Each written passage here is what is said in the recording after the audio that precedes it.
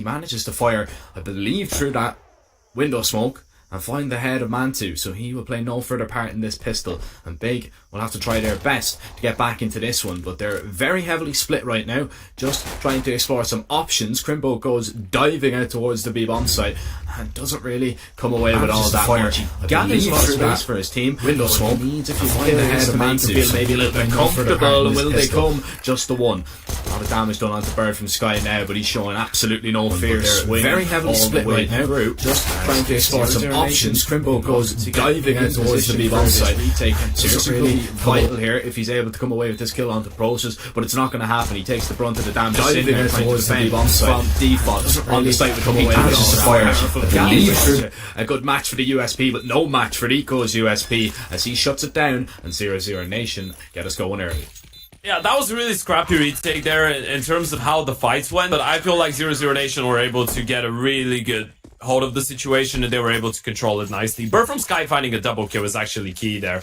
The first kill that he gets was massive because it kind of keeps 0-0 Nation in the position of the leader. They have the 4 versus 3. If he goes down, it's leveled up a 3v3. Big have the CT rotation under a lock and kin. He allows the T's to hold that off angle towards the box, the deep CT angle, but then he wins the fight. He's low HP, he wins one more, and then obviously Nico does the rest of the job. He was the one with the kid, so they could afford to take their time. Big still get the bomb plant though, so the force buy is going to come through, and by the looks of it, is going to be an A play. Pizza before setting it in, an extra few dollars in his pocket. Smoke primed and ready. And that's just going to land deep in towards CT. But Nico holding from the front line, and that AUG scoped in will just mow down 2 players with ease. Saracen comes away with 1 kill there. It was looking a little bit awkward as there is a little bit of a gap in that smoke for maybe JDC to use. But Tabson, he fires back and gets this down into a 2 versus 2. But as I say, that Tabson falls, the bomb is down, and Crimbo already put into a clutch situation. But I believe he's got the information on both players now, and he can maybe just manoeuvre himself into a decent position to get it done. But smoked off, and surely without a chance. As I say that, the pre-fire is perfect, and Bird from Sky now has to do it alone. Yeah, but Bird from Sky is going to close out the distance. I like that from him. He's going to get aggressive. He knows that Crimbo might try and be smart about it. This is such a massive move from Bird from Sky. He's pushed inside of A main. And interestingly enough, by the way, I think that he thought Crimbo was fading the smoke as well.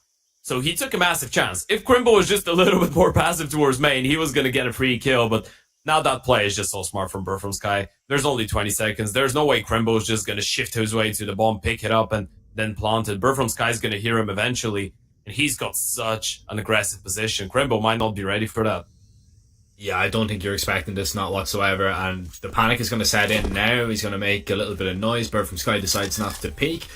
As the bomb is going to be tapped, Bird from Sky walks out and finds Crimbo with his back turned. The big brain already in action from Bird from Sky as he gathers his team his second round. Yeah, he's so risky in the way that he approaches certain scenarios, right? That's what's going through Crimbo's mind there. But a bit of a rewind to the round. Great double from Nico to start it off. And even though the refrags were good, even though the spacing was really decent from Big there on the take itself, the fact that Nico gets a double on the initial play makes the difference, right? Throughout the entire play, 0-0 Nation had a man advantage. And even though Crimbo gets a bit fortunate on the spam onto 1 player, still they have a 1 versus 1. Still they had a really good position, a really good chance. And it was the IGL to get it over the line. Now they decide to actually invest once again because of the bomb plan and the 4 kills. But it's going to be a rather different approach, a bit quicker towards the cave. But look at the response from 0-0 Nation. Just quick aggression down towards the ramp. And already with a single kill, timing might not favour JDC here as Process takes his time to line it up, but JDC punishes him for a few missed shots. As now, the CT's trying to walk in, Sin catches Searson by surprise, and there is still chances for Big to get back into this round, but chances there nullified from the IGL. And Crimbo, although he's done a lot of damage, he might be fortunate to gather maybe 1 or 2 more kills. Very unfortunate not to take Sus down as well with that transfer, but the chances of him actually converting that round were slim to none, and none is what Big have so far after 3. Yeah, finally they don't get a bomb plant. What I love in the CT sides of 0-0 Nation, by the way, the fact that as soon as you get into the initial fight on the T side, it feels like they're not gonna let you rest, right? You want to fight? Okay, let's fight. I mean, Sin gets 1 kill. He scares off the second player. Bird from Sky comes in. He's like, yeah, we're gonna swing. We're not gonna let them recover that gun and feel like they have a realistic chance to win the round. We're just bringing the fight to them. And now, obviously, sometimes you're gonna get caught up in the midst of it, and sometimes you're gonna overstep the mark and re-aggress a bit. But if you have your protocols in check and you know when you're, I guess, allowed to go for those aggressive plays, and when you're not risking too much, I guess, in a way, and it's a bit of a calculated, chaotic decision, it's fine. And so far, it's been fine. It's been a really good start, and early on we can see one of the things that we did mention in the pregame, the fact that JDC himself throughout his career has been an anchor most of the time, but you see the change. He is towards middle right now. He's been given a little bit more freedom. He's been given a bit more of a mid-centric position to get a bit more action and actually be able to utilize his mechanical ability. Nico, of course, being a little bit more self-sacrificial, I guess, for the team, a bit more experience. He's going to be the one to hold on to the A site, which in the early days of 0-0 Nation, at least in CSGO, wasn't the case. A lot more responsibility as well on JDC's shoulders, but responsibility that he is definitely ready for, as he claims 1, 2, 3, and as easy as counting almost 4 quick kills. Rimbo has that deagle to try and I thought that was JDC flicking while jumping, by the way. That would have really been the cherry on top for that round. Yeah. But those eco frags racked up there from JDC and 0-0 Nation, they continue their perfect start. But that was just the eco. Big now back with hopefully a big buy. Not that they're running out of time, but they would like their first round to come sooner rather than later. Yeah, it's been a really good CT side start for 0-0 Nation. The fact that Big just went for so many force buys actually contributes to it, right? Because you're just favoring your chances to make the set pieces work. Obviously, Tapson and Gobi have always had some of the best set pieces in the entire world, so you can't really fault them. But now it's the first buy and you need to make it work. But Susp has gone aggressive. The deep smoke towards the door is going to make the retake or the refrag possibility quite thin. An early man advantage for the CT side. Towards middle they go. And JDC is the lucky man to be alive. And Susp is even luckier to get that kill onto Brosis. Yeah, JDC lucky to have teammates like Susp who was ready to refrag him just in case. And well, JDC doesn't go down and Susp gets the kill anyway.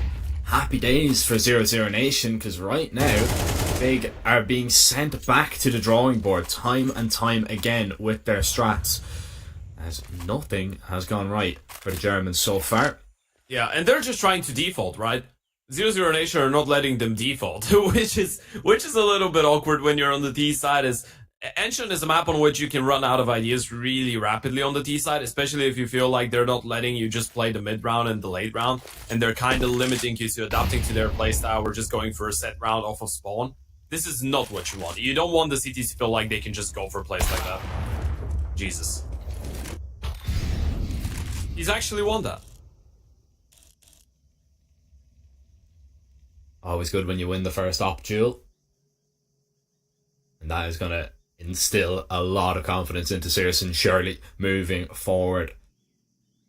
And that's exactly what 0-0 Nation do. They continue to move forward. They march forward to 5 rounds. Big save.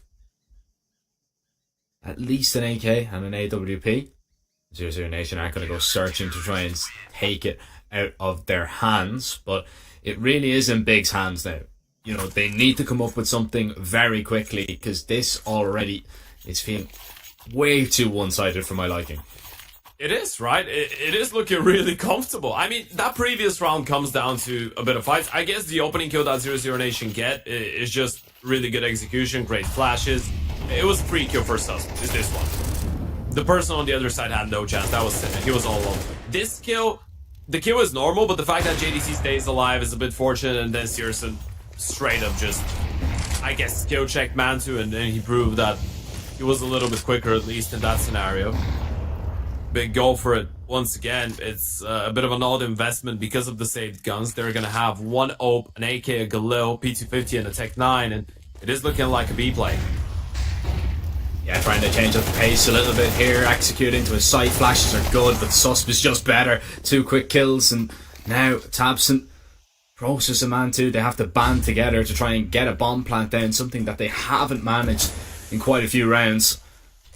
But if they can hold on to it, that would be even better. Need to play just a little bit aggressive. Everybody's upgraded now onto rifles, and Process puts hits to good use. Man2 connects onto a shot. A wayward one from Searson leaves JDC now left with it all to do. And who would have thought that on a round like this, Big look like they might just be able to take it. Man2 creeping in closely. JDC spots an elbow. It's an elbow to the jaw that Man2 gives him in retaliation as Big strike first. That's big. They finally are able to get one on the board. And by the way, I just wanted to say that's a great recovery from Sus. The fact that I feel like he lost control of the initial spray because of the flash as well that came in, and was still able to get away with a double kill. That was absolutely massive. And still Big were able to make it work. It was a bit of a messy spray with Yogg from Nico through the smoke there. I feel like it was a little bit risky. Big obviously are going to be really happy with Man2 picking up that double. Starting to get fired up on the D side with the big green now. All that matters is being able to capitalize on the first round and get consecutive ones. Chain them up. One is fine, but it's no good unless you're able to make it at least 2 or 3 in a row at this point.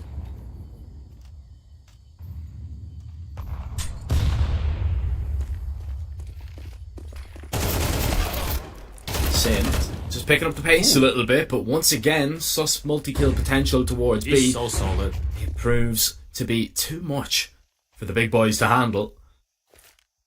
This would sting. I mean, you work pretty hard to get your first round, and all of a sudden it might just be all for nothing, especially with this. Look at this. Double fade the smoke. Man2 wayward with that one, and Bird from Sky wants to get a little bit more maybe, but decides not to be reckless with his endeavours. However, Process, takes matters into his own hands. That's a lovely double. Nico might just get into a great position here. Tabson caught with a knife out. No refrag there just yet. Oh, but Man2 sees the side, and it's actually going to be Process to find that kill.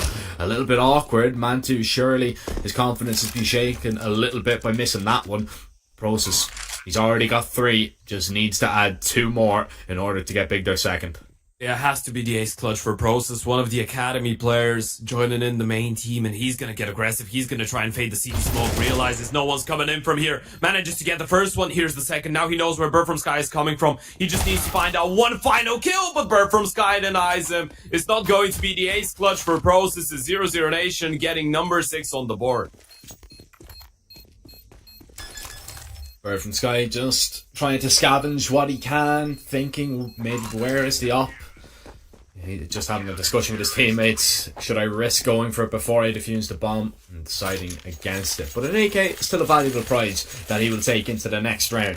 And you stop Big from building up any momentum as well. On top of that, here we see Sus doing a really good job of just locking it down. And I mean, we spoke about JDC being an anchor. You see Sus in that position now over towards this B site. Him locking it down and finding those multi-kills early on, that does massive wonders for your confidence, because you feel like you can take on the world. It doesn't matter how many people are coming to your bomb site, you can kill many at will. And Crimbo, that's a disaster. Searson finds Man2 as well. Early on, once again, 0-0 Nation, they find the double entry, but Process having impact out towards middle, really keeping Big at least competitive in these last few rounds. He will find a headshot. Yeah, Process has been really good at realizing when he needs to activate towards middle and try and equalize things, but you're not going to be able to rely on him to just find a double or a triple mid-round every single time. 0-0 Nation just close it out easily. Searson is the only one to fall, and this is crazy. By the way, the util towards the B-bomb side has been impeccable. The only reason Crimble dies there is because they delayed the HE a little bit more. I think there was a second one as well. Because usually they throw the molly in the HE and you'd be like, okay, I'm fine. I'm going to take a lot of damage, but I'm not going down. I think he was a bit late. Maybe he didn't have the first spawn. I feel like that was just Crimble wanting to take a little bit too much without having the spawn for it. Because if you have the first spawn, you're not being caught in the Molotov so early. And by the HE included, but he just took so much damage there. 7-1. This is not looking great. No, it's not. That's a simple I mean, way to put it. I mean, I know 0-0 Nation isn't a Brazilian lineup anymore, but this could be the revenge. you had to, you know, throw that slight dig in there, didn't you? You know, I mean, they are on the happy side, so I felt like it was the right thing it's to okay, do. yeah. Yeah, we're doing them justice. Yeah, it's okay. Let's hope that the Brazilian fans aren't in here. Well, no, they're happy right now. I mean, I'm saying that they're doing well. They should be happy about They it. should be happy. They should be happy. Of course, paying her in our second game of the day. It'll be exciting to see those guys in action once again. It's a good flash out towards middle. Bird from Sky trying to get aggressive, and Big needed something like that. They needed to be able to find the entry, not just be opened up by that cave position, which 0-0 Nation have had a lot of success with. Not a perfect smoke. No, JDC is going to work with this, isn't he? Tabson, he's dead, surely. He's not going to be expecting this at all, and that's such an easy kill for JDC to find. He wants a little bit more. JDC, he will get 4. Oh my. He floors Big out towards middle, and Crimbo now, with only a deagle in hand, surely he's going to be thinking, this is not the start that we would have wanted whatsoever. And I think it's going to get a little bit worse before it gets any better for Big. John De Castro, behave. That was so filthy. I'm not gonna lie, that was great. What a godlike sequence from JDC. And he was not supposed to get all 3, by the way. He had 2 more teammates behind him to support. He was the one to get the first kill. He had a gap because of the awkward smoke there towards Red Room from Big, but he was supposed to just get 1 and then peek and get refrag, but he gets all 4. This is crazy. I'm not sure if we're going to be able to see that from the POV of JDC, but that was so clean. And as you pointed out, obviously you said it in the context of Sus getting the multi-kills, but that just does so much for your confidence. Look at it. The first one is great. He hides it. The third one is fantastic. Every single one of them, he just makes it look so easy. Such a nice sequence. It's like he's playing a pre-fire map. You know those maps where you just have bots peeking from different angles, and you just need to kill every single one of them one after the other? Yeah. It just felt like he was playing one of those maps here, and he's playing against Big. That was crazy from JDC.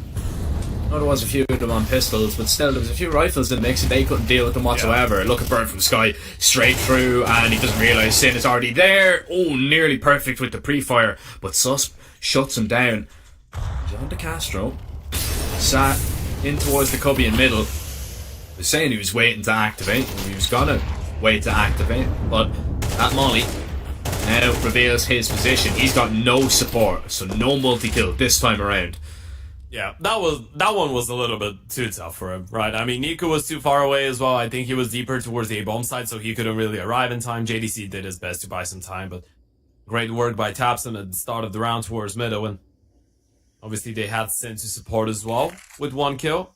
Man advantage, and now repositioning, going back towards the A-bomb side. Problem is, Nico's actually went towards Donut, and they're going to clear it out later on with Searson. They're going to see that there's nothing happening towards mid, and with the bomb being far away, I feel like the CTs might have enough time, but they've read this one wrong. They think it's going to be a B play, and Big, they've outsmarted him this time around, outmaneuvered. Nico's still going to be able to maybe get that kill on Crimbo, but I feel like now they've realized it's just a fake. Yeah, I mean, you're seeing all those flashes, right? You're seeing nothing really behind it. Your B players are calling, yeah, they're not out here. But Nico knows he might be in a position maybe to catch off Crimbo. But Crimbo, he's just so clever. And Big needed something. They needed a response, and they might have just got one. The problem is, consecutive rounds have just eluded them. They have been nowhere near close enough to finding 2 in a row. Oh. Alright. But are they some shots, some signs of life from Crimbo? Are Big they are coming in from the person feet? that you'd want them to come from. Yeah.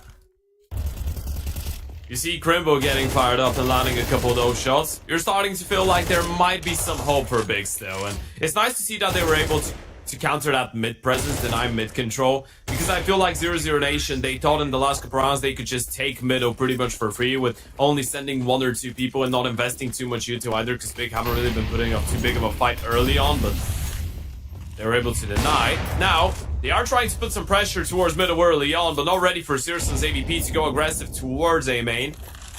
And there you have it, a 1v1 between Searson and Mans, who goes in favor of the German. it's so great as well because you see Bird from Sky, he knows what kind of space he can take after that kill. He goes, he clears out all of A main, he's going to get an upgrade onto a rifle as well, and Searson's rotated over towards middle, something that Big might not be ready for, but that's a perfect flashbang, and Searson looked right directly into it. JDC dangerous towards middle, as we know, but only good for one this time, but does keep that man advantage in play. And 00 Nation, they don't like resting whatsoever. They like to push, they like to gather information. And look at this aggressive setup they're going with here towards B. They pretty much have all of that lane control if they want it, if they decide they want to go a whole lot closer. But there will be early warning signs. JDC can get over there to help as soon as they feel any pressure whatsoever. Unless the cave walk happens. Yeah, but I'm not sure if it will. Tapson, that's actually exactly what they're going for. They should leave at least one player to come in from the ramp though, so that's going to give the CTs a chance to get one kill. If they can drop Crimbo here, and then turn their attention away, it depends on how patient Crimbo will be. Not a lot, but he still wins that fight on sus. And now Nico's all alone. Flash is good. Nico needs more than one kill here. Yeah, needs a rotation as well. JDC needs to get on over here to try and help him out. Nico doesn't know which way to look, and now the swing from Cave comes true, and Nico was just caught in between two crosshairs, but JDC at least helps out just that little bit with that frag. Flash comes in, JDC will find another, looking for the third, but it's not going to happen. Bird from Sky on the AWP, not going to be able to connect, and Tapson, it takes a few bursts, but he will get him down to the ground, and he will get Big their third round. It had to be the IGL. What a 1 versus 2 clutch by Tapson. I mean, those rounds are not clean for Big whatsoever, but at this point, you're just going to take them. It's your map pick, it's the T side. At one point, it was looking like 00 Nation might actually opt for double digits on the CT side of Ensign. So now if you're Big, you're happy with those rounds as well. Again, great work by Process to find that space towards middle. Of course, a good flash for Tapson to set him up. This is the game changer, though. This one kill from Crimbo. The fact that he just peeks, deletes the first player, falls back, doesn't allow the refrag to come through. It just makes it so uncomfortable for Nico. And then, even though JDC was so solid once again, Tapson is able to clutch it out. And look at the buy for 00 Nation going into the last round as well. It's not looking great. You have the 257s, the Deagle for sus, the MP9 in JDC's hands. Searson on the scout. We know what he can do on it, but it's still not that great when you compare it to the AVP of Mantu. Even though Mantu hasn't really had the best game of his life so far, but obviously on the CT side, maybe he gets a little bit more chances with the big green. Especially if they get that fourth round, he might actually get to use that AVP. Because at one point it felt like maybe 00 Nation could have had the chance to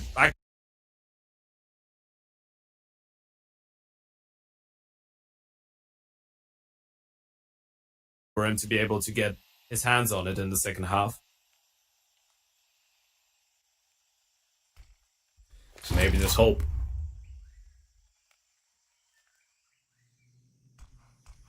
JDC wants to go for a little bit of a walk towards middle. Oh, Tapson is very wayward there. JDC wants a little bit more, and he gets a lot of information for his team. Oh, Crimbo with his back turn, Bird from Sky. That was a good opportunity, but he needed to be very, very quick to get anything done there. So instead, he will call for the rotation, or rather the push of his teammate, Susp, to get down and take the control. Crimbo, he does get out of harm's way for the moment. 00 Nation now realising what they do have, or what they don't have, are too many bodies to defend here towards A. It is just Nico, and he's nearly dealt with, but retreats through that smoke to stay alive. However, the site belongs to Big. It does. Searson tries to get ahead of the Molotov. That's an optimistic play, but it was something that he needed to try and go for. And Creambo's on the flank as well. This should be fairly unwinnable for the CTs. No defuse, get 3 pistols in the mix. Process actually going to go look, and that's going to give a bit of a chance to Bird from Sky, and it's one that he takes and makes work, but the AVP of Mans is being really solid. For the double kill, a 1 versus 3, that's probably not going to happen for Nico, so Big, after a really troublesome start of the first half, we're going to be able to salvage it. It's a triple for Mantu, and Big get 4 on their T side.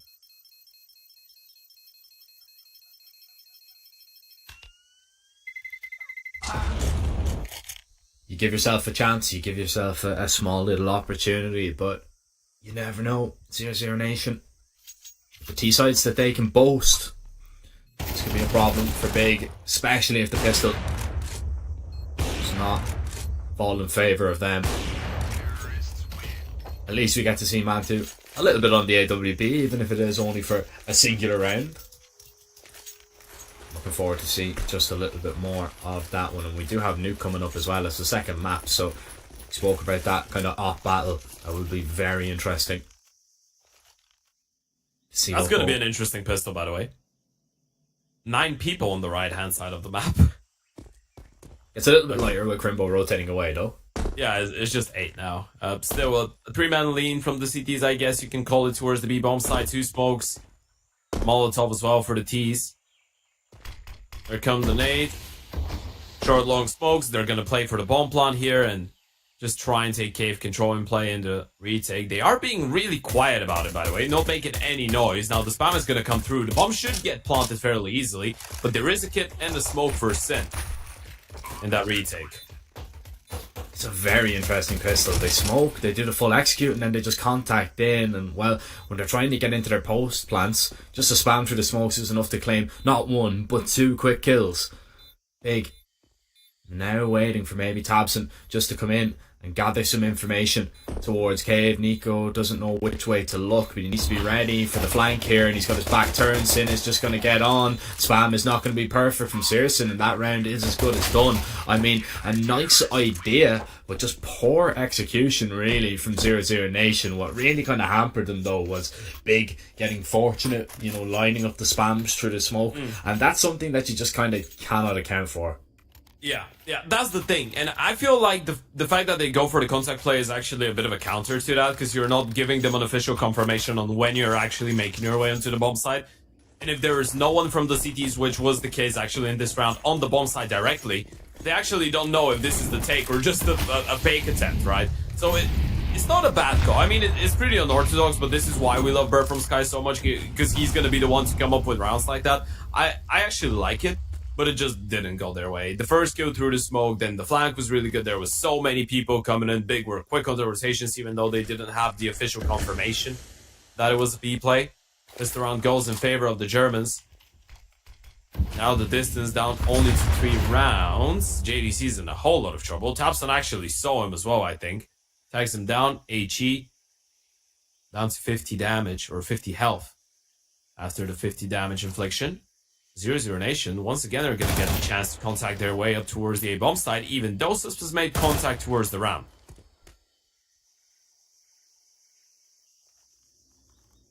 Oh. They're just walking in red. There's 4 people. Tapson's all alone here, by the way. I'm not sure if he's going to be ready for 4 people to just walk towards him. Yeah, Nico's going to go out first and gather the information and decide to peek 1 by 1. But it works out because JDC... even with that low HP, he's still able to find the kill. Yeah, this is incredibly slow. Methodical from 00 Nation right now. And Sin surely has to be getting nervous about the flank here. They get the smoke down just so they can try and cover it. Sus was now just going to rush on through, and Sin is under all kinds of pressure. Backed away, backed into a corner behind the box, and Searson knows he's here and is just going to clear him out with ease. Oh. And how about that for a deagle shot as well?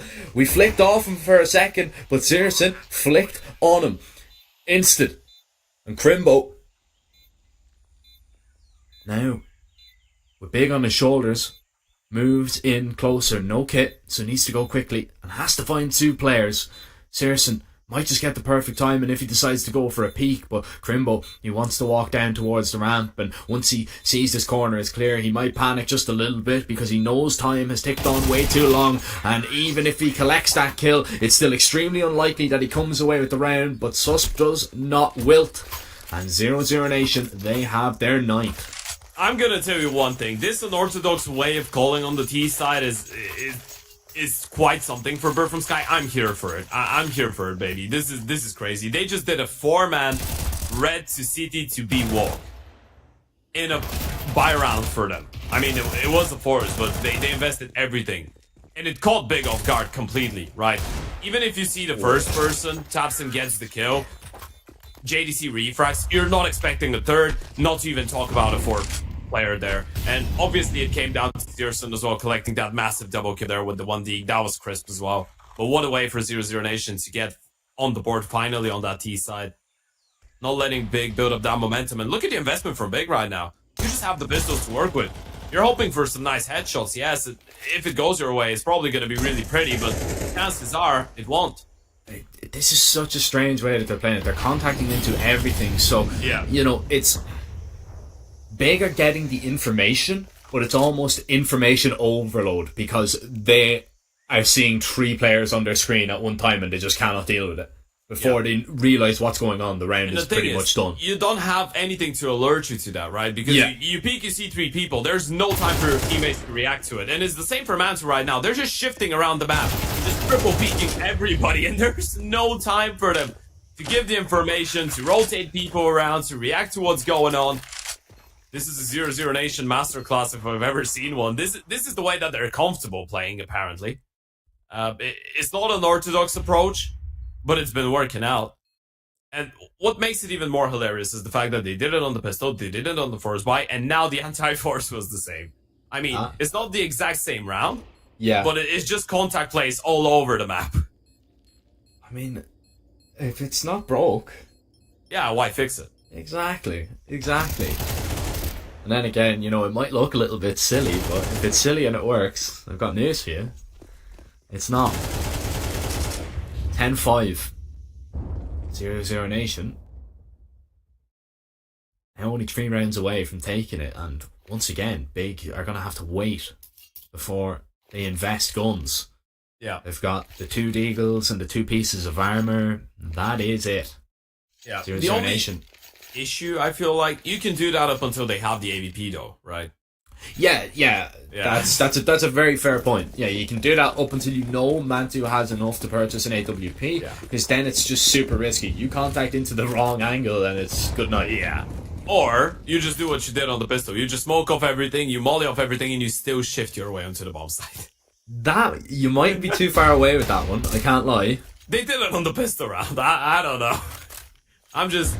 You know what? Look at the nades. Wow. Yeah, it's double Kobe. It should be clean. It's not the cleanest spray from Sus, but Burt from Sky was there to support him and get a third. And Bros is going to be a little bit wayward with the shot, so Searson collects. And no one going down on the side of 0-0 Nation in this round. Massive for the economy. Burt from Sky is on 14-8, and so far he's called. I can call it I can safely call it a masterclass on the T side. It's a clinic so far. Yeah, an absolute clinic. But Big now realizing the danger that they're in. They're 11-5 down. They need to be clinical. Yeah. You need to do something about those red walks. You need to stop that from happening. And they are. They've sent 2 people towards middle, but look at the reaction from 0-0 Nation. They're sending it out A, but the ADP resides here in Mantu. He's good for the 1. Needs more than this. It's going to be mollied off here, double mollied off, flashed off. They're not going to commit into the site. They've already lost a man, and Searson is going to try and use the time and gamble that Big have made a very fast rotation on over. And, well, he's got the perfect timing right now.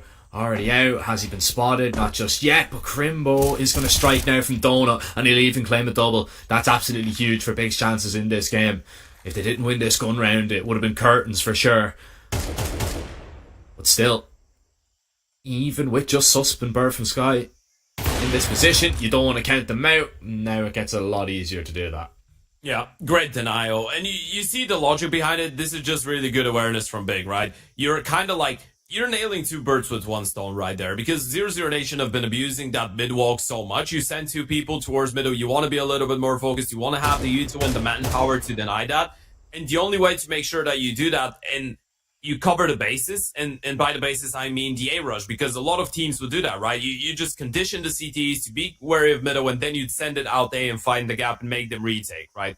This is a pretty standard thing to go for, so you see why 0-0 Nation are calling the round. But the only way to do that, or to counter that on the CT side, is to just give Mantu an AVP and post him in tempo, and that's what worked out. It's a clean round on the CT side. Great defense from Big. This is what they needed.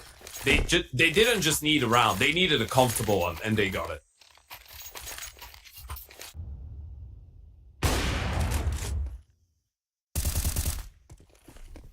Surely instills just a little bit of confidence into Big. They stop him there.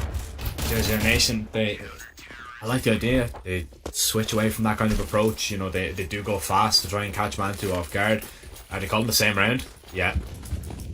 So it's an air rush once again, and this time the op is going to be there to stop them. This is absolutely huge. They're going to take so much space on this A bomb site right now before really Big can have any say whatsoever. Thompson's the closest player. He's in towards Donut, but Big JDC, fight. he's already found the entry. The smokes are down, the mollies are down, and Big might just have to call this round a day. And he's gonna try and get something. If something doesn't work out once, try it twice. They're not gonna have the balls to send the Oper all alone again towards the A-bomb side. Surely he's gonna try and move around. Surely you expect 0-0 Nation to try something different and big. They want to go for the retake. This is a big risk. They have some money left in the bank, but they have an AVP on the retake. It is going to be such a late one. And look at the Yuto coming in from the T side. Process is all alone. They're going to try and set him up with the flashes, but Burn from Sky is ready. At this point, you have to call it off. Time is running low. Even with the kills going left, right, and center, there's not enough time for the defuse. And Mantu and Grimble, they're just collecting a couple lives on their way back. But this is going to be a 0-0 Nation number 12. Everybody falls, but 0-0 Nation will not mind. I love it how on the graphic it just appears as a JDC 1 versus 3 clutch. Do we give it to him? Because he was the only one that was actually alive and he died to the bomb. That was definitely a team effort, although I would love to give JDC, you know, that one. I don't think we can. I don't think we can. No, we can't. Lots of damage done, yes, it's good. Should this, you know, continue to go on, but I just don't know if you're going to be delighted with that whatsoever. And it's such a desperate round because Big, you've been caught with your pants down completely. Just not expecting that style whatsoever. Searson gets a refrag out towards middle, so we will go into a fair fight for the rest of this round maybe. Oh, Sus needs to be on guard here as Sin and Process. Oh, they're mixed steps as well. Sus knows that this has been cleared. Passive angle, the smoke is going to go down. He knows he can beat this, but he will not be able to beat Process in the corner, not if he doesn't clear him.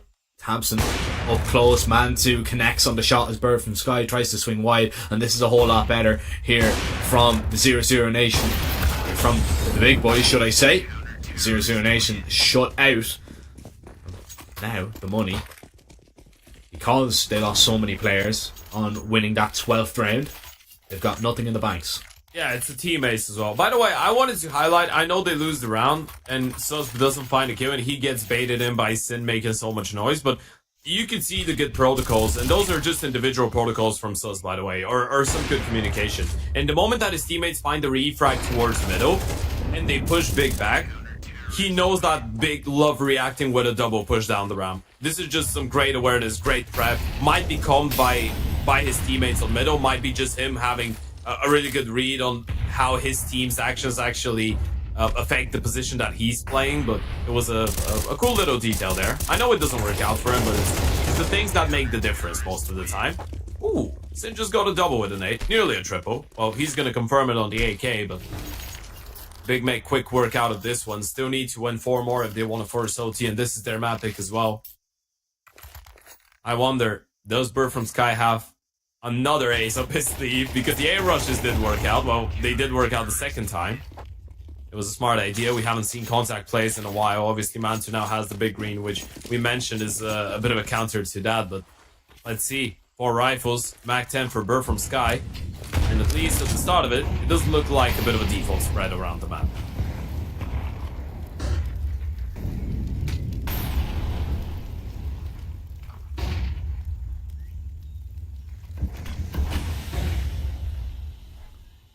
Make control taken. 0-0 Nation. Not contesting it just yet.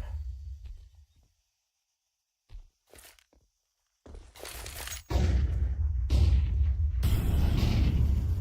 lot of nades around the map. Middle not really being contested by Big so far, but we might see a bit of a contact play towards the B-bomb side. Then first line of contact flashes. Great! Pearson decides to ignore him for now, and Sun's gonna take care of it. A double for Sus, but Tapson's quick enough on the rotation, but the bomb's actually making its way back towards the A-bomb side. Primbo's still towards Donut. He should be hearing that. Surely he's heard the steps, but they can just fake it. And they've been able to do so. Primbo's heard the steps.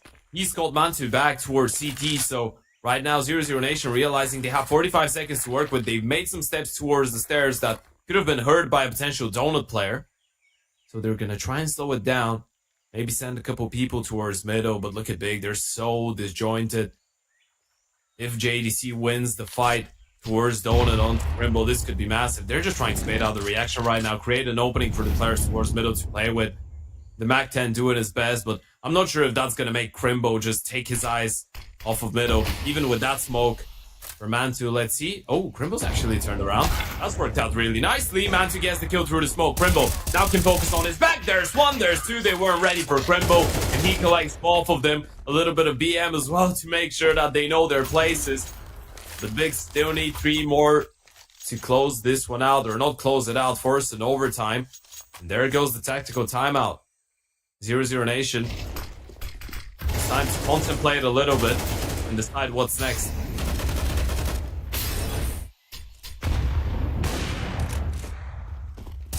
They're not out of this just yet. Maybe just that little bit of frustration, just Crimbo just kind of letting it out there, spamming into the bodies, just letting them know that maybe bigger coming. Maybe they want it. I mean, in those scenarios, it might not be necessarily something like, oh, you guys, do you see how much better I am? It might be just him channeling his energy and actually expressing the fact that he's happy that they're finally getting some rounds on the board. It might be just him being like, oh yeah, I'm getting fired up, baby. You know what I mean? No, just getting fired up, just getting ready to go.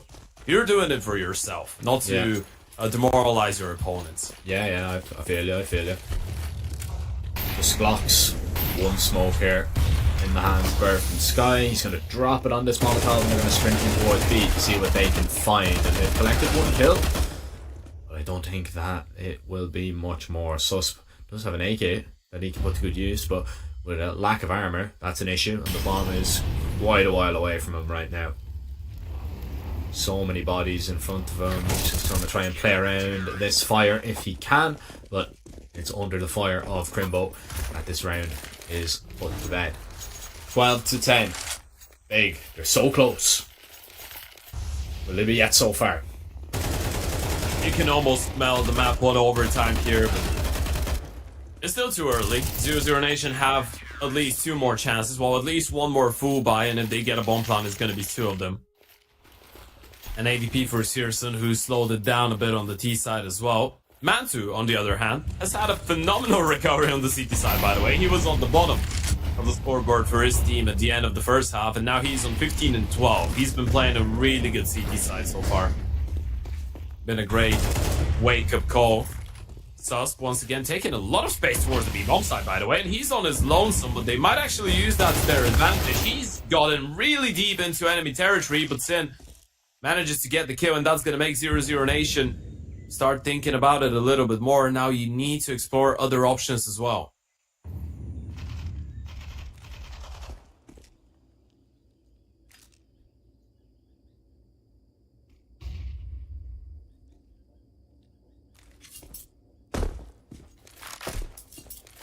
Still chances for 0-0 Nation here.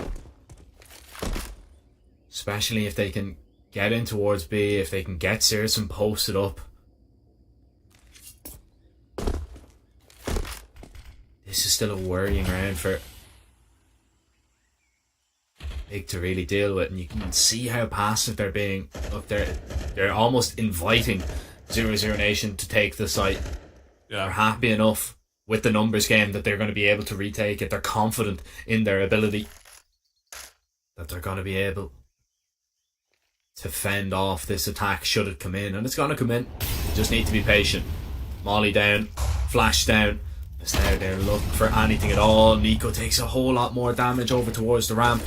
Burr from Sky just taking his time. There's no smokes here, so you just need to go out and try and take the fights, but look at the bomb has fallen. Nico does well to collect at least 1, but you need a whole lot more than that, and it's just not going to happen. What? Big, they do find 11, and it was just the issue. They just didn't have any smokes. If they were able to smoke off long, if they were able to smoke off short side of square there, it would have been absolutely no worries whatsoever. But all they had left was Molotovs.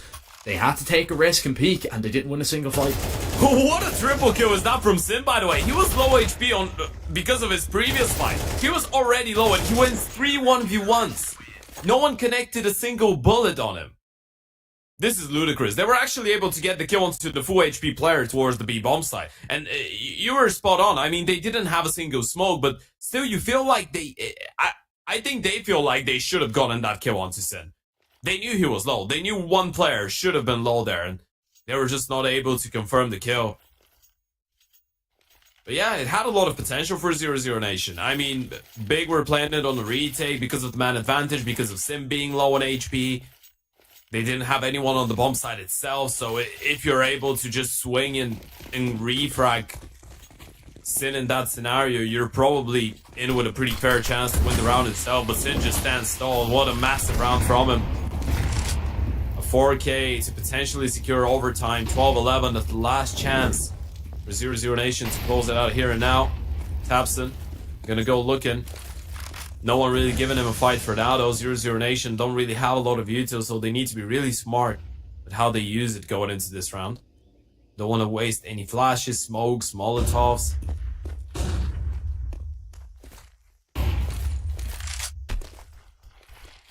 Smoke towards red. JDC, he's heard the spam on the other side. They have taken the space. Tapson posted on the angle. It's going to be a bit of a high-low, and Tapson decides to actually take the fight. Goes down to it. JDC with a good opening kill. Now, the utility is still being a massive problem, though. They just have one smoke and 2 flashes left on the T side, but at least they've been able to get a bomb plant. Or an opening kill, pardon. And a bomb plant might actually happen here. Big, once again, just pulling their numbers away from the bomb side itself, and that's going to allow Sus to walk closer. Here comes the smoke. This time they can probably cross towards the back of the side. They just need to deal with processing. They've been able to deal with both him and Mantu. Sin once again tries to be a hero, but Nico denies. It's just Primbo left. A 1 versus 4. First one is his, but not quite the second. 3 survive, and 0-0 Nation close it out in the last possible moment. It's a 13-11 on Ancient, ladies and gentlemen. A 0-0 Nation are able to snatch the map pick of Big away and start us off in that series. A phenomenal result for Bird from Sky and the boys. And I feel like after this one, maybe the revenge for Searson is on the table. Big will have to fight back on the map pick of 0-0 Nation on Nuke, and it's not going to be an easy fight considering that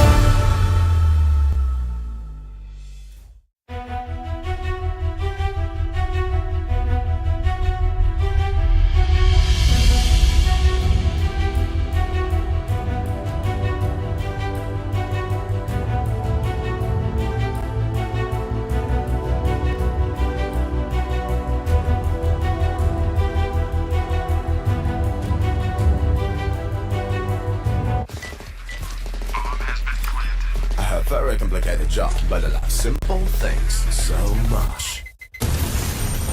One move, one push.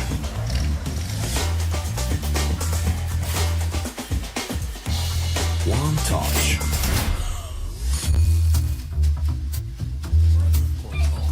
One love.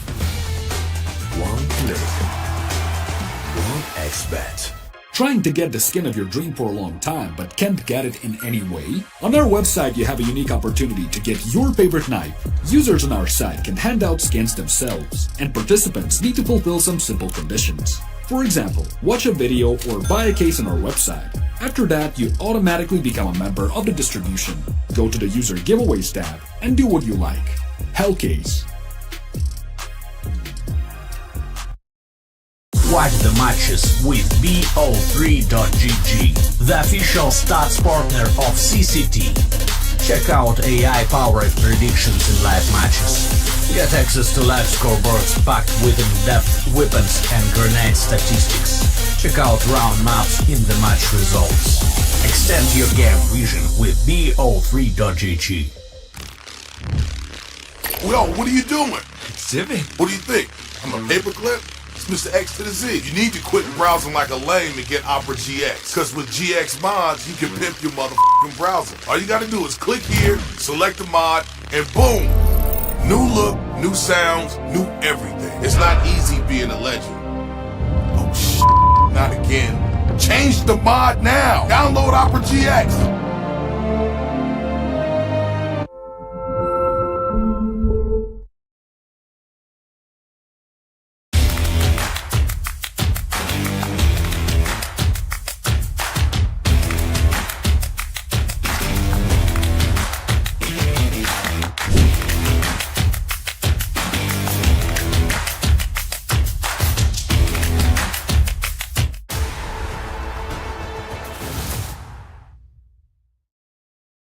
Welcome back, ladies and gentlemen. We are nearly ready to get underway with our second map of the day. It's already been a really exciting affair between Big and 00 Nation. 00 Nation got the better of Big on their map pick, 13-11. It looked close, Ted, but 00 Nation, they were leading for quite a while. Big managed to kind of get a little bit of momentum with them to try and bring it back, but 00 Nation were ultimately good enough to close it out. And now we head over to a nuke pick of 00 Nation. Of course, Big should start on the CT side. That's, just a given. With this being such a strong map for Big, do you think the trading of map picks is going to be what we see on this occasion? Going into a matchup like that, I think we'd be silly to say it's not an option and it's not something that could happen realistically, right? Especially when you have Big on one side. On the other hand, I really like the nuke for Bird from Sky, and I feel like he's one of the few IGLs that a lot of people are actually still in a way in learning people or learning things from. Even on the tier 1 scene, I feel like it's him and his teams, and then 9 as well, that are the two teams that have influenced tier 1 teams the most, I guess, on nuke. So I can never write him off. I feel like 00 Nation have a chance, even though it might be a little bit of a 50-50, even though Big are a good nuke side. 00 Nation surely with a chance to get this one in a 2-0 fashion and take it home. But let's find out. We're ready to jump onto nuke.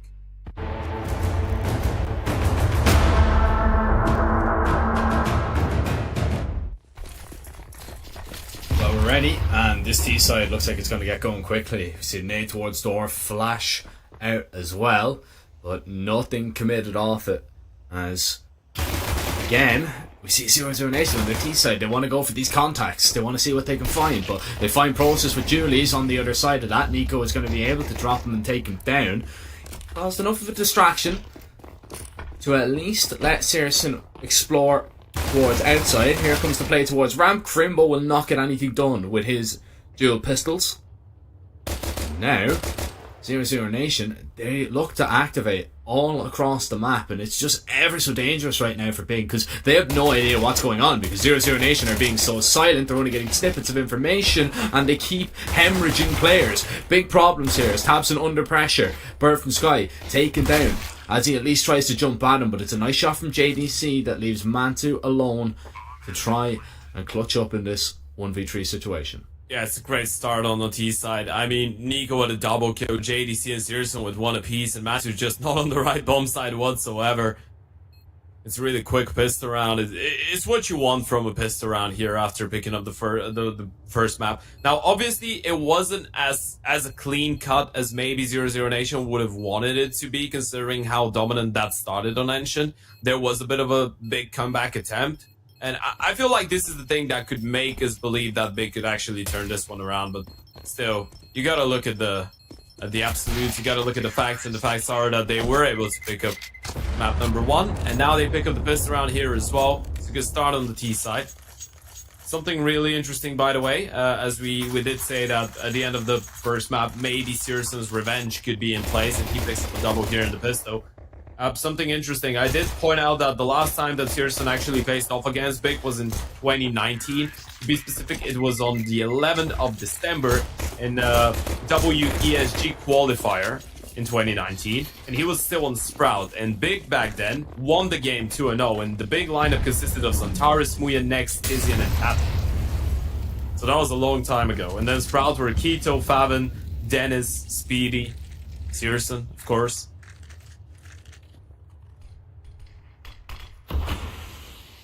It's a bit of a fun fact. Been 4 years since he's been in the server on the opposite end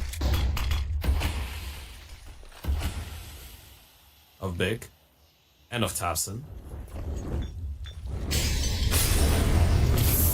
Let's see if Big are going to be able to do anything with this buy. You see the util rain on in. And 00 Nation, they kind of have to commit off this spur from Sky, just clearing above the hut with no issues whatsoever. Sin now towards the backside, just eventually gets surrounded, and the CTs don't have much to really be praised about in this round, except Tabson has maybe got something to work with, finding that kill. But as I say that, JDC with a nice little refrang, it leaves Crimbo to try and get anything at all done, but it's just not going to happen. It's 00 Nation picking up their second, and Big now forced once again to look at how they want to invest in this round, and it's looking like it'll just be a few upgraded pistols, maybe maximum an SMG.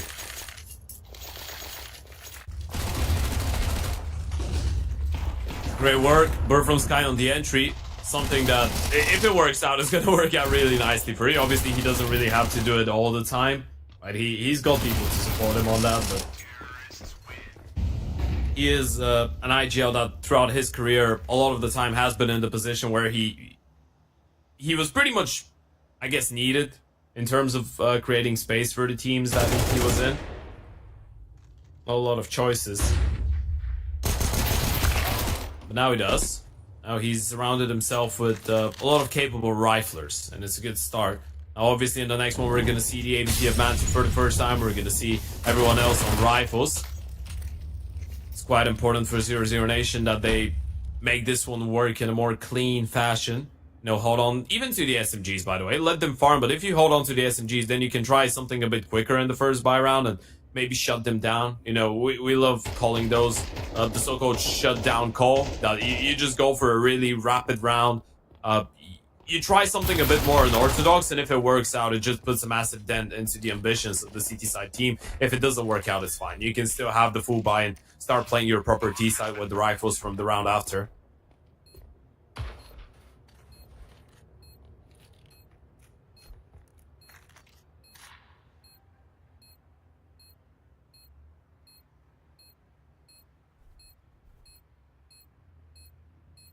Searson knows. He knows Yeah. Mantu is He's gonna here. clear him up. No problem.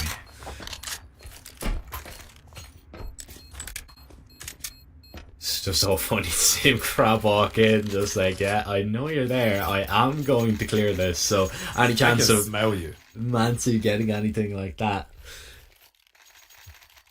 We're slim to none. Really good for 00 Nation. Something that we haven't really touched upon, though, is that because it's MR12 now, a good start in your T side is really more important than ever, especially on maps like Nuke and Overpass as well. It is just so important that you're able to get that pistol, get that those conversion rounds, excuse me, and if you're able to pick up the first gun round, happy days as well. But easier said than done. Tabston able to collect JDC as to drop in towards main. It's going to happen, and Mantu drops the bomb. Really great shot from the big opper as 0-0 Nation.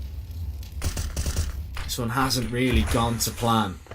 Pearson might try and catch timing if he can, and it's perfect. Yeah, he hears the steps, his process drops on down. Bird from Sky knows that Mantu is in deep towards garage, but he is slightly concerned about Sin's whereabouts, so he's just going to sit here patiently. Let Searson work. The only problem right now is the fact that the bomb is dropped, right? If they had the bomb, maybe the CTs have a reason to overstep the mark a little bit and create an opening for Bird from Sky. He's going to wait for Searson, who's got a smoke, to join in. He's got a smoke, he's got a flash. There goes the smoke. I'm not sure if that actually nailed it. Yeah, I'm not sure the smoke was there, landed there by design, but Bird from Sky is still able to get away with that kill. Sin now is going to come in with the refrag. 30 seconds. Bird from Sky has the confirmation on the second player as well, and now he's spotted the third. Bird from Sky gets another. It's a 1v1 between Crimbo and Bird from Sky, but it's the young gun of Big to win it. It's a team ace for the Germans as they pick up their first hero nuke. Yeah, monstrous amount of damage that 0-0 Nation managed to do there. I mean, you take 4 rifles away, you make sure that Crimbo doesn't get his hands on the AWP. You don't know that. I mean, you might have been able to see it in the deck cam, but I'm not too sure. We can see that the op isn't in this round whatsoever, and 0-0 Nation have the better buy of the two, so this is a really good opportunity maybe for 0-0 Nation to reset the money and continue to build off this T side. But my Bird from Sky, he was only a whisker away from converting that round. Seriously, to start things off, a lot of shrapnel stuck in him.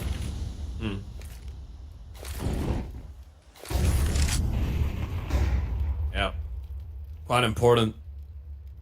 He's got the AVP uncontested on the other side. A really good chance for 0-0 Nation to hit him with our early reset. And you know Searson is that kind of an oper that knows how to take space. Especially when there's not a lot of money on the other side. He's going to be up in your face. He could be a bit of an impudent oper from time to time, I guess you could say. Early control towards the ramp. They've been able to push the CTs away, and the question is how much space does Nico really want to take? It's no secret to him that they are alert where he is. I mean, he's just used an abundance of util as well, and they're just holding. They're hoping that this round eventually becomes really uncomfortable for Big, but in 40 seconds, Big haven't given them anything, so eventually 0-0 Nation will have to get a move on. And eventually the first kill will be found. Absent. Strikes up the Bird from Sky. Yeah, dude, it's just not enough time right now. Seriously, and he hears Tabson rotate down secret. Now he knows there's massive timing here for him to abuse if he can get away with it here. Mantu, he is going to be collected by the Opper, but the Op up close against the SMG is going to prove no match for Sin's sheer amount of bullets as JDC hears the steps, but he's not going to be able to find Pros. Just drops onto the site and he just gets overpowered up close. It's a second now for Big as 0-0 Nation. They just run the clock a little bit too thin there. It was like they were caught within two minds what they actually wanted to do and how they wanted to achieve it. And when you do leave the clock, or rather let the clock run down to like 30 seconds, there isn't that much room for error. So should things go wrong, the round becomes pretty clean for Big. Yeah.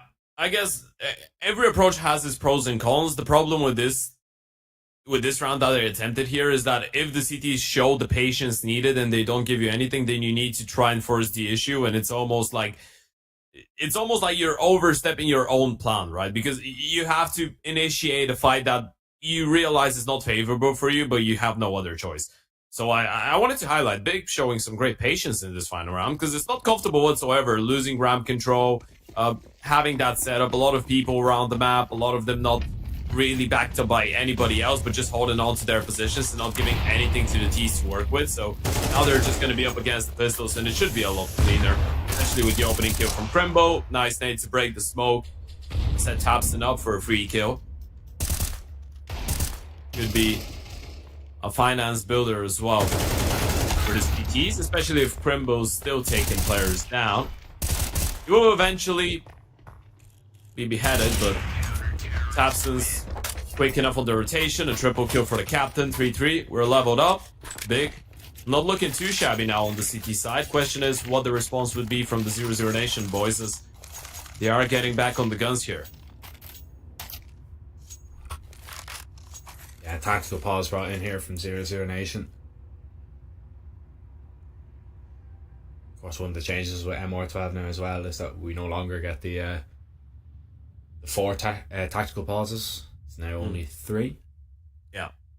It does make sense. I mean, 4 would have been a little bit too much considering considering the amount of rounds. Although, I guess you could have the other perspective as well. The fact that you don't really have a lot of time, so a lot of people are using their pauses more now because the game is shorter and you need to find solutions for problems a lot more quickly, right? You can't really rely on the time factor. You can't really lean back and allow yourselves to lose 2 or 3 gun rounds without doing anything about it. And I feel like teams like 0-0 Nation actually benefit quite a lot because they are alright with just high-tempo, fast-paced mental games, right? Just changing things up, going for different things, having a lot of different approaches to a certain T-side. I feel like that benefits them. Because people don't have a lot of time to figure out what they're going for.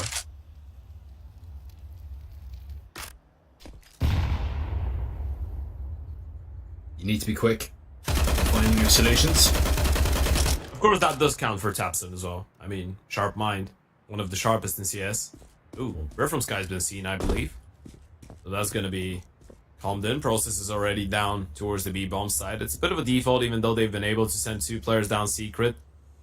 Mansu's going to get aggressive towards Squeaky. Manages to get JDC.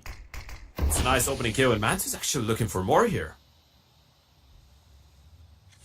Wants a little bit more here and just singular kill. Thompson is going to be able to use his AUG to not only claim 1 but a 2nd as well, and this round is as good as over. 0-0 Nation, they had to wait a little bit to get back onto the buy, but they could do absolutely nothing with it, and Sinerson may as well kiss goodbye to that AWP because Mantu has his sights locked.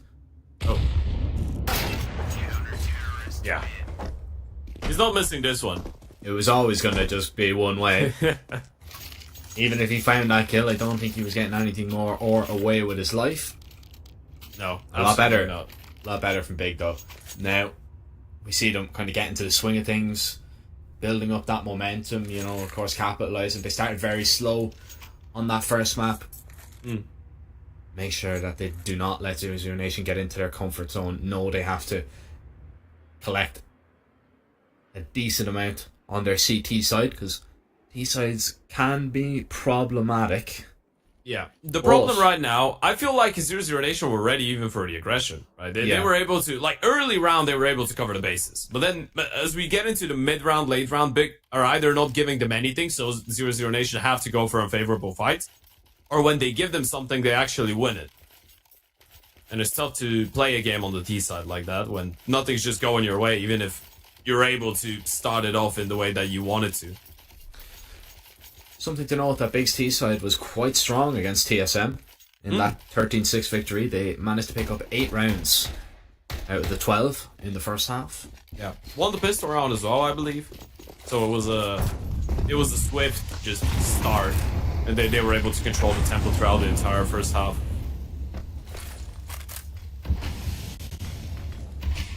Molly deep and a smoke deep towards the door. 0-0 Nation, they'll have to take a risk if they want to go through this. Bird from Sky might be able to catch the timing here. Never mind, Sin has his eyes and sights set on that, and it's looking like it will be a hut pop, and it's a hut pop without any util. It's just a try swing, which actually works because Process is not going to be perfect on the shots, but Sin has his teammate backed up as he collects 4 of those ecos for himself. It's a 5-3 lead for Big now. 0-0 Nation looking to find an answer back, looking to stop this big train from steaming through this first half. But it's looking like it might just do exactly that. Yeah, you don't want to let Sin get fired up either. I mean, obviously being the IGL in a way and helping out with ideas and doing a little bit more talking here is gonna, I guess, downgrade his individual performance stats-wise a little bit, but he still is an incredibly skilled individual player, and especially on a map like you where he gets to roam around main and play around with the AVP of Mantu. He could be dangerous. Speaking of Mantu, another opening kill susp is out of the equation. They know that he's still towards the back of red, but Bird from Sky gives him another shoulder, and Mantu's gonna take it. It's a double kill here, and Searson can't really pick up the fight. Mantu's gonna try and get out of there, and Searson shuts him down. Is he ready for Tapson? Thinking about it, spotted him. Wasn't ready enough though. Tapson gets the kill. Crimbo 1 for 1, but it's a JDC 1 versus 3 on the cards. He's got the bomb on his back, and he's got an MTB bomb side, from what I see. Oh, empty. Might not be the right definition. No, because Tabson's here, door swings open, and slams shut on JDC's fingers as he tries to steal a plant away there. Really strong showing from Big here when they have the rifles up. Yeah. It's been near perfect. And 0-0 Nation. Unfortunately for them, they were hoping for a whole lot more from their T side. Awkward one there from Searson. He was half thinking, should I clear this? And then half thinking, oh, he's probably not there. So he ended up going about it half-heartedly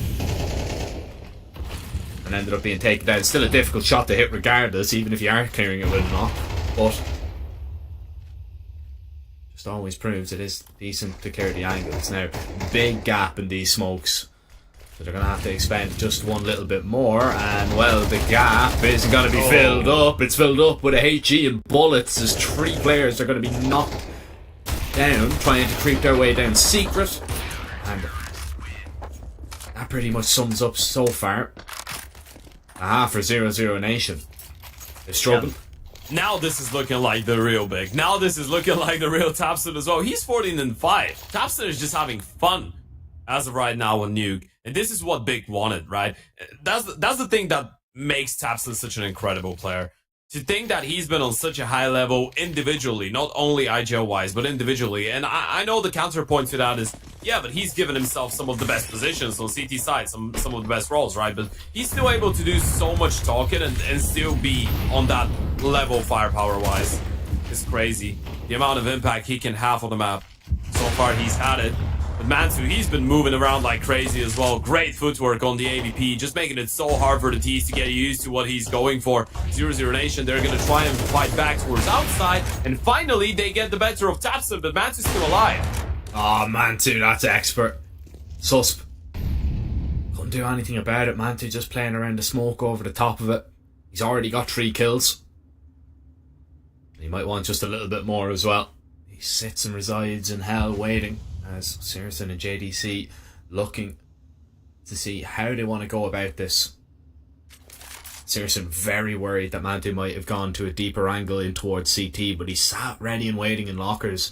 And the idea behind this is Searson is going to walk his way through and hopefully group up with JDC towards the ramp. But Searson surely now needs to be a little bit worried. Mantu cannot quite believe it because Searson is going to be in his scope and Searson cannot react to him. JDC now forced to play on his own. He might ace it. JDC was thinking about it. Now he's reconsidering. It's another pretty much unwinnable scenario for him. John De Castro, he was phenomenal on map number 1, but he hasn't really been given a lot of chances here on the T side of Nuke. And Mansu's holding the line. JDC's gonna give it to him. There goes the peek, and oh, Mansu gets denied to get that ace, but with 15 seconds and Crimbo already being down that big bomb side, second rotation is gonna come through as well. There's no way JDC's getting a bomb plant here. Stabs the bomb, Process opens the doors, and it's actually, yeah, it was actually Crimbo to take first point of contact, but Process gets the kill from Deacon. It's 8 on the CT side, 8 consecutive on the CT side for Big. Look at the replay. Is the fact that he's being so mobile with the AVP as well. The third shot is straight up just a good reaction, but he's putting himself in such good positions to get those kills. This is how you know that the communication on the side of Big is great, and this is how you know that Mantu's feeling like he can go for a place and he feels the trust of his teammates. He's just moving around and feels so comfortable around the map, picking up all those fights. disappointed Tabson has decided to opt for his AUG here. He had plenty of money in the bank. I would love to see an auto sniper just for the fun of it. You're in quite a good position. The money's been unbelievable throughout in the last round of the half. It would have been the perfect opportunity just to bring one out. Seriously. Lucky boy to be alive here, and very lucky after that HG that it doesn't manage to take him down. 0-0 Nation. They're going to go on the approach towards the ramp. Tabson needs to be cautious. There's the flash. It actually pops right in the face of Nico. It's perfect for one. Sets up the bait perfectly for Crimbo now to strike. And it's looking like it's going to be curtains on this first half in favour of Big. Looking like it will be a 9-3 unless Bird from Sky can have his save. But Mantu is just not missing at the moment. And what a response this is on map number 2. Big definitely not going out of this series without a fight. Yeah, this is absolutely perfect. It's just looking so great right now. Look at it again and again and again. A phenomenal CT side from Big. This is the answer that we wanted to see after map number 1. 0-0 Nation just getting a bit of a taste of their own medicine, getting dominated on your map pick. And we haven't really had the feeling of 0-0 Nation doing something wrong, right? It's just been Bigger, always one step ahead. Just Mantu moving around like crazy, Tabson doing the same, everyone else being solid. Now 0-0 Nation on the CT side, they absolutely need this pistol round. This is win condition right now for them. It's do or die. You get this pistol, you might be in with a fighting chance here on the CT side. If you don't get it, we're just going to a third. And at this point, mentally at least, considering their strong end on map number 1 and what we've seen so far, new Big mentally might be even the favorites going into that decider. But Searson hasn't said his final word.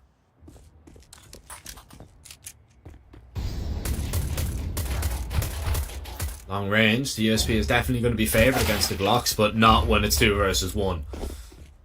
Mantu make sure of that one at least.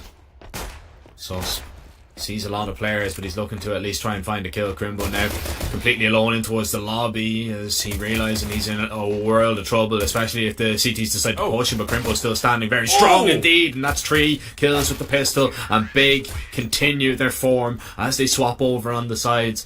And that pistol, I don't want to speak too early, Ted, but it's looking like Big are going to close this one out very quickly indeed and send us over to a decider, which will be an overpass. Yeah, surely this is over now. With the pistol round. And you can see Big just calling the tactical timeout straight after. What a phenomenal sequence from Crimbo. He was all alone. He was pinched from so many directions. He was supposed to go down straight away. Manages to get away with a triple kill. This is Crimbo. He just makes unwinnable scenarios look simple. Now, obviously, the spacing on 0-0 Nation could have been a little bit better. But then, if they were absolutely perfect, maybe he doesn't get a chance to even fire a bullet. A phenomenal play from Crimbo, setting up Big for success. I like the tactical timeout. I mean, now you realize that you just need to close it out early. And by the looks of it, our 0-0 Nation, they are full ecoing. They are letting Big get up to 11 rounds. I like that confidence, by the way. I feel like this is confidence for 0-0 Nation. This is them saying, you know what? You can have an 11-3 lead. We can still make it work. We believe in our CT side. We just need to get the guns. In order to do that, though, you gotta let Big get up to 11 rounds.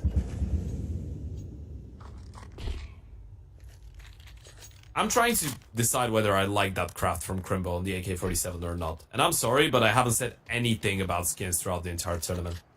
Yeah, throughout the entire tournament. I was wondering when it was going to come in. Yeah. I was just looking at it. I'm not sure. I'd say, I'd give it a 6 out of 10, maybe. It is firing like a 10 out of 10, though. Absolutely. He even gets the last kill as well. Crimbo snatching those ecos up. He's doubled his kills in 2 rounds, by the way. He got a 4k in this round and a 3k in the previous. He's got a 7. That's crazy. Get the stats up. Yep.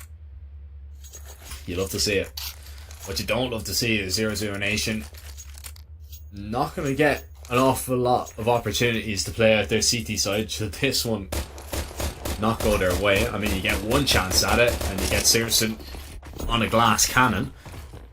I mean, a silver lining would be the fact that Mantu It's only on a Galil, so you're going to be untested in that regard.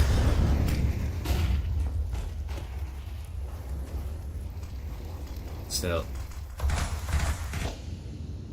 this round is a must-win for 0-0 Nation should they want to keep their hopes of a 2-0 alive. And Searson starts it off well as the split in towards main does come in. Tabson will get past the line of fire from the CTs, but decides to double back and test fate and tempt fate.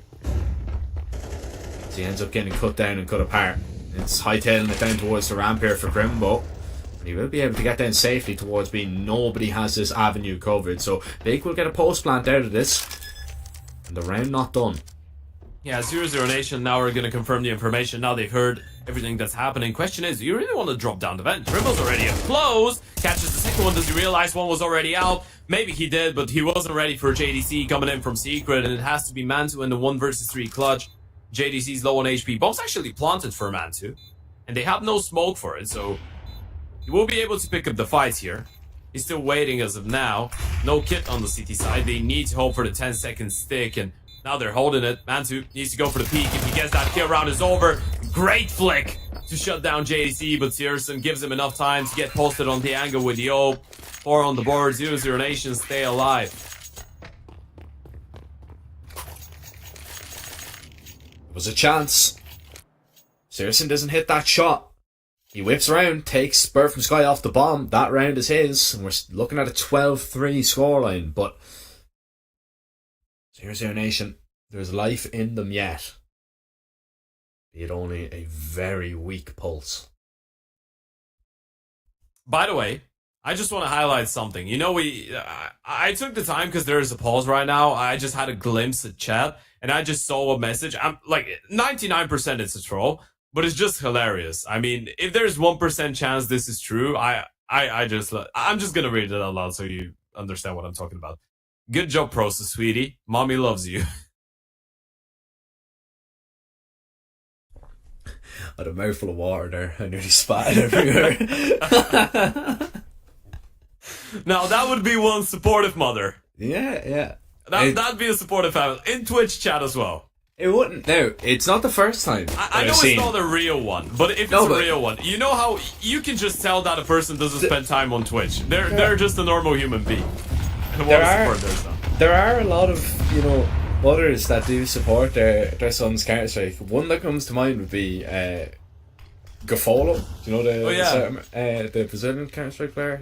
Yeah. I know his mother does always be in Twitch chat and stuff like that watching the stream. It's great support. Unlike the support for Nico there, who was in towards Huck completely alone as Big try and catch 0-0 Nation sleeping towards the side, but JDC with a hat trick of kills and Susp locking it down as well. Someone's starting to get fired up like he was on Enshin. A great triple for JDC. I'm still wondering how he stays alive there, by the way. He was really well flashed. Tapson as well with a good opening on Nico. First kill is his. Flash comes in. JDC, a couple mid shots from the Diego, I guess. Let him collect the third one, and Sus with a great double to close it out. A bit of comfort now on the CT side for 0-0 Nation. One buy round, one anti-eco that was fairly clean, and now you have the chance to shut down the rifles once again. Slowly but surely starting to look a bit more competitive here on the CT side. Of course, it's a long road ahead. All that Big need is just one round, and that could shut down the chances and the ambitions of 0-0 Nation for a comeback. But it hasn't looked bad. Well, they are going to be able to take care of Searson towards the round. JDC spotted. Decides he doesn't really want to fight. Yeah, Searson going down there could be a little bit of an issue. You can see Bird from Sky, he's already cleared all of outside, so the CTs, they know that they've given up ramp here, but it's a nice reaction here from 0-0 Nation because they're going to be able to take a lot of control in towards deep lobby here, even if it's just Bird from Sky on his own. He's in a position that nobody's expecting him to be in right now. So Big are going to walk back, and Bird from Sky, I wouldn't be too surprised if we see him claim 2 kills here, but the timing needs to work out for him. Instead, he's let them go past. Nobody is going to walk through door, and this hut walk is absolutely perfect because they've threaded the needle completely, but still that danger lurks behind them, and Bird from Sky eventually is going to strike. It's a nice kill found, but this bomb planted, Big can work with it. Maybe a man down, but Crimbo close with the pistol, trying to get more than just one. Bird from Sky has done more than enough, and now Sin left in a 1 versus 4. JDC decides to just get on the bomb and stick it, and Sin decides it is not worth my time. I think soon we will start getting into that part of the game where we start getting a bit worried about Big's chances to close it out here in Nuke. Now this is looking really comfortable. There's the replay as well. Great opener by Thurston, even though he gets refragged. Bird from Sky and JDC just do all the work once again. That was an absolutely unwinnable clutch for Sin. At least they get the bomb plant, at least they can go for it once again. And Grimbo actually saved up enough money in the previous round just by playing the Tech 9 to be able to drop over an ADP to Mantu, which is a nice little detail there, being the team player. Mantu, he's got a good angle on Searson if he decides to go back and peek towards Silo. Oh, and he does. He just wanted to bait out the shot, and he does bait out the shot, but it's one that connects. Good opener on the T side. Now would be the right moment to finally get around here. Deep diagonal smokes. Gonna try and walk towards Garage, but no one from the CT side there to contest. It's just Nico spamming from main, but Matsu just shoots him between the eyes, through the smoke with the AVP. Through the wall as well. He banged him through. Wow. He banged him through the garage door there, I think. That's insane for Man 2. This is a 12th round for Big for sure. I mean, what can you do if you're 0-0 Nation? Man 2 gets that kill early on. The way that second kill goes, I really want to see a replay after that one. But now, with 40 seconds left, and Big are just stationary towards outside. They're just ready and waiting now to make their move, but the issue is Sus might be able to watch the cross here. The op needs to be ready to try and take it down. Process though has missed it now. At least there's been a little bit of space, but Sus claims 2 more. They have a chance in this round for sure, but Sus completely alone towards the upper extremities, flashes down onto the side. Tabson's trying to cover for Sin. They're so terrified that there's somebody in Hull, and JDC, he's up to find one but not the second. 4 seconds, not enough time. They missed it completely. There's no way. There's absolutely no way. 0-0 Nation, they've just stolen a 2 versus 5 because of the clock and because of Sus just being good enough of a distraction to allow JDC to just go up the vent and deny the bomb from going down. I'm just gonna say it right now, and I hope Henry G doesn't sue me. What a blunder. Look at that, man. Exactly.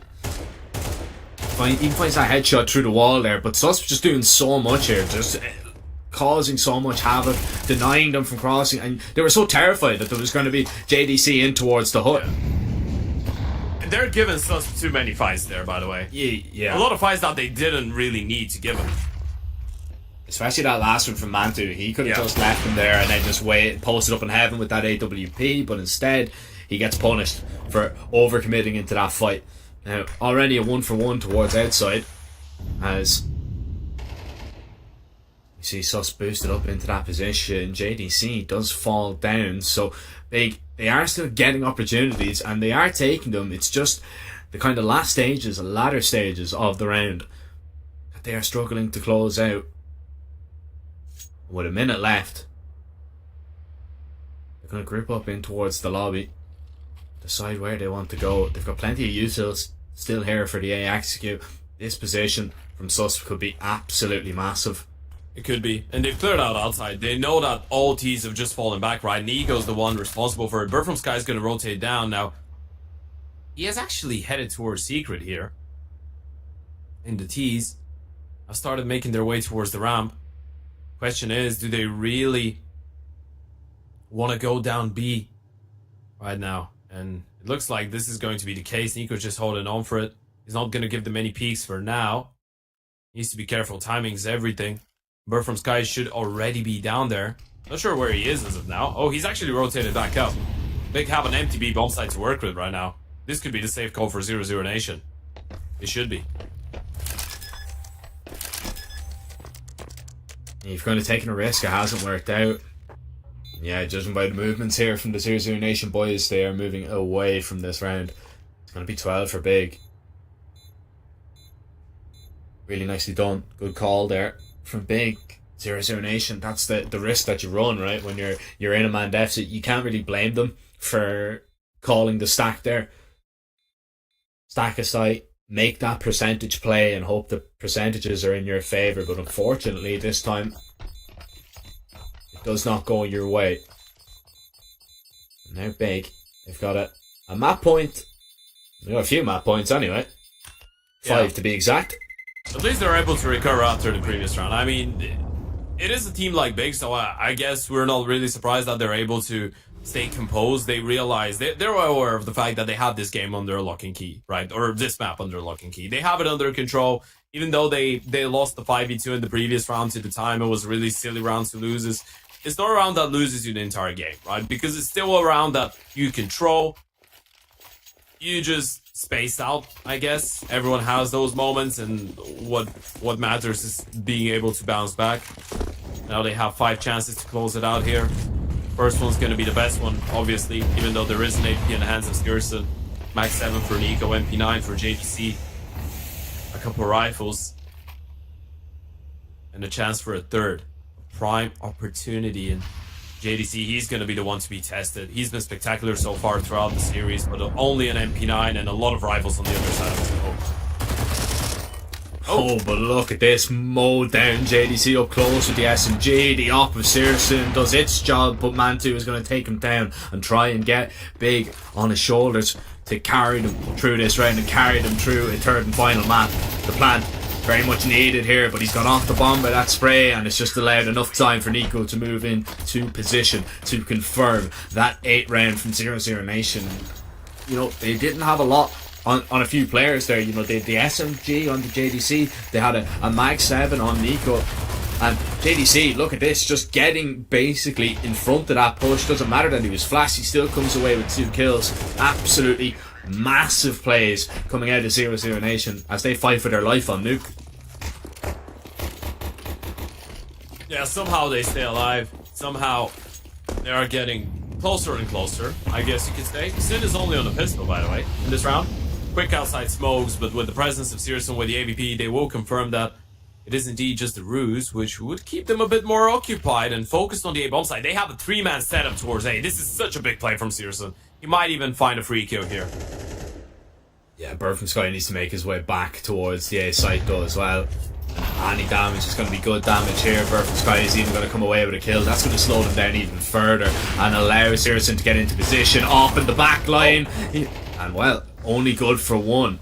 Maybe would have preferred a rifle in that situation, but still, they have all the info in the world. They know what they were getting set up for, and maybe Big have to go again. But are you in a million years expecting Bird from Sky now to walk behind you and get into this position? Well, Mantu's looking for it. You're not clearing that angle out, surely. He is. Is he? Yeah. Oh, you're so smart. He's so smart. Yeah, he is really smart. He was expecting that. Bird from Sky doesn't believe it. And Bird from Sky played it really nicely as well. He realized there is a good chance that they fall back to clear out outside, and he's holding a really tough angle to clear out, but Mantu still gets the kill. Big, surely you don't close it out in a round like that. Surely you don't close it out with the play that Searson had in store for you. Primbo start making his way towards hell. JDC is aware of the possibility, and it's all about the timing. Do they really want to risk going up the ladder? Primbo will. JDC, is he looking the right place? Yeah, now he's seen him. He goes for the peek, gets the first one, spots the second one with the bomb. That's all the information in the world. Yeah, round done. 7 seconds. Don't have enough time. You're not even going to get near a bomb site with this one. And Tabson needs to hope that he doesn't go down after time. He's been hit for a lot of bullets. JDC is going to continue to go for a peek, and that kill is absolutely massive. Tabson's got nothing in his bank account for this round. Mantu, however, will at least save that AWP, but that is a bitter pill to swallow, surely, for Big. Not being able to play out a round like that, all thanks to 0-0 Nation, and all thanks to one of the players that gave so much for the organisation way back when. Searson with a great play to make that happen. They are not looking like a clean cut, this nuke, in favor of Big anymore, is it? We've been presented with a potential comeback once again. It's pretty much the same story that we saw on Ancient, by the way. It's just roles reversed when you think about it. A really comfortable map for the team that didn't pick the map itself, and then a comeback attempt at the end from the other camp. Big weren't able to close it out in Force OT. They fell down the final hurdle. Let's see if 0-0 Nation are going to be able to take us to distance. There's a good position, but there's pistols on the other side. He's going to get run down. There's no way he's running out of this one. And Tapson takes him down. That's an AVP in the hands of Tapson. They already have one in Mantu. This is dangerous, especially if JDC goes down, but he's been really solid. And Tapson wasn't ready for the right-hand side angle. JDC still tapping away. Still presenting himself to the AVP of Mantu. Could be a little bit risky, but he's got that juice to back him up. And now he's going to decide to fall back. Beware of the possibility of a flank. Timing is going to be everything for Process. He gets that kill. I think he might squeeze between Bird from Sky and JDC, and he is able to do so. Gets the first one, but now Bird from Sky is really close to get that refrag, and I'm not sure if Process is going to be able to read that. Yeah, he might not need to though. By the time he plants this bomb, he's going to be looking in that direction. Mantu with a great kill. How about the refrag here? Oh, he gives it up. And yeah, he's a dead man for sure. Opens the door. And Nico says good night to him in this round. 0-0 Nation. What a recovery from them so far. They're getting now to within touching distance of an overtime. But the problem was, we seen this on map 1. And just when Big thought they were going to get an overtime themselves, 0-0 Nation stepped up. Are we about to see that from Big here? It's quite similar. I mean, it is looking like the exact same map. Maybe the only difference is, right now we are on a map that you could consider more CT-sided than Ancient. You could say that 0-0 Nation are building up some great momentum. The problem is, some of those rounds have been close. And I don't mean 1 versus 3 from a 0-0 Nation player required close, but a 2v2 post-plant close. And those are the rounds that could easily go either way. So Big, they've had a couple chances to close it out, and I'm pretty sure they're going to have a couple more. Now this buy round is quite important for them. No AVP in the hands of Mantu himself, who's been having a phenomenal map so far alongside Tapson. Both on 22 kills as of right now. On the other side, we have Mr. John DeCastro on 22 as well. It is the trending number. It's a lot slower from Big. You want to make sure you're not letting Searson go on an aggressive mission towards outside once again, even though you have Bird from Sky in a pretty upfront position once again for 0-0 Nation, but he's not trying to bite off more than he can chew. And Big have started gathering up for another 8 take by the looks of it. Yeah, that smoke down towards door might delay them just a little bit. Still plenty of utility here. They still get lined up and nothing towards the hut, so it should come in a matter of moments. How about that for a HE? Suspect's gonna at least slow them down for the moment. He slows them down with a few bullets as well, but 2 kills to the good. Big are gonna be happy enough about this because they've got site control and there's nothing 0-0 Nation can do about it as of right now. They're locked out. And Big just need to find the finishing touches. JDC, the first man in, and well, that fight, even with the dink, Mantu still comes out on top. The power of the AK Process ready and waiting to receive Searson from heaven, but it's a great shot, but never mind, the transfer from Crimbo, that's enough to seal it. Big, they swat away that comeback attempt from 0-0 Nation. It was very, very close, to be honest. I thought that maybe, just maybe, we were going to see our first overtime of the day, but it doesn't happen. And we do go to that deciding map. Yeah, absolutely. A 13-10 on Nuke. What we wanted to see from this game, obviously, right? Especially with the talk that we had before the start of the game, with Aurora being out of the tournament, Big being an even bigger, I guess, favorite to go all the way and be one of the... I can't even call him a dark horse to win the tournament. Be one of the favorites to win the entire thing. You didn't really want to see them just go down to 0 and not being able to put up a fight first on their map pick, and then on Nuke, which is one of their best maps. So a great recovery. Yes, it was quite close towards the end there. Yes, there was a chance for a comeback, but again, big, we're able to prevail. A 13-10 here, and with the decider coming up is going to be one hell of a brawl, because 0-0 Nation haven't been looking bad either. We are going rather into a pretty quick break, ladies and gents, but we're going to be right back in around 10 minutes with the third and final map of the series to see which one of those two teams will continue on and keep on their unbeaten run in the CCT Online Finals 4.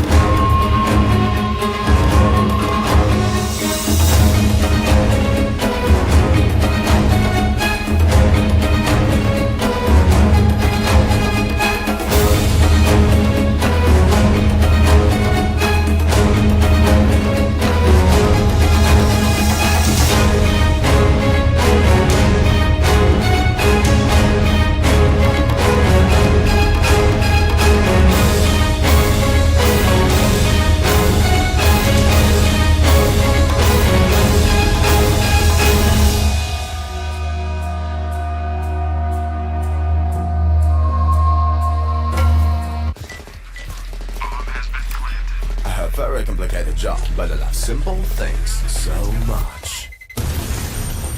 One move, one push.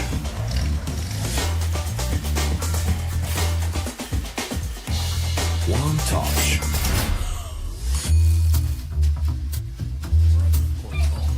One love.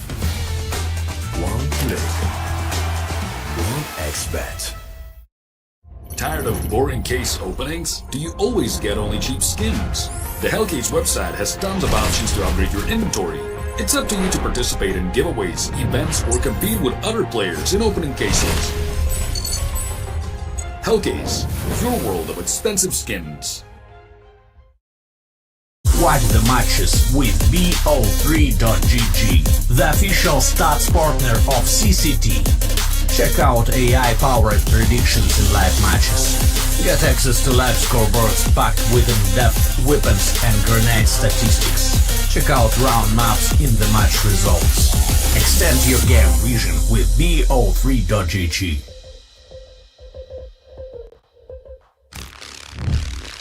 Yo, what are you doing? Exhibit. What do you think? I'm a paperclip? It's Mr. X to the Z. You need to quit browsing like a lame and get Opera GX. Cause with GX mods, you can pimp your motherfucking browser. All you gotta do is click here, select a mod, and boom! New look, new sounds, new everything. It's not easy being a legend. Oh shit, not again. Change the mod now! Download Opera GX!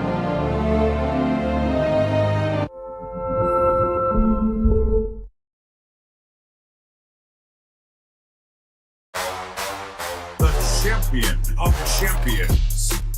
Welcome back, ladies and gents, to another episode of the CCT podcast. We've got a ton to talk about, man. And there's just so much action. It feels like it's never ending. Hey guys, we have another interview for you today. Very special guest, Speedy. First, the funny thing, they also call me Grandpa in my team because I'm so old. What are your general thoughts on what might come for the next couple of months for CS2?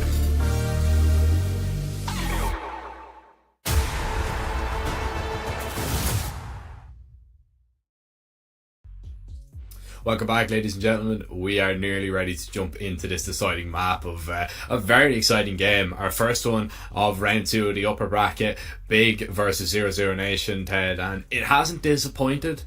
We just cannot split them, so we have to go over onto an overpass. It should be an interesting game, depending on who starts on the CT side. I would have to probably lean towards them having, you know, maybe obviously a little bit of an advantage. But what are your thoughts going into this third and final map? I feel like so far we've received maybe one of the highest levels of games that we've had so far in the tournament. Feel like both teams just came into this one really well prepared, and the reason behind that, both teams just had a really good start on the map pick of their opponents, right? Both teams just looked really solid on the map that was chosen by the other team, and that usually speaks volumes of the preparation. Obviously, a lot of it has to do with the fact that both teams are playing 07 maps, and both teams just, I guess, play similar maps as well, right? They like everything. So on a good day, they can play it all. And I've liked what we've seen so far on a team level, on an individual level. Going into this final map, I still am going to stick with my initial prediction of 00 Nation, simply because of I just get the feeling that they're a little bit more solid. I feel like if it wasn't for Tapson and Mantu just having a a great game on map 2. It could have been a lot closer as well, even though it was a 13-1. I feel like 0-0 Nation and map 1, even though JDC had a great performance, didn't rely on their individuals that much. Yeah, I mean, there's also a big question mark over Big's T-side on Overpass, especially what we've seen earlier on against TSM. They played 9 rounds, lost every single one, you know, and ended up losing that map. So you're looking at that kind of going, okay, well, if 0-0 Nation win the knife round, and if they start fresh, you know, maybe they could just run away with this game, and you know, Big mightn't even get into it at all if it's a pretty similar performance. And like, if you look back on that nuke game as well, the argument could have been made there that, you know, the same thing happened to 0-0 Nation. You know, they won the first 3 rounds, and then Big just stepped it up with the rifles and just absolutely wiped them, you know, literally wiped them out of the server. And when you're coming back from like a 9-3 deficit, it's always going to be difficult. You know, you can make a good go at it, you can try and get it as close as possible, but like, it's fairly unlikely that you're going to be able to bring it back from that. And I just do worry if Big are not maybe able to get, you know, that game out of their minds and how, you know, bad they were on that T side, that could be a big problem, and 0-0 Nation are going to probably try and take as big advantage of that as possible. Yeah, the thing with Overpass is that, especially on the CT side, whenever an Oper and their A rifler start off nicely, for the T's it's really easy to feel like they've run out of ideas, right? They just hit the B bomb side a couple times. If they get denied and towards A, they're just getting farmed. It's really easy to feel like you're just dire on the T side. And I feel like this is what happened to Big in their game against TSM. This could happen today here. I feel like on both teams we've seen respectively good performances from Sirius and Mantu, and then the rifles on both sides have been fairly solid, so looking forward to it. But who's going to start on the CT side, we're going to find out. And in order to do that, we will have to jump into the server and actually see who's going to win the knife round.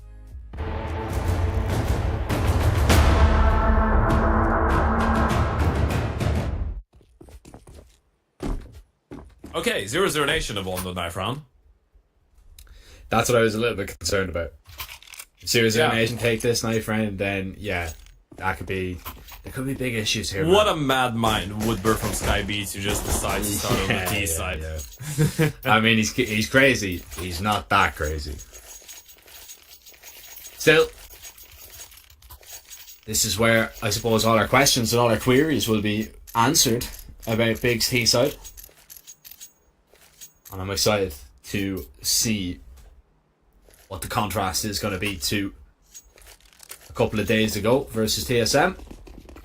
As right now, Big invest pretty heavily in utility and send the majority of their players up towards A as of right now, whereas 0-0 Nation have gone for a very unique pistol here. Nobody towards A. They've decided to stack B, and look how aggressive they're going to get. Burr from Sky has a flash primed and ready. He's just going to get his teammates in towards the pipe, flash him through, and Monster's going to be completely clear. There's nothing there. However, you've lost the A bomb site.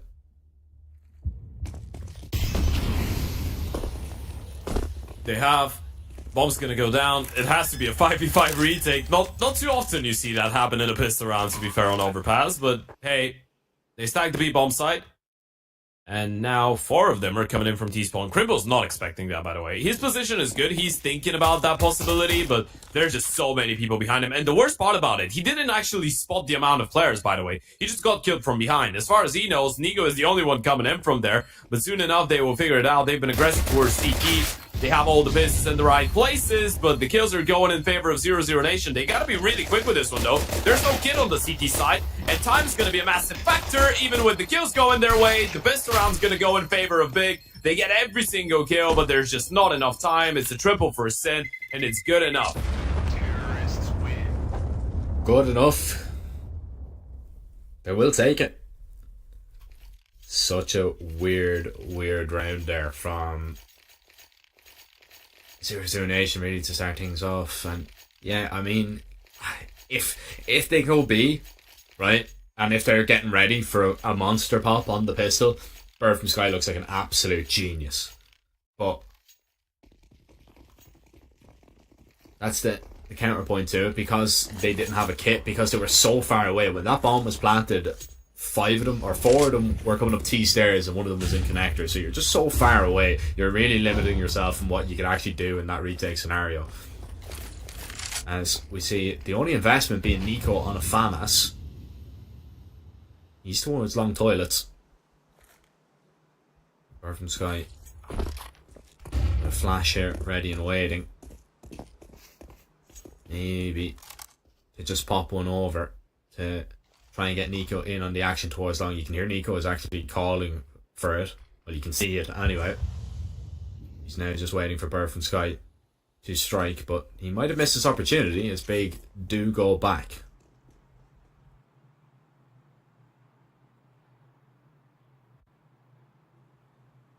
Yeah, they have found the gap here in the defenses. There is only one rifle in the mix, and I presume we're going to see him just hold on to it in case Big do what they are intending to right now, even though Bird from Sky is towards heaven. He's got only a USP and a flash, and the flash has been thrown away, hasn't really achieved anything with it.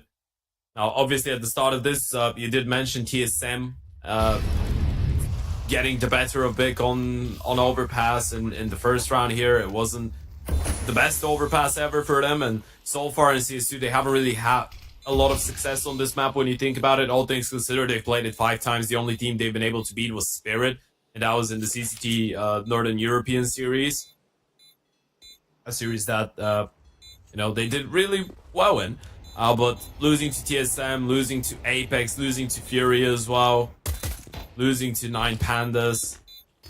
And the big problem that I have with this is that their D sides have struggled massively in most of those games, and the Furia loss was the only one in which they were actually able to get double-digit rounds. So for them, it's quite key to do what they're doing right now. Just get early T-side rounds, make sure that you're not letting the CTs find their comfort zone, because so far it feels like the solution finding skills of Big on the T side of overpass have been struggling, and especially against a team like 00 Nation that usually is quite solid. I mean, you look at over their camp, you're looking at 3 out of 4 games that they've won on overpass. When it comes down to CS2, they've beaten Sashi, Sprout, and Godsend. The only map that they dropped was to Anonymo, and it was a 13-16 overtime loss.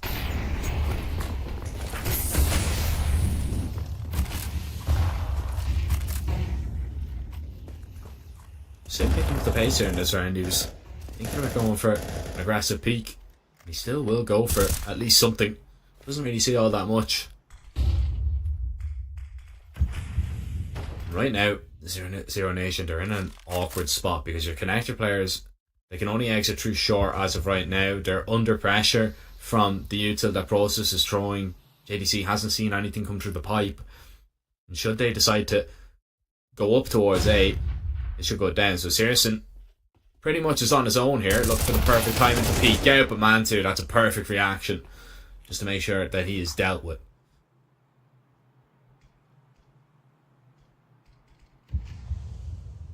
JDC still wandering around. Quite important to have your A rifle, the most mid-centric person out of everybody, the rifler that gets involved into the most action. Start off nicely, but so far he hasn't really been given a chance, and Big have just slowed it down massively with the opening kill. Molotov towards connector, gonna make sure JDC and Bird from Sky can't say anything about it. Then the A play is coming in. They've actually decided to reroute and send the majority of their team in towards the stairs, or in towards Banana and the toilets. That's gonna bait out JDC. Crimbo loses his life, and now time is becoming an issue, and JDC is just tearing them apart from behind. That is so uncomfortable right now. They can't go back, and sure as hell can't go forward, not without a fight at least, but they win every single one.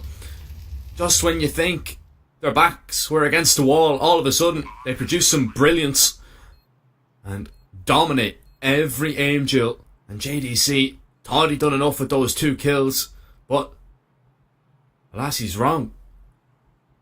The retreat and a sour taste for sure in his mouth. Yeah, that's really disappointing. What a recovery from Big. I mean, this round had to go in favor of 00 Nation, man. JDC just does so much. It looked like Big dropped the ball there. Big time, by the way. They had the right call. They molly off towards connector. They had so many people towards long. And then they decide to send more numbers towards Banana and towards the toilets, maybe being afraid that 0-0 Nation could push towards that part of the map and just make the bomb site itself really uncomfortable. But then JDC hears the steps, just pushes up, gets a double kill. Great response from Big. The fact that both side players just don't find a single kill, it's a bit unfortunate. It's crazy. It's great. Yeah. You'd back them at least to get one there, and even if they get one kill, that probably does change the whole dynamic of this round. It does. Yeah, you get the kill onto the long player, and then everything changes. Yeah, it's just the minor details sometimes, and unfortunately, Lady Luck was not on 0-0 Nation's side this time around. ADC still has his M4 to hold on to. Searson has decided to invest as well, so he has at least some kind of help. And Searson will put that investment to good use early on. It's already paid dividends with a kill onto Sin. Advantage now for 0-0 Nation to play around with, and look at the reaction after finding that aggressive pick. Such a deep line that 0-0 Nation are holding.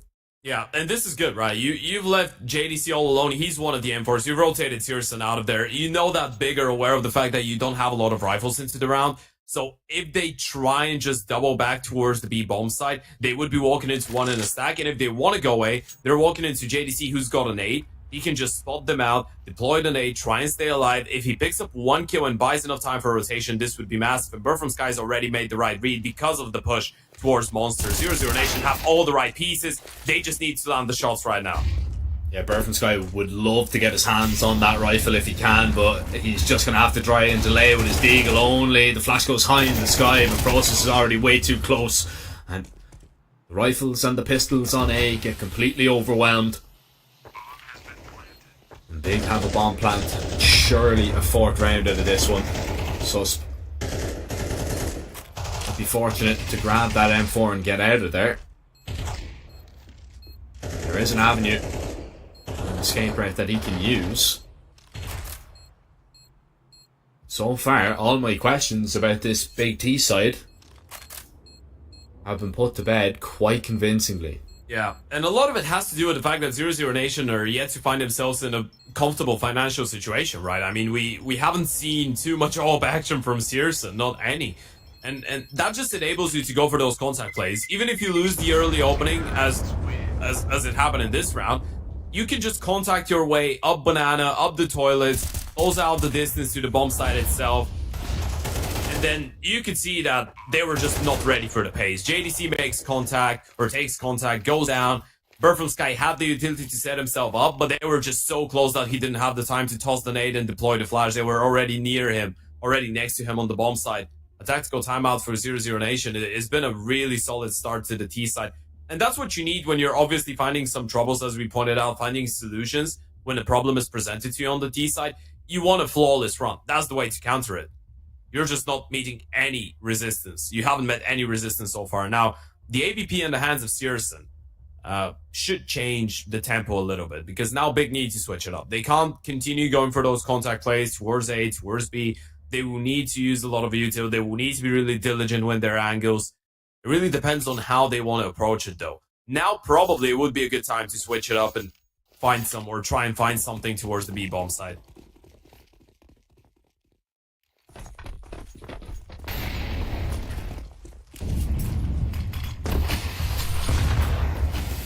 Massive nade onto Searson. That does not instill you with confidence whatsoever if you're an AWPer. Obviously they don't know that, but this is one. Yeah. I mean, you can switch it up and go B, or you can just feed Searson the biggest nade in the world, and he's down to 45. Even though he's got the AWP, you can see how passive he becomes straight away.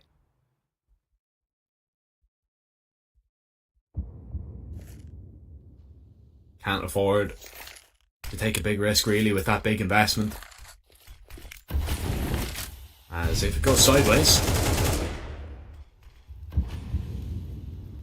could be staring at a 5-0 big lead. Searson, though, he is still going to play somewhat aggressive. Has the pixel angle to work with. Should he spot anybody trying to creep their way up Banana, up front toilets. But looks like Big's avenue is going to be down here in towards short, where Nico and Susp, they have quite a strong crossfire. Actually, Mantu and Process, they are going to go back down connected. The issue is Sin's got the bomb, and he's going to walk right into Susp line of fire. Primbo, that's a massive frag. as they look to get back into this round. And interestingly, you see Sus backing away here. He's given up the bomb, he's given up that control, and decides his life is worth it. He does have util that he can do as well. He knows that Big are going to be forced into the B play here. The rotations need to be very fast. JDC is going to try and get down here surely, but there's not a lot of util on these B players to try and deny. They'll drop flashes, but Process is going to sprint on through. He finds the headshot on one. Sus needs to go absolutely huge here, and he might have done so. The double kill is fine. The bomb needs to be collected, but it's not going to be, and surviving is just enough for Sirison, as Mantu cannot get it done. They've made it work somehow. 0-0 Nation make it work. And the reason that he stays so passive, the reason they don't rotate, they didn't see those big players back off towards the ladder, right? They didn't know that people were going back towards T-spawn. As far as they know, Sin gets caught off guard with the bomb and connector. As far as they know, there should be more people out middle. They didn't have any aggressive players towards the toilets, towards Banana. There's no way, or at least this is what's going through 0-0 Nation's mind, there's no way Big have let Sin all alone in connector with the bomb, right? Surely they can rotate back. So they couldn't rotate people down, but this just goes absolutely massive. What a chaotic round. Apparently this is what 0-0 Nation needed, a little bit of chaos. Assisted by a nice double kill from Sus. And there you have it, first round on the CT side. Are you going to be able to capitalize on it, or are you going to be able to chain up consecutive rounds here? You need to. Big, back to the A contact plays, even though there is an AVP on the other side. Utility to try and isolate Searson. He's going to make his best, or do his best to get ahead of it. Oh. That would have been too risky, though. It was still nearly risky, him trying to walk around it, and so many players on the other side. He doesn't know, but he could have been punished massively there, but instead he comes away with a kill. Change up of approach was nice. JDC is going to walk over on top of someone's head. Surely he's been hurt. Drop behind. No, he hasn't. JDC in the back line. He cuts down two. And now, hearing the spam through the smoke, he's looking towards the site, hoping that nobody else has crept in front of him, or behind him rather, in this scenario. And doesn't matter. Grimbo, he finds the perfect timing through toilets to give Big maybe a sign of life.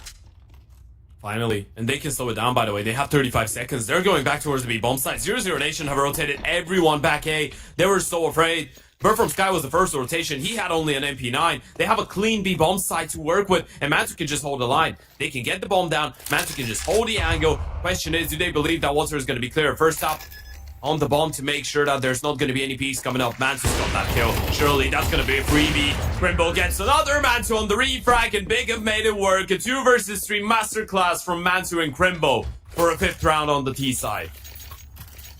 Superb from Big there. Well worked to try and get something done. And you thought JDC was going to do enough there. I mean, I'm not sure. I thought he made a step dropping down behind. You might be able to confirm that for me. But yeah, you know what? I think there was a flash in the exact same moment, and there was the AVP of Searson firing shots. So maybe they just didn't hear it.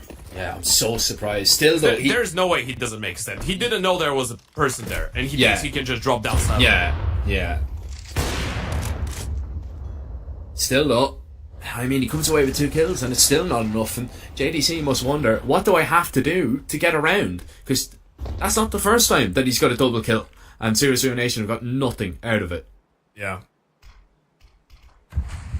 The rotations have been a bit scrappy, I think, for 0-0 Nation. Maybe a little bit slow from time to time when they should be faster, and then a bit too much when they should be slower, I guess.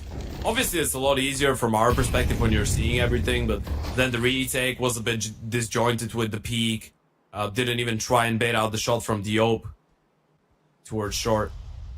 It just feels like Big are doing all the right things and nothing's working out for 0-0 Nation. JDC once again is trying to be the hero. He's going to take the initiative on that push.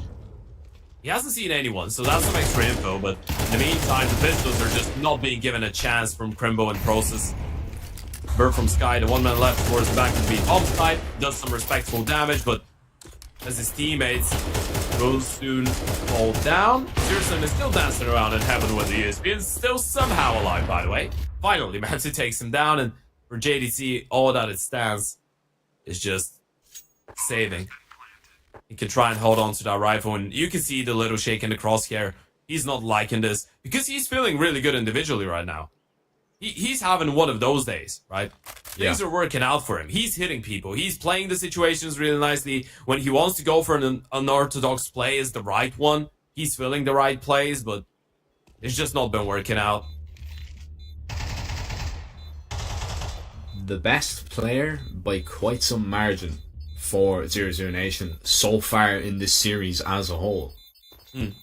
Agreed. 42 and 35, averaging 92.5 ADR before this game, before this map started. That's across the first two. Now, obviously, this is only judging by the information that we do have, right? Because you can never know what's going on in the team speak of a team. You can never know what the round is supposed to be by design, and you know it doesn't matter how well you know a certain team, unless you're inside of their team speak, unless you're listening to them and you know what the exact call is. You never know what it should have been like, right? You can make an educated guess, but from what we've seen so far, JDC's been insane. And the team hasn't really been able to find an answer to what Big is throwing at them. Yeah. And unlike the last map, sorry to cut you off by the way, but unlike the last map, Bigger on the unfavorable side in the first half and doing that, right? On the previous map, at least you're doing it when you're expected to do it on the CT side of Nuke. Now you're doing that on the T side of overpasses. Yeah. And this is where you've been struggling so madly in the last couple games. That's the crazy part about it. You know, it's just it's 6-1 on the T side in favor of Big. Like, this is where you need Sirison to step up. Like this, okay, he got naded down on the op a couple of rounds ago, and he still managed to find a kill out of that situation. But he needs to do a little bit more. He needs to put the pressure on Big here. But look at this. I mean, Mac 10 bot here. This is just going to be a fast call. It's going to be straight out B. Crimbo, the first man in. It's a perfect flashbang. Nico is already dead, but Sus, he's been so good in these anchor rolls, so good for these multi-kills. He's already got 2 and he's looking for a little bit more. Burr from Sky does fall around it, but the rotations, they're so quick and fast. And Big, they just have no control of this bomb site. And JDC and Sus, they are firing from different angles that Big just cannot deal with. But Mantu needs to be the man to step up. Op in hand, already collects his soul. Knows JDC is close. He sees where the nades of Sirison is going. Oh, he can push CT. That's genius, by the way. He can isolate 1v1. Sirison's missed the timing completely. JDC's not peeking either. He's crossed. This is so big. Now they've heard the steps. He knows where one is. Surely he knows that the upper was towards heaven as well, right? Oh, he's gonna be able to cross. This was really dangerous there. Sirison manages to run him down with the ESP. Mantu had the right idea. Didn't really anticipate Sirison to be towards heaven still, though.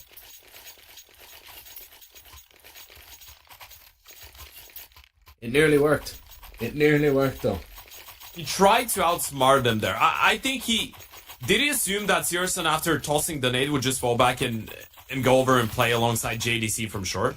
I have no idea, to be honest. That's a little bit confusing for me. Yeah, because he spotted the nade. He knew that Sirison was towards heaven. Maybe this is what he thought happened, or he thought that they would just miss him completely. Either way, it's the second round for the CT side. Much needed one. JDC in a little bit of danger here towards connector. He's got Bird from Sky for backup. And we've got a little bit of a fight about to happen, but the shots take the distraction away for the moment. Prosa turns around at least to get a refrag, and Big down to just 2 as 00 Nation, they look to try and build off their rounds. Look at the bomb. Yeah, the bomb. It's going to be discovered here by Sirison. He's going to have it. He's just going to sit on top of it. Like a mother hen guarding an egg. Surely, Sirison is going to not let this bomb get into Crimbo's hands easily. But surely Crimbo knows that this is a possibility. He is going to clear the angle still, but the op just so powerful in that position. Peak not favourable for Crimbo. Mantu, once again, finds himself in the clutching role. Yeah, but this one's even tougher. And look at what Sirison does. Now, this is so smart from him. He's found the first kill. He's just gonna let them have the bomb. Just let him waste all the time in the world to clear out all those angles and then discover that they are towards the back of the sides. Mantu just needs to sprint. I feel like at this point he's realized what's going on, so now it's all about just getting as close as possible to the bomb side. Actually deciding whether he wants to go for this. There's 15 seconds. I'd respect him if he holds on to the AVP, and that's the decision he makes. It's just not worth it. there's no way they let you just run onto the bomb site and plant. And even if you're able to cross by some miracle, Bird from Sky is just gonna run you down, or Searson does the same, even if you get the kill. Time was just not enough. One minor detail just for getting the bomb in T-spawn. Besides the round, 0-0 Nation are starting to get some rounds on the board. The only issue that I feel like they might have with this is that at this point, Big are happy even if they end up losing every single round until the end of that half. You're still getting away with 6 rounds on the T side of Overpass. And yeah, I know momentum is a big thing. I know that 0-0 Nation could still win this map, potentially. But on paper, you look at 6 rounds T side Overpass, you're saying good job.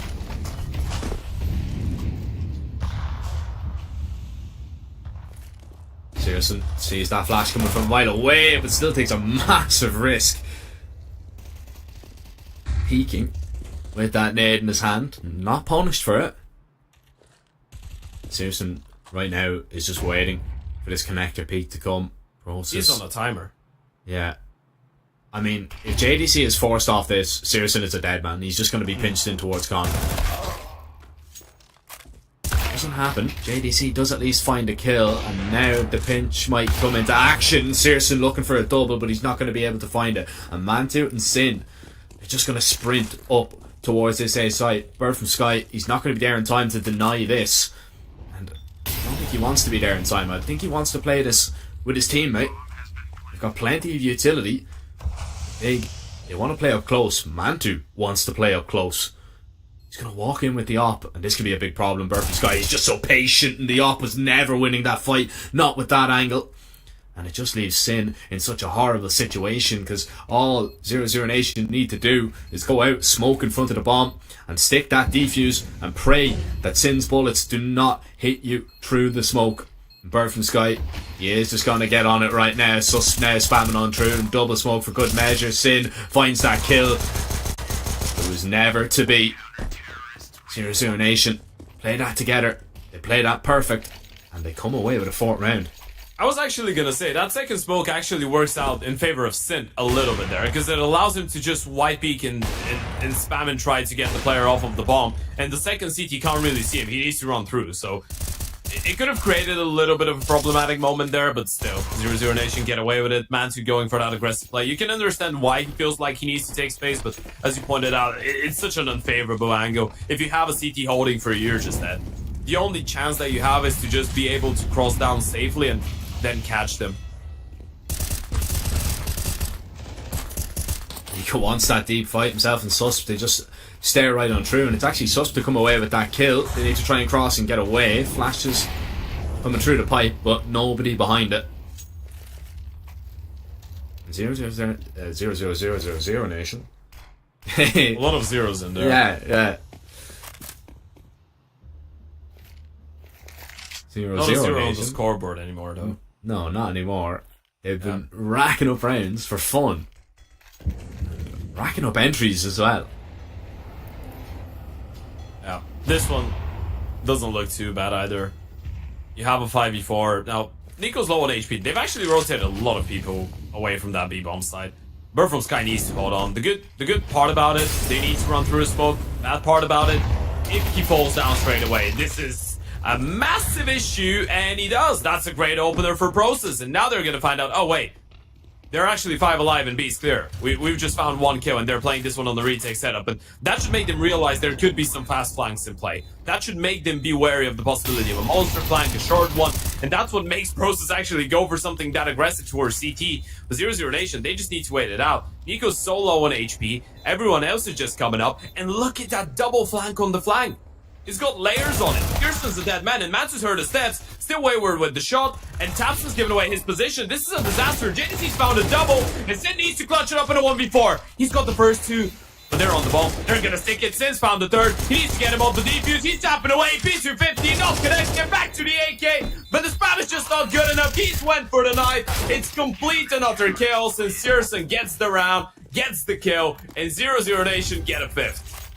He's throwing the kitchen sink at that one, Sin. He's rifle bullets, pistol bullets, knife, and he still couldn't connect on the defuse. Oh, that is so unfortunate there. Tabson missed opportunity to take down JDC.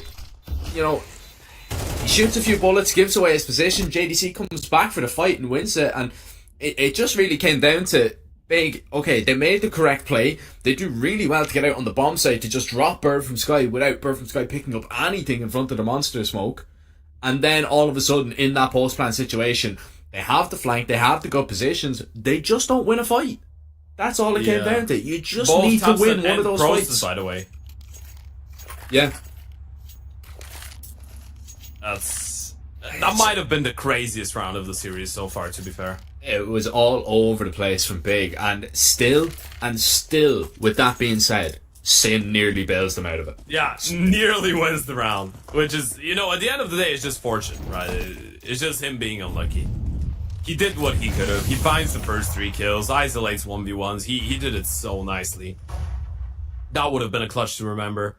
But now, it could be a level score, and that was a 6-1 lead for Big. I know I said 6 rounds T-side overpass is still good enough, but that's a great recovery for 0-0 Nation, especially with the first 2 openers. Bird from Sky's position, not taken into account. Sin just run by him with his knife in his hand, and it's just Process a 1 versus 5. That's never going to happen. That's going to be 6 on the board for 0-0 Nation. A good recovery showing us that we haven't seen all that they have to offer in this series.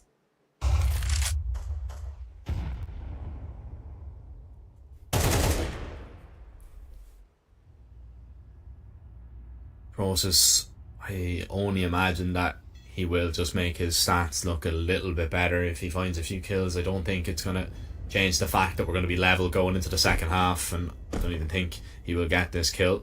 Struggling to get down the ladder, and Sus was waiting for him. It's only a matter of time before this first half reaches its conclusion.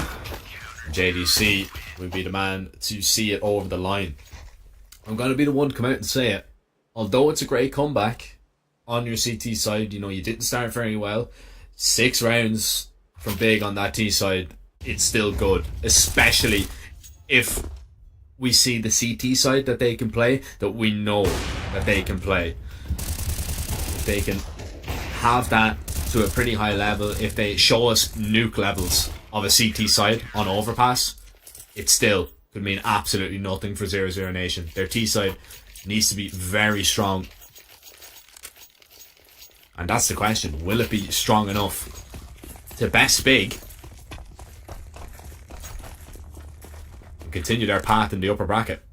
Well, if there was someone that would be capable of calling a, I guess, Grammy-worthy T-side on overpass in that kind of a scenario, it would have to be Bird from Sky.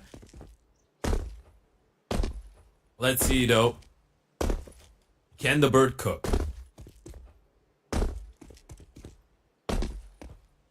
We saw a really good offense on Ancient. Obviously, a different map, different circumstances, different point at a different point of the series.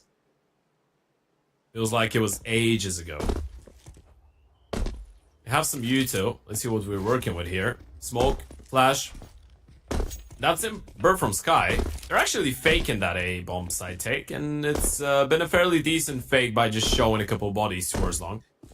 Big have rotated a lot of people up there, and soon enough they will realize that this is not the right call, but I'm not necessarily sure if it's the wrong call. It's a double fake. They're actually faking B right now. They faked A, now they're faking B. It's going to be an A play. This is really smart, and Big have been outmaneuvered completely. Yeah, but the problem is, Big have so many people in towards heaven here, so yes, they fake towards B, but they just have such a fast rotation, and once they hear the steps up towards A, the rotations are going to be so quick up towards CT, and if they decide to push on through and find kills like that, Tabson might be able to stop this completely on his own. Already found a double, he's out on the site, he's pretty much in the back lines. Crimbo actually takes down his teammate, which does help out 0-0 Nation a bit, but Bird from Sky completely on his own, and there's 3 players looking at him. Defuse just needs to be stuck here. Smoke on the bomb, Tabson will just get it done, and Big, they might have been outmaneuvered, they might have been bamboozled, but they decided, you know what, we're just going to be equidistant between both bomb sites, and then we'll make a play of wherever they want to plant. Yeah, it felt like they had that extra insurance, right? Everyone's towards heaven, so even if it is the right call, even if it is the wrong call, pardon, even if they are faking it and it's an A hit, we're not gonna give him any time to get settled on the bomb site itself. We're just gonna push them straight away. And it works out really nicely. Nico actually nearly finds that first kill. He found it in the end, but he gooshed up one player instantly. Maybe if he gets that kill when he pushes, it could be a little bit different, but a lot of fights going in Big's favor. Force buy coming up though, and Nico's found another opening. Prost is gonna go down. Mac 10 early on, proving to be quite dangerous, but look at that from Sin. Look at how close he is already. That's so awkward. The D's have short control, but they can't get to short because the CTs have monster. And Nico should be on a timer right now. He should be a free kill. I mean, he's got 3 players running at him. Yeah, that was never going to end well, was it? Tabson trying to hold the line with the AUG. So, you know what? Eagle.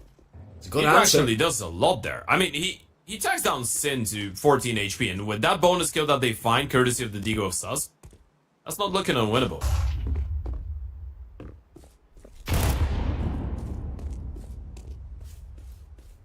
ADC doesn't want to take too many risks. Knows he's alone here, but if Man2 keeps giving him opportunities like that, it's only a matter of time before he will be able to take it. And look at the amount of utility still for 0-0 Nation. Now the issue is, the jig is up. Big know that the long hit is coming. Sin is going to be able to dump a Molotov. It should be no problem if they want to smoke it and go through it, but I think they'll just wait this one out. Get Sus in a position to do some damage, and not a lot of the damage is going to need to be done on 2 players. They're both extremely low. Yeah, Mantu had to take that risk. He had to push all the way through. Crimbo waiting for the plant maybe to push past, but he now gives away his position to 0-0 Nation, and this is just all over the place from Big. They need to be so fortunate. Crimbo good for just a 1, and Mantu, remember, it's still low from the earlier exchange. Bird from Sky and JDC, they're not on pistols anymore. They've upgraded onto the rifles. And unless Mantu can get up close and find JDC, there's no chance of this round. And, well, I hate to say it, but there's no chance of this round at all. 0-0 Nation, they're going to level this one up. And Mantu mightn't even get away with his life. Nevertheless, he will. And he'll get an AK, or excuse me, a Galil, at least to play around with in the next round, but that's not what Big were after. Goodness gracious, this round was pure carnage all over the place. It was, again, people just running in. Mansu had to take that chance, but he was 1 bullet away from dead, and he's just chasing the pistol down in toilets. Gets the kill, and another one of the T's just pushes through the bank smoke on timing and gets a kill. 0-0 Nation somehow managed to make it work. Great work by Nico at the start, by the way. He gets 1 kill and then does a lot of damage to Sin. And that damage in the end actually proved to be quite vital, right? Especially with the tag from JDC's skill. After that, 2 out of the 3 players on the back of the bomb site, even though Big had all the numbers in the right place, were really low on HP.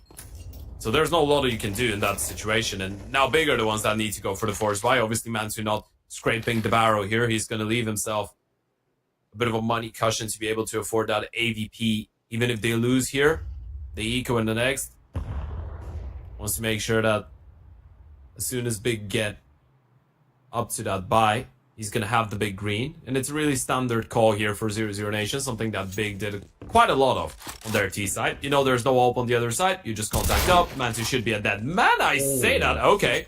Hello. Rings Bird from Sky's belt, no problem, and he's even going to do some damage to JDC. If he's able to hit the shot onto Nico, it would be absolutely huge, but that was a little bit too much to ask for. But still, he's given his side plenty of opportunity to maybe steal this round away, and the sheer amount of utility being dumped on the site would alert you to the fact that 0-0 Nation, they don't feel comfortable, because here comes the retake, and Susby gets the bomb down, but he's lost all his mates in the process. Galil in hand. Smoke onto the bomb, rifles being picked up, and surely Sus will not be able to fire through this smoke and clutch up this round. But the problem for Big is it's a 10-second defuse. When Sus knows this, he knows that there's probably no kit in here, spams, hoping to connect, roasts up, he misses too many shots and the defuse will be pulled off in the end. Big, they snatch that one from under the noses of 0-0 Nation, and we go back and forth. The force by words continue. What a mental round for Mantu that is, by the way. The first one should have been going in favor of the 0-0 Nation player, by the way. He had a headshot angle. Mantu doesn't give him a chance. That's all on Mantu. He just peeks, deletes him, lands an extra tag. For a second there, I thought he would even tag a second player, by the way. After getting the kill tag in one, I thought there was going to be one more. What a big round. He had all the pressure on his arms, and he is the one that makes it doable. He is the one that makes it winnable for Big. And now they have the rifles. What a crazy turn of events. Tabson just waiting for the flash. That's an awful off angle. You're just not expecting him to be standing there. JDC caught with his pants down, and that was one of the rifles for the T side. Tabson finally gets punished for overstaying his welcome. Mantu's gonna get some assistance still. Wants to open up that gap. Doesn't want to give him another rifle.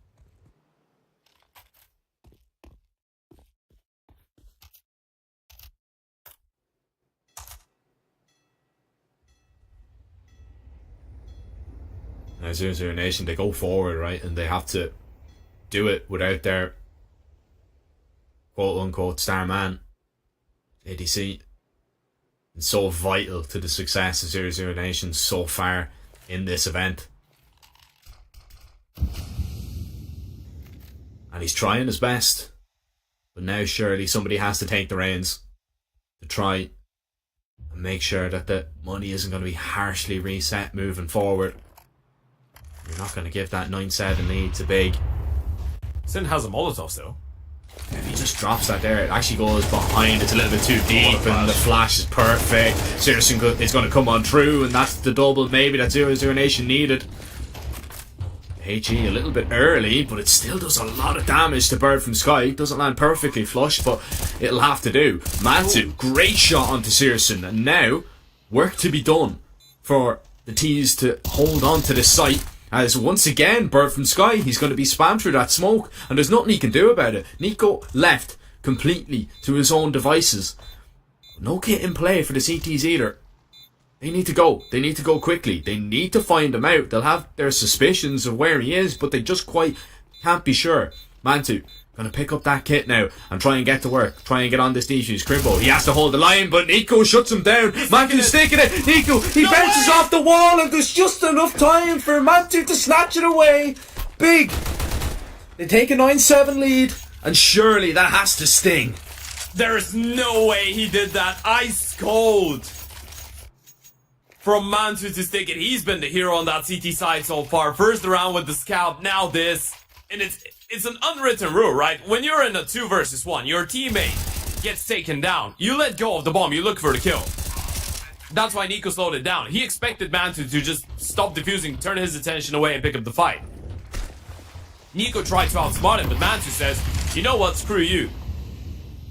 I won't have enough time for the defuse if I let go. Even if I get the kill, I'm not winning the round, so I'm just gonna count my lucky stars. I'll try to stick it, and it works out so nicely for him. Now, the problem with this one, Big actually have no money left going into this round. They have the AVP, they have the M4s, they have the MP9, but it's full reset potential, and 0-0 Nation know that. And even, like, look how light the utility is right now. I mean, what, minute 15 seconds and you've got 3 flashes on a smoke? That's not going to be enough to fend off an attack, a pop onto a bomb site, but that's going to help for sure. A 1-for-1 will help proceedings, although Mantu doesn't want to overstay his welcome out towards long. 0-0 Nation, they didn't throw a flash there, they actually just contacted out, so still no early warning signs for the likes of Big. And Tabson wants to get a whole lot closer here, might get into the corner just in time, and actually is playing a little bit of an off angle here. Here comes the swing. Tabson with 2, and Searson needed to refrag it and does, but surely Tabson has done enough, especially with Mantu collecting a soul from back dice. Susp making his way up. He's been spotted on the jump. Surely caught on the hop now by Crimbo, but no, dinked up. It's not going to be enough to take him down. Just tries to run at the opera, but it's the USP to save Mantu and stop Process from getting into a sticky situation. 10-7. That's so massive. That's the little detail, by the way. The fact that Tabson doesn't just tuck in the angle and just hold in, or doesn't tuck in the corner, rather. He's holding a bit wider of an angle, right? So when JDC is going for wide peak, he's pre-aiming the corner. so he needs to do the flick. Tapson has the advantage onto the first one, and that advantage, and the fact that the second player is speaking, he thinks that JDC is getting killed from the corner as well. So you need that time of communication. You need that split second to click that Tapson's not really playing the orthodox angle, and that sets him up for a double. It's the fact that he wants to be a little bit more aggressive with his approach. He gets a double kill, the round is over. 0-0 Nation don't even get a bomb plant. Look at the investment. You have Bird from Sky on a Galil, JDC on another, and everyone else is half buying. Everyone else is on upgraded pistols. You want to be dangerous. You want to make it expensive. You know that the money on the CT side is not great yet, but you can't really afford to send it fully and invest every single penny that you have at this point of the game.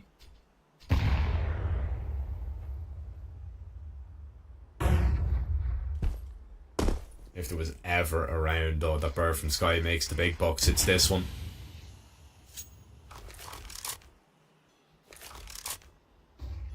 I can't tell you how many times I've covered a game where in a round like this and he shouldn't win it, all of a sudden his team ends up doing something immaculate, but it's not started off great. Searson trapped now, back turn, Process taking a big risk, turning away from the enemy, and Searson puts him in the dirt.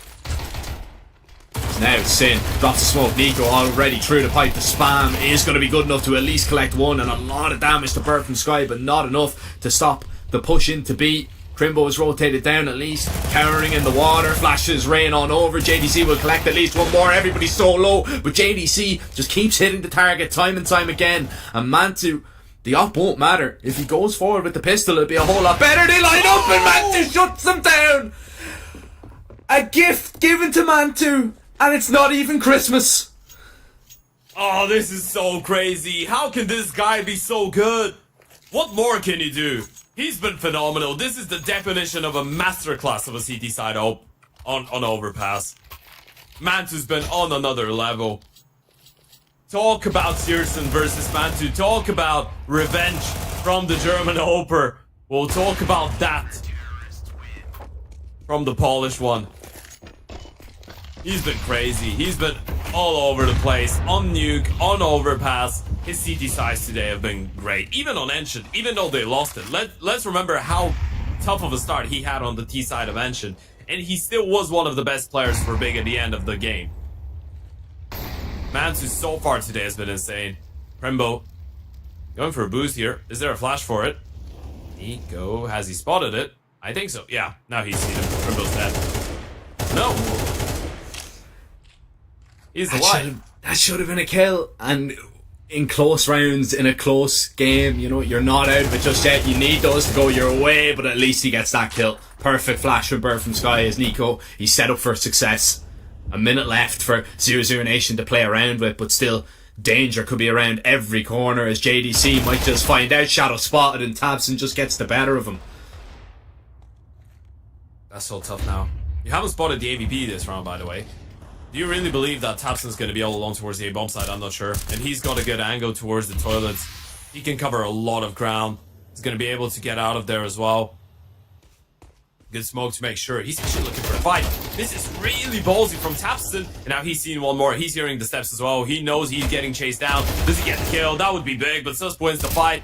This is good enough, but Crimbo's rotated already. He can go for help. Problem is, the rotations are not going to be that quick. Crimbo has to be the hero, and Process is on the flank already. Indeed, both of them are on the flank. If he manages to dodge the flashes, he might have a chance, and no more flashes are going to rain on over, but it's just the one for Crimbo. However, Process in position to maybe find some more, and they line up for him as well, but it's down to Mantu once again. Surely not. Surely we aren't going to see a masterclass from the Opper. And we're not. Sadly, it is the save. We would love to see him go for it, but it's just too risky business, and this game is just way too close. You don't want to throw away your chances at an upper bracket run just because you want to be a hero. Mantu knows this. So 0-0 Nation, they deny 12 from Big, at least for one more round. But still, the path ahead is uncertain. Yeah, that's just showing great composure from Mantu, by the way. the fact that a lot of opers, especially the younger opers, you would see them get fired up after having such a nice sequence of really impactful and just flashy and sick rounds, really. And just send it, just go for it. Even throw away the AVP, pick up a rifle, just feel like they can win every single round. But he realizes how important, how key that AVP is for his team, considering that in the round to follow, which is this one, they would have just pistols around them. He has to be the hero here and now. And an interesting fact, by the way, we've been praising JDC and Mantu all day. They used to be teammates back in the day on the Panthers, right? So the ex-teammates from the Panthers from a couple years ago are dominating the server today. Oh, Mantu. Oh, unfortunate. It's a big risk going in there. I was wondering why he was so aggressive with the op. Look at that from Crimbo, though. Oh, no. Surely not. JDC doesn't want to give him the fight. I mean, you can tell he just wants to support his teammates. Tapson's rotated already. P50 close range. The flash is perfect. Tapson, wayward with the shot, manages to recover for the second, though. Bomb's gonna go down. Gets planted, but they've recovered so many rifles. Crimbo's found himself an AK-47. Needs to start going over towards the A-bomb side, though. He's still looking for another person, but they're not showing up. There's no kit for the CT, so even though they're in a good position, they need to get a move on if they want to have a chance in this. Question is, if Crimbo takes his time even more, are you ready for him to be that late? I mean, Bird from Sky is looking for it, and he is going to spot it, but he can do nothing about it. And JDC, he's been the star of the show for 0-0 Nation, needs to come up with it for here. Surely, he is going to be able to stop this. Oh, it's a bit messy. He knows where the upper is, and that's it. It's done. John De Castro, he's able to hang on. He's able to save 0-0 Nation. And it just means that if 0-0 Nation continue to build, they can get this done in regulation. He wants to take the op out of the hands of Process. Oh. Father Time says no. Woo. Wow. That was quite something. Try and tell me CS isn't a horror game after that. What a close round. The fact that it's so close, though, Big still make it so winnable. And it has to be a 1 versus 3 from JDC to keep them in this. Of course it had to be JDC. First one, quite easy. Then a missed shot from Process. This one is gonna hurt. Even though the flash was good, I think Process had a clear line of sight. A tactical timeout for 0-0 Nation. Final one for them. They do have a really experienced coach. It's not only Big that have got beat. 0-0 Nation have Pete on their side. And, you know, I'm sure that this is a name that a lot of you haven't heard in a while. Well, a lot of you that haven't watched a lot of 0-0 Nation games, but we're talking about one of the most legendary coaches in the game.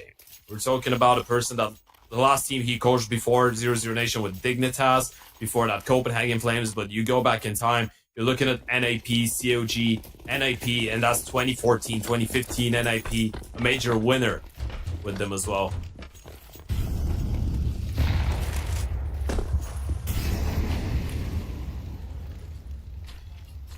Two.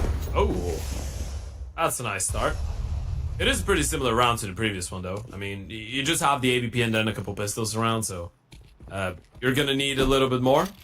I guess Crimbo's in a good position to do something quite nice. He hasn't seen anything. Did they realize that it's just a B walk, though? And the answer is no. So catches Sin with his pants down. Crimbo's in a good position to shut down JDC, though, and catches a K. Has he missed the timing? Just slightly. That's unlucky. He's going to be so fast behind him, though. JDC, he is going to be holding it, but then again, it just does come down to a timing, and in the end, it is just slightly unfortunate that Crimbo was not able to act on it. This is going to be 10 for 0-0 Nation, and although Big, they have a buyback in this next round, surely this is where the nerves begin to hit you just that little bit. This should have been yours. You should have been able to maybe close it out. Process thinking about getting a whole lot closer. I mean, he's dead anyway. Trying to maybe take a weapon away if he can. And the pistols might be able to do a little bit of damage here. It's not going to matter all that much. I mean, it's going to be a rebuy regardless for 0-0 Nation. Maybe just trying to get a little upgrade themselves, but it matters if they lose this round without a bomb plant. Then it makes a significant difference when you look at the money on the T side. I mean, you would expect them to have more considering the amount of rounds they've won now in a row, but if you actually look at it, all things considered, you don't get a bomb plant. Lost bonus is not really there. Siriuson's down to no money in the bank. Same for Nico. And everyone else is below 2k. JDC is even below 1,000. It's a fair point. It's a very fair point. They can actually reset them for the final round of the game potentially, and that's a monster HE to start it off. Obviously, again, not confirmed. You don't know you've done that damage. But Searson and JDC are still softened up massively, and tabseN's in a really good spot to capitalize on it. That's the bomb. JDC, not sure if he was aware of the fact. It doesn't really make that big of a difference because tabseN is just going to fall back regardless, but it is a bomb just being dropped in a pretty precarious position, and now they will probably need to waste a couple more nades to make sure they recover it safely. tabseN was in a great position there. You can see JDC, he threw a little jiggle in there, expecting the Opper maybe to be in that spot, not expecting the AUG, and Searson had no idea that his ex-teammate was going to be ready and waiting for him behind a tree. And it might be tree for tabseN if he's able to drop Bird from Sky, which he is, as Nico goes out to try and do what his teammates couldn't, and that's traded them out, and eventually tabseN will fall. But he's done the damage. Knife firmly placed in the back of 0-0 Nation.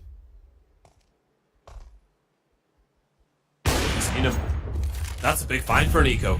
Mantu just jiggled, didn't realize he got spotted. Might be a way back into round, but with only 20 seconds, they need to get a move on. They need to make up their minds to sprint back towards the B-bomb side. That's been heard. That's been communicated. 15 seconds. Grimbo's just taking the attention away. Surely you're not going to be ready for process, and even if you were, Grimbo wins the fight regardless. That has to be a save for the AVP. No bomb plan for 0-0 Nation, and process might even make sure that Nico goes down as well. This is complete disaster for 0-0 Nation. They made us believe they were able to get so many rounds on the board, Jack. But at the final hurdle, they crumble. And I wonder what round is going to be replaying in their heads should this one not go in their favour. The round that Mantu was able to line up two of them with the op. That should have been a round that you won. There was so many close rounds in there. Look at the investment. Yeah, it's. I don't know which round is it gonna be, but you're just thinking about that CT side. It was a great recovery, but you weren't able to win enough rounds there, and now you have 2 rifles, 2 pistols, 3 pistols, pardon, 2 Deagles, 1 P250. You look at the nades as well. It's not perfect. You have just about enough for 1 proper execute, and it's not gonna be the best one you can hope for as well. You have 3 smokes, 3 flashes, and a Molotov. This is where you need some Bird from Sky madness in the server. If there was a moment for the best set piece ever, yeah, this is it. Yeah, this is to start things off.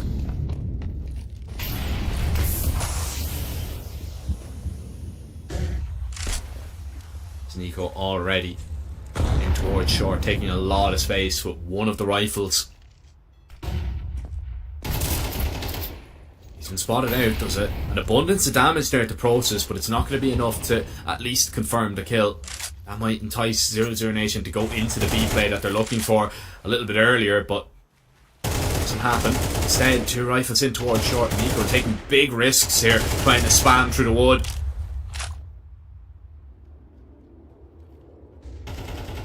0-0 Nation yet to make up their mind where exactly they want to go, but it's looking like A is going to be the play.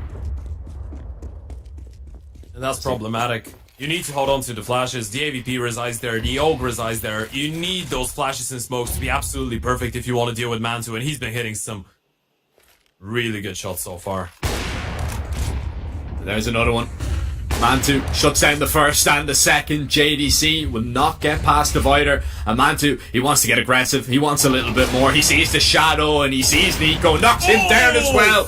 Mantu is on fire as Searson burns up, and big advance to round 3 of the online finals. What a showing from Big. What a showing from Mantu. What a showing from the entire team. What a way to close it out. A 4K towards the A-bomb side. Another highlight for the Rio.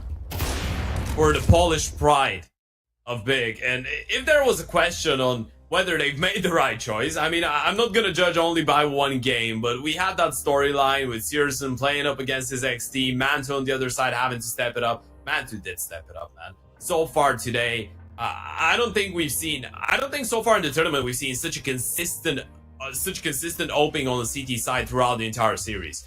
He didn't have a bad map on the CT side. Yes, T sides were a little bit off at times, but you put him on the CT side. On Ancient, he had a bad start. He recovered massively in the second half. On Nuke on the CT side, he was pretty much everywhere on the map, just constantly running away, picking up kills. On the overpass, there isn't a goddamn thing that he wasn't doing. I mean, without him in the clutch situations, you know, and not just the one where he gets the collateral, just time and time again, he was in that clutch situation, and without him, I don't know if Big would have won that map. For sure. I mean, incredible performance. They managed to take down 0-0 Nation. Look, it's an incredibly close game, but I will come back to the point, and I will reiterate it just a little bit. You know, it seems like this team, 0-0 Nation, is set up for John DeCastro just to kind of run the show, and he's the guy that really needs to make everything tick. But I don't think that's how you're going to get through this tournament. You know, it was an average performance at best by the rest of them, and I don't know, something needs to change a little bit. The rest of 0-0 Nation, they need to kind of just step it up and just give him, you know, a dig out when he needs it, just a little bit of a hand moving forward. Of course, you can see they're dropping down into the lower bracket where they will face up against ITB, so arguably a little bit easier of a matchup. You know, let's not get it, you know, mistaken. They were the underdogs going into this matchup today. Everybody was probably expecting Big to win, so even to take a map and, you know, to have Big sweating a little bit is definitely a decent result. They're going in the right direction, but if you want to actually be in the top 2 of this event, if you want to actually qualify for the LAN, I think that the team play as a whole needs to be looked at.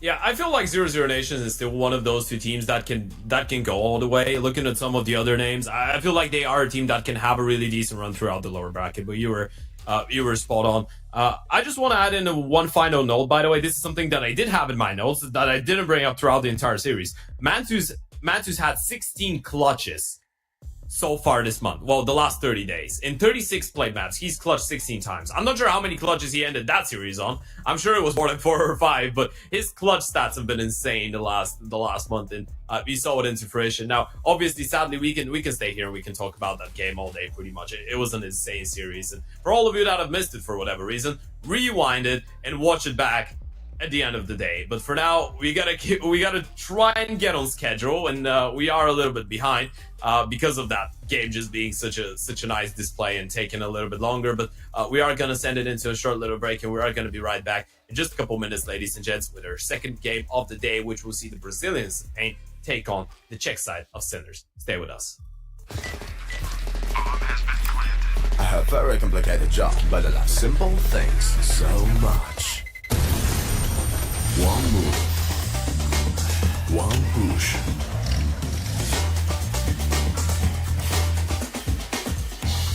One touch.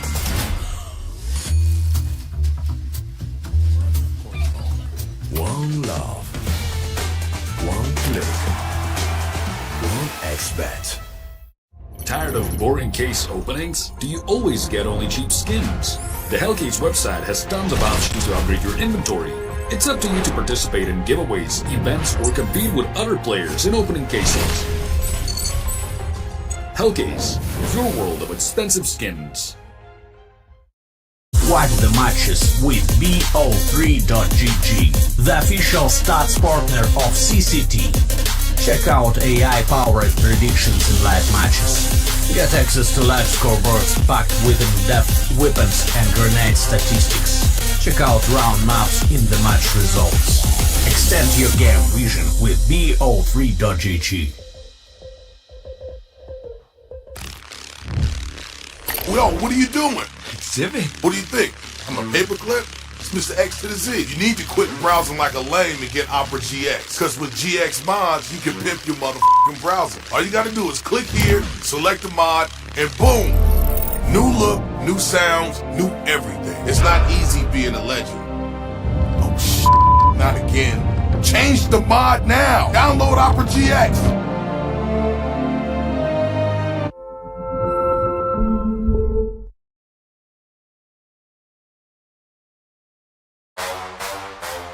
Champion of champions.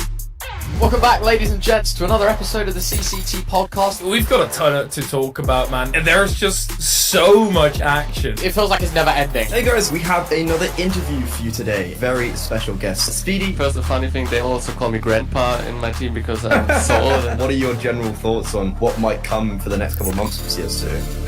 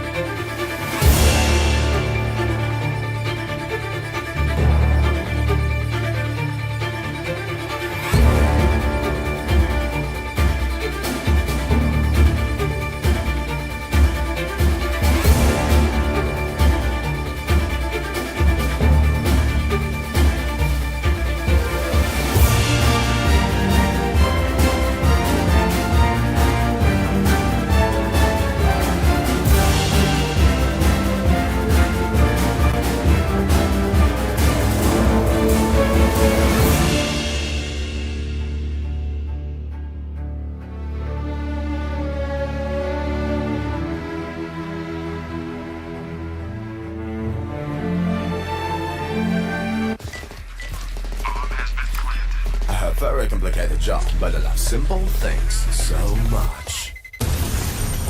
One move, one push.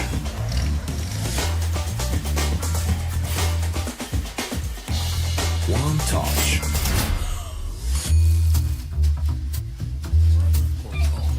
One love. One click. One X-bet. You look into your inventory and there's only...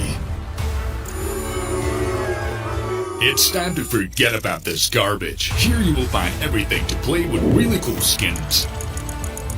Open top cases.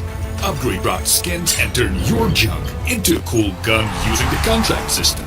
Every day, thousands of people upgrade their inventory with us. Hellcase.com. Look at yourself in a new way. Watch the matches with bo3.gg, the official stats partner of CCT. Check out AI-powered predictions in live matches. Get access to live scoreboards packed with in-depth weapons and grenade statistics. Check out round maps in the match results. Extend your game vision with bo3.gg. Yo, what are you doing? Exhibit. What do you think? I'm a paperclip? It's Mr. X to the Z. You need to quit browsing like a lame and get Opera GX. Cause with GX mods, you can pimp your motherfucking browser. All you gotta do is click here, select the mod, and boom! New look, new sounds, new everything. It's not easy being a legend. Oh shit, not again. Change the mod now! Download Opera GX!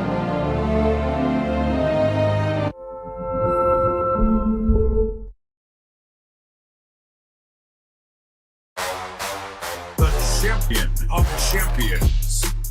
Welcome back, ladies and gents, to another episode of the CCT podcast. We've got a ton to talk about, man. And there's just so much action. It feels like it's never ending. Hey guys, we have another interview for you today. Very special guest, Speedy. First, the funny thing, they also call me Grandpa in my team because I'm so old. And What are your general thoughts on what might come for the next couple of months for CS2?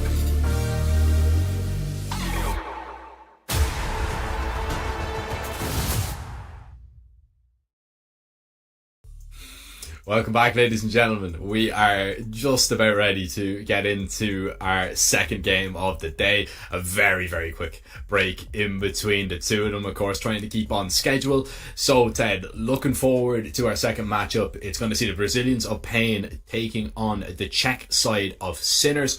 Both teams taking down Aurora and Alternate Attacks, respectively.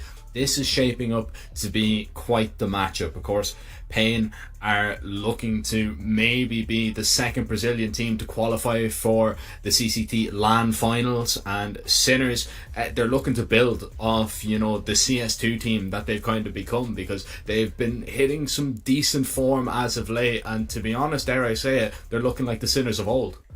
Yeah, they are looking quite decent. I mean, they are different than the Sinners of old in a way, right? Because I feel like for a long time they tried to find someone that could directly fit into Neofrag's shoes, but that's really tough, right? He's a one-of-a-kind player, and this is it's no offense to anyone else. They are just different in the way that individually their brain, I don't think, functions like his does, but they've been able to compensate in a way. Obviously, this is our second game of the day for everyone just joining in right now.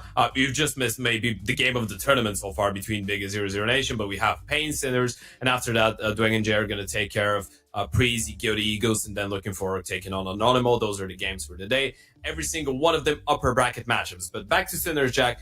Those guys, they've looked really solid, and even though they don't have a Neofrag, even though they don't have that guy that's just going to run in first crazy, and even though Shock is not necessarily the same, I feel like Shock has been able to pick up the pace massively, and then Quers has had some phenomenal games as well recently.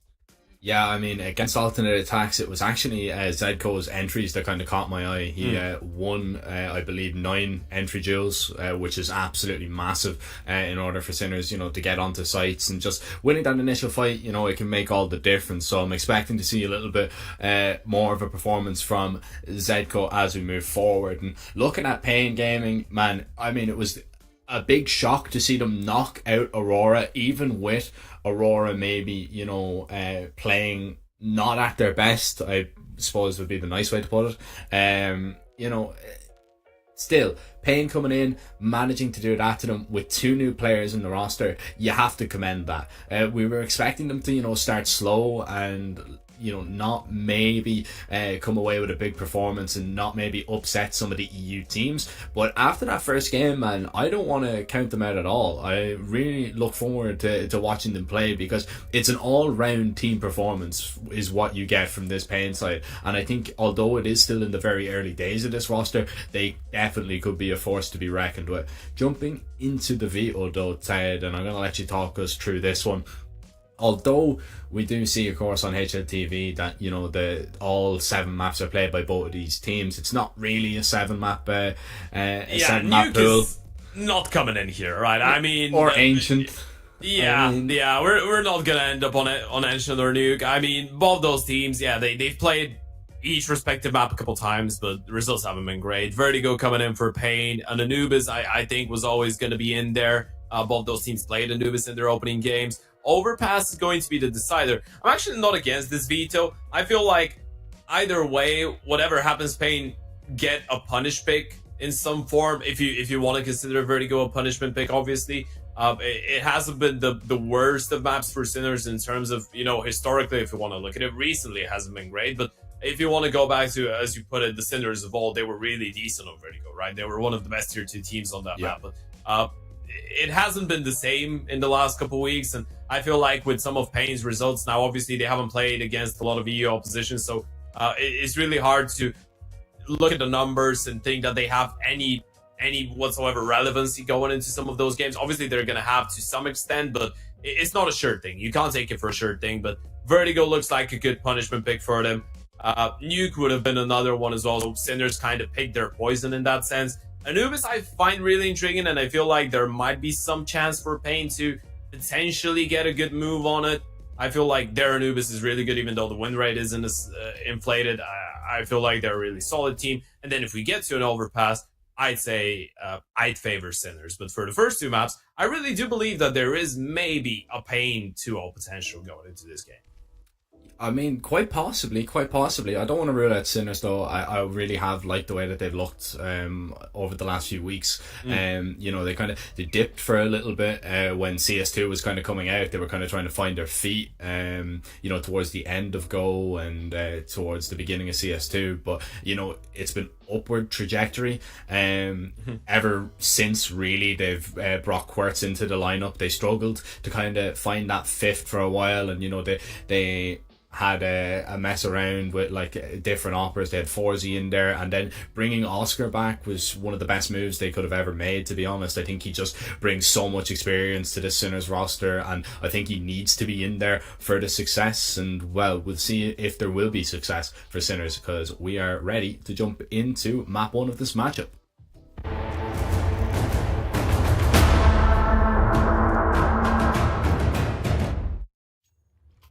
You know what the other reason is for me to love casting Sinners, by the way? What's that? I get to watch my twin play. Who's your twin? Zetko. Nah, he's definitely better looking than you are, mate. That was completely unnecessary, you know. It was completely unnecessary. If the roles were reversed, it was completely. No, I wouldn't. I would never, in a million years, never, ever. I know. Viper from Production's gonna back me up. No, 100%. No, in my defense, I would, but I wouldn't use those direct words. Yeah, I know. You'd be sly about it. You'd try and be sneaky about that. I do you nice. I show respect. Well, respect is the name of the game, I guess. Well, might be quite the opposite if you're on the T side. You don't want to give any respect to the CTs. And it's going to be an A play coming up. Nisim and Cowis with a good couple shots. It's a pretty good hold, all things considered, from the CTs. Shock has been left all alone. He's gonna put his tail between his legs and try and fall back. Oscar actually has made this flank towards middle work, by the way. He's found a kill on to look, so Shock can try and sprint back. They're gonna get away with the bomb plant here. And there is a couple players from Pain that have been slightly tagged down. They have no kit either, so Sinners have made this one doable. Sinners have made this one very, very doable. Now, well, Pain trying to get a whole lot closer. Bigger Zera. He'll be trying to walk it down. He's got cows by his side. Oscar might go unchecked and uncleared here. Shock is even going to help him out, but that's a massive double kill, and Shock now wants to just run at Nissan just to find that little piece of information. Now sees him, tucks himself away. No kit in play, so the bomb tap, the round is already over. This is a Sinners round for sure, and Shock even finds the kill to finish it. Good start from the T side. And if you're wondering what I was giggling about and what I was laughing about starting that speech, is that Viper just violated Ted. I'm not opening the chat. He said Viper, or what? What did he say? No. Sorry, Zetko is less bald. Oh, you know what? That's not violation. That's actually facts, yeah. Although,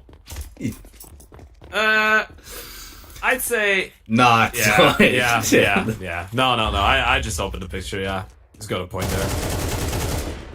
But I wouldn't call that violation. I mean, I think people should embrace it. I embrace it. See, Zetko has the shaved head by choice. It would seem. You know, it's not the hairline doing him dirty. You know, yeah, it's just not their choice. Well, Zetko to be able to farm a couple kills here is just the eco coming up for Pain, of course, so Sinner should have no issues dealing with it. Triple kill for him, and B-Stick takes Biguzera down as well. It's a 2-all start in favor of the Sinners. B-side looking powerful already, but the first buy round is going to come in for Pain. We have seen some, I guess, good performances. Even if you don't want to talk teams, yes, you want to talk individuals on the side of Pain. You got to look at NQZ, obviously newly acquired. He is the Oper, not going to have the AVP going into this round, but Biguzera's always been really hefty punching IGL. And then you have obviously people like Cowis that used to be the big star of the Fury Academy lineup.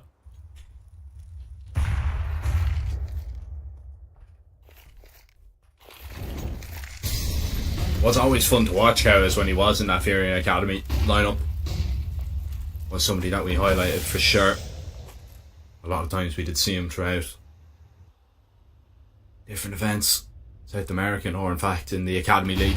Way back when, great flash onto Lux. He actually does manage to survive. There's a little bit of damage to Shock as well. And Sinners are going to be forced to walk all the way back here. So they have all that control out towards middle. They decide, you know what, we're not going to do anything with it, because just in fear that Pain are going to be ready for it. And I mean, Pain, they had the perfect setup to deal with anything that Sinners were going to throw at them there. So unless you're extremely fortunate and the gunfights are very favourable, you're not going to get away with it. 40 seconds for Sinners to make their move, and it looks like it is going to be the B play, but once again, it's still so heavily manned towards this site, and I just don't know if I see a way through. Yeah, Nates are going to start coming in any moment now, but they have a 3-man setup. Molotovs need to be perfect, and they are really good. They're going to force them out of positions. Biguzera is going to start pushing forward. Chop finds one on the flank. NQZ fights back, but Biguzera still has managed a way to slip and find a double. Somehow, he's still dancing around the smoke. A little bit of a kiss goodnight to Quirts as well. It's a triple kill for the IGL when Pain pick up their first on Vertigo. Kiss of death from Biguzera there. Huge play from him. Just getting lost in the smokes, but finding himself and finding his team the first round. Massive from Pain. It's always great when you see those plays work out. Definitely a little bit of a jump scare moment though, for sure, as he definitely leaned down on left click very heavily when he seen that face appear. Sinners now cannot afford to let that last round affect them. They have to try and get back on track, and Shock is going to try and do exactly that. Biguzera down and out. He'll have to make his calls from the grave. Yeah, Nissim left alone. Biguzera being down means that there's no quick rotations for Nissim towards that B-bomb side, and he's going to get heavily tested. They're just gathering up right now, like hungry sharks. Zetko going to be the first point of contact. Smoke gives away his position. This is big. They can just try and spam him through. Nissim is still waiting. Do they want to run through the smoke? There goes the flash. Oh, that's hit a teammate of Shock, but still Quirce manages to get the kill. It's a little bit messy, but the B-bomb side falls, and that should be the save being called in for Pain. They're just too far away. It's 3 versus 5 retake, especially after losing Lux towards mid. I'm even surprised he's trying to get closer. Yeah. So is Cow is. Don't like that. Don't like that whatsoever. You need to cut your losses there. You cannot get away with that anymore. You couldn't go, maybe, you know, you have a few more rounds to play around with, but if you're going to give Sinners a 3-1 lead and your money going to be heavily reset there, I can understand, you know, you losing that kill towards middle, but Kawaz should not be going anywhere near that bomb site. Just wasn't going to work out. A clean start to the T side. I mean, that's relatively. quite the opposite to what you were hoping for if you're Pain. I mean, it's not like we just haven't witnessed two teams trade map picks, but I feel like the tempo of this entire game could be a little bit different, right? Both those teams a lot more momentum based, I'd say, especially when you're Pain. You haven't really played against teams like that, and if you're Sinners, every now and then you get to play against South American teams. But for Pain, especially for this lineup, I mean, we mentioned it on day one when they had their first game against Aurora. You look at Nissim, his last international tournament before this one, the last time he actually played against the European side was in 2021, and it was the Young Ninjas, right? So for players like that, experience is not really there, and you don't really want to put them on the back foot early on. NQZ is going to try and take things into his own hands. Good for the first. Oscar with a good refrag. Sadly, that was the only rifle for the CT side going into the round, so I feel for him. I mean, he does manage to find one, but he just needed a whole lot more there if he wants to make it doable for the team. Yeah, Nakawa is going to go unnoticed here. Will he go uncleared? Beastic might be able to spot him now. Yeah, the pistol gives it away a little bit, but Kawaz does still collect one. I'm not saying they have too many chances in this round. You never know what might happen. flash catches looks. Lovely. Oscar is going to continue to walk forward. He's clearing this one out though, 100%. And the pistol is no match to the rifles, it would seem. It's always a bit of a risk putting NQZ in that position. You know, your only rifle getting so aggressive. Because if they go down, it's not like any of your teammates can pick it up. Yeah. Is the thing as well that he's all alone going for that play. It's not like there's pistols peeking from back gap or from the crane trying to take the attention away. Maybe you let him get into the fight first, but then as soon as he gets the first kill, you need someone to swing and try and create some space for him. Otherwise, he's just going to get instantly refragged. Best case scenario, he gets 2 kills there. Unless Sinners are just defaulting with 1 towards the ram and an anti-eco that not a lot of people do, right? And yeah, I mean, he tried to take the initiative. Didn't really work out for him. He did find 1 kill, but that was about it. Now we're going to see him on the big green. Obviously, we did mention that Sinners of old, once again. The fact that they were really good on Vertigo. Oscar was one of the best Vertigo opers in the Tier 2 space back in 2021, for sure. Let's see if he's still got it. NQZ's going to go for an early peek towards the B stairs. Fires a warning shot. Now they're aware of the presence. But they've lost shot elsewhere. Nice opening kill from Kawes. You'd like this round to go in Payne's favour if you're a Payne fan. I think to get going sooner rather than later, and there is still opportunities. As the fight wants to be taken here by Payne. They're looking to try and find it. Oh, this might be a big problem, Zedco. We'll just push past, and Bigazera is going to be ready for that one. There was a gap for him to maybe manoeuvre up Ivy. Would have been a big risk to take, but he would have found it. It would have been absolutely huge. Oscar sees his teammate just fall flat in front of him, and he will do not much better. It's Payne. This is going to be a clean CT round should NQZ find this frag. B6 going to walk right into him. That's a second, and that's going to do wonders for not only your confidence but your money as well.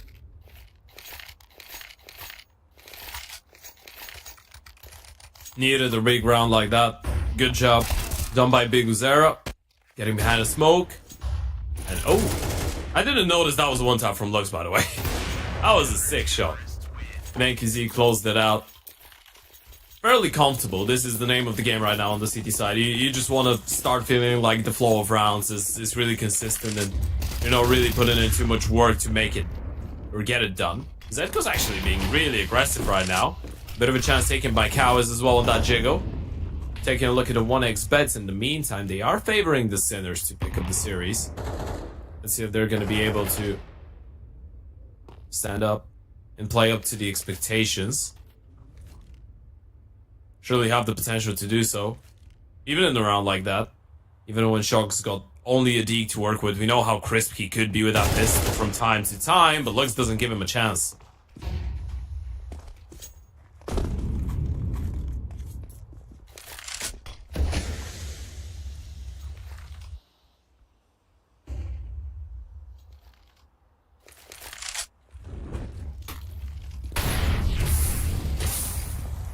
Ooh.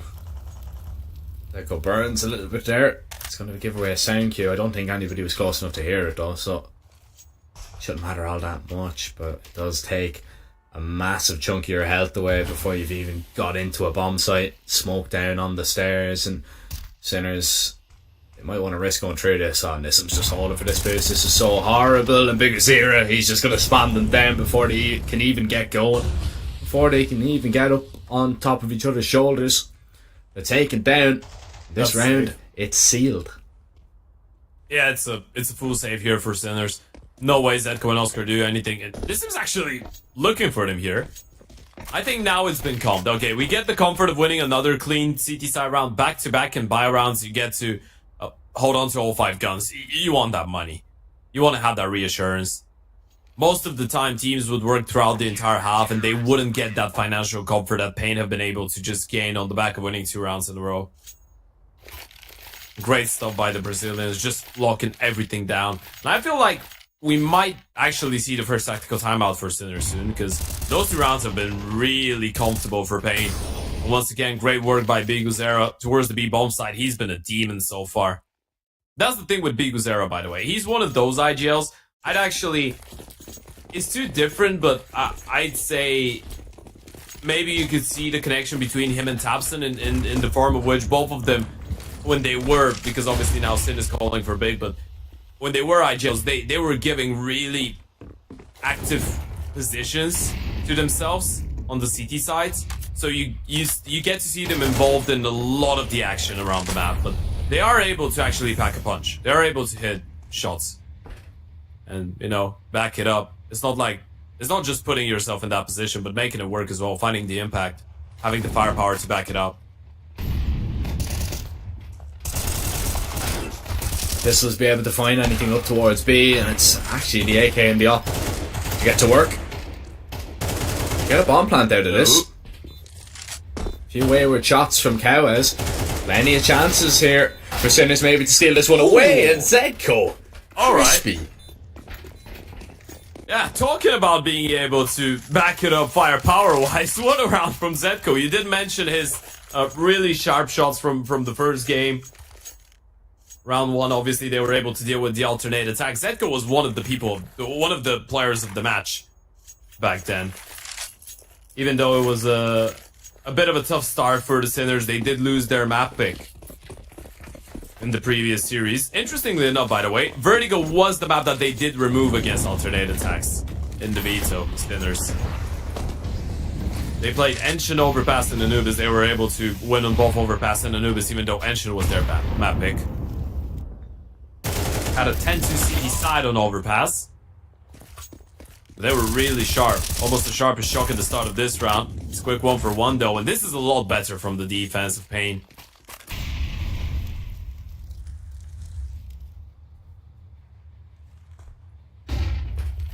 Needs to be careful here. The flash is good enough just to blind Zedco for the moment, but Zedco is just going to be waiting for Nissan to creep into his crosshair once again. Zedco sharp as ever, but that spray not going to be good enough to deal with Lux. And Beastic, it looks like he wants to go into this site, but he just can't bring himself to do it. Not on his own. He's waiting for the smoke, he's waiting for the flashes. NQZ thinking about going on through it, but can't. Oh, the spam from Lux. It's not going to be good enough. The bomb will go down. If Beastic is able to find a kill here, that would be absolutely massive in terms of Sinner's chances of closing out this round. But Oscar falls, and now surely the pinch will commence. Beastic, is he going to be ready for the player on stairs? And the answer, quite simply, is no. Yep. Great patience shown by Cowes there. He realized that he doesn't really have to give them the fight out early on. He can wait for his teammates to get into touch first. Just get into a fight. Even if they lose it, it's still going to set up the bait really nicely because they're going to spot the second player. He just wanted to make sure that he doesn't go down for nothing there. Pick the right timing. Get the execution. There's the replay, of course. NQZ being able to capitalize on the smoke fading there because of the nade. 4-5. It's been a really close game when you think about it, by the way. It's been a pretty fair exchange. I feel like it's been a bit slower compared to the previous one for sure. Then they're just trying to be a bit more default-ish on the T side, taking their time with the rounds, not sending it fully in the first seconds. Oh. Okay, Oscar. Was that fully through a smoke, or he spotted him above the smoke and just landed the shot? I'm not sure. I'm sure we'll get a replay of it, but I want to make a guess that it was through the smoke. How is? Lots of damage done to him. Lux, he is going to see ahead of Beastic, and he's going to be able to drop Oscar as well. That's absolutely huge. Not collected by Shock. But it's a retreat. It has to be. Fights haven't gone their way on that A ramp. Shock is going to have to rely on Zedco to conjure up something magic on his entries. Peeking out Looking around the site, seeing nothing. It's so passive from the CTs here. The Zeko, he quite can't believe all the space that he's got here. Now he is going to swing out. Nissan puts a few bullets into him. Zeko is waiting for the peek from CT. He knows it's coming, but doesn't know when it's coming. Shock, now left. A 1v4 on the cards, possibly. With only 20 seconds, there just is not enough time to maneuver. Smoke down onto the bomb and try and isolate another fight quickly, which he will do. Nice deagle shot as well. Shock. There's no way that he is able to get this done, and Cows, he's going to get a whole lot closer. Running around the smoke, Shock with the deagle in hand. This could be absolutely huge. Cows is low and the headshot hit. Talk about shocking. That's simply amazing from Sinners.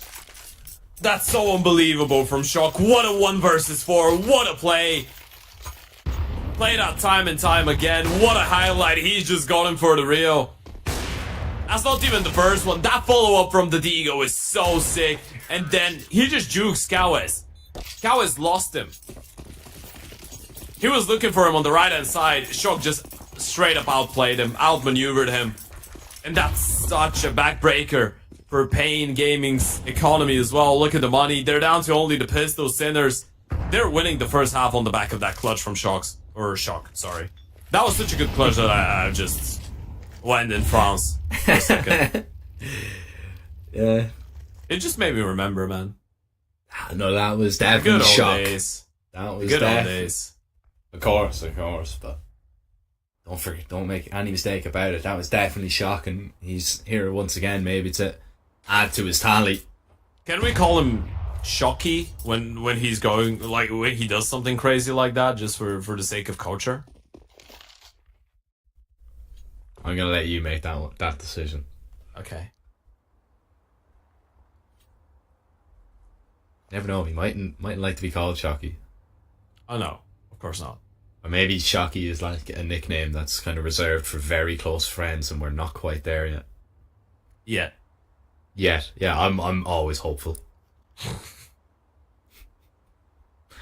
I mean, we've casted some of his best guys. Yeah. I think that one tops the lot, though. Sinners should have another round here for sure. And I think they will. Quertz might be able to add some kills to his tally, which is low by his standards. Get a little bit better now. As he collects 1, 2, and 3. Easy as that. A clean round from Sinners. And last round of the half coming up. So far, a fantastic T-side, Ted. That's just changed so much, by the way. It's a fantastic T-side because of that clutch, right? When you think about it, imagine what happens if they lose the round, and they should have lost the round. Pain might even win the first half. They might win the CT side. Now you're looking at this game. There is a potential for an 8-4 T side for Sinners. And this is the map pick of Pain. This is the map that we assumed would be just a free pickup, or at least they were hoping for it to be a free pickup. It's a 1-for-1 at the start. I was just about to praise him for the opening kill, but Oscar just returns it straight away. A 1-for-1 refrag, a mid-walk.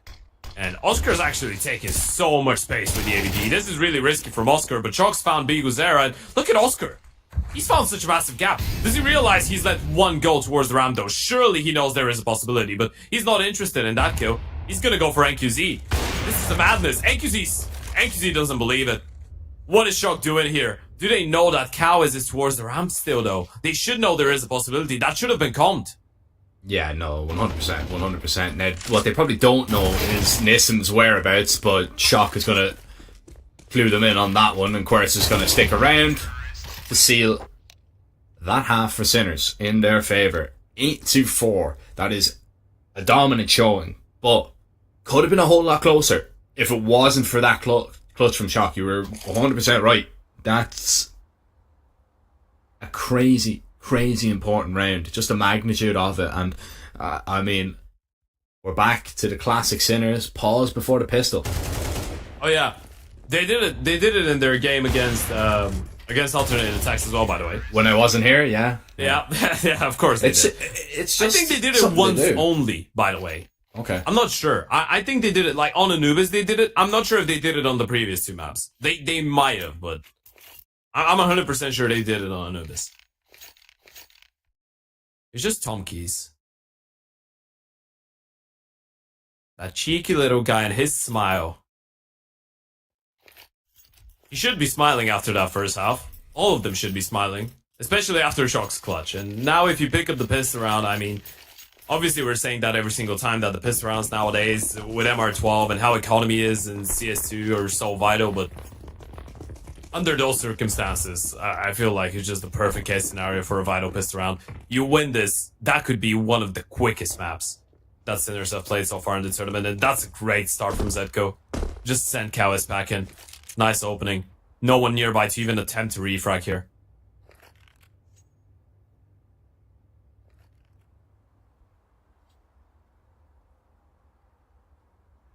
Guzera is just going to contact up here, but contact at the wrong time because Sinners, they wanted more information. They wanted to go for a push of their own. Shock is yet to be discovered towards the sandbags, but what a shot that is from NQZ. Two more players though up extremely close, and you spot out Quirts. Are you ready for Oscar? And the answer is yes to that one as well. Pain Gaming are just ripping Sinners apart because the T's are lighting up the kill feed and the CTs have absolutely no response.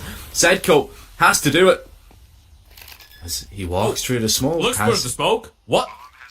This is so awkward. They've traded places. Zedko's got a 1v1. Surely he's not ready for Lux, by the way.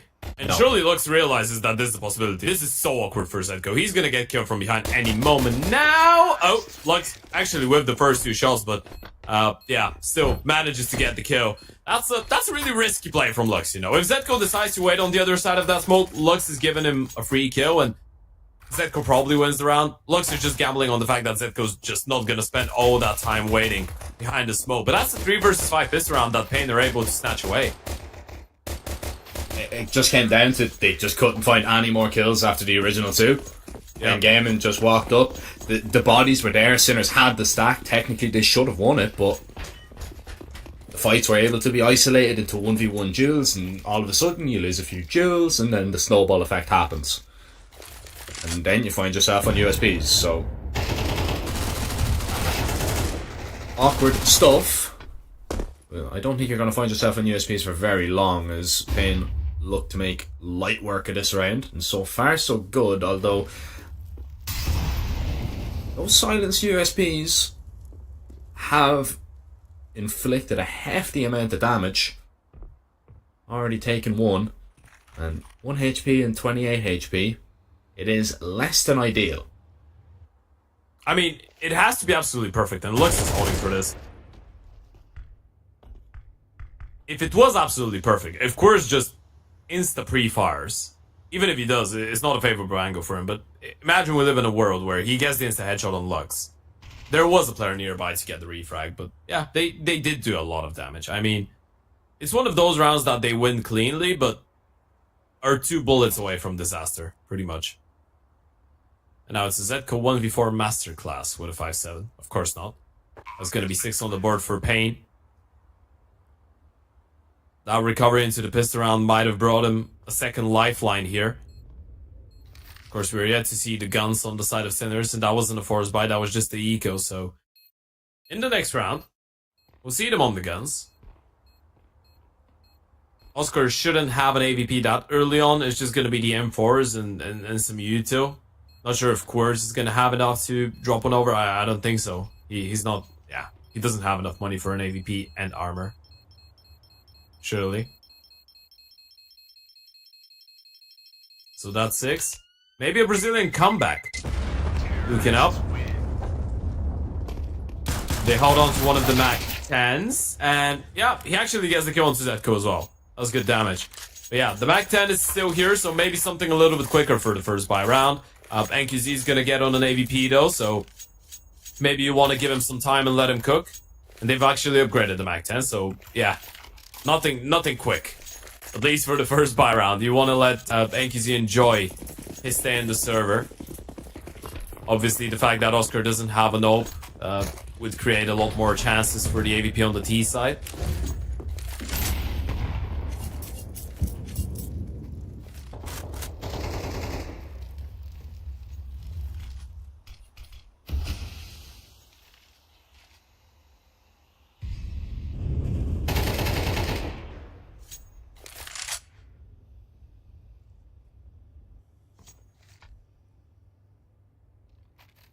He's gripping up here. Lux is going to try and get a whole lot closer. Beats that flashbang. Seeing if Quertz is on that close angle. Oh, this timing could be absolutely monstrous. Quertz has no idea. No clue. This is huge. Lux knows he has a timing, but doesn't know exactly what he can do with it. Finds that kill, and now his Sherling is calming. That Beastie could be towards the ramp, and he's just going to crunch on him and still hold the line as well. He'll get the Molotov down, but Oscar surely will be able to beat it. Decides not to swing through the smoke. Or rather, that molly, excuse me. Wants to play this one out with his teammates, but the issue is they've lost so much control here. And there's so much util from the T's that they can just continue to dump. Cows with a late mid lurk has some success. And Sinners, they're trying to get out of there, but they just can't. Yeah, Cowas is doing so much right now. He's just keeping them contained. He's found another, and he knows where Oscar is as well. He's just gonna hold the line. Oscar just try and hold on, but Cowas denies it. It's a triple kill for the man towards middle. And Payne get a 7 on the board. Full reset for the economy of the Sinners. This is a great round for Payne. I mean, the timing that they catch towards Gap, the fact that they're able to hold on to the bomb side as well, and then Cowas just does so much, right? He wins the first fight. If he loses the first fight, I think it was Shock on the other side. If Shock gets the kill, then Sinners just send it for the retake, right? In the 3 versus 3, even without the util, they would have attempted it. But then Cowas gets the kill. And not only he seals the round, but he makes sure that they don't hold on to anything else. Big work by Cowas. It's just pistols now for Sinners. Has to be a little bit more careful. And actually, the 5-7 runs them down this time around. And Shock has dropped, got it an AK. That would have been miraculous if he's able to get that kill and get away from there, by the way. Yeah, I mean, if he's able to find that second kill, then we can really consider that to be a Sinners round. We can still, think about it, but surely Payne will just be able to swat away any more attempts made by the Sinners pistols. That AK is quite far out of reach, and the route that the T's are taking, it's up towards B, so just the sheer amount of utility that's going to go over should be enough to deal with Zedko, but as I say that, the Eagle headshot onto this, and huge. I think they naded themselves or mollied themselves, because they took it. 2 of them took damage. They naded themselves then. Yeah. Still, Bigozara should have that kill, and this should be a T-side round, unless Quers catches the timing, which he does. Doesn't allow the shot though, and he's going to try and fall back. Look for another angle to pick up the fight. Bonus nade, has 1 bullet, and QZ punishes. And it's Oscar left. He's going to try and look for the AK. There it is. That's at least 1 rifle you can hold on to. Let's Payne level things up. You have 1 AK. You have the money for the AVP as well in the next round. So a full-on investment coming in for the Sinners.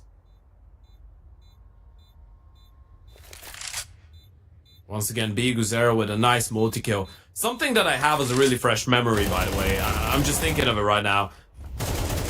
At the Paris Major, I just remember Biguzera, even though it didn't really go that well for Payne, and obviously it was a way different lineup. It's only Biguzera left from that team.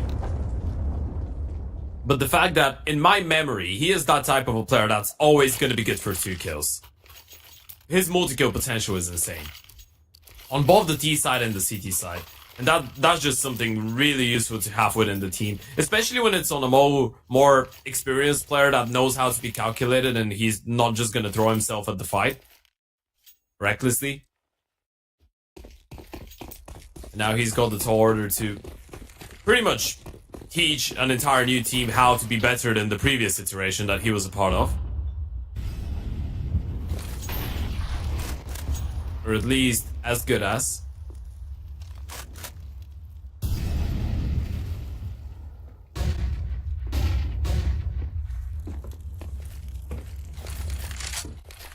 Round of monstrous importance right now. Double nade onto the sandbags. Clears it.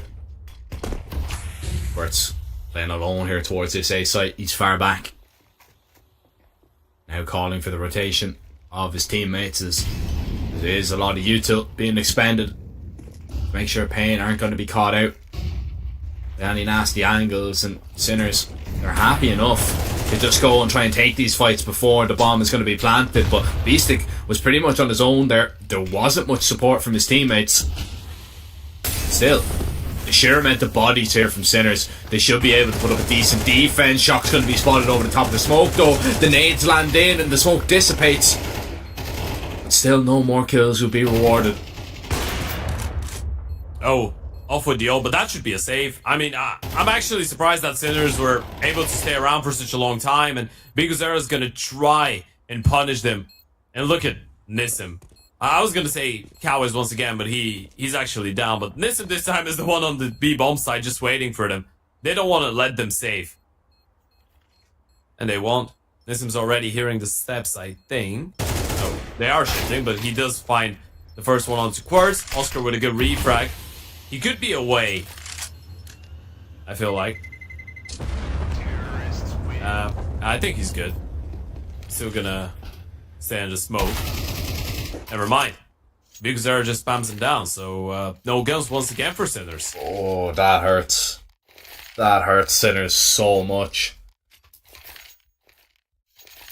That it's kind of forced you to go from, you know, a 100% force into this round to a half buy.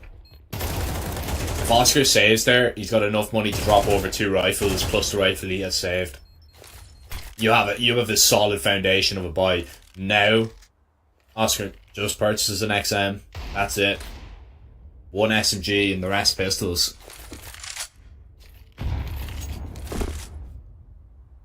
Pain are really turning up in these later rounds.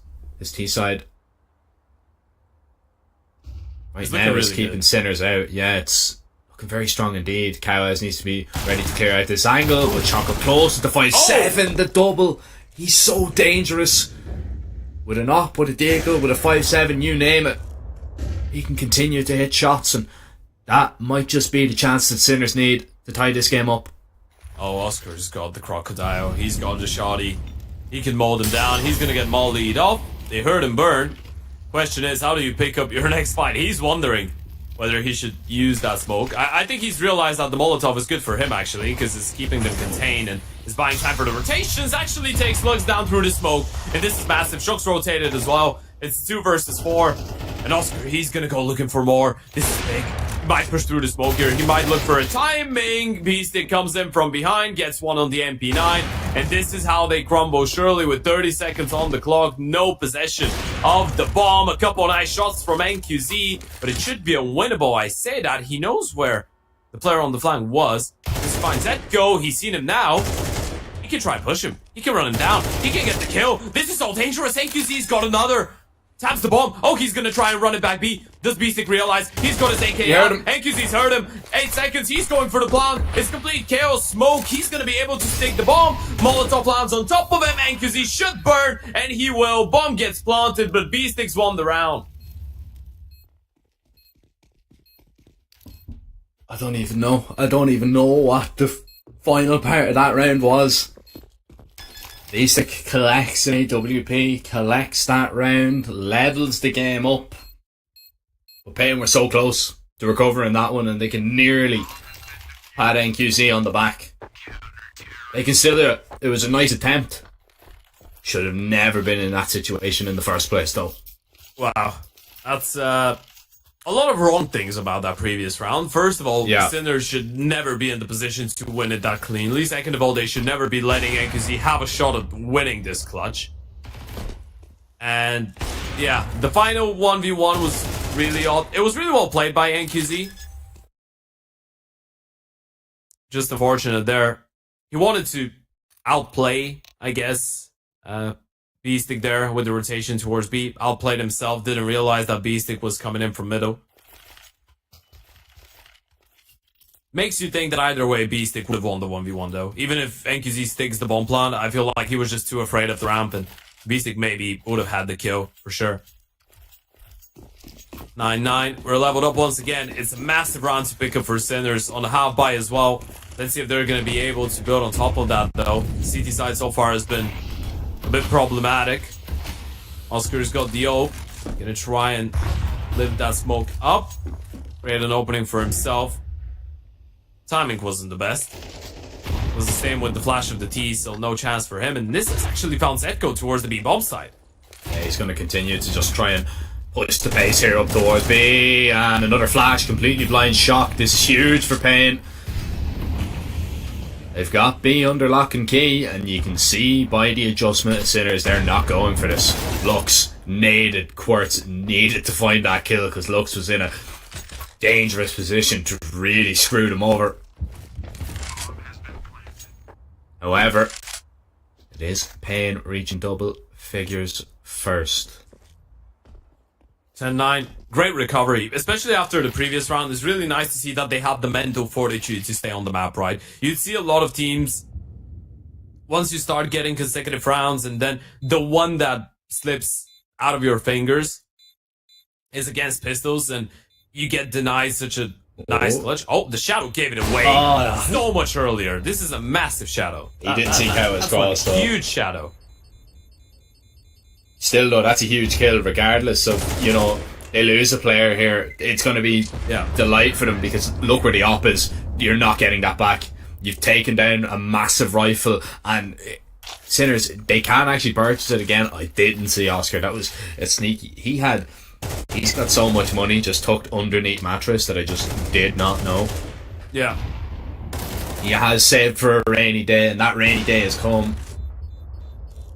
And Sinners need to hope that when it rains, it does not pour, because you are now running out of opportunities and out of chances. You need to stick with Payne as much as you can. Max loss bonus in effect for the CT side, but this is where you need to pick it up if you want a chance to steal away the map pick of the Brazilians.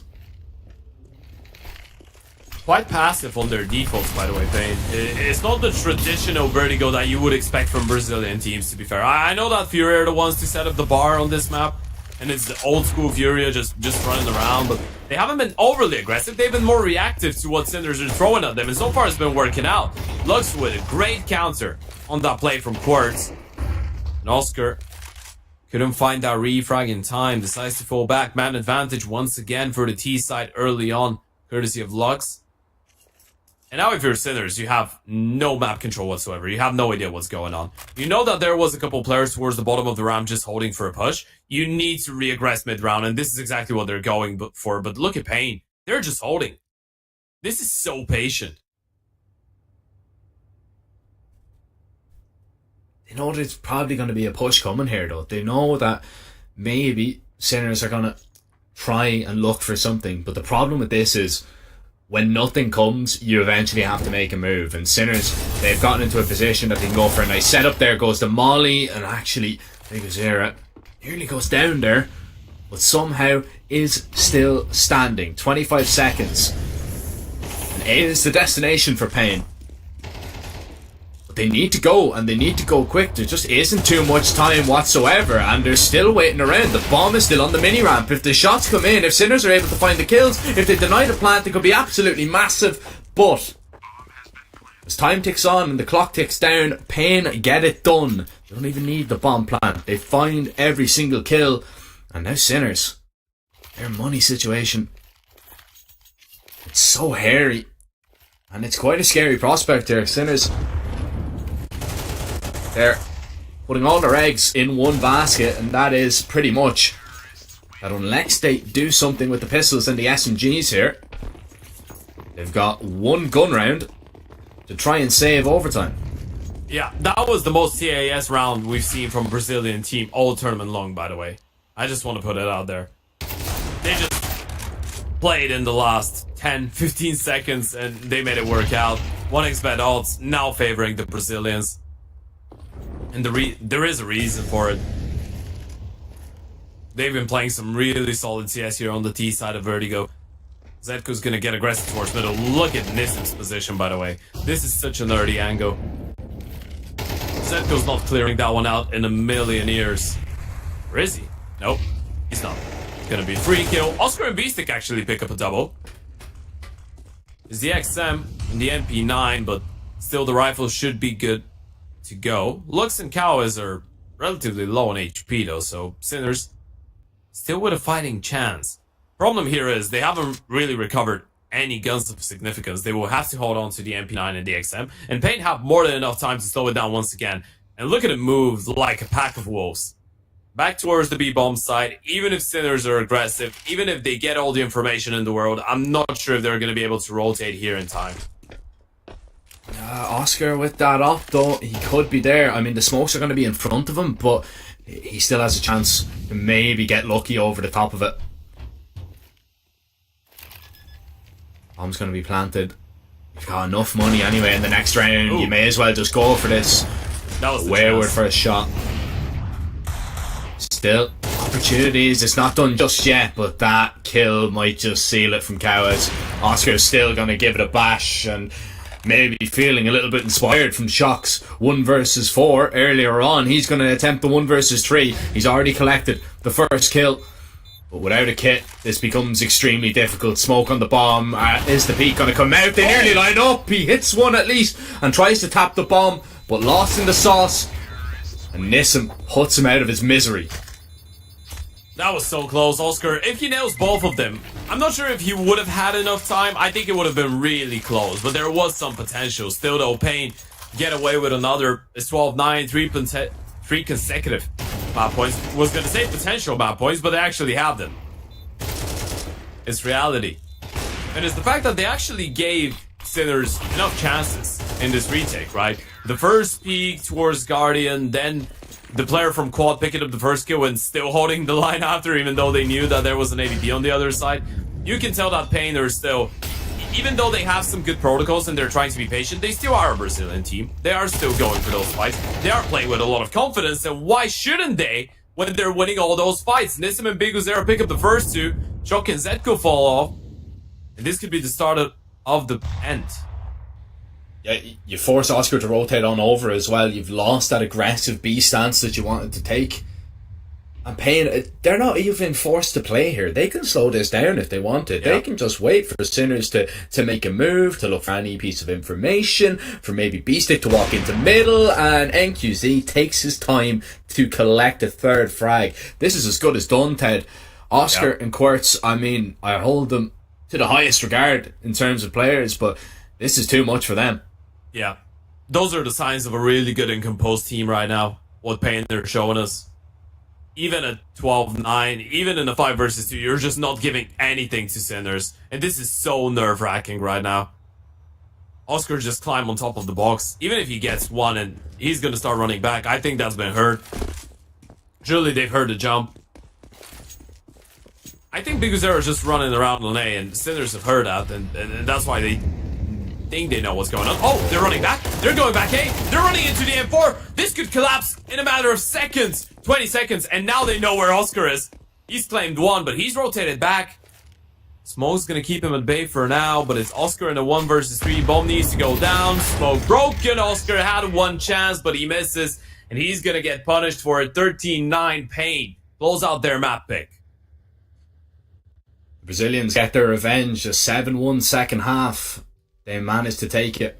Sinners just came up short there on their CT side, man. I mean, there's not much more that we can say other than, you know, they simply weren't good enough. When you're 8-4 up, when you swap sides and you only collect one round after that, there's problems. There was big problems, and we're probably seeing, you know, why Vertigo kind of fell out of favour with Sinners. You know, it was a staple of their veto for a very, very long time, but once they swapped sides there, man, Pain, they took their time, they hit their shots, they played it expertly, and they punished Sinners big time. Moving forward, though, we've got map 2. Sorry to cut you off. I know we have to try and keep on schedule, but Anubis, it's coming up. It is going to be map 2. It's Sinners map pick. They need a response, or they're heading to the lower bracket. Stay tuned. We'll be back very, very soon.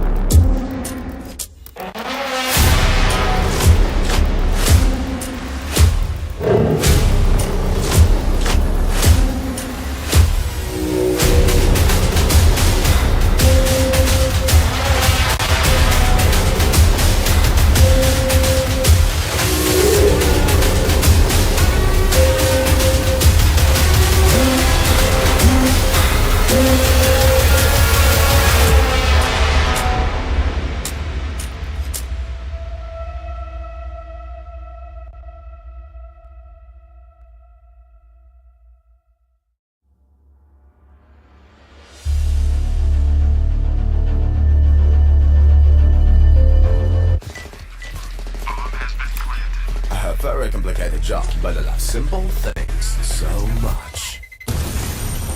One move, one push.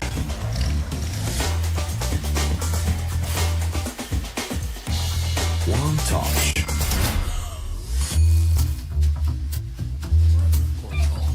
One love. One click. One XBet. Trying to get the skin of your dream for a long time but can't get it in any way? On our website you have a unique opportunity to get your favorite knife. Users on our site can hand out skins themselves, and participants need to fulfill some simple conditions. For example, watch a video or buy a case on our website. After that, you automatically become a member of the distribution. Go to the user giveaways tab and do what you like. Hellcase. Watch the matches with bo3.gg, the official stats partner of CCT. Check out AI-powered predictions in live matches. Get access to live scoreboards packed with in-depth weapons and grenade statistics. Check out round maps in the match results. Extend your game vision with bo3.gg. Yo, what are you doing? Exhibit. What do you think? I'm a paperclip? It's Mr. X to the Z. You need to quit browsing like a lame and get Opera GX. Cause with GX mods, you can pimp your motherfucking browser. All you gotta do is click here, select the mod, and boom! New look, new sounds, new everything. It's not easy being a legend. Oh shit, not again. Change the mod now! Download Opera GX!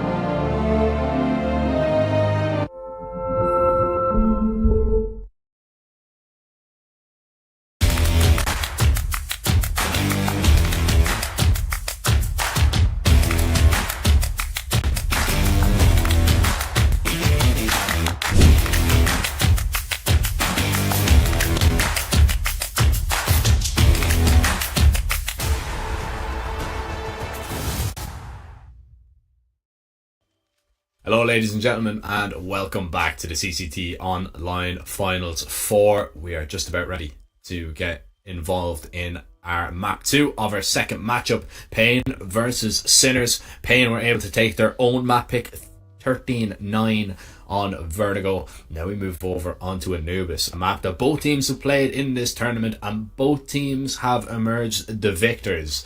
Who are you giving the difference to, Ted?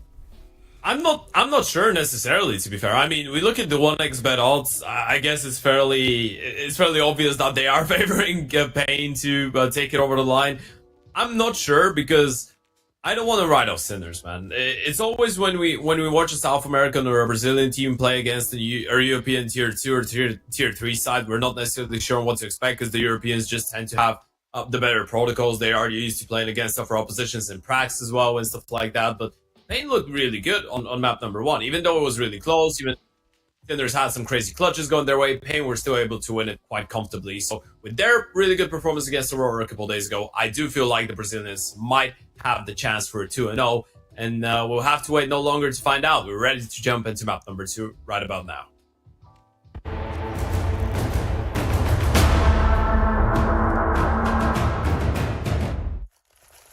So to stay at the court, right behind my goal. Good to know. Good to know. This will be a great place to start. Oh, shock very quick is actually going to be dealt with. Wow. Oh, and this is looking very good for your prediction, Ted, because Pain have absolutely mowed them down the middle. Wow. It's a massacre. As I want to say that's some really high quality anti, by the way. I really want to believe that's anti because they had a 3-man stack towards middle on the pistol round. I know it's really reactive, and some teams do that even without it being anti because you can quickly rotate B, you can quickly rotate A. So it's not necessarily that, but it just looked so clean. It just fit in so perfectly. A nice triple from Cowes as well.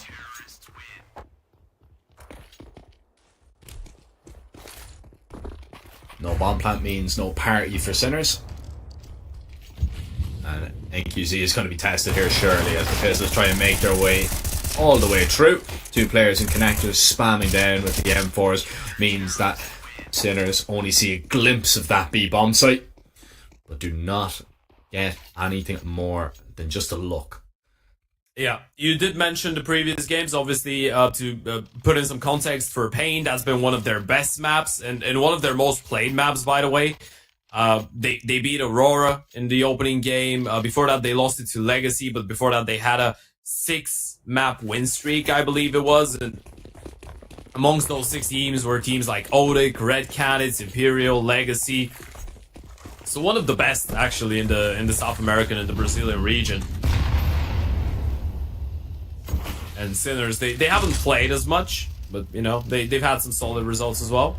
Anubis hasn't looked too shabby for them. They haven't played as much in recent history, I say, but in CSGO they used to play it a lot. Now they're on a 4-map winning streak as of right now.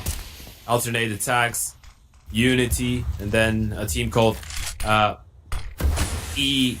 Irinus or something like that. It's a Czech team. Yeah, they've had a couple of good results. I mean, they nearly took down Bed Boom. They were able to get the better of Monty, known to be one of the best tier 2 Anubis teams. Well, I don't feel comfortable calling Monty a tier 2 team anymore, to be fair. I don't think anybody's playing it. Yeah. Quartz, though, I haven't seen either of his kills, but he's found 2 headshots out towards middle, and already this is looking like Sinner's first round. Well, Nissim, the other side of this smoke towards A, he is completely on his own. That smoke is gonna surely just dissipate. Sinners are gonna try and make their way in. Nissim at 1. Ooh. Even with the low HP of Zedko, he was on 1 HP. 1 bullet would have done, but he cannot connect on it.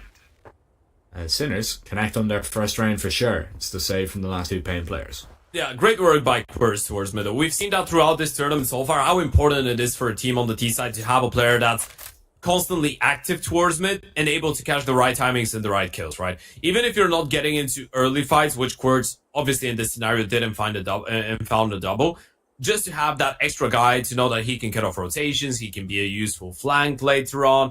it's always nice on the T side, and it's part of the, I'd say, protocols. It's something that a lot of teams do on the T side. They just want to have that guy in that comfortable position, and then they can play on the bomb sides themselves.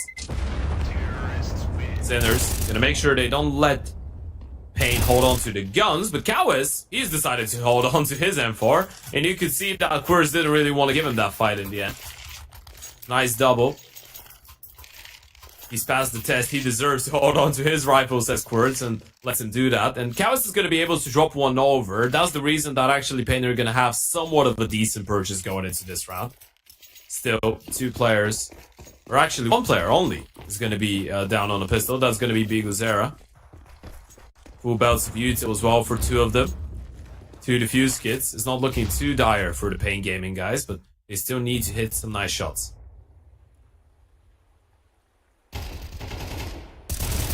They do. Thank you. See, tries to help out Nissan there, but not able to do anything more than just fall over in that scenario. Kawis walks right into B-Stick, who was so patient. And Sinners will level this game up, as Pain once again will try and save the 2 rifles. Yeah, they would have loved to get more consecutive rounds on the board on the CT side before Sinners started winning by rounds so much. Unfortunately for them, it's just not meant to be. It's not a bad setup that they were going for. Most of the time you'd see people go for it with an AVP playing the, I guess, deeper angle towards Fountain behind the pillar. Obviously, they didn't really have the money for one. Otherwise, I'm sure they would have posted it there. And even with the up-close player finding the first kill, it was just not enough. Nissan did his part. Unfortunately, NQZ wasn't in a good enough position. Wasn't wide enough. He was playing... I'm not sure if he shouldn't be playing anti, I guess, in that situation, but he was just unable to help out.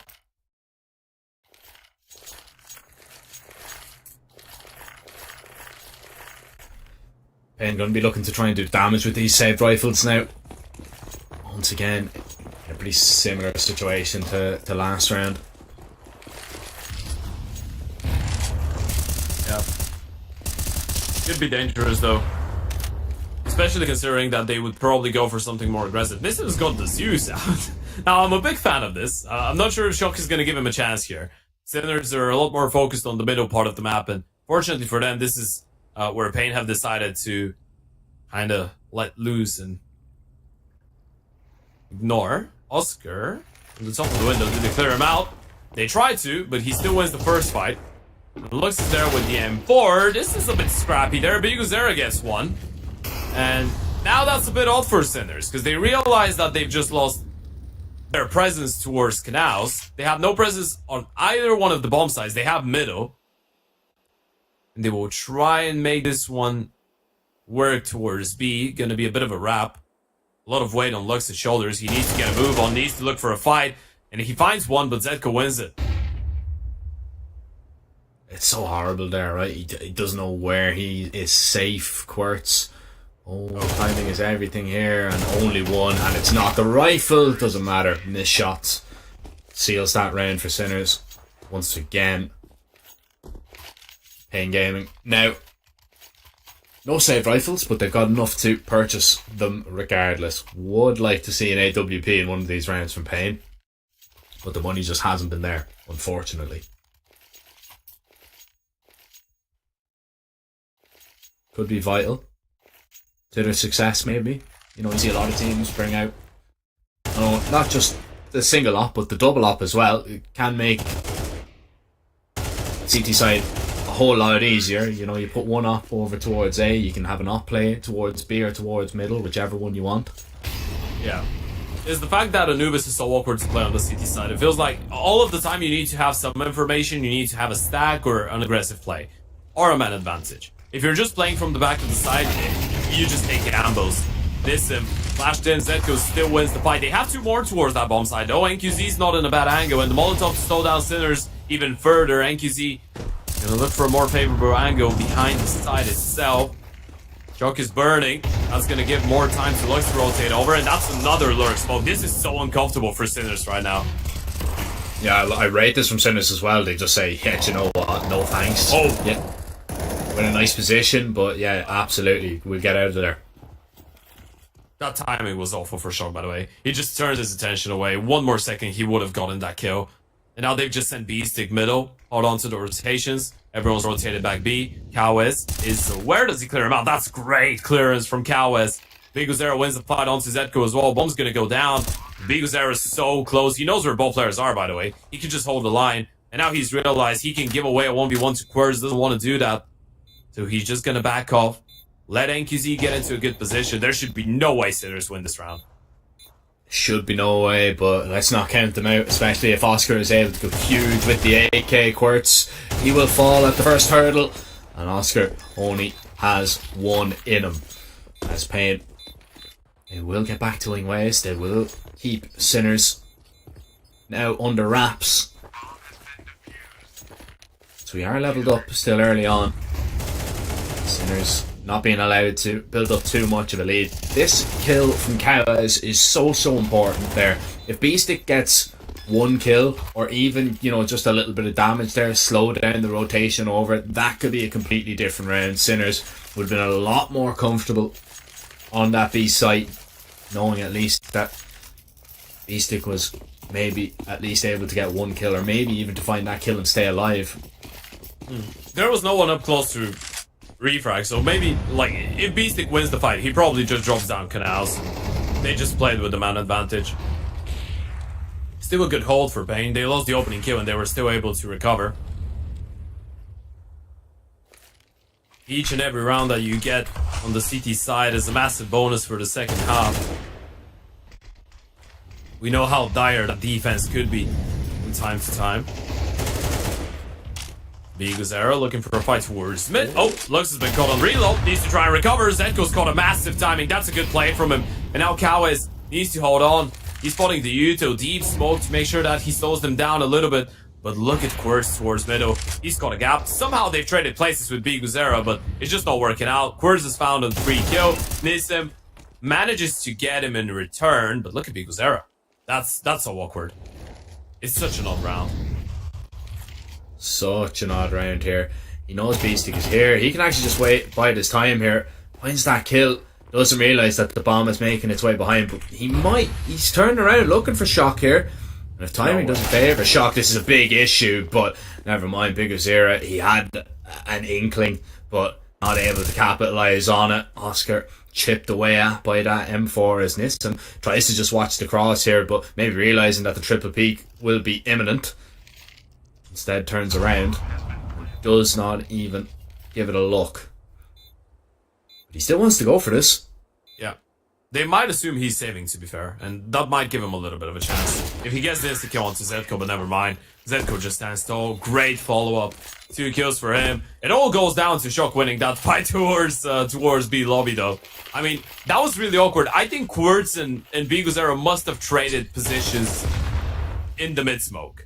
I think they just pushed simultaneously, surely, because you can tell that they didn't know Quirz could be out middle, and then Biguzera just pushes down, and no one from Sinners is even aware of the possibility. So maybe an awkward timing there, but in the end of the day, it works out in favor of the T's, and it's another reset for Pain. Back to the pistols we go. Cowes was onto a great start, hasn't really been given a lot of chances to show us the firepower in the last couple rounds. Oh. That's interesting. Nissim's found a gap in the Molotov. Shock was not ready for it. You can't really blame him.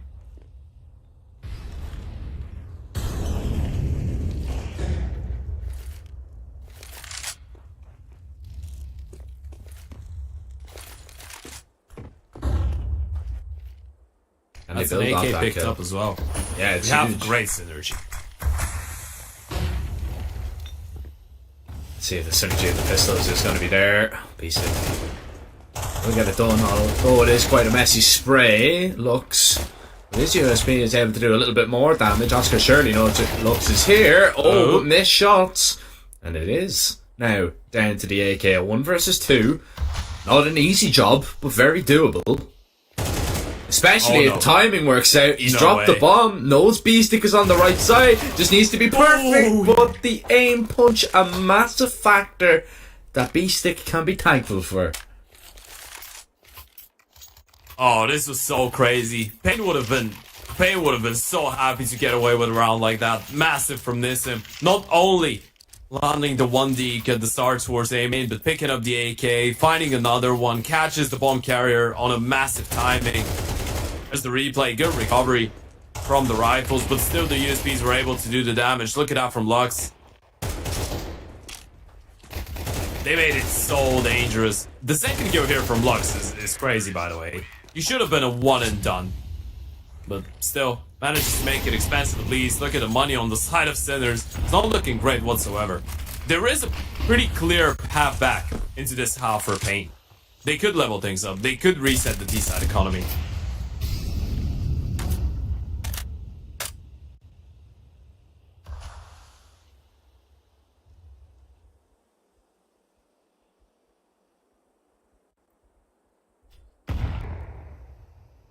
Sinners want to explore towards A here. NQC ready, but it's actually Nissim to take first contact there. Through the box, Shock will go down. Could have lined up. That was really tricky. That was very dangerous as well. I mean, he was in a position that the Opera couldn't refrag him either because he didn't want to shoot through his teammate, right? Oscar. Oh, misses that shot and he goes down. Yeah, this is really good for Payne. Especially if they get away. Another bit of information gathered pretty much for free. And Sinners cut down to just 3 members. The problem lies with there's still a man advantage if they go towards the site. As I say that, it's been instantly taken away. And Payne, I was going to say, they're not missing in this round. NQC eventually proves that they are human. But it's still no problems for Payne. They just dominate this round. That'll instill them full of confidence now. They stop Sinners for good. They stop them cleanly. And they build up a little bit of a money cushion as well. Yeah, all 5 alive. By the way, Nissim's been so solid so far towards the A-bomb side. This is so key. It's something that a lot of people underestimate. The importance of having your A anchor on Anubis. Deny the T's and show them that they can't just run at him and get the bomb site for free is so massive, right?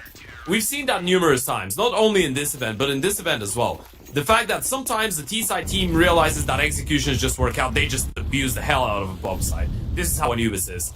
Nissim so far has been great, so Sinners, they will try and switch it up a little bit. It's going to be a B take, and Cowis needs to be perfect on the timing of that nade. It's not perfect, doesn't do any damage at all, but he's got the backup of Lux to help him out. And Sinners, they're forced away. They don't like it. It isn't pretty. And it's not what was planned, but sadly, you just cannot take the risk of going through that smoke. It's a great defense put up by Payne. And already this round, it's going to plan for the Brazilians. And should they seal it, they'll be leveled up in this game. You can expect the mid walk as well, right? They've used so much utility towards the B-bomb side on what they wanted to be and we're hoping to be the initial take, but it just got stopped. And you know the buy isn't the greatest. Nissim doesn't really need to take that fight, and he knows it. He could just fall back, let them have middle for free. He's going to smoke them off, try and force them into going for that B play, but it's not going to work out. They've made up their minds. They're going to try and walk through the camera smoke. Nissim's got another one, by the way. They will have to run through a smoke eventually. There's only 35 seconds. They can't just sit around middle and wait for such a long time. Yeah, and you can see they're saying, alright, let's go towards B, but you're going into the heavily manned site. Big Zero on the front line, collects the first, but Zedko with a double. Are they expecting Lux here? That's the main question, and the answer is no, the trade is not going to be there. And Lux controls his spray, corrals into Sinners. Now, the money situation for the T side gets a little bit dire. It does, right? This is the thing that we were talking about just a couple rounds ago. If Payne were to activate and win the previous round, which they did, and then convert against the, let's say, weaker full investment, they would be in a really good position. And now they've leveled things up. That's 5 CT side rounds on Anubis already, with a huge potential to make it 6. Just the pistols on the side of Sinners. And the money could actually... I guess it doesn't really make that big of a difference because we're towards the end of the first half, but it could get a little bit stronger here. A bit more solid for Payne as well, if they keep it clean. They just want to make sure they have the perfect buy going into the next round. Just make sure that you have the AVP, make sure that everyone's on rifles. You should be good to go.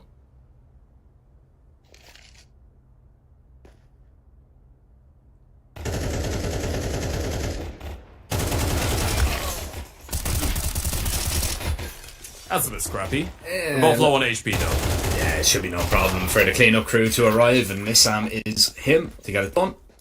6-5. He doesn't look like a player that hasn't played against European oppositions in 2 years, by the way. He's looked really solid, and I like that. Obviously, a lot of it has to do with the experience that he's surrounded by. I feel like, by experience, obviously, I mean Biguzera, right? Because the rest are some of the best young players Brazil has to offer, right? NQZ on the AVP, he was playing with Cold Zero on Legacy up until just a couple weeks ago. Then you have Kawes and Lux, who've been two of the heaviest hitting young players as well for the last couple of years, I feel like, in the region. So he's surrounded by a lot of quality, and he's been delivering. Well, maybe Biguzera doesn't deliver in this round, though. That's a good opening that goes in favor of the Sinners. At this point, you need at least 6 on the T side. Otherwise, that would be great for Pain. That would just open the doors for a 2-0 here.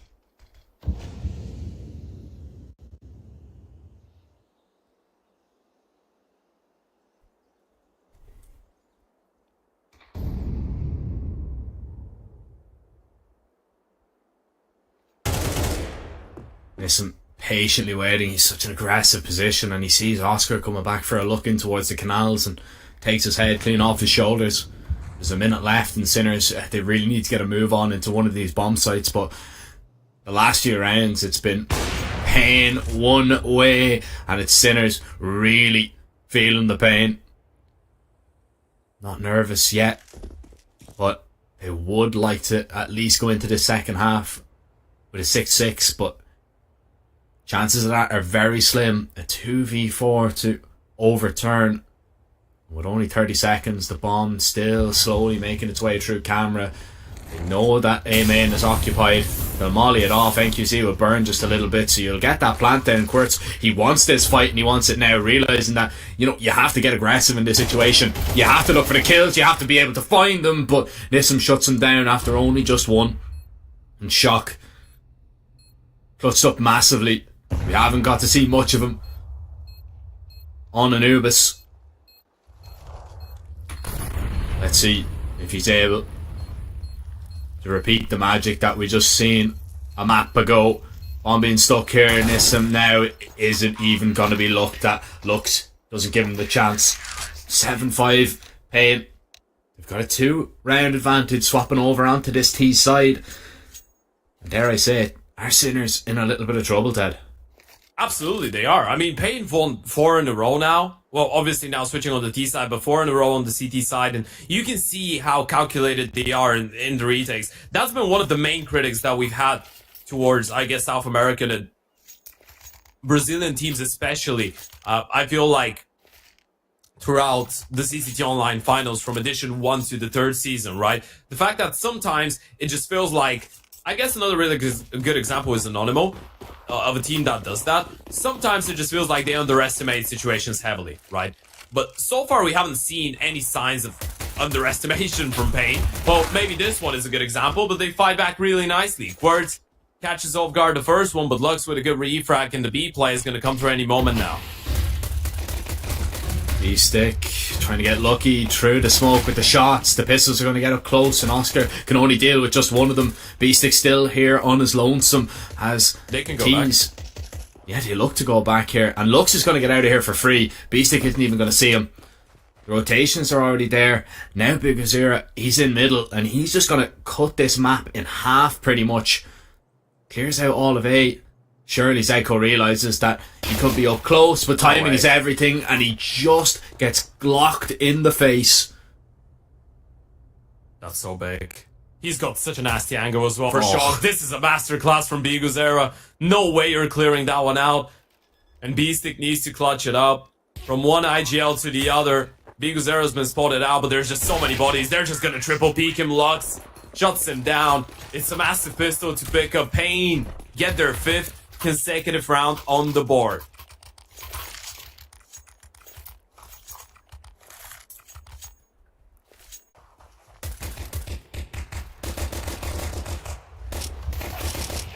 What more can you ask of them? I mean, I don't know. I don't think you can ask much more of them. I mean, they're playing outstanding.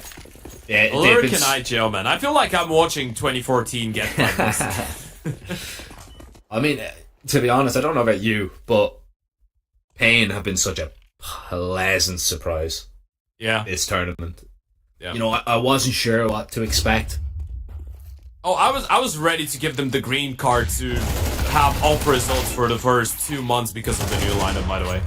I was completely ready for that. 2 or 3 months. That, like, actually 2 months isn't even as high as I'd go. For a couple months, I was ready to just see Pain get destroyed in European tournaments and be like, you know what? Give him time. I believe in that lineup. But by the looks of it, they're making it work far earlier than what we expected. Now, obviously, when you compare it to the previous iteration that was qualifying for majors, it doesn't look like they're better than them, right? They would still need some time to become better than them and qualify for a couple big events and show us what they can do there, right? Maybe a pro league, maybe a cheeky IM or something like that. But so far, what we've seen here at the online finals has been great from those guys. They've been really solid. Yeah, such a young team as well. We spoke about it. I think, you know, they just have such a high skill ceiling right now. And yeah, you know, these are... The average age is like 22. And when you say that, you need to have in mind that Big Zero is 26. Yeah. He brings up the average a lot. Yeah, NQZ's only 18, Cows is 20, Lux is 21, Nissim is 22, and the thing with a lot of those guys is the fact that you look at a 22-year-old player or 21, you say, okay, but he's not 16 or 17. Yes, but he's never had the chance to play European CS, right? So, in terms of his career, on an international scale, he's young, right? For sure. For sure. It's job not done just yet, but this would be another massive scalp to take if Pain are able to collect this one. Already after dropping Aurora, now be that Aurora that we're not really used to seeing. They were a little bit weak in this event. But if they manage to take Sinners down without dropping a map to them, yeah, that would be a statement. An absolute statement. Oh, Lux. He will actually get bested there by Quirts, and NQZ does fall. Maybe the caster curse falls on Pain Gaming. As we praised them so much, now they're already down. They're just 3 players. Missed our way back into this round. You need to just hope to isolate the fights if Sinners are going to make a mistake. But damage is very important here. Even if you're not going to win it, if you take the rifles away from Sinners, set yourself up for success in the later rounds as well. You still have plenty of time. 40 seconds. You have a decent amount of utility. Here is the play being made, but Nissim dropped by Oscar. And Pain, they reroute either towards B or saving. Has to be a save. And it's saving. The fake might have worked out, by the way. That's a really big find by Oscar, because they wanted to fake it's an A split and go back and play from B lobby, right? If Nissim gets the kill onto Oscar, there is a chance that Sinner just over-rotate and Pain have an open venue onto the B bomb side, and maybe they get a bomb plant as well. That could have worked out. I mean, it's nice to see that they have an idea into the 3 versus 5. Obviously, it doesn't work. It's a clean round for Sinners, and it's something that they desperately needed. But it has to be more than one. There's the replay. Good opener by Quirts. And then Beastick was close enough to support his teammate, make sure he doesn't get refragged. It's one of those rounds that you just win on the back of getting 3 individual fights to go your way, so you feel really comfortable with it if you're Sinners. You get a couple more of those, and you might start playing with a lot more confidence as well on the CT side. Might start going for some aggressive plays, pushes towards the B lobby, pushes towards canals as well.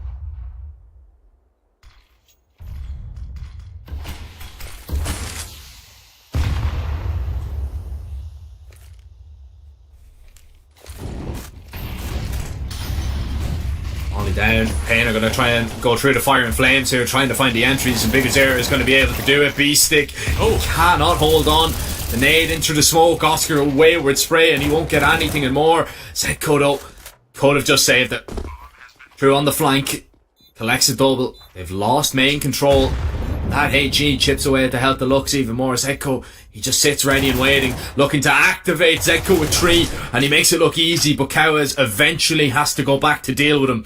But is it too little too late? Now Kawaz smoked off. Niguzera is isolated and he has to defend on his own from the front line, unless Kawaz line up onto the bomb is going to be perfect, and you need to hope it is, because it connects onto Shock.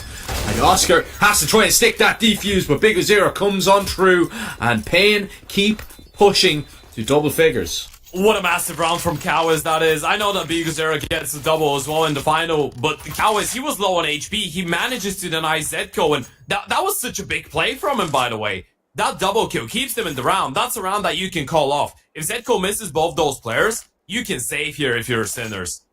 And you can see that they're scraping the barrel with this buy. They still have 4 rifles. They still have an MP9. But this could be the round in which Pain closes it out. And Kawaz just goes absolutely nuclear. 15 and 6. He's been crazy so far. I mean, it's been a long time since we've seen him shine with the Furia Academy jersey. But it just feels like on a much higher level now. He's finding the same amount of comfort. A tactical timeout as well, which I really like from Pain. They know that this is the map for the series, pretty much. Or this is the round for the series. They would have figured out that this is the map for the series quite a while ago, but yeah. This round might break the money of Sinners. We could be looking at an 11-6 scoreboard and then potentially 12-6. Considering that money wouldn't really be on the side of the Czechs. Shock getting super aggressive. Trying to maybe get the ball rolling for Sinners in such an important round. They're already pretty much down to the bare bones of utility. And Pain, we've seen this against Aurora. They like to just keep it simple on important rounds that they like to win, or need to win rather. Shock up close, just gets overwhelmed. Lux is perfect on the entry for 2, and that might just be game. That might be curtains on Sinners in the upper bracket. They'll hold on to these 2 rifles, but man, Pain, they've really run away with this game. Yeah, it's such a good call as well to realize that the money on Sinners is low. You know that they're gonna go for the 4s, but you're just keeping it simple, right? You know they don't have a lot of util. Just send it out A, see what happens. I mean, if you walk into a stack, fair enough. You still have enough chances to close it out. But if you want to compromise with the weaponry on the CT side, a lot of the times you're going to compromise with the weaponry on DA Anchor. And Shock's been having a howler of a game so far, by the way. He's on 3 and 15. Oscar is on 5 and 13. For players of their caliber, for the, I'd say, 2 sharpest players, 2 sharpest elements on the side of Sinners, they haven't really been able to find their form here on Anubis. And they've just abused that. Shock gets a bit unfortunate. He doesn't get a single kill there. Yeah, that's completely fair, but still he gets refragged. Still the second player doesn't get anything done. And even with the fast flank, that was the player with the bomb, by the way, that got into that fight from Pain. And they still won it as well. You look at the kill distribution, NQZ is the happiest man alive. He is an Oper that's on 3 and 9. He hasn't really had to do that much. You can't really fault him for it. Lux is on 18, Biguzera is on 14, Cow is on 15, and Nissim the same.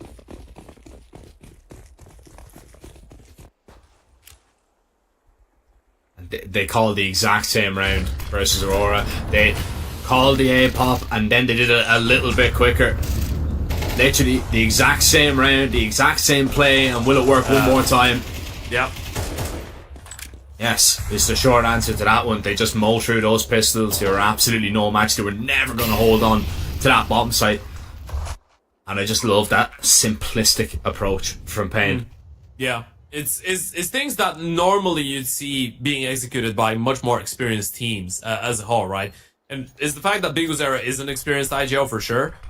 But even if you want to go back in history, think about the amount of times you've seen a team actually win a championship with a straight up execution or a straight up rush in a long game or in a really important moment, right? You just call the most simple rounds of them all, and they're so hard to counter, especially on a map like Anubis that's so execute heavy. It's so tough to hold to the bomb sites, especially if you don't have the weaponry, nor the utility, nor the stack.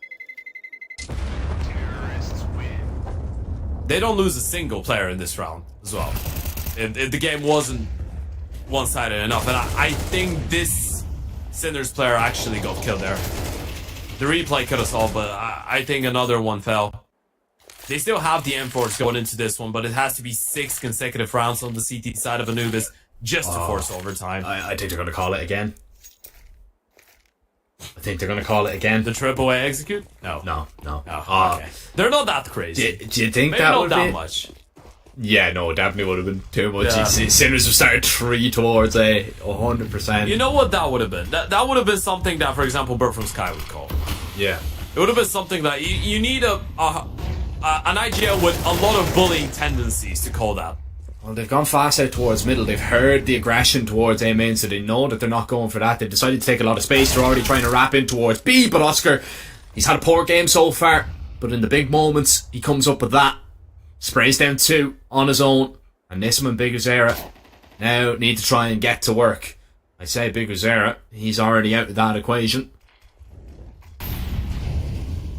And all Sinners need to do is subtract Nissim for this one. At least they will add another round. Easier said than done. Shock really can't buy a kill at the moment.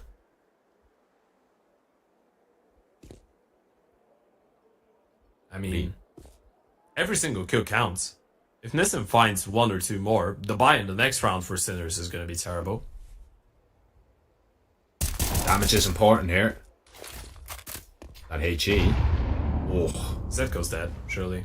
He's alone here as well. It's just well played.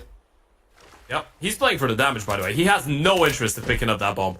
He's just like, okay, how many 1v1s are you going to give me? I'm going to win all of them. He's found 2 kills already. It should be all she wrote, though. That angle is nasty. Surely he's not clearing that one out. Yeah, Quirts is going to shut him down.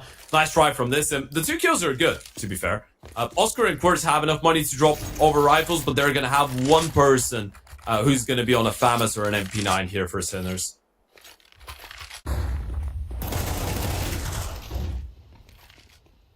This is huge. That's a round saving play right there from Oscar. An upper bracket saving play, if you will.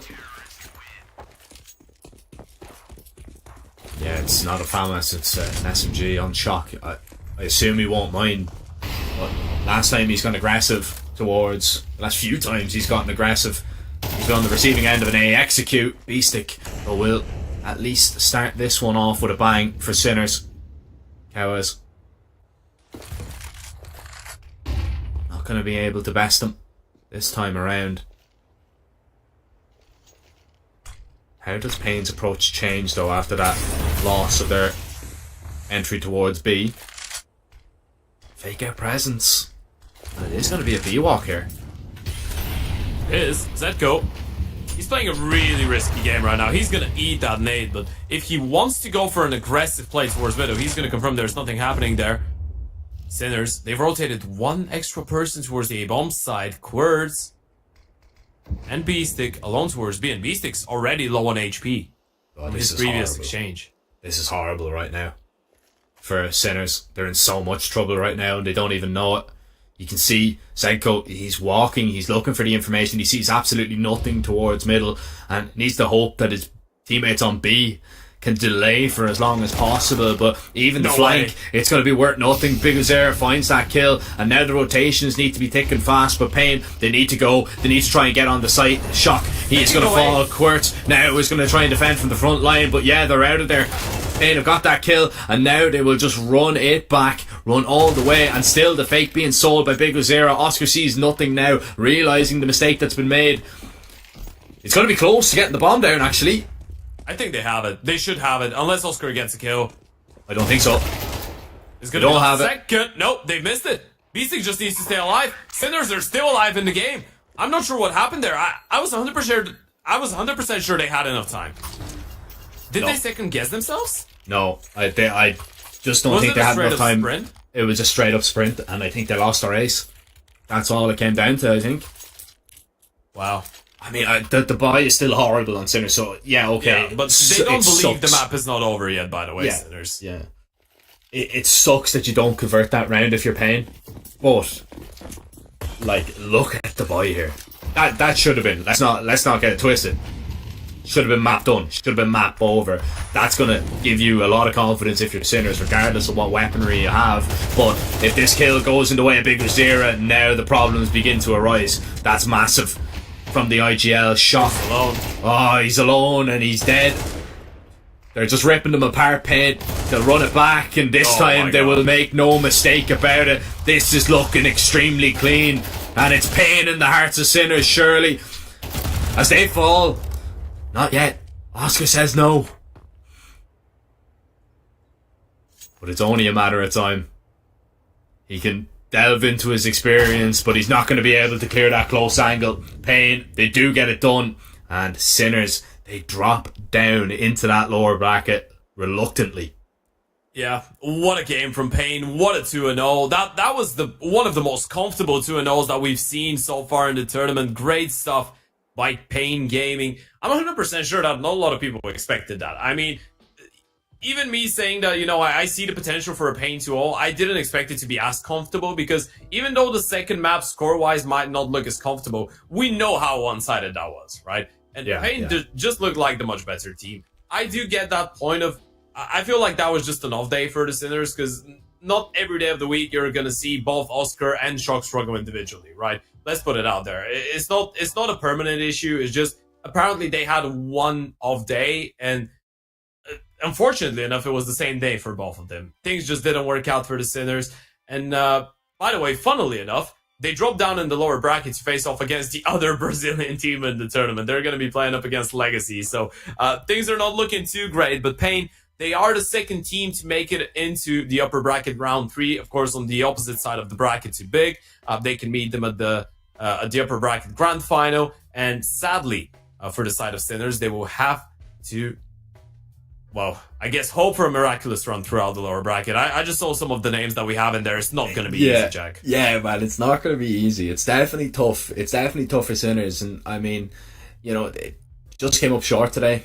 Pain, I mean, it deserve all the credit in the world. You know, coming in after making 2 roster changes only a couple of days ago, and to be able to take down Aurora and to be able to take down Sinners in this fashion, you know, they're not Sinners, call a spade, they're not the toughest opponent that you're going to face in this tournament, but man, they're still a dominant force in the tier 2 scene for I don't know how long. You know, they're such a staple in the tier 2 of Counter-Strike, and you know, Pain to come in and do that after making, you know, such big moves, it's absolutely insane, to be honest. And I'm really excited to see what the Brazilians have to offer, you know, when they go through in that upper bracket, and when they face off either against the winner of Looking for Org or Anonymous. But I mean, it's just exciting times, to be honest, to be a Brazilian fan. And you know, I say it, I would like to see them, you know, continue to make this upper bracket run. I think they probably have what it takes to maybe cause a few more upsets before they're done.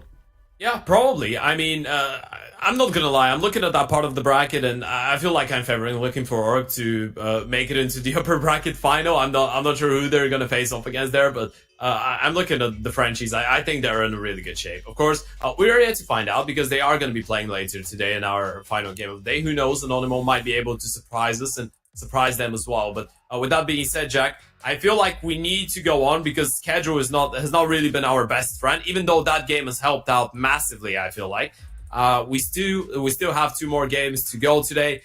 The next one is going to be one of the games of the round. I'd say one of the games of the upper bracket quarterfinals. Breezy taking on the Guild Eagles. B&E making their debut with the new organization. I'm sure that this is one that all of us are really excited about. And then obviously we're going to see Looking for a take on Anonymous in the last and 4th game of the day. Sadly, it's not going to be me and you taking us through those games.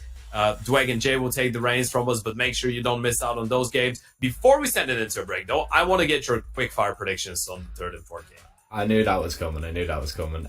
Look, new org, new Eagles. I'm gonna have to go for the Guild Eagles, just because I think they're gonna be full of confidence. Roster change as well. They got Roy. Yeah, they got Roy, and you know how much I love Roy. You know how much I love Roy, but I think Guild Eagles, you know, they get an org finally after all this time. They're going to want to come out and prove a statement. As for looking for org and Anonymous, I'm going to lean towards the Frenchies as well. I think they should be able to dispatch of Anonymous, but you never know. You just never know. I mean, we thought probably that was going to be a closer game, and Pain blew Sinners out of the water. So that's the mad thing about the CCT Online Finals. You just can't be sure. Yeah, absolutely. You can't be sure. Well, that's our predictions, I guess, because I'm going with the exact same thing that you went for. But there's only one way to find out whether we'd be rightful to assume those teams would win or would be wrong, and that is to wait and come back later and watch both those games. We are sending it into a little bit of a break now, but we're going to be back in around, I believe, 40 minutes with the pre-game before the start of game number 3 of the day. So stay tuned. A very complicated job, but I love simple things so much. One move, one push.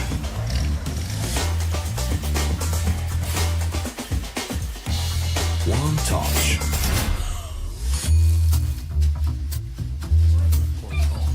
One love. One click. One X-Bet. Are you sick of just opening cases? Join the events. At each event you can find special cases from which tokens fall. Tokens are your ticket into a world of unique awards. For tokens, you can buy a skin, premium, or special balance. Try your luck in the skin generator. Also, you can leave your tokens at the token vault. And the more tokens you keep, the better skin you'll get. Add variety to opening cases with Hellcase. Watch the matches with BO3.GG, the official stats partner of CCT. Check out AI-powered predictions in live matches. Get access to live scoreboards packed with in-depth weapons and grenade statistics. Check out round maps in the match results. Extend your game vision with BO3.GG.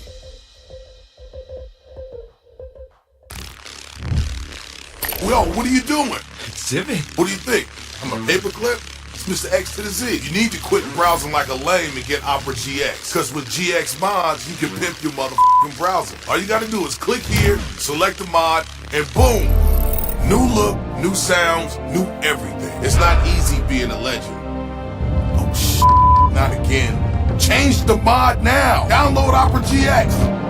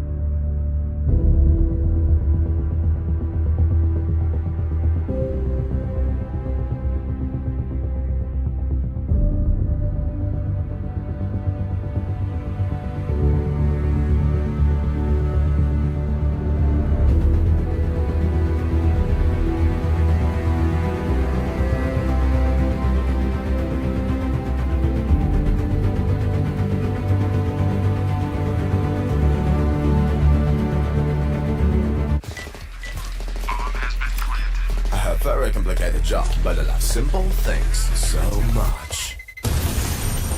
One move. One push.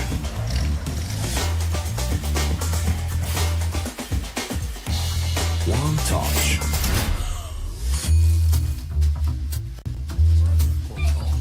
One love. One click.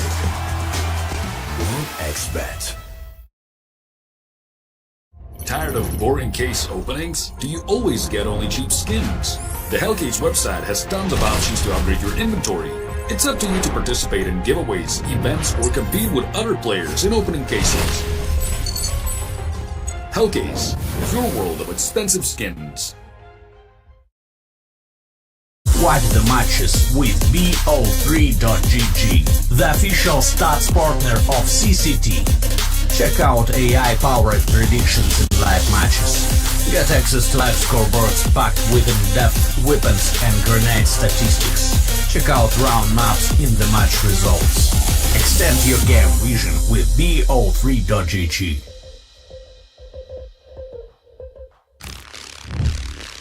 Yo, what are you doing? Exhibit. What do you think? I'm a paperclip? It's Mr. X to the Z. You need to quit browsing like a lame and get Opera GX. Cause with GX mods, you can pimp your motherfucking browser. All you gotta do is click here, select the mod, and boom! New look, new sounds, new everything. It's not easy being a legend. Oh shit, not again. Change the mod now! Download Opera GX!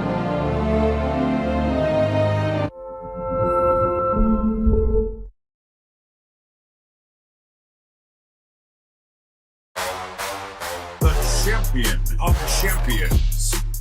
Welcome back, ladies and gents, to another episode of the CCT podcast. We've got a ton to talk about, man. And there's just so much action. It feels like it's never ending. Hey guys, we have another interview for you today. Very special guest, Speedy. First, the funny thing, they also call me Grandpa in my team because I'm so old. And What are your general thoughts on what might come for the next couple of months for CS2?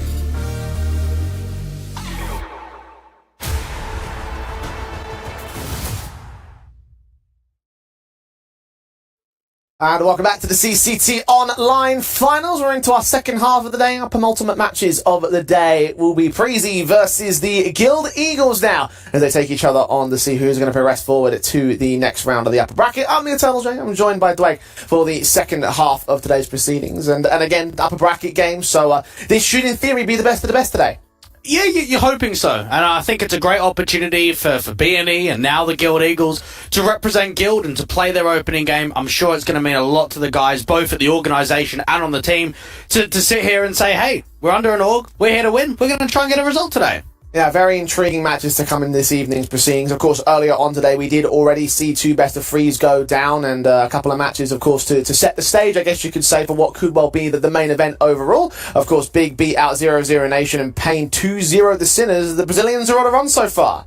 Yeah, they're actually looking pretty good. I think them and Legacy have proved previous CCT online finals that they can go deep.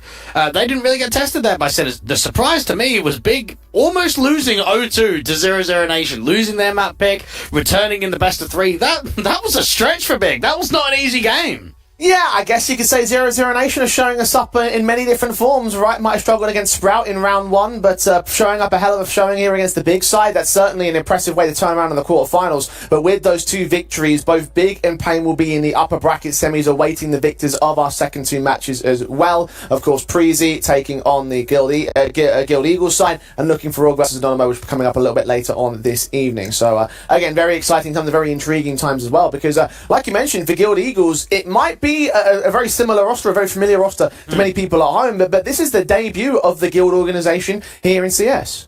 And this has got to be a great feeling for the guys as well. I mean, they've been together for a seriously long time now. Senna, GXX, they've been teammates for 3 years, approaching 4 years. Flatterer and Synopsy joined the team almost 3 years ago, and then Rigon joined pretty much 2 years ago. So I think in terms of a long-standing five-man core, it's probably one of the longest that we have in the scene right now.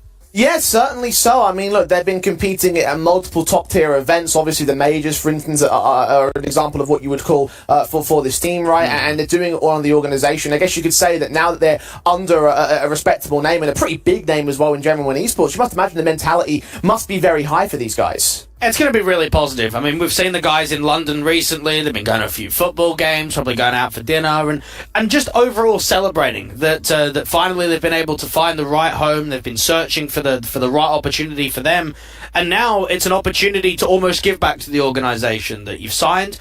Okay, we're here in CCT. The form hasn't been great for a little while. Let's improve that. Let's show that we can go into deep runs. Let's show that we can be contenders to win titles, because that is the bad news Eagles that we know in the beginning of the year. It's not so much the Guild Eagles that we know now. Yeah, I mean, look, the Bad News Eagles coming into this tournament, they were playing on a number of CCT events, and they haven't always hit the high margins, constantly invited to playoffs, but eliminated in the top 16 or the top 8. It's only a couple of top 4 runs here and there. So for themselves, like, you must imagine that here in the online finals, they want to go big. They want to get to the global finals. They want to show off the Guild brand to everybody in the scene and make the big runs at the big tournaments. And this certainly is a big tournament for them.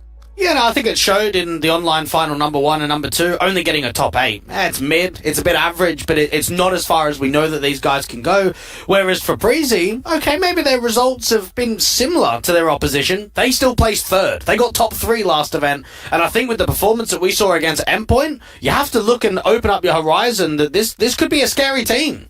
Indeed it could. For those of you that missed the Endpoint series, I got a 13-1 and a 13-5 over the British course. So this is a team that has shown themselves to be a very scary roster already, and that's only a few days removed from their earlier pickup of Roy, right? We were wondering where Preezy are at in terms of this new edition. Obviously, you have a new player, you're going to have a bit of a teething period or a honeymoon period. So far, at least in terms of CCT, it's felt like a honeymoon period.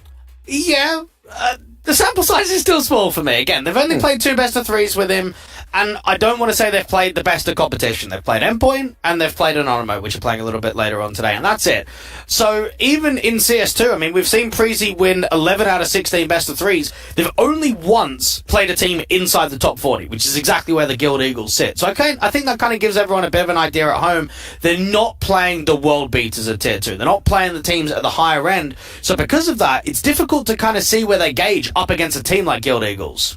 Yeah, certainly so. I mean, this is going to be a revealing moment, I think, for this new Preezy roster, at least in terms of their early days of where they stand in this bracket. Obviously, the Guild Esports or Guild Eagles side are now in a much more different level of competition, and considering who they'll have on their branch as well, if they can't beat the Guild squad, I don't imagine them beating someone like Big, for instance. Yeah, you're bang on the money. And I want to say, between both of these teams, I think the Guild Eagles could give more of an upset and more of a challenge towards a side like Big, just because of the playstyle than a team like the Breezy can. So, Guild Eagles have got to look at this entire run and take it one game at a time, obviously, but look at this side of the bracket saying this is a really good opportunity to try and get into those upper bracket finals by beating the Danes and then beating the Germans. Yeah, key opportunities for both teams involved, and I imagine they're going to take a decent run at it. Of course, they've got to get through each other first and foremost here. Now with these two rosters being where they're at here, I mean, it's a very different complexion in terms of favouritism overall. I guess you have to sort of give it towards the Guild side just because they are a fully fledged team and they've been there, a fully fledged team for a much longer period of time than Preezy. They have, and that I can agree with. I do want to give a little bit of favouritism to Preezy, and the only reason why, I've seen more of them in CS2, and I've seen them be more consistent in CS2. We've actually only seen 7 best-of-3s that the Guild Eagles side has played, which feels a very low amount in comparison to how much we see from them in CSGO. Well, of course, the losers, I think, will be taking on the alternate attack side down in the lower bracket. So that at least is going to be something to consider when this as this match moves ahead. So just to give you an update of how the bracket looks at this particular stage. But just to zone back in on the series itself right here, Preezy in terms of first impressions, right? Like obviously you mentioned the fact that they've got low levels of competition, but some of their maps have been really, really one-sided. Is that just down to the strength of this team, or is it more down to the level of competition that they've been facing? I think level of competition. Again, when we look back at what they did last CCT Online Finals, they showed us some really good affairs. I mean, beat Alternate Attacks, beat Sharks, beat Sinners, beat Monty. That was obviously the larger kind of upset. And then even beat Alternate Attacks and had a pretty close series against MIBR in that consolidation final to try and get into the grand final itself. So I think in their most recent results, we've seen some good stuff from Preezy, but I want to see what they're going to be like in this kind of series, because again, this is where the competition only gets stronger. Well, if we want to talk about previous matches in terms of the round 1 games, obviously Bad News Eagles had that struggle against Legacy. The scoreline might say 2-1 on the board of the Preezy side, but make no mistake, those second and third maps were one-sided versus 2 overtimes for the Bad News Eagles at that time. So, I mean, in terms of the matchups, in terms of the competition, they're very different teams, but also in terms of the results that they had coming into this matchup, they're also very, very different results. So, who do we rate highly in terms of recent form? Well, I think context is quite important. I mean, I look at the Preezy one, they actually lost their map pick, but returned really well. So they actually kind of came back from the back foot and returned with a really good level of impact. And I think Refresh was key for it. Again, he dropped 54 kills. He was very consistent in map 2 and in map 3. And then you kind of look at Rigon. I want to say, without his performance against Legacy, they would not have won. He dropped an incredible 31 kills on map 1 and 33 kills on map 2. And to give even more context to that game against Legacy, we saw the Guild Eagles 10-2 up on the CT side of Mirage, and it went to overtime. And they were 5-11 down on the T side of Overpass, and it went to overtime. So you kind of look at both of those results and think that they should have closed map 1 a lot easier, and they probably shouldn't have even won map 2. Probably should have been a third map decider. In terms of the player comparisons, both of the individuals have very similar ratings and stats between each other. So, like, is this a case that just those few numbers extra favours Refresh in terms of the roles that these two play? I think both players are fairly consistent for the team. Both players are going to put up some decent numbers in this sort of series, and I want to say that if one of these players from either team actually drop off, it could be quite an advantage to the opposition. We'll find out who's going to drop off, of course. One team definitely has to in terms of this head-to-head and this best-of-3 result. In terms of map vetoes, Dwayne, are there any key sort of strengths and weaknesses that either of these teams can ban out? Yeah, but we know that for Guild Eagles, they don't like their nuke, so they're going to be getting rid of nuke. And we know that for the Preezy side, that they don't really like their Mirage, they don't really like their Anubis. Ancient is quite strong for both teams, so I think maybe an Inferno pick coming through from Preezy and an Ancient pick for Guild, or maybe even a Mirage.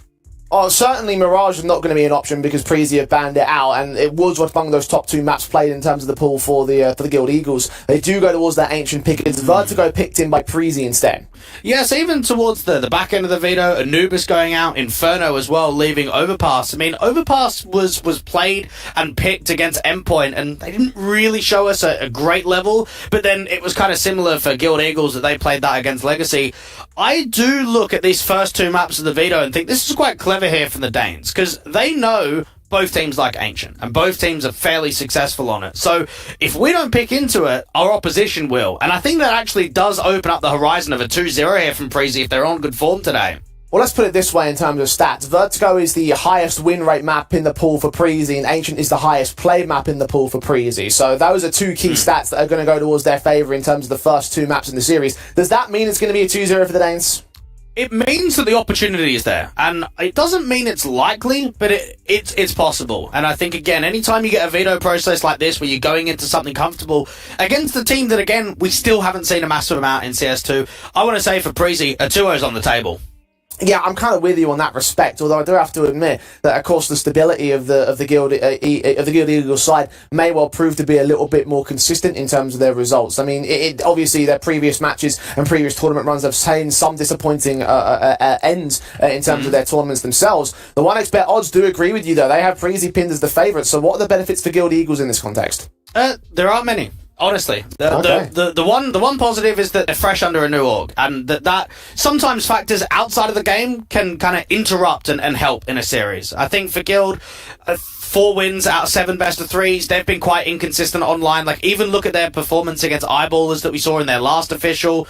Map 2, their pick was fairly comfortable, but Map 3 against a top 50 team in the world went all the way to a 13-11 result. It has not been a pretty last couple of events for them in the last few months, really ever since the player break. So I think it's difficult to come up with an advantage here for the Guild side today. Well, if there are any advantages, it will be shown up in the server. We're ready to get into our 3rd match of the day as Guild Eagles will take on Preezy.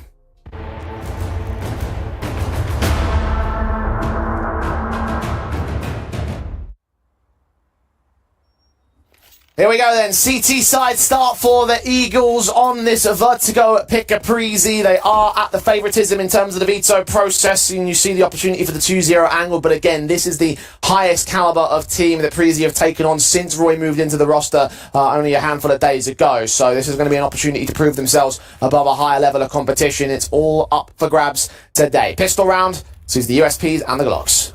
And we saw Preezy getting a very good victory early on today against Anonymous, 13-2 on Vertigo, starting on that T side and getting double digits in MR12.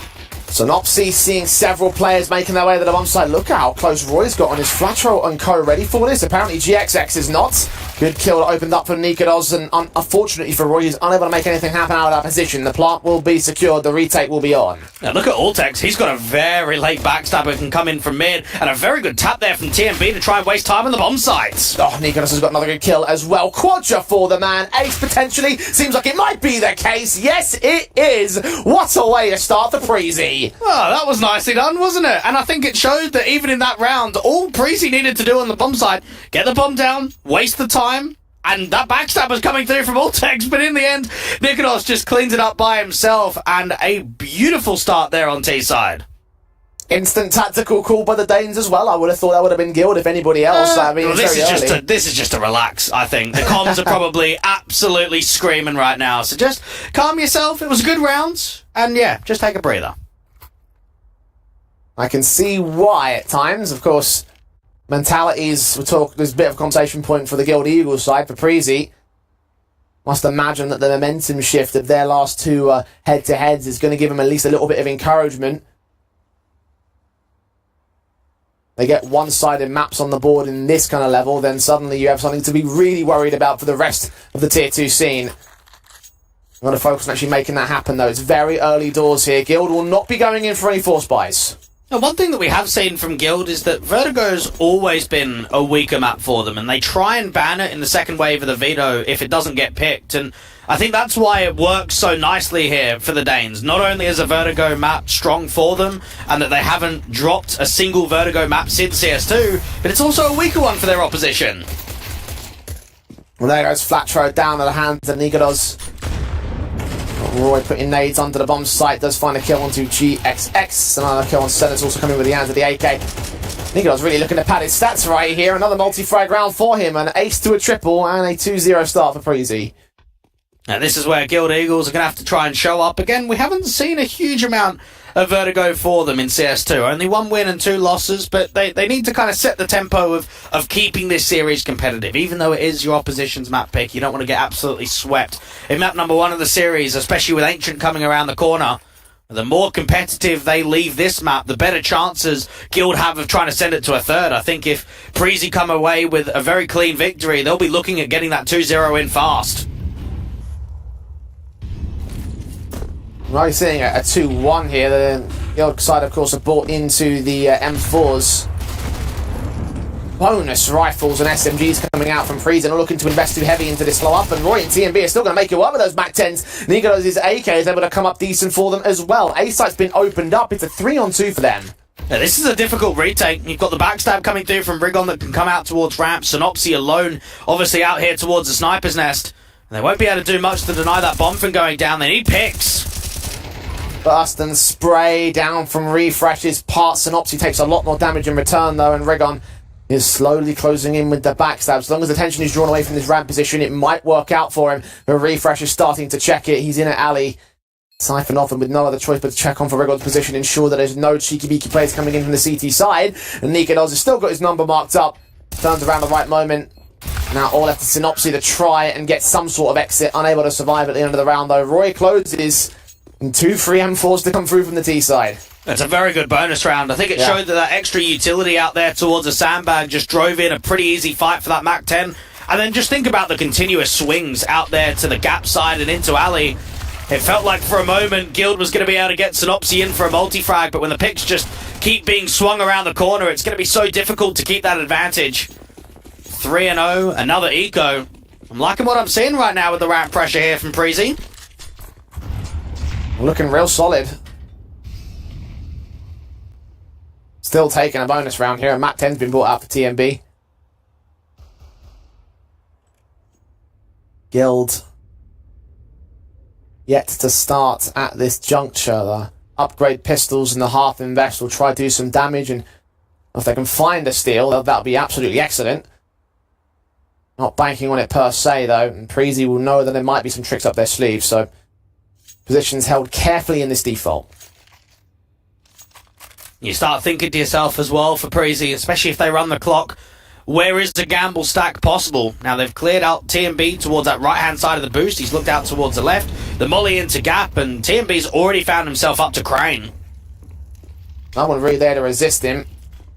Latro on the side alley positions, got to play double duty in terms of the entryway. Trying to fight Tanika does, but cannot get the kill with that 5-7. TMB up top. His Mat 10 applies the 2 nice kills. One above the smoke, one through the smoke. There's 2 players left for the Eagles. And Vrigon and Synopsy just trying to see if they can find an exit kill, and TMB's probably thinking, I at least want one more with this Mac 10. Try and see if we can really keep our economy strong. And Vrigon playing very defensive, thinking about even an exit kill, maybe even anticipating the T's to continue to press and push aggressively. I mean, he's not going to be able to go for a retake in this context, even with the 1v5, a 2 HP scenario for the man. Just got to hold on to the helmet and the Kevlar above all else.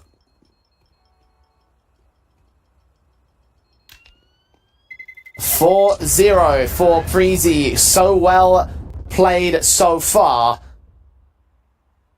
The bonuses will start to trickle in for the guild camp. They're going to buy down into the M4s and the AWP for GXX. Now, one thing that Devilwalk said in an interview recently is that they feel that the shift into CS2 could actually be quite positive for the boys because of the playstyle and the meta being obviously that they can't play as slow. And I think that's obviously something that the guild have faced towards the back end of the player break and moving into Go is just the struggles of results. I think even with feeling quite positive going into CS2, they haven't been able to prove it with the results as of yet.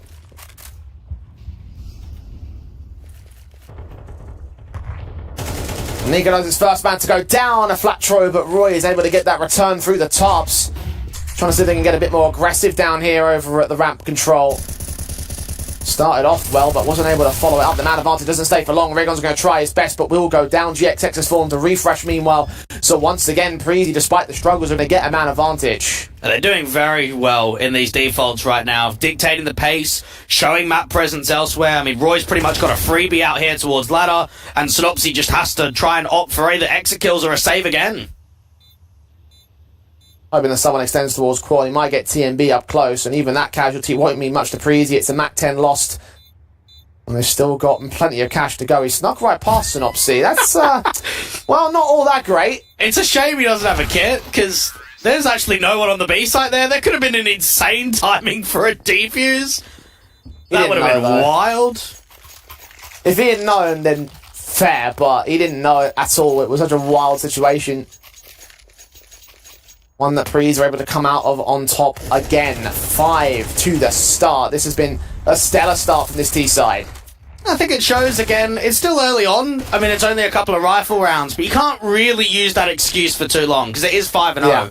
And I think we've seen over the course of the last few days that any long streaks, I mean, look at that series that Looking for Org had. They had the early 5-0s and 6-0s against ITB, and in the end, it helped them close out the series comfortably.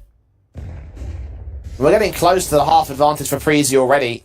Alltex has caught Rigon first and foremost to kill out on the AK through the smoke. Doesn't go past Synopsy. There's a decent 1D back for the Eagles. Good stuff. Good shot. 4-on-4. SMG for Flatro.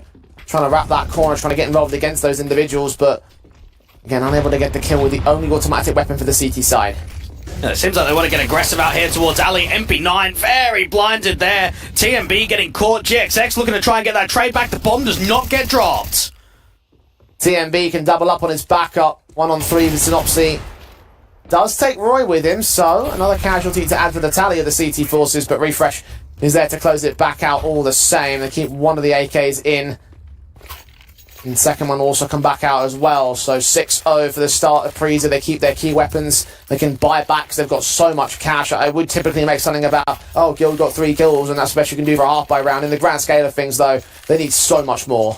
Yeah, they've now in a position where those ecos have to almost be looked at as stills. That your objective is to actually win the round, because you're bang on the money. Even getting a few casualties, it doesn't help. You've got to start striking rounds together. You've got to try and force that reset and at least be successful in the rifle rounds. Refresh again out here from mid, supporting with the ramp flashes. Very passive from his team. Yeah, Guild are trying to contest against the fast plays. The T side are trying to gain as part of these defaults. Instead, it's just slow things down to isolate one individual. Get a kill for an All-Texas part. TMB even takes a dink, but he does find a headshot in return. And, well, dink for dink, the AK overpowers the M4. 5-on-3 as a result for Preezy once again. No, they're getting absolutely rolled right now. This is just not even competitive. Yeah, you can say that TMB and his teammate took a lot of damage of Ultex, but at the same time, it's just 2 kills to open up the bomb side. Another save attempt once again. Flatroo desperately trying to at least have a charge into the bomb side. He's actually really committing in without a teammate, and that just means that solo mission pretty much means nothing in the rounds. I at least respect the tenacity to go for that play, because at this point you need rounds. Yeah, but he could have at least gone with GXX. Yeah, I was going to say that, because, like, now he's so left you can't alone. respect it? Not really. Respect the mentality. There's a follow Just right the now. execution isn't quite there. I think he was going for the knife. He kind of held off a little bit. It's better than the embarrassment. Nicolas has enough in his tally already. And there's going to be a lot of people out there, right, that are maybe watching Preezy for the first time saying, oh, I remember when we saw Nikodos and Roy in that really good form at the Major and towards the back end of Copenhagen Flames. A lot of people, especially in Tier 2, remember the two of them before that, right? Like the Roy that we saw on Mad Lions, the Roy that we saw in the early days of Copenhagen Flames, the Nikodos out on Singularity. Those two guys, before they were kind of, at least the team was a little bit more in the spotlight, they were absolutely tearing it up in Tier 2. And I wonder now that they've kind of come back to this sort of level, they've got some experienced players in there with Refresh and TMB, that they can get back to that form that we know that they're so strong on. Because I think Fnatic didn't show their full potential.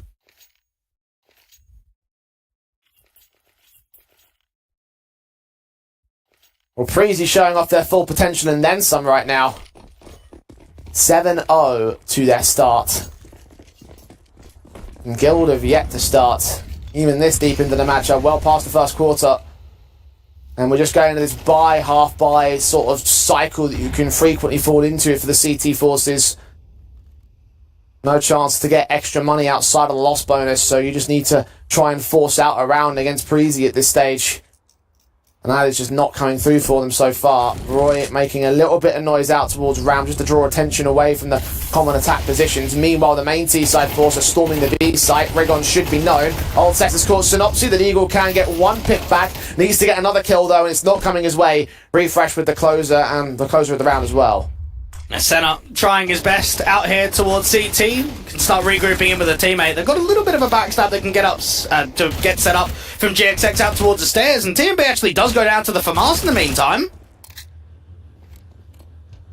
3-on-3. Senna again is going to try and make a play here for the Eagles. In the midst of the smoke, he's going to wait. GXX coming in from the back lines is going to get dealt with, so it's all down to the CT attackers. Caught in the back lines is Senna. Flatro. Rifle left and a 1-on-3 for Mars versus those 3 AKs being tapped up from position as well. Should be known with that footstep. Preezy engaged. Nikodos gets his double up. And it's 8 on the board of the Danes. And unfortunately, there's no Beckham free kick to try and get them back into the game. 0-8 down. This is where times are very tough. And I'm surprised about the lack of attacks, right? Like, I know it's not your map pick, and I know Vertigo is one of the weakest maps in the pool, but they've just been annihilated. They have just been absolutely slammed on this Vertigo. Yeah, even back in Global Offensive, it wasn't exactly a B&E map. Doesn't apply to Guild either, it seems. Well, you said you wanted to see a comfortable affair from Preezy. You're getting exactly that. Rigon has at least shut down Ultex, but that's a 1-for-1 trade off the back of the kill against GXX. That one came in from Ultex. There's that refrag with Senna now moving forward towards that smoke, trying to get ahead of it, trying to utilise the left-hand side, which looks a little bit more thin, but just doesn't see anything of the T side. So no pressure out towards B right now, with no mid player of Refresh to support with Util. Instead, it's a 4-man contact up here at ramp. Very defensive from both Flatru and Senna. Now, not much of an info play has come through towards A. Synopsy is peering around mid and seeing nothing right now. Senna's hearing footsteps, trying to back away to a little bit more of a passive angle over there at this side alley. Flatru able to get Roy. His teammate goes down. TMB will find the trade 2-on-2. Plant will be secured. Incendiary's a little bit late. A HE placement out here towards the AWPer. Not even required as Nikonos gets a pick. Works on the edge of the smoke to make it another 9-0. Jeez. No one could have seen this coming. Like, you're at least expecting a few rounds to come up. Yeah, not the most stellar debut. No, and I'm sure that's going to be in the mind of the players right now. Like, come on, let's give them a good showing. Well, we talked about mentality of just being signed to an organisation earlier today, or that the pressure that comes with playing in that environment, because, like, before, Bad News Eagle was just, like, you know, a bit of a meme team, whatever. Now it gets serious, and it's like, well, chances to lose your job start to increase. As Preezy don't care about that, want to earn their stripes. Rigon caught first and foremost. It's only one player out of a handful of pistols and downgrade rifles, SMGs, so for Preezy, this should be pretty easy. Yeah, Senna's going to get overexposed as well. MP9 around the corner and get the AK. Does do some damage. The JXX is desperate for at least a spam kill to try and get a trade out here towards ramp. The opening man advantages have come in just so thin for the guild side. JXX and Synopsy desperate to find a 1D. Blind firing, hoping for the best. They've given away both of the players' positions, so it's all really down to Flatru as they rotate back into the B-bomb site. How many can he get out of this? Absolutely nobody. Nikonos is not missing today. All-important kill found. 5 versus 2. There's Synopsy with a frag, hoping for a bit more out of this. He's a lot more realistically. Down to 12 points of health. GXX so far away with his SMG. Trying to join the fray. Guild Eagles would really love to get something out of this position. Time ticks down and the round seems less likely. And Nikonos puts up some pretty good highlight montages as well on his YouTube channel. I imagine some clips are probably going to come from this map today. 18-2. Winning pretty much every AWP fight that comes his way. And Guild have to look at the next rifle round, and I suppose at this point you just don't want to get 13-0'd. Like, you can't even think about the idea of challenging Vertigo. You've just got to think, can we end the streak? Can we rip the dream? Yeah, at this point, that's the best thing you're really going to get out of this. I mean, there's a lot of similar vibes, again, to that series that we saw against Endpoint. The 13-1 on Ancient, where, I mean, that first half was, 11-1. And, like, Endpoint weren't getting bomb plants. They weren't getting winnable situations. They weren't even getting man advantages. And I know, obviously, the scoreline is basically the same, but I think it just shows in the way that the rounds are being won, there is a lack of chances, an absolute lack of opportunity. And I do think that's more down to Preezy's position in terms of this map up, because all of their maps in CS2, for Vertigo at least, have all been single digits against the opposition. Yeah, they've been stomping teams. Which goes to show exactly why they pick into this map up. Well, they actually don't. That's the funny thing. They picked it against Anonymo this morning, and that's the first time in CS2 they've picked Vertigo. Otherwise, it's always been either a third map decider or an opposition map pick. Well, either way, the strength shows through. It's the reason why it's the first map in this series at the very least.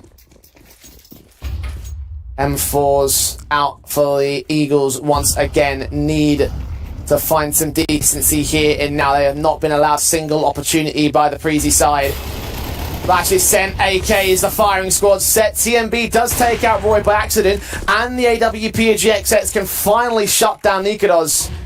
Advantage Eagles. Senna forced to back off there as he sees nothing more in the ramp default. Well, you see Guild take a tactical, and rather than fighting ramp early, they almost double pump the ramp fight. They kind of stall themselves, they flash forward, they are able to force out a TK, and then the AWP just gets in a good position to win the duel. Synopsy off angle, trying to work with the shadow advantage against Refresh. There goes the kill, 2 left standing. Bomb on rotation, TMB and Ultex. 55 seconds to the clock for them to make their way into the B-bomb site. They've got Rigon and Synopsy to try and deal with. No one out over on that A-bomb site really involved in this particular fight. Rigon goes down. Ultex cannot adjust towards Synopsy. He's such low HP though. 1-on-3 for TMB. He's also tagged so heavy. Smoke down on the right-hand side, seeing the swing out from the likes of Senna. Gets that pick in. That's a high HP player being dropped. The second man goes down, TMB. Surely not. He thinks about cutting that rotation and actually starts sending that bomb out towards a ramp control. GXX in the 1v1 after it was a 1v3, drops the AWP and goes out towards the M4 and starts rotating himself. 15 seconds for TMB to get this bomb plant down. GXX will make it to the bomb site. Incendiary's out to side, tap down. GXX will start moving in. TMB's got to keep his head tucked away, and he's just been spotted barely by that M4, but it is more than enough to get the 2K in for GXX and the first round for the Guild Eagles. Actually, looked like that molly missed and bounced out towards the left-hand side rather than going out towards the sniper's nest, so maybe one piece of util actually cost TMB in that round. That's a good feeling, though. We're not here to watch 13-0s. We're not here to watch absolute stops. It's the first round. It's a good feeling. The issue is, it could still be 11-1. It could still be 13-1. It could still end very quickly here for the Danes. I think the fact that that's the mentality we have at this stage, though, just really goes to show how wrong this whole thing has gone in the first map.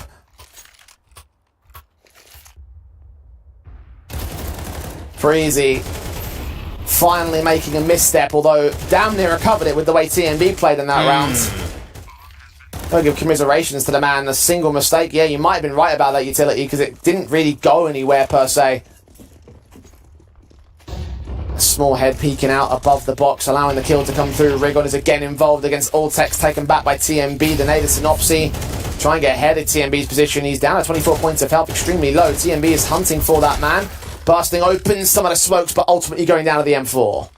And not respecting it in the end. Synopsy holds that man advantage out there towards B. Now there is a walk up here towards ramp and a double gap set up too.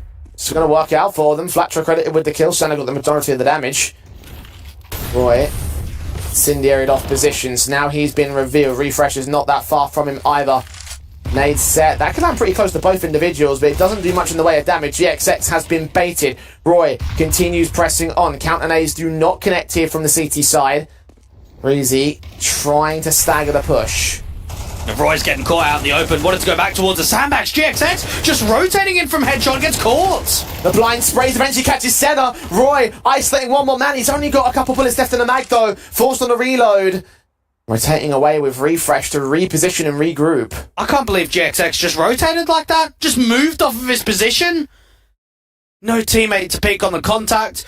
And it almost feels like the Danes are regrouping out towards B, but what they've actually done is just gone down bottom ramp and they're hoping to try and draw one of those A players down ramp itself.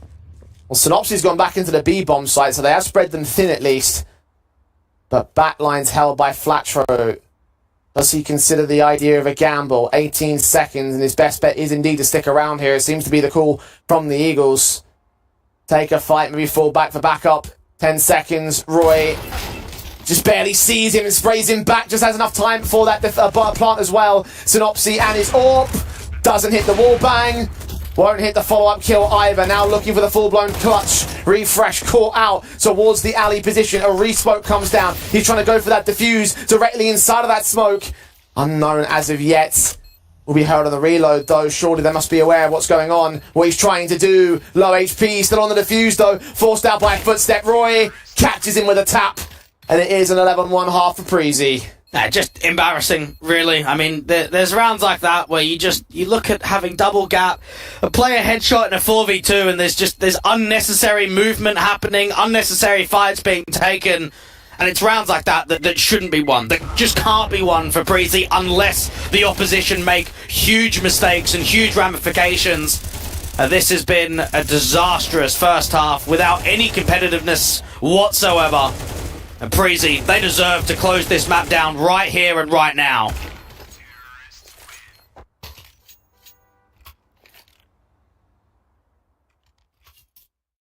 Ten rounds to the good.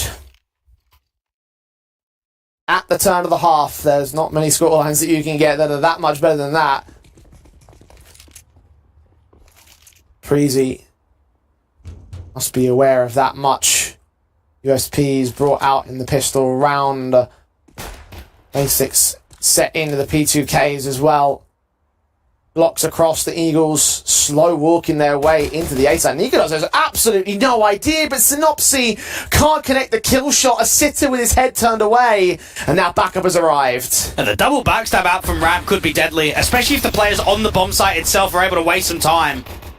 Synopsy caught tagged. Rigon is on the site though. We'll go for that plant. There's no utility for the CT side to try and deny it, so they're just going to have to go for the dry retake from here. Push forward from Flatro might catch players off guard if they're not careful, though. And this smoke towards Elevator should be starting to clear the shadow advantage given to Nikolas. Flatro is going to get caught by it, and Roy starts walking in, unaware of GXX. Rigon gets his kill. Senna in the back line is told Synopsis caught. I think he's DC out there, and the backstab can now close in the CT forces. Refresh and TMB don't have a lot of time to play with. Neither player with a kit either. Refresh tagged out, TMB overwhelmed, and Refresh can take one with him, but he's going out of the round of the same, as the Guild Eagles will have their second. Well, it showed a very good sequence there from Rigon. You have a think about that overextension, really good repositioning, of course, from Nikolas, and that's just like game awareness. That's just playing quite a lot of officials, especially on maps you're comfortable on, knowing where shadow advantages can give you an easy pick. And right there, as soon as the first individual starts pressing this sniper's nest area, he's just done for. But Rigon, in a little bit more of a tucked angle, was actually able to do quite a lot for the triple.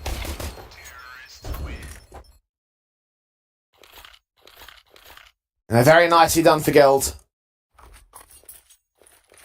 There's one round out of many they need to bring back.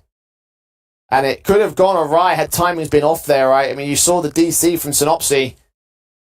We'll get him back in the server to continue, because, I mean, there's a moment where you would have thought that if they were a little bit quicker, if they had a kit or something... No, it wouldn't have made a difference, because all of the players died towards the backside, didn't they? So, even if there was a kit, even if there was a little bit more time, it would have been really difficult for the players at Ramp to make anything happen. The Eagles found themselves in an advantageous position. As a result, they start things off on T side, which really is like the first marker that you need to try and bring something of decency in this map up. You're really stretching, aren't you? I never said a comeback. I'm just saying something of decency. Like, I don't think there's anything decent about winning a pistol round. I think they have to show a hell of a lot. They have to win at least 2 rifle rounds back to back without even dropping a round until we can have a conversation about something decent. Like I said, it's the starting marker. It's not there yet. But that's just like saying, oh yeah, if they win a round, then they've got room to work with. They've got opportunity to prove. The journey of a million miles begins with a single step, Dwayne. No. Surely Mr. Miyagi... I don't even know if Mr. Miyagi made this quote, but surely you've known nothing from Mr. Miyagi. Come on. You don't even know if it was from him! Like, you've just said that, I would have believed you. You didn't have to say that. You've just uncredibled the entire sentence there's itself. There's some nerd out there that would have taken issue with it, so the point still stands.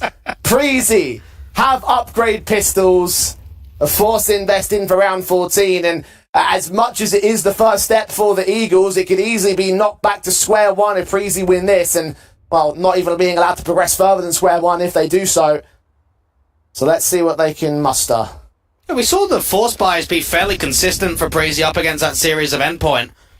Nikolas playing very defensive out here towards Headshot with a teammate out to alley, so only 2 on A as of right now. The mid lurk, though, for Synopsy is pretty much winning this round, because he just has so much map control to split A.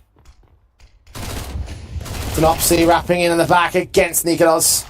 Blanks effective Roy's D. Gould does not get a kill, neither does Refresh in that engagement against the Mac-10. Oh, one good shot from Altex. Does look crispy, but it should not lead to a steal here from Preezy. Yeah, Altex was one of those members on the Astralis talent roster that was probably in the peak form that we saw from them, and unfortunately the lineup kind of got gutted. And then that's when we saw him fight his way out towards Preezy. Definitely one of the up-and-comers that we're starting to see from the Tier 2 atmosphere. Started his pro career out on Masonic. The youngest player here on the Preezy lineup.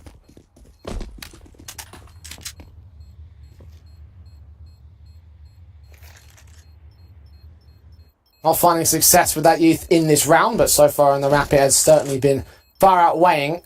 Is it just me, or does the Preezy logo look like the energy symbol that you get in the Pokemon cards? Hey, do you know what? Now that you said it... I can't be the only one, surely. Hang on, I'm going to Google this real quick.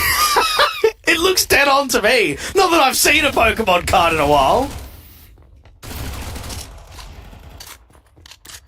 I mean, it's not that far off, Blake. It's not that far off. Just like this comeback.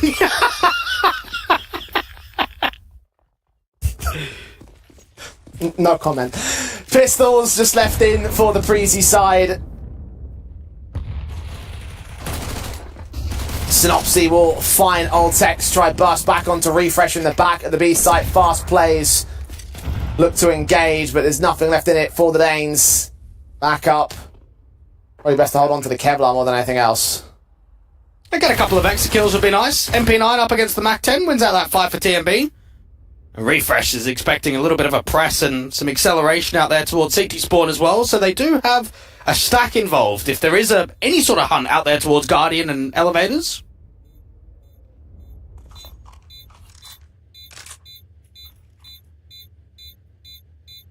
But they can get some more exits. 3 players total to engage, and Eagledogs has got Rig on. Flatro should get flanked in. No, they got it mapped. Nicely done there from most players, although 3 do go down. TMB still on to get a few more out of this, not to be against GXX. The bomb does take Flatro, so 4 casualties. That's expensive so far. Yeah, it is. I think the only problem that we're kind of having a look at is, even if Preezy win a rifle round, I mean, how much economical turmoil can you really do when you only need 2 more rounds to win? And that's kind of the only thing. And right here for Preezy, you're just looking for round victories. I guess if you're not winning rounds, but you're still keeping them expensive, you can limit buys to a certain extent. And that's why we're seeing even the Mac 10 out for Synopsy. But that's more so because he wants to try and deal with players without Hevkendar, because he does have money for an AK. Synopsy, I'll take the Mac 10 in first and foremost. Overwhelm them with speed more than anything else. Roy's are going to try to take the challenge. There's so much smoke in the way, though. So much vision being blocked off. He's not going to extend too far forward of this. His teammates will with the flashbangs, and well, before his T-side player will end up falling back. Nico doesn't refresh, get a couple of trades, but they do fall apart there on the ramp default. 3 players alive for the Bad News Eagles, only 1 of Preezy, very far away from the sites. Well, that might be a bit of a tell here as well for the Danes. They tried aggressively fighting ramp, and they tried breaking the smoke. Didn't quite work out. So maybe in the next rifle round, that's when they can play a little bit further passive, maybe get the AWP out, be a bit more defensive, retake ramp. And these are sort of all gauges that you kind of look at a CT side and think, okay, well, we can attempt certain protocols, we can attempt certain beginning rounds, just to kind of get an idea of the style of what we're going to be up against.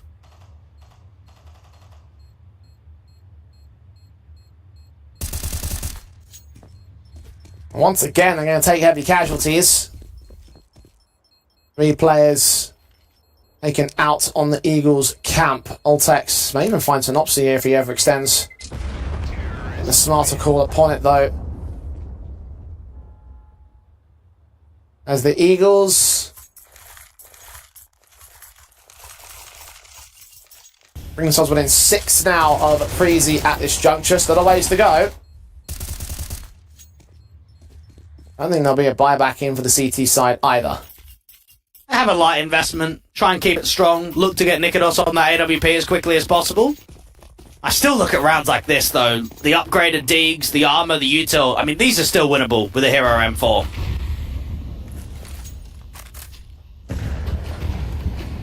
Tries to take a nade open some of the smokes and seek the contact against the T side.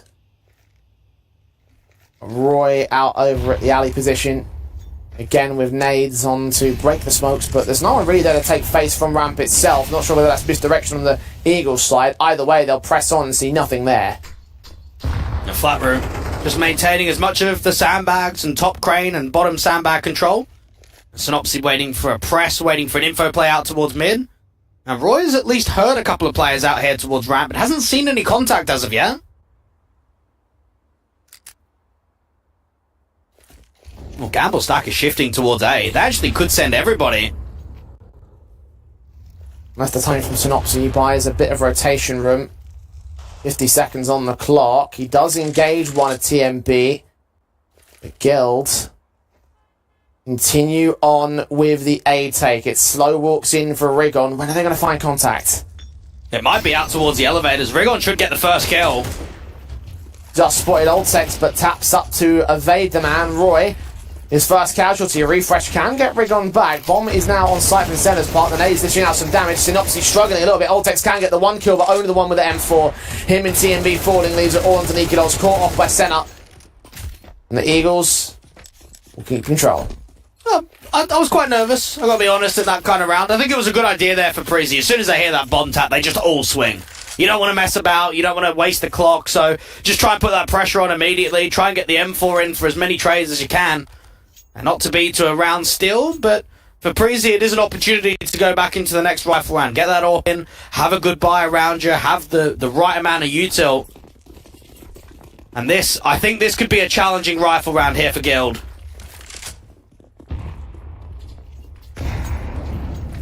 They brought themselves back within 5.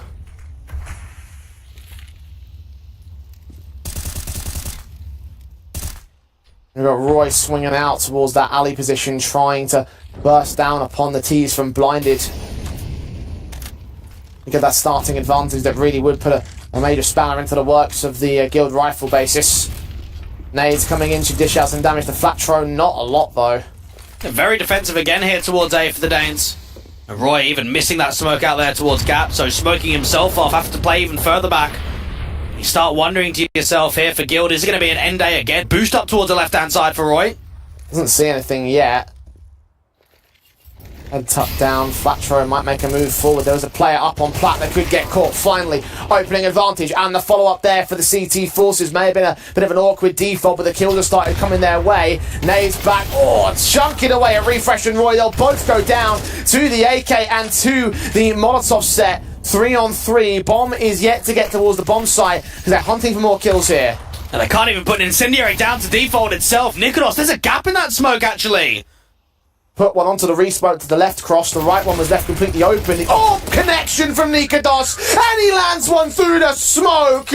24 deep for this man. What a sequence to get Prezi to map point. I think it just showed there. Without that second smoke and without the left and right smoke that you can now throw in CS2, he punishes, works on the edge of it, gets a great flick up there towards the boosted angle. That first one felt like a bit of a sitter. The second one was the impressive one. And then I believe the third kill was just a spam. Watch it again from his position. Yeah. He knew the boost was in, so just generally tried to predict where Senna was. He got him bang on the money. And that is a pivotal map point to take for Prezi. The Eagles now playing for overtime in 6 in a row to get there. Nothing out here towards a ramp contact whatsoever. Altex jiggling down out here towards a double stack. He sees Rigon and the HE placement's pretty good. A lot of chip damage and a great adjustment for the kill.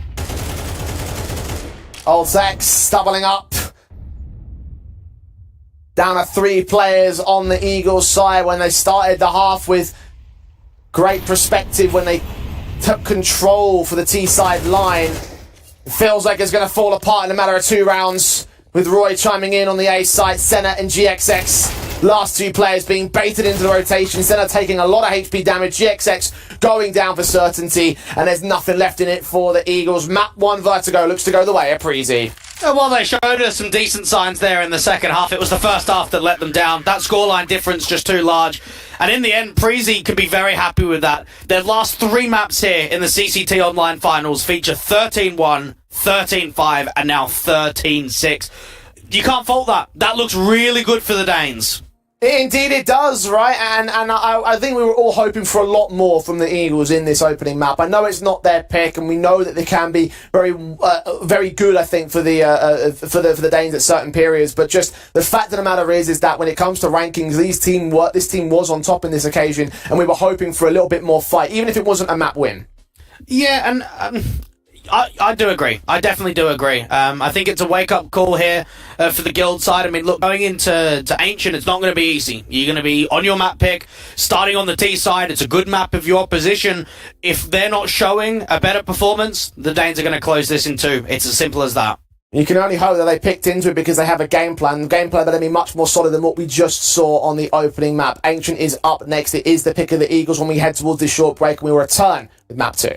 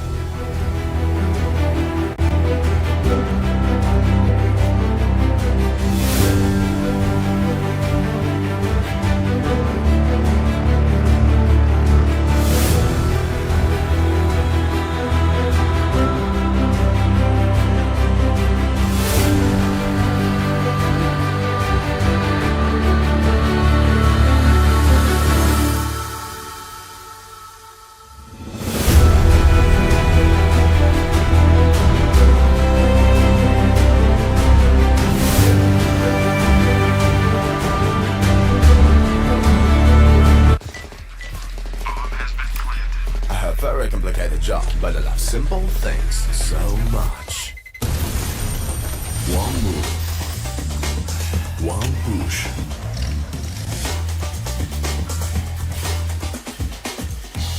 One touch.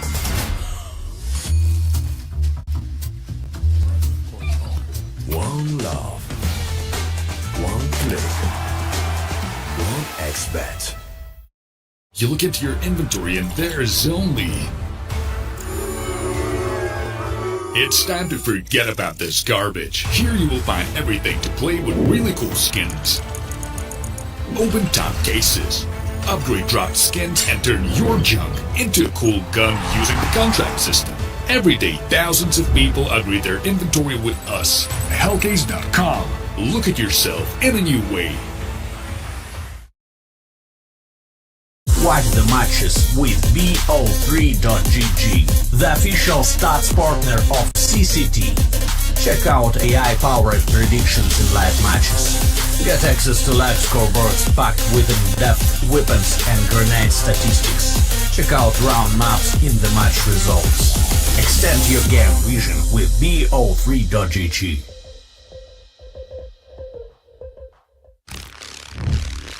Yo, what are you doing? Exhibit. What do you think? I'm a paperclip? It's Mr. X to the Z. You need to quit browsing like a lame and get Opera GX. Cause with GX mods, you can pimp your motherfucking browser. All you gotta do is click here, select the mod, and boom! New look, new sounds, new everything. It's not easy being a legend. Oh shit, not again. Change the mod now. Download Opera GX.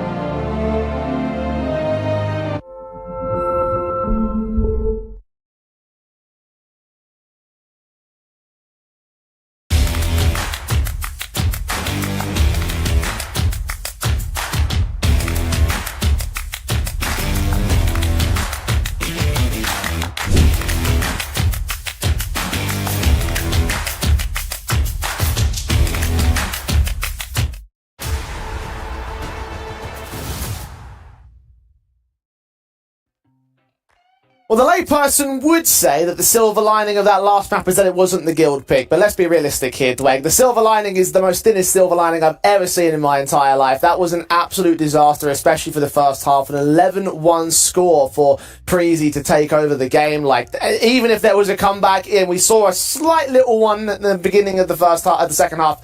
It wasn't going to turn into a comeback and a victory for the guild camp. Yeah, I'm trying my best to not have a huge smile on my face as you say that, but you're right, you are right. Like, the bottom line right there for the Guild Eagles is on debut for the new organisation, it's not good enough. And I think, I even want to say that's not even good enough for the lower bracket. Like, I look at some of the teams that are down there and I say, if you put on performances like that, you're going to have a really tough time in this event. So, going into map number 2, this is just a great opportunity for the Danes to close out in 2. And again, consider what we were saying at the very start of the game here, Dwayne. The veto seems to favour the Preezy side because the second map of Ancient is also strong for them as well. Yeah. There has to be a game plan. It's got to be applied to perfection from the guild side because they absolutely cannot afford to make any more mistakes. It is their pick, it is Ancient, and it's ready to get started right about now.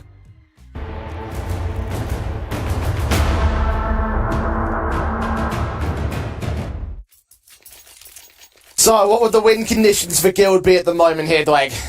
I think the win conditions is obviously Rigon needs to have a much better showing. He was pivotal in that game against Legacy. Didn't see much from him on map number 1. And across the board, they can't allow a slow start to come in. They can't allow a big scoreline differential at the turn of the half. And we saw how quickly Preezy were able to take control and how control to spiral out of control for the Guild Eagles side. Engagements up towards mid as the CTs will press on and challenge the T side line. No casualties as of yet. As soon as I say that, Nikos finds a one-tap onto Flatro. Not an ace in the pistol this time. Rigon takes it back to a 4-on-4. The TMB can't even swing from this cave position because he's so low on HP. This actually will be quite a difficult retake, and they're going to take even longer to come in from shelf rather than from CT.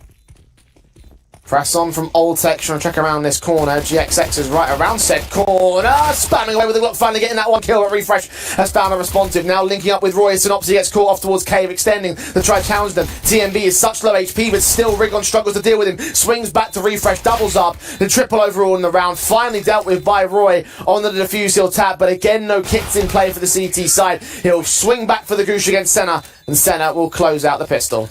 A very good hold there from Rigon. You can see Synopsy gets back into Cave and doesn't clear out all of the angles. Decent attempt there from Preezy. It's a shame that Altex didn't get that kill straight away onto JXX, because I think that would have been a very different retake if he actually gets that kill on the first spot rather than dropping. Even a Nova investment there coming through from Flatcher. I kind of wonder if that was a mistake and he's going to refund that. That's one of the key things I like about CS2, Jay. If you do accidentally buy something to troll, your in-game leader can always say, refund that, buy something else. Let's see if they do. They did. Okay. Good. In CSGO, we'd be like, why is there an over? Especially on D side. It's Mac 10s and a couple of rifles instead. AK and Galil specifically. As SMG trying to send into the lane control. Roy is pushing on alongside TMB to get overwhelmed by the sprays and the flashbangs, keeping them blinded. Very nicely placed there by GXX. It's a 5-on-3 already. You start thinking about the force buy potential and how the potential's probably quite nil right now. Gamble stack out towards B, maybe, but the low HP and the fact that they haven't been able to warrant a kill as of yet, this just feels impossible that the guild can drop around like this. Two smokes over at short. Awkward in terms of their coordination there for Guild Eagles. Old Sex has caught a couple of kills, actually. This is a 3 versus 3 situation. Swinging back for a little bit more. He's still on the bomb site. Engagement at long range. Refresh finally goes down. The backup has been removed, but Rigon is not quite ready for Old Sex. He's got himself a triple in a 2 versus 2 situation. He's such low HP, though. He needs Nikodos' support. And out towards the long control. Try swing back against GXX when the smoke starts to clear through the wall bang. Still, Oltex is drawing attention away from his opened up teammate. Finally found Flatro can take him down and plant the bomb. Altex on low HP, very difficult clutch situation. Both players on the bomb side directly. Deagle needs this first kill, and it doesn't quite come in. A 2-0 beginning there from Gilden. Just something to note as well, Jay, it wasn't a double up smoke towards short. They actually smoked off cave side and short to kind of leave long open for the taking, but obviously there was a little bit of a bottleneck, right, just because of that spam coming through from cave. But in the end there from Preezy, I would say it was a somewhat decent recovery when it's a 3v5, but you're obviously looking for the round steal and the round victory there. Very good effort from Altex, though. 3 kills overall as part of this central site defensive. HP just whittled down way too far for him to actually close it out for permanence. Back on the Deagle for this round, though, part of the upgrade pistols rather than a full-on force or half invest, and he's going to turn it to great effect. Okay, it's a very encouraging sign for him individually. Center down, and the rest of the CT forces start charging back through ramp. Unfortunately, they get ripped apart by Synopsy for the most part. Flatro's taken a teammate with him. Altex, another kill. That's 3 casualties again for the Guild Eagles. What went from a failed force buy in the previous round has turned into a damaging eco with a damaging force buy, and reset potential going into the rifle. Something to add is Altex has actually got enough money now to be able to get armor and that AWP and chuck that over to Nikodos. Now, he actually opts against it in this round, which probably means we won't see a glass cannon AWP, and we will just see him on the M4, but that could have been something that the Danes could have worked with. Some nice shots once again. And that reset opportunity, they'll know that it can come in right here, right now. Wreck the economy state of the Guild Eagles. So many players having to buy back into this round, especially if they miss out the bomb plant. There's so much that can be gained if Preezy are able to press on. They are going to aggress again as part of this CT default. All 5 players are out of lane and B doors, and they're going into the bomb site very quickly. Oltek's aware of this. Will back up and try bait Synopsy to go a little bit deeper. He actually thinks better of it, as Roy can take GXX down in the back lines and surround the bomb site. Try to look for a very early retake. Synopsy down next, but Oltex and Roy are traded. Good trades on the bomb site, and now the CT's trying to set themselves up towards long. Another player out towards ramp has been caught. TMB brings it to evens. Molotov's sent. I don't think they're going to extend to Flatro. He's going to be out in the open anyway. Going in for a kill on TMB. Lands his headshot. HP still against Refresh, who finally steals him. Now sees where Senna is, tapping that bomb once, going to try to force him into a fight. Senna going to try to bait him out in the open. Refresh sees what's going on and now realises the game's up. Grab the AK and run for it. Guild, I'm going to find number 4 on their board. Wow, I'm really surprised that Refresh threw in the towel that early, right? And not even tapping the bomb again and trying to draw that fight. Wow, I am actually gobsmacked about that. He saved so quickly. And Roy maybe feeling like that was just too far of an overextension. Had already got a kill towards Shelf, got another kill out there towards Rap, could have just fell back and played the man advantage. Instead, just gets drawn into the fight, drawn into all of the chaos. And one thing that we saw so successful from Breezy up against Endpoint on that City side of Ancient was when they were pressing mid, when they were pressing lane and fighting for Shelf, and Endpoint were just playing back. Remember, they were playing out of elbow, they were playing out behind the doors, it was so slow. I think this is something that Guild have countered and maybe looked at that game against Endpoint and realised, no, we have to fight for the territory. We'll have a hero AK involved in this for Breezy. And again, those pistols have been pretty deadly on Altex's part especially. Want to engage very early on here towards his ramp play. Doesn't end up catching anybody from the Eagles. There's a little bit of a press out towards A. So there's another backstab that could get set up from Elbow and T-Spawn. Well, Regon's got the first man mark. He's ready for refresh. No, he was ready for him, but he wasn't able to win the fight anyway. So back to a 4-on-4 will go with Resmokes on from Breezy, going to cut them away from the lane control, at least attempt to do so. Now they look to engage against the 3-man stack at the B bomb site, and Oltex is again hitting heads. Another one from Roy. Double up against Flatro, and finally Breezy have found their return. Jeez, that hurts. That really hurts there from Guild, and I think it even showed, like, that 1-for-1 trade outside of A. There's another AK just sitting there at Elbow. No one can pick it up because TMB's fallen. And for Guild, it's probably the right decision. I mean, you know there's only one AK in play. It's aggressed out towards A. Okay, buddy up. Even if there is a gamble stack out towards B, just with the weapon advantage and the fact that we've got 4 alive up against what should be at least 3 players on B, we'll be able to trade off one another. But that decision from Roy and Altex to just swing before contact comes through was the right play to make.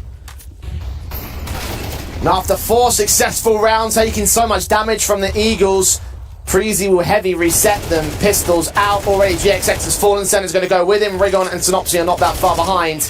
And this round is a major loss for the T side. Second on the board of Breezy. I don't think there was much investment in that round either.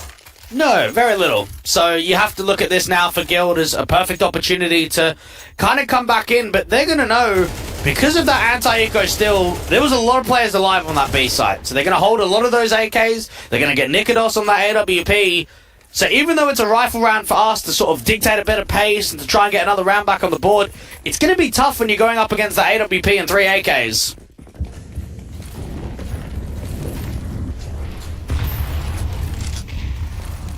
Rifle round set in. Guild need to return to Breezy. Mentioned the slow starts they had in the previous map up. It could get returned off the back of their own 4-round start up. Oltex, look at how aggressive he's going to get, and damn it makes it so successful. He took 2 with him, so it's an even man standing until GXX and Synopsy step up to find TMB. Yeah, Nikodos playing out towards that B site with the AWP. Refresh getting a good timing of Rigon trying to create that mid space, trying to see if he can insert himself into Red Room. And this has actually now been brought back into a winnable scenario. A lack of map control, but a lot of time. So they can slow this down here for Guild.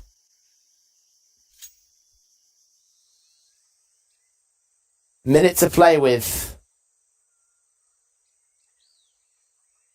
This looks like a contact. Synopsy gonna have to take contact against that AWP. Smokes up in his position over at Cave. Not seen by the flashbang. Synopsy doesn't register. Kill found by the AWP. Refresh in the back, revealing himself with a little bit of noise being made. So both players known. GXX trying to go for the safest plant possible. There won't be any wallbang attempts from the AWP. The AK is going to force him off that for open angle.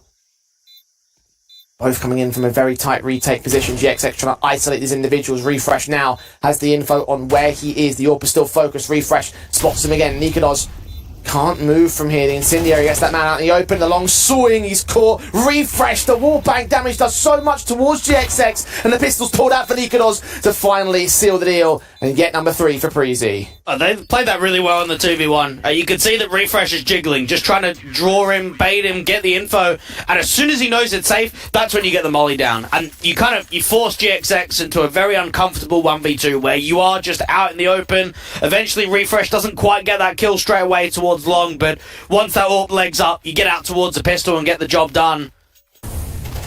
I look at that beginning round and think it kind of fell apart. You think about the back and forth trades go the way of Guild. Good pick there from Synopsy out towards mid. 3v2 man advantage. But in the end, the Danes recover it. It's quick from TMB, forced back by Flatro, who just charges up into that mid control, gets himself out towards the donut position. GXX, oh! What a flick that is! With the M4 to combine against Refresh, and the Eagles can counter steal. I don't even know what's happened in that round. First off, it was a double AWP to come through from Preezy. I mean, double AWP when you know their eco? Very strange investment. I mean, Nikodos 1v5, you're hoping just to keep it expensive? Just to drop some further players? Is entering into the site, Setup and Synopsy have it marked. Shot does not connect. T's are now going to swarm him. Take that AWP down. Flatro will fall with it. But that is a hell of a round for the Eagles. At least they have the money back on the Preezy side.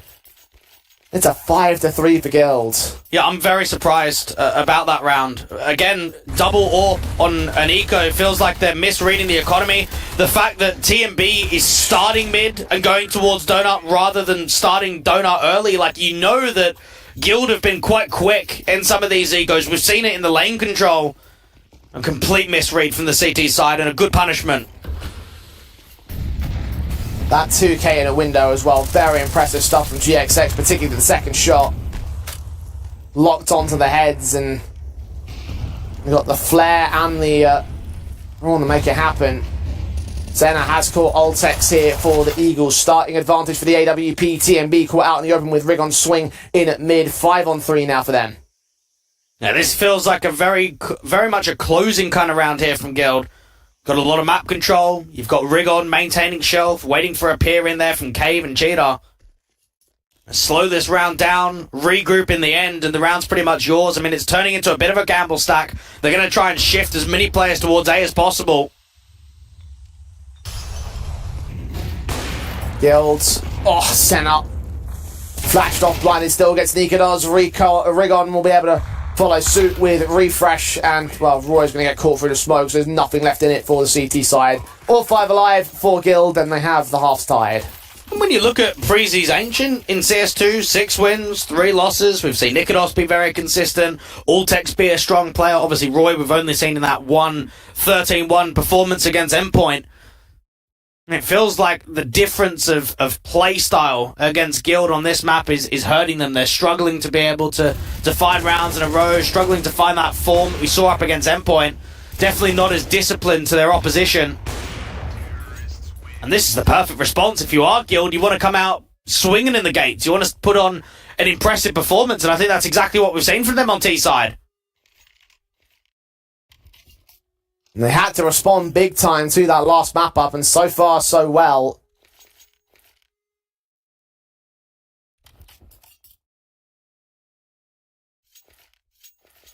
Breezy just able to sustain another buy here for 2 SMGs to play with and all.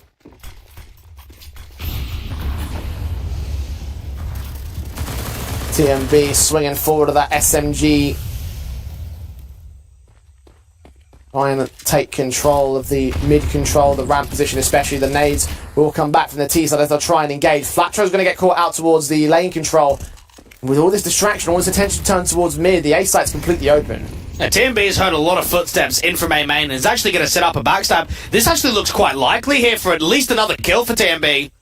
It's a case of who has their head on the swivel. Will GXX start to look back? Yes, he will. Did he look the right way? Did TMB hear the footsteps? Roy's going to get caught with tag damage. Not quite Hill. TMB and Refresh can make 2 kills happen for it. 5 versus 2. Forward the trade. But Roy back in on Rig on Synopsy is a known entity. Far too low HP to try and maintain this bat line. Nikodos closing in. TMB will get caught for 1 extra frag against the CT forces. But Synopsy's running out of ammo. Running out of breathing room. Should get cut off on the rotate back into the bomb site. Nikodos is going to catch him.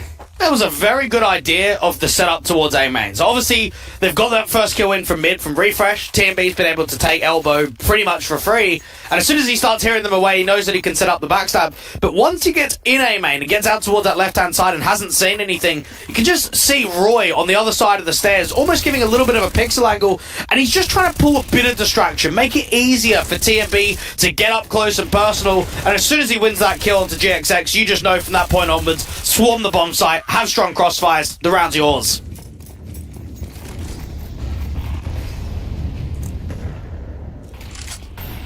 And once again, Preezy try to clap back against the Eagles. Roy burns GXX with a little bit of spray assistance. And meanwhile, Ultex, look at his walk down once again here at ramp. Senna, is he ready for this? It seems not to be. Adjustments right there for the M4. Once again, aggression from the CT side pays off.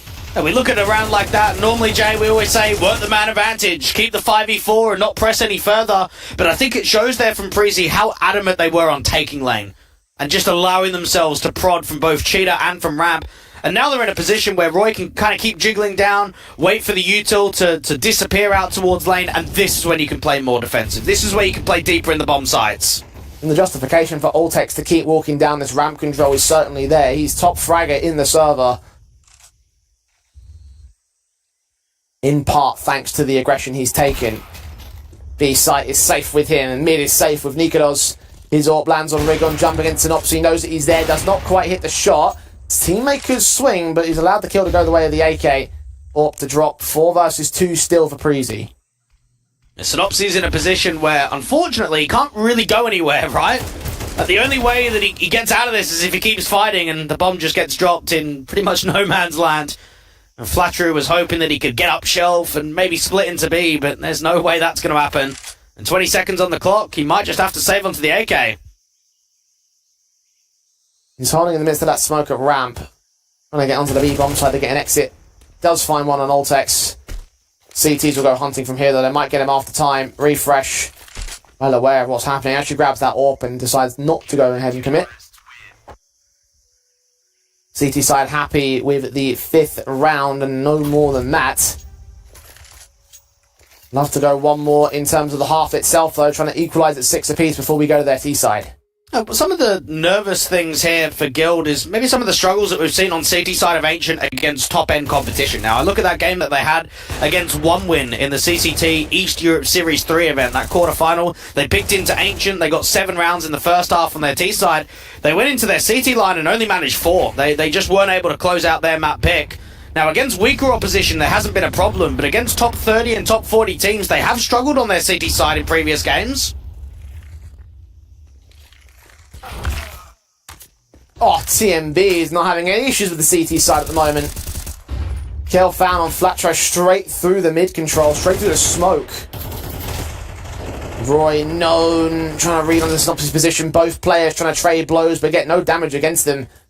Roy continuing to hear footsteps, might think about backing off. Meanwhile, Senna walking his way into red. You have got TMB covering it. The utility change for now on. Unfortunately, Senna doesn't have a smoke, so can't really buy himself an easy pathway in towards CT. Him and TMB are more just distraction elements on both of the team right now. Now, there is an A-split potential. The idea that red's being taken, Donut can be exploited. They need to try and get into CT, but it's being watched by the AWPer. He knows now there's potential of a backstab.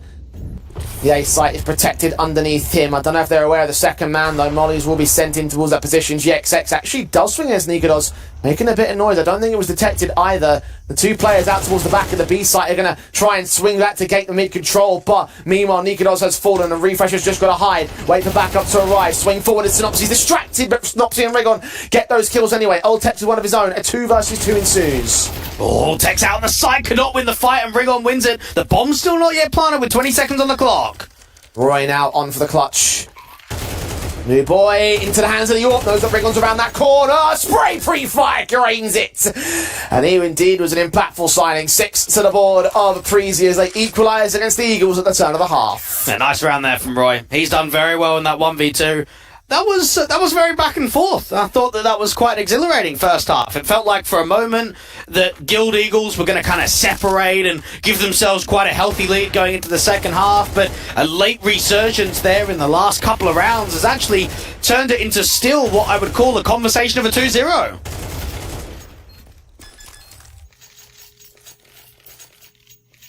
All important even standing. Now it's a case of going on from here. Those odds are actually wild. To think that it's 6-all and we're going into a second half where at least Guild are getting on that CT side, but again, maybe some of those lack of CT sides against top competition is something that they're thinking about. Time to see whether that proves itself here against Preezy. Pistol round. Mentioned before, the momentum off the back of this pistol may be all important to the Guild side. Very fast in from mid across Preezy. TMB has fallen out towards the lane position. You have got Nikolos that might receive 2 individuals. Taps up first. Goes take him down. Senna gets 2 kills overall. 3-on-2 situation as both players are siphoned off from each other here on the Preezy side. Bombs dropped in at spawn as well, so someone's going to extend that to grab it. It's Oltex forcing the fight on the Senna. GXX goes down, and Rigon, unknown entities, he taps up that USP, knows that he's got his man in a corner. Oltex trying to grab the bomb, trying to take a fight, and he wins it as well. The one tapped for days for Nico and Oltex, 2k and 3k respectively, and Preezy take the lead with a pistol. I don't even know what happened in that pistol round. So it looks like TMB is lining up a molly that's meant to go deep CT. I'm guessing to try and help the reposition in there towards red, but not even a smoke. It's a molly and then it doesn't land. I don't know. There is some really weird aspects in that round. In the end, I think you got to give a lot of credit to Altex and obviously Nikodos of those cutting of rotations out there towards Cheetah, and of course with the bomb being dropped out towards CT that Altex can hold.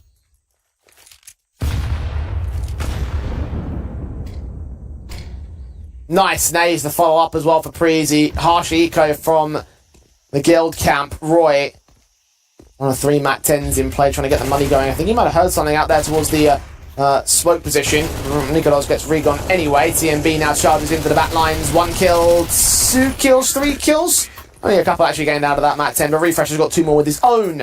But it's 8-6 for Preezy, all 5 alive. Bonus round incoming with the Guild Eagles now having a bye.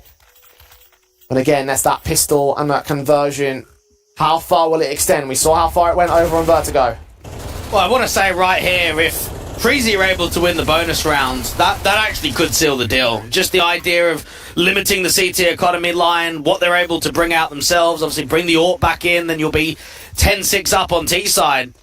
This is a pivotal round right here from Guild to not allow the bonus win.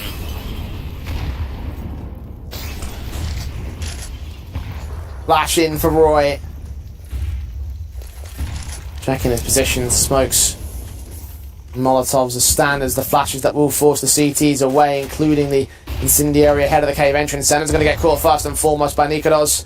Blacktroll able to get 1 trade, does have to force himself back out to the back lines. He smokes and flashes on position though. Will try siphon off rotations, keep their eyes on the long control until it gets smoked off, and try to get up onto the plant. It seemed like they wanted to use that deeper smoke to take either short or long, but realised it's actually more sensible just to get the cross smokes on. Even Synopsy not over-rotating. Bomb gets stuck, not even being spammed in for the denial. They have no angle of attack here. Gotta wait for those smokes to clear. One of them does. Smoke back from Rigon meanwhile. Counteraction utility from the T's is limited. TMB looking to engage directly, bursting through. Flatro has been tagged. GXX finds the kill with the M4. Smoke on the bomb. Roy charges in. Mac 10 spray. Flatro so low. Roy could be a hero again. So can Refresh. Rigon back up. Roy turns into a 1v1. Has no info. Synopsy catches the kill, but he doesn't have a kit and he doesn't have time. He has to run for his life. Absolute chaos there on the B side. But Preezy still come out on top. Preezy shouldn't have won that round. Simple as that.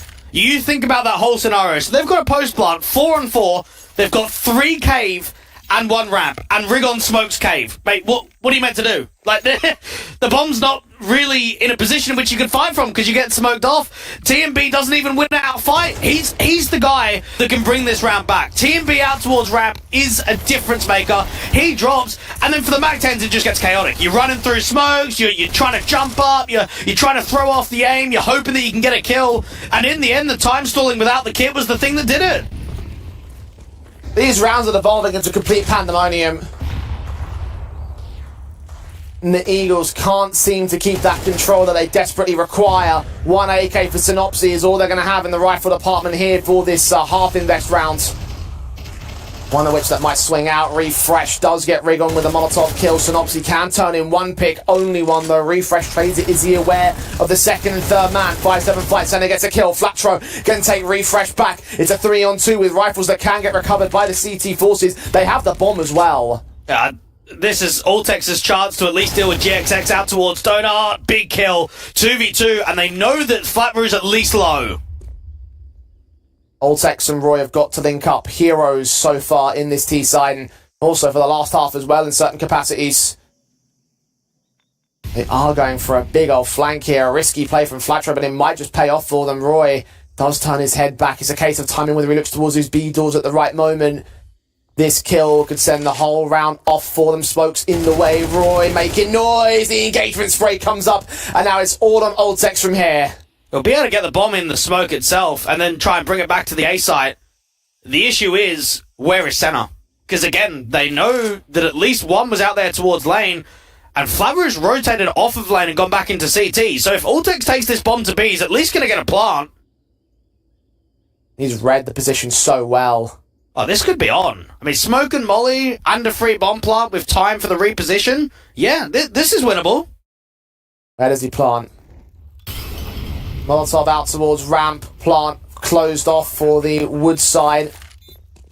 You hear the footsteps. I think you may have heard that player. Smoke back deep in over at CT spawn center. Seen but blinded. Did not get the same info that Altex did. Still going to try go for the spray fight. That's the engagement. Flatro making tons of noise. HP disadvantage for the man. And Altex will win it. 1v2 clutch to keep the Breezy hype train running. My goodness. If I'm Guild, I'm absolutely fuming that we've lost that round in a 2v1 with bomb control.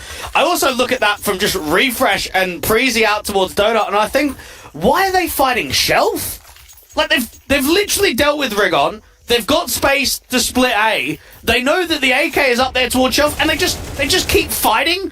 It feels like they kind of get caught in the moment there. Like 4v2, just run it into A. That round nearly got out of control, and I think that was definitely a good lesson learned there for the Danes, even though they did win it.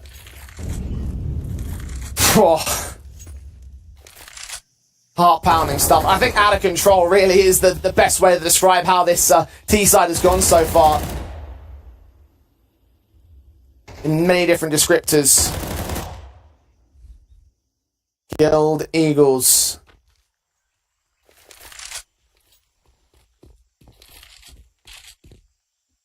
Stand with 4 to make up. Preezy with 3 to gain the map and the 2-0 series. They have not stopped on this T side so far. Back into the B site, they'll look here. One smoke out, but it's not an execution with that. Yeah, this just looks like to be a bit of a double fake. The spam is so on point there for TMB. There's not even a contact and there's already a kill. Now, Altex isn't really hearing anything towards mid either. He's not seeing any more utility, so that's a tell that mid's not been compromised. Nade set, TMB charging straight in center court despite the man being blinded. Synopsy and Rigon get a couple of trades back, but Refresh back involved. Synopsy can respond. That bomb's been dropped in the open, and Altex is ready for the rotations of the AWP, cutting off them from the bomb site, cutting off any support from the A play. And Preezy just keep it going. Guild, and they get so close as well in that last round. Still couldn't finish the job. And this is where we've got to be critical, Jay. Yes, it's been a very wild map. There's no denying that whatsoever.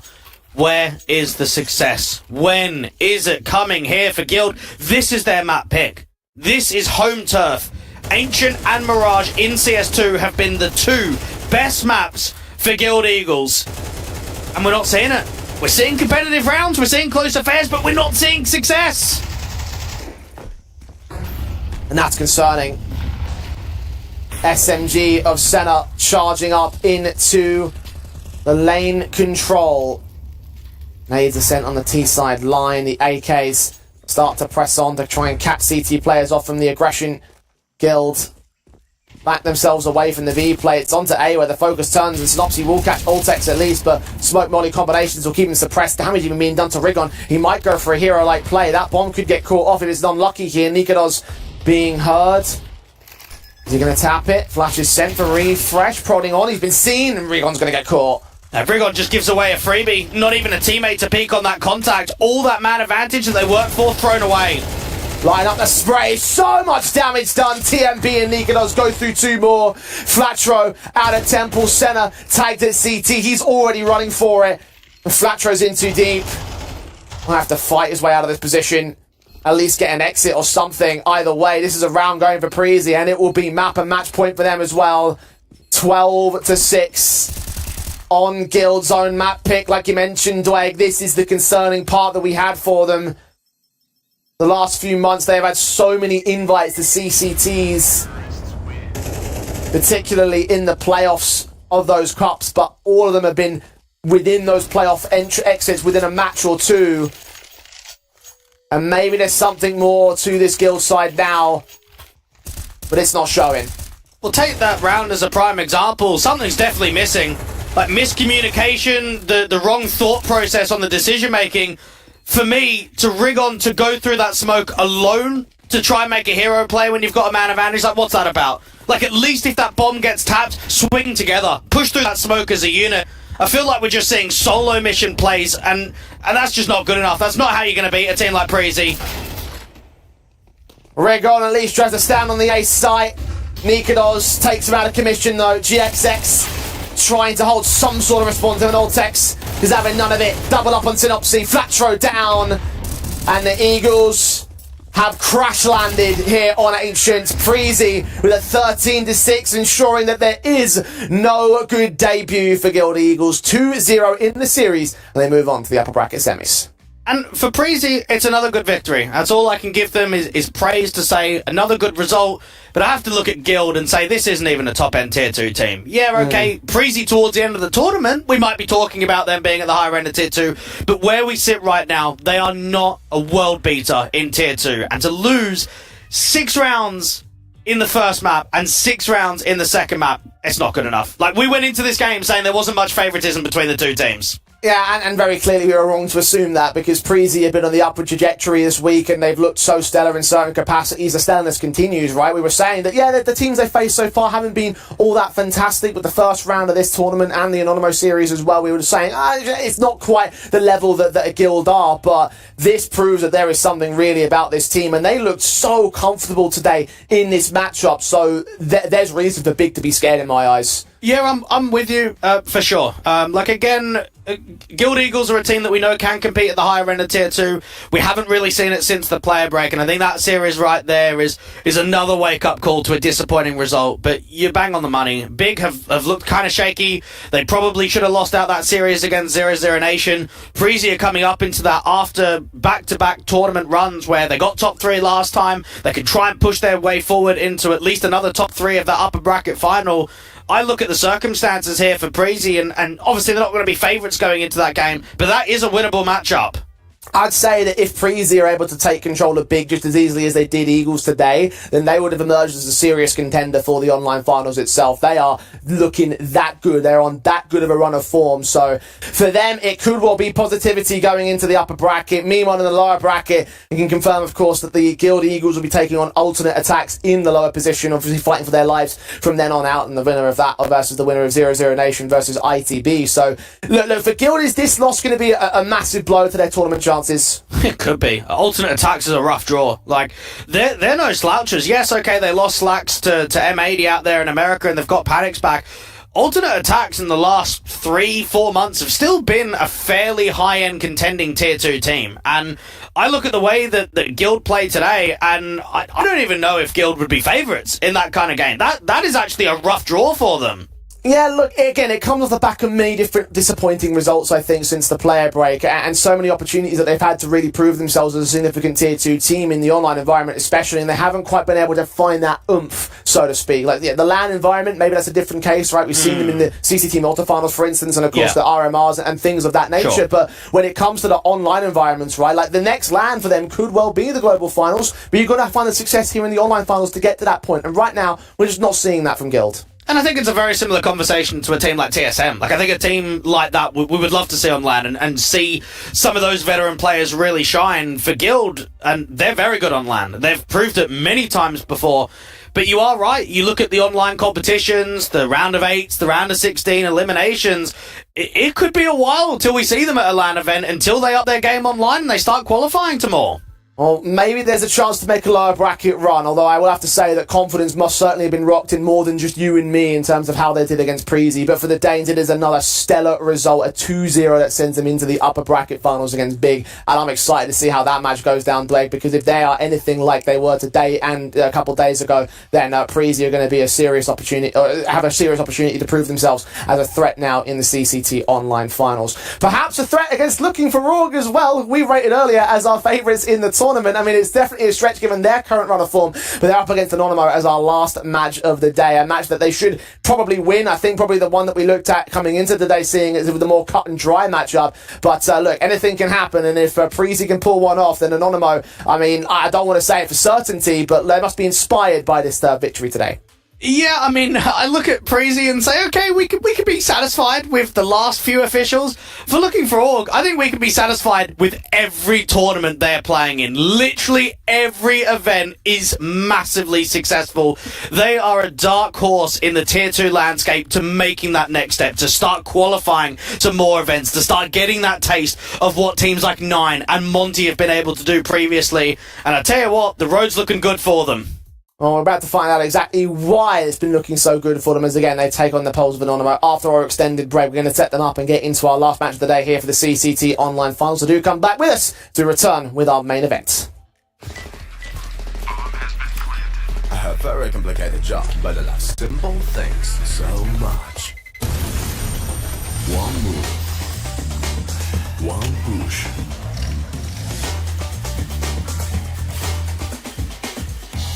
One touch.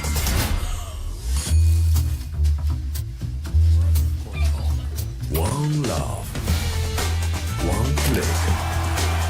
One XBet. Trying to get the skin of your dream for a long time but can't get it in any way? On our website you have a unique opportunity to get your favorite knife. Users on our site can hand out skins themselves, and participants need to fulfill some simple conditions. For example, watch a video or buy a case on our website. After that, you automatically become a member of the distribution.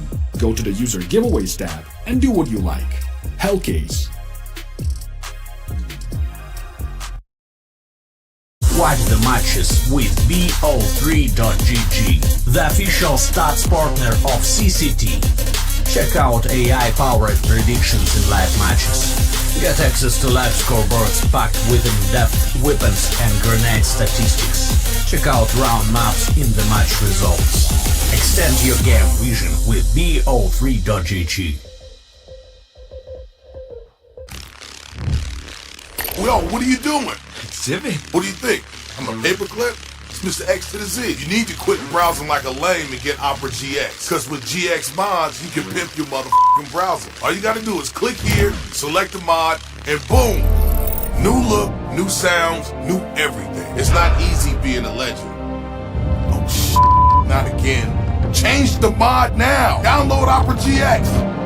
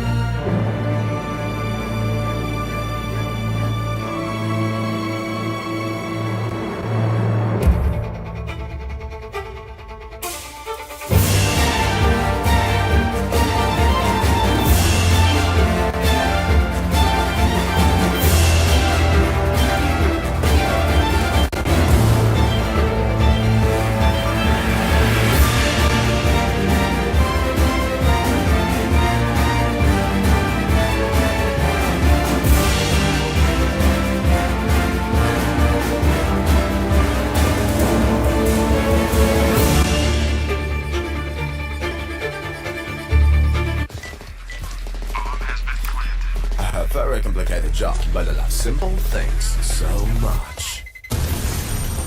One move. One push.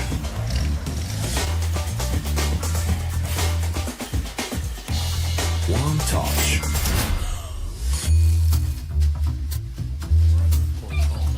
One love. One click. One X-bet. Are you sick of just opening cases? Join the events. At each event you can find special cases from which tokens fall. Tokens are your ticket into a world of unique awards. For tokens, you can buy a skin, premium, or special balance. Try your luck in the skin generator. Also, you can leave your tokens at the token vault. And the more tokens you keep, the better skin you'll get. Add variety to opening cases with Hellcase. Watch the matches with bo3.gg, the official stats partner of CCT. Check out AI-powered predictions in live matches. Get access to live scoreboards packed with in-depth weapons and grenade statistics. Check out round maps in the match results. Extend your game vision with bo3.gg.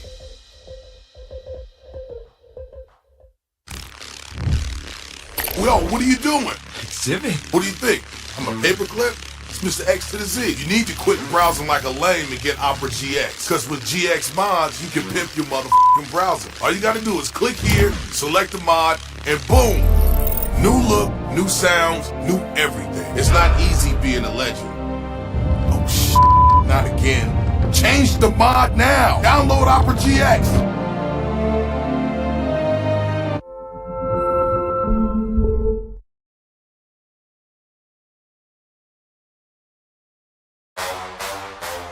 Champion of champions.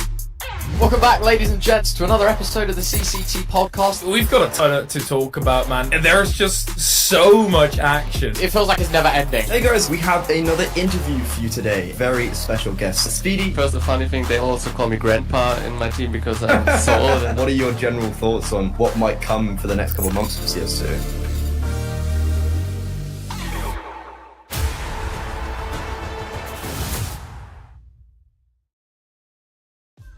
Welcome back to the CCT Online Finals. We're getting into our last match of the day, our main event, so to speak. I guess in many ways it is, as they've one of the best teams in the tournament are involved in it. The question is, are the opposing side going to be throwing up any challenges in another mode? I'm the Eternal J. I'm joined by Dwayne once again for the final time this evening. And for the final time in the upper bracket quarterfinals, mate.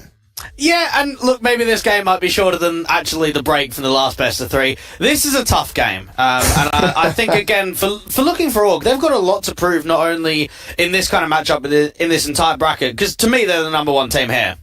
Yeah, look, I mean, it's certainly between them and Big is in my eyes. I know that you were saying a similar thing throughout the course of the week. Maybe Big's own position has been tested by TSM and 00 Nation, so I don't blame you for looking for Org on a pedestal with this particular juncture. But look, at the end of the day, I see two teams as being the main key entities now for making that upper bracket final spot. And Anonymous certainly are not one of them. Now you've got a third element in the mix in what Parisi did against the Guild Eagles a little bit earlier on this evening. And of course, the last quarterfinal match between Looking for Org and Anonymous will be facing on the winner of that. Will be taking on Pain Gaming, of course, in the upper semis. In the lower bracket, things are starting to form up here as well. We'll just bring you up to speed with how that looks before we get into the debate proceedings. The loser of this match takes on TSM.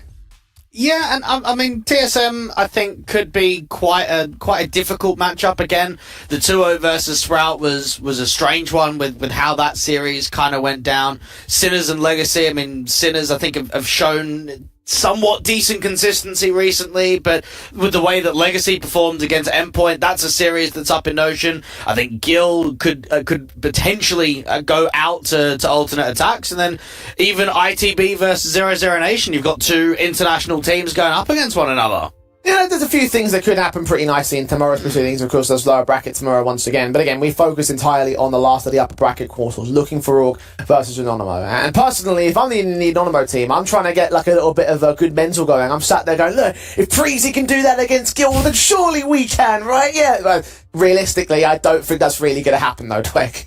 Yeah, this is a really tough game for Anonymous. Again, they're a team where their HLTV ranking's actually fairly high, and I think that that's a little bit overinflated due to the amount of events they're playing in. And from time to time, I do have to give them credit, they can go deep. They have proved that they have what it takes to go top 4, to go top 8. The problem is, if it's not consistent, you're not going to be looked at as a threat. Yeah, Kieran credit for the titles they've won, right? They've got United 21 under their belt, they've got the Polska League under their belt, they've got, I think, an edition of the EU Pro League under their belt as well. Like, there's a few things that you can say, okay, look, credit to you for winning all that, but it's the case that that's really not the level of Tier 2 success that we need to expect to take on Looking for Org. And then you compare them to their runs in CCT events, for instance, right? And it's always 20th to 22nd, 1 to 3 in the Swiss stage, of East 2, East 3. There was that one top 4 in the CCT North, which again, credit to them for achieving that, but where's the consistency at the higher levels? Yeah, well, it's definitely not even here today. I mean, it's been back-to-back losses for Anonymous, losing to Preezy and PG Toro in best of 3s without even winning a map. Now, you compare that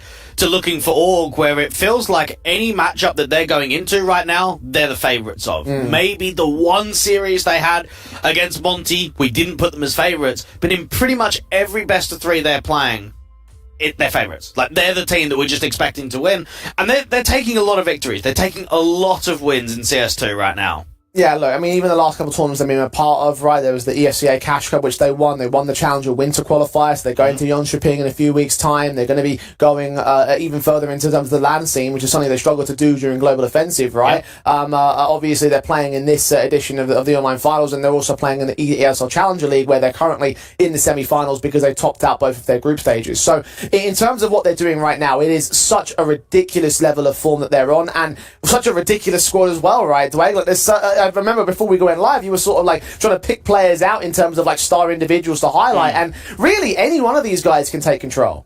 Yeah, no, very much so. I think that this is a lineup that has got a lot of stability from the veteran players on the team for how long this has been together. It's a very similar project to obviously the Guild and the Bad News Eagles, where they've been together for a very long time, they're experienced in their own scenes, they're recognised, and they are successful. And I think obviously the next step is to try and find an organisation. It's been a tough 6 months for them without obviously having the backing. We know that they went from Double Pony, they went over to Heat, now they're back, and they're not under the Double Pony banner, but they are under the Looking for Org, and I think it's a no-brainer. Like, these guys are the best unorganization team that we have in CS right now. Oh, easily. Like, you could have into debate points of who's the best Tier 2 team right now, and you do a decent shout towards them, but in terms of Orgler squads, there isn't anyone better to pick up. So if you're watching and interested, then give them a call. Now, they were memeing a little bit earlier on this week on Twitter that they weren't looking for Org anymore, but they really are. So check them out if you can do. Of course, on the other side of the board, Anonymous,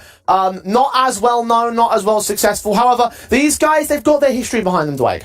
Yeah, they do. I mean, take Raiko as a prime example. I think his career for us and for the general public started on Honoris. He played there for 3 years. You look at someone like Sobel, he was on Pact for 3 years. Lunatic was the IGL for Pact for 5 years. Like, that is unreal to think that a player has been with the same organisation for 5 years and he's still kicking about with some of his ex-teammates. It's funny you mention Honoris there, because actually this lineup, at least the core 4 of them, actually date back to the very end of the Honoris squad. So there's a little bit of like that carry on from the Polish scene, and I guess it's great that they find themselves on the Anonymous squad. But again, it's a case of where are these guys realistically in terms of the Tier 2 space, right? Like, there are question marks around the results that they've had at those CCT events and coming into the online finals. They feel like a rather weak squad by comparison to the rest of the field. Yeah, it's very true, and I think Anonymous have got a lot of proving to do in their results. I mean, take their matchup against Mouse NXT in the opening game. That was a bit of a wild one. Their map pick, 13-6, really comfortable. Mouse NXT's map pick, 1 round got gained by Anonymous. They go into the third map decider, and it's comfortable again. It's a 13-6. So I think we have seen some positives for them in certain events, but I think in terms of consistency and form, Looking for Org have got them every day of the week in this matchup.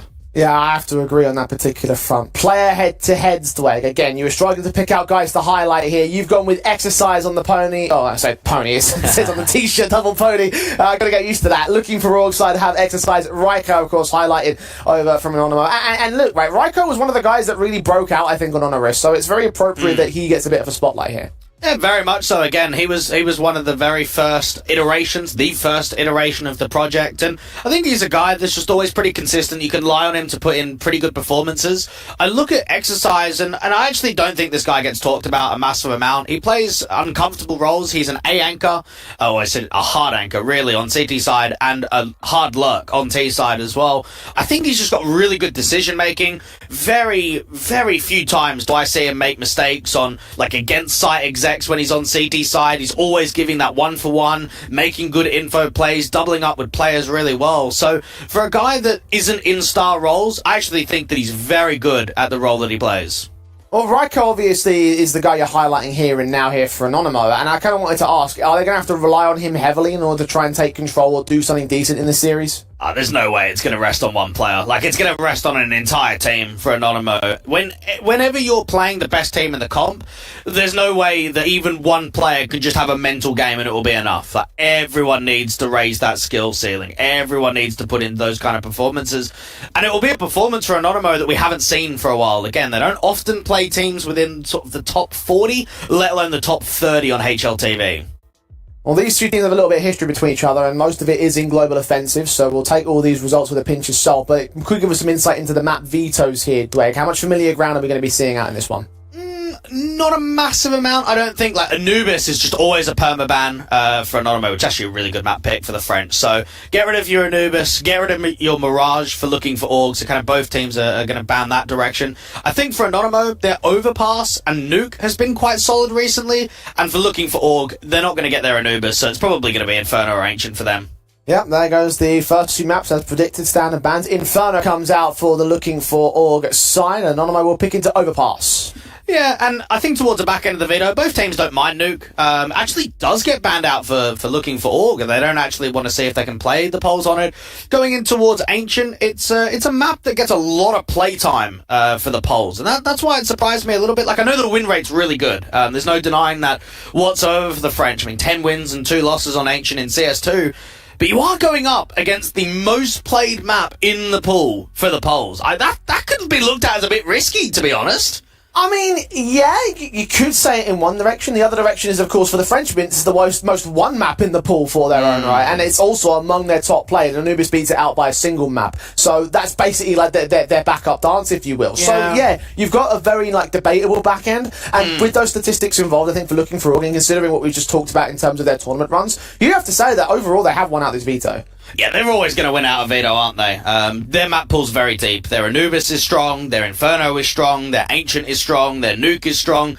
At any time that you kind of have 4 maps in the map pool being strong, you can't beat a veto against them. Like, there's just no way you're going to be able to get an advantage. So for Anonymous, they just need to be winning their map pick of Overpass, which is a map that actually doesn't get a huge amount of play rate, and oftentimes that's just because it's either being floated as a third map decider and it's not going to 3, or it's just being banned out in the second wave.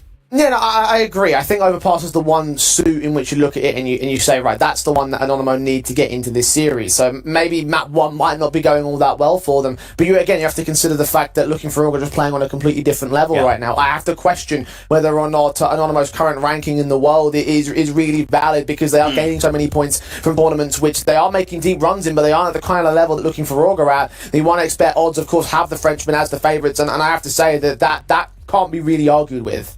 No, and I think, again, there's a lot of heavy favoritism to looking for Org. I think for Anonymous, they're going to struggle to even take a map in this kind of series. You're playing up to another level. You don't often play teams at this kind of level. And for looking for Org, with the way that they dispatched ITB, I mean, that game was comfortable. That game wasn't even competitive. And I kind of want to say that ITB is in like a similar sort of limbo stage as Anonymous. So if you just compare the pair, looking for Org won another clean victory. They won another clean 2-0 here today. And I imagine they might just get it. Again, I have concerns and question marks surrounding the Anonymous side in terms of how long they can hang for. And look, right, sometimes grinding is a really good thing that you can do in the Tier 2 space to give you the match time playing experience and allow you the cohesion to come together and just be second nature to you, right? That you can make a lot of great teams from that. So many squads in the past have been famous for being grinders and playing so many hundreds of maps in 3 months' time. But I do think that they are not quite... I mean, usually those teams, they end up doing it at a pretty high level. title versus right now the Anonymous side are playing in a number of tournaments at the moment, and a lot of them seem to be that ESEA advanced level, the Polska League, local division sort of stuff. There is, of course, CCT Online Finals and Yala Compass, but even Yala, that's been like a bit of a rocky start for them so far. Yeah, and I want to say the grind's hurting them. You can see it by the results. I mean, on average, they're playing 1 best of 3 a day for the last 40 days in a row. I mean, it's a hell of a lot of maps. They are playing a lot of Counter-Strike, and now they've got to prove that they can hang with the very best. It's going to be a tough ask to see if they can prove it overall, though. It's map 1 getting started between Looking For Org and Anonymous.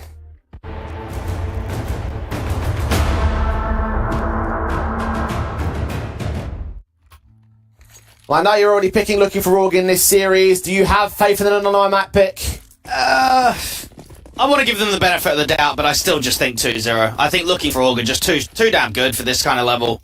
I'm in agreement. 2-0. Let's see how much of a 2-0 is going to end up being. Full send into Banana for the CT Forces, and actually it might work out for the Poles. Sobel has caught the first of Maka, and Joker's also going to go down. Azul Haji, lucky trying to get trades together, but all the team has fallen. Is exercise now, making rotations back into the bomb site for an A plant. That's absolutely mad that Anonymous bring 5 players to all fight Banana. Now for exercise, he's got to try and see if he can deal with the mass players coming into brackets. He's going to bait them. He's going to see so many. And I thought that was Ludic getting that jumping shot. No, Samey gets the kill, and it is going to be an all-important pistol start for Anonymous. Okay, so I wonder if we do start getting a little bit of gimmickness. I wonder if we start getting a bit of madness over the course of this CT line here for Anonymous. It's a map that, when you consider how many officials that they've been playing in CS2, it's not won a huge amount for them. Only 4 wins and 8 losses on Inferno, and currently a 5-game losing streak of Inferno. Some more stats. At least the 3-map streak of Looking For Org was ended by 1 win.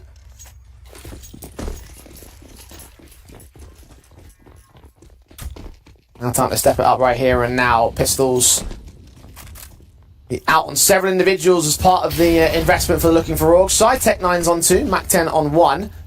Couple of Galils, so it might be pistols, but it's also a force buy. And Ryko up against the HEs, barely takes much damage at all, considering it goes out towards the sandbag. HE missed out there towards a car position, looked like it wanted to try and go down towards a half wall. MP9 jiggling down out here towards brackets with a little bit of a bait and switch on a contact from Samey. Incendiary's on position.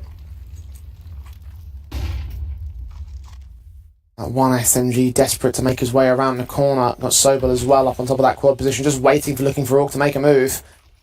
Anonymous not opting to fight aggressive here. You got to wonder as well that even fatigue must be kicking in for the Anonymous side, the 3rd best of 3 that they're playing today, and even their first one was early in the morning. Gonna get late if they can drag this one out against Looking For Org, and that might be the only hope that they have. Press forward from Samey back in towards the brackets control. The bomb has made its way out towards pit. They've got some smokes in the way, but not fully covering the cross here. Samey's now seen them out towards the apartments. The spray is very, very awkward though. Maka is going to draw first blood against that MP9, and now Looking For Org will try crossing to the bomb site, but the CTs have been given time to rotate into position, try and cut them out. They'll get 2 picks in return as Sobel's casualty. The bomb will go down, however. Now, Ryko's done one to get at least one. Samey out from short, just keeps fighting, and for a moment they have trapped the player towards mini pit and Maka. Lean forward, a lunatic, burst fire from Ryko. And now it's all left to exercise. Sees both of the individuals spray up close against one, barely able to get that kill. And the closer comes in from the FAMAS for Anonymous, who just hold the retake and the 2-0 start. I should see another force buy here coming through from Looking For Org. 4 kills and a bomb plant. I probably feel as if they should have won that round. When you look at the opening kill out to Boiler, when you look at the bomb control towards Pit, they traded the porch angle very easily there onto Sobel, but in the end, Ryko comes through with an all-important triple, and it was the boost up over the top of Moto that was successful. A very good tap onto Maka, and then, of course, just pick on the contact of his teammate. 2-0. Could it be 2-1, though? With the force buy coming back in, this could pretty much set up at least a tied-up scoreline.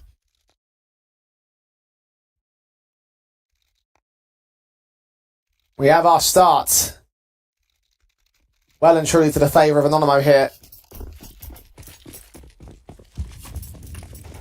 Will it end up getting taken back by Looking For Org? They have a better buy thanks to the bomb plant.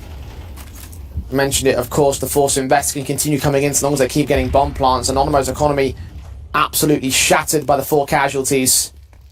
So even though the start may be there for the Poles, it could very easily be followed up by the Frenchmen.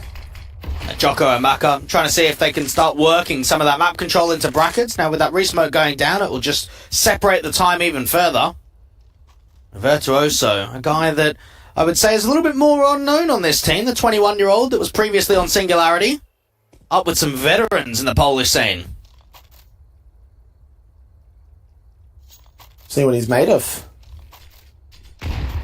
You're being sent in towards that long control. One out towards Moto, 2 nades into close long position. Incendiary from the man. Virtuoso trying to swing alongside Sammy and get both those kills. Very nicely coordinated there from Anonymo. Ooh, that nade lesser so. That's instantly putting my words down to shame. They still get the kills in from the rest of the CT forces though. Sobel comes in against Exercise. Ooh, does get punished out there towards the apartments, but still puts damage onto Haji. Now he's going to try and come out of apps quickly. The issue is the time and that rotation in from Moto. Even getting the bomb control back in brackets, it's not going to be easy at all. Haji bringing that smoke back to get the minion over the bomb here. Might see a push forward from Virtuoso.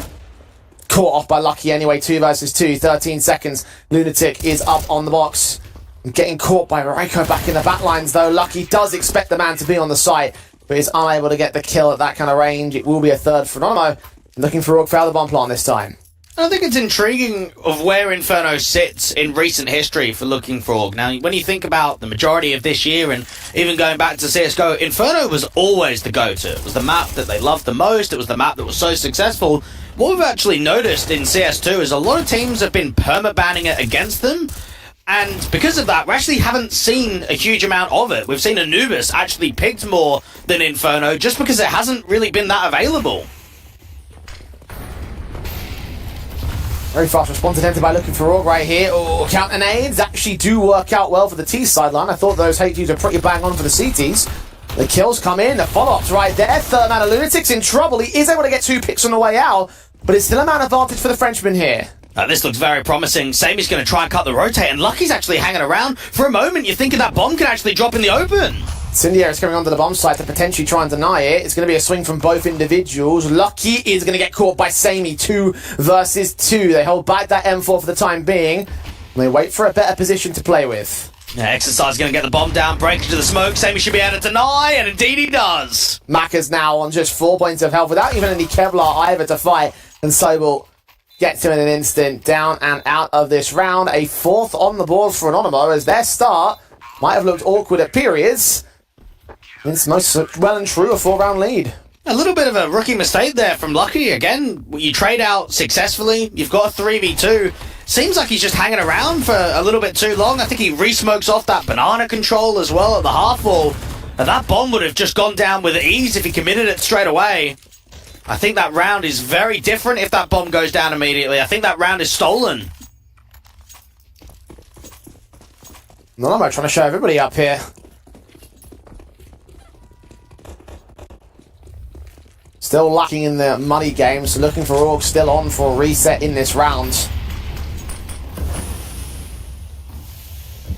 Now they are stringing these rounds together on the CT side. Nades sent back and forth between both teams, doing a tiny amount of damage to the CT side. Chipping away at Raiko. Sobel does find Haji to start things off in mid. Now Raiko on the reverse side of the half wall. Lucky has been seen and a lot of damage taken to him out towards logs. The teams might just leave him here because he's pretty much a goner. They have no choice but to leave him there now. He's dead. Maka able to respond. Still a 2-for-1 responsive overall though. Needs to open up the smokes, but it can't see anything. Anonymo backed out of this aggressive position of Banana. Both individuals are also known. The AWP firing exercise going down. Info to work with as they both make their way back into the mid control, into brackets. Lunatic and Virtuoso. For the engagement, one man goes, second man falls the same. 5-0 for Anonymo. This is a very slow start for the Frenchman. Yeah, this is a wonderful start for Anonymo. You could not have asked for a better beginning of the way that they're performing right now, especially in the rifle rounds. Phil there for exercise. There's a little bit of desperation. He's trying to lurk out to the apartment. Sobel out there towards pit, just capitalizes on two very clean picks. And looking for Org will not be happy with how things have started for them. Surprised they haven't taken a tactical yet, honestly. Should not be down against Anonymous, let alone down by 5 rounds. Samey leg-shotting Jocko, first player to drop. HE is coming in close, but not quite catching the full-blown kill.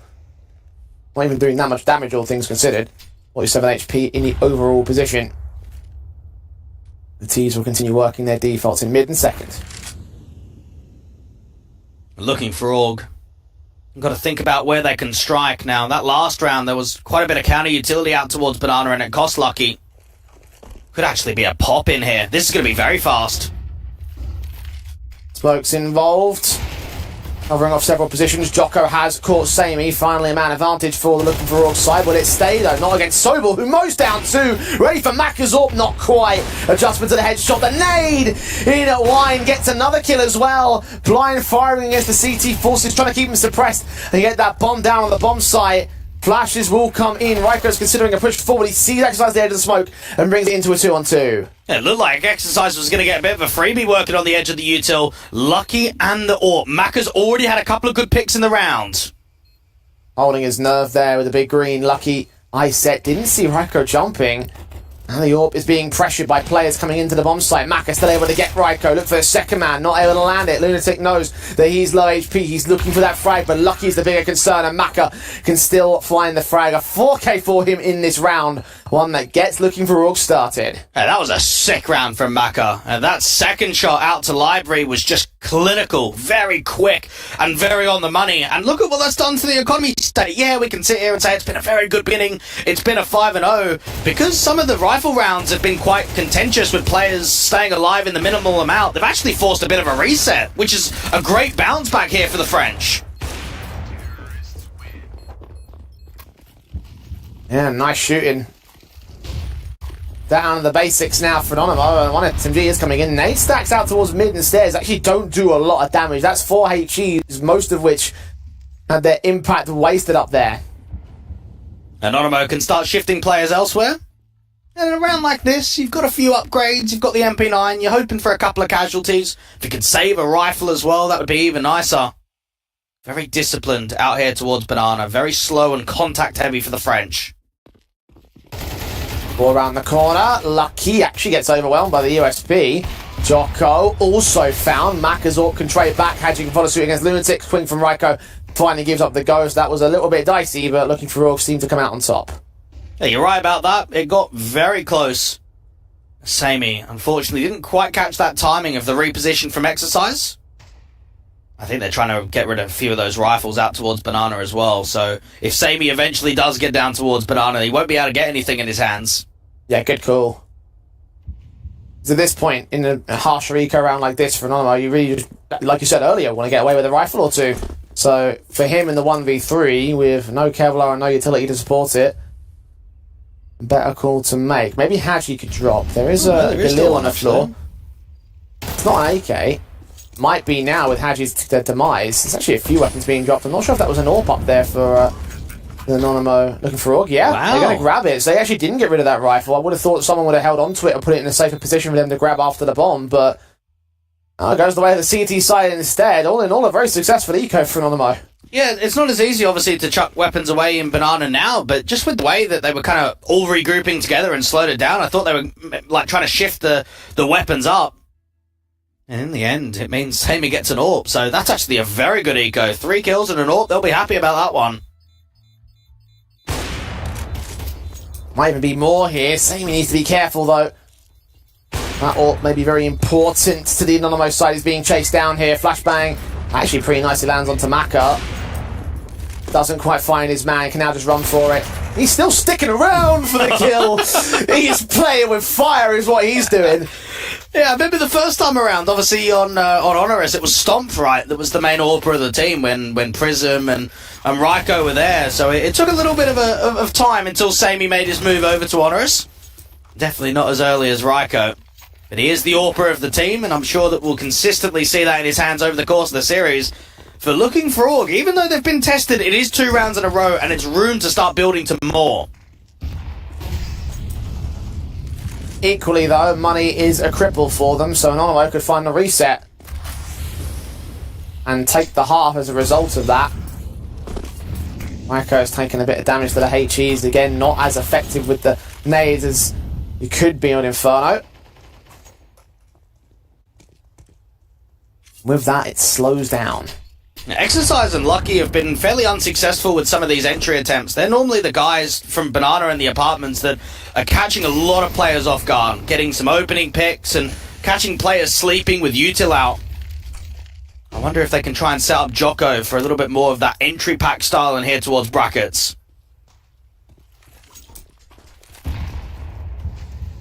$60 and looking for Auga trying to base in. Jocko doesn't know that Virtuoso has got his crosshair trained right on the man. Raiko, similar story. Same, he's got the AWP frag. Double up against Haji. Maka has found Raiko in trade, but looking for Aug have crumbled here on long. And they're going to try and come into short instead, and Sobel has to make sure that he's staying alive and wasting some time. And they know that there's going to be mass players up here towards A, but they don't really have the time to start shifting that bomb.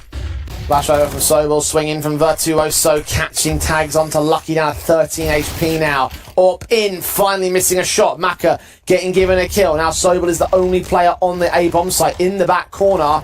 20 seconds, pressure might get to looking for Auga, especially if they don't check all their positions. Sobel with that one frag. Second almost comes in, Exercise down a half HP. Now needs to prioritise the plant. Now Maka's going to try and get this kill in from Library, try and fade the smoke, and he gets the kill. Now Lunatic's the last one left, and it's the in-game leader again to try and see if he can clutch. Has got a kit, so time will be slightly with him. SMG rifle there on the floor to get picked up. Is it worth it to make the noise? Go in for the M4 perhaps, check all of his corners unawares of how far forward Maka wanted to get with that wine play. In the end just walks right into his AWP. And the third on the board for looking for Aug, continuing to stack on these rounds. Now one thing that we're going to see consistently over the course of this entire series is there's going to be more patience for looking for Aug. They're going to be more comfortable in silence moments when time freezes and slows down. I mean, right here, this round should not be lost. It's a 4v3. They know that brackets has been taken. They haven't seen any util towards Banana. They haven't heard anything out to B. And Sammy just walks in with the NWP from Moto and gets clotheslined. Like, those are the mistakes that a team like Looking for Aug will not make. And I'm very glad that Anonymous have taken a tactical after that one, because that's going to be the issue. Is when time freezes, they're going to struggle. And they proved it in that last round.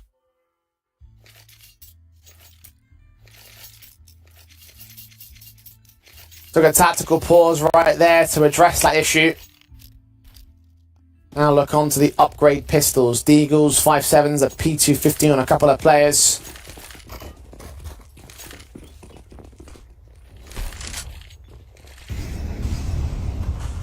No true investment, no force buy, just the upgrades. Flashbang, they're ready for Sobel being the extent of the entire utility basis, and we shouldn't expect Anonymous to win a round like this, especially when they're gamble stacking A and looking for Auga playing default to B. You start thinking to yourself as well, how quickly do Looking for Aug take the lead back, or at least tie up the scoreline? Because when you're setting yourself up 5-0 for Anonymous, you've got yourself in a good position. Exercise is just waiting for that aggressive lurk, waiting for the CTs to just get a bit antsy out here in the apartments.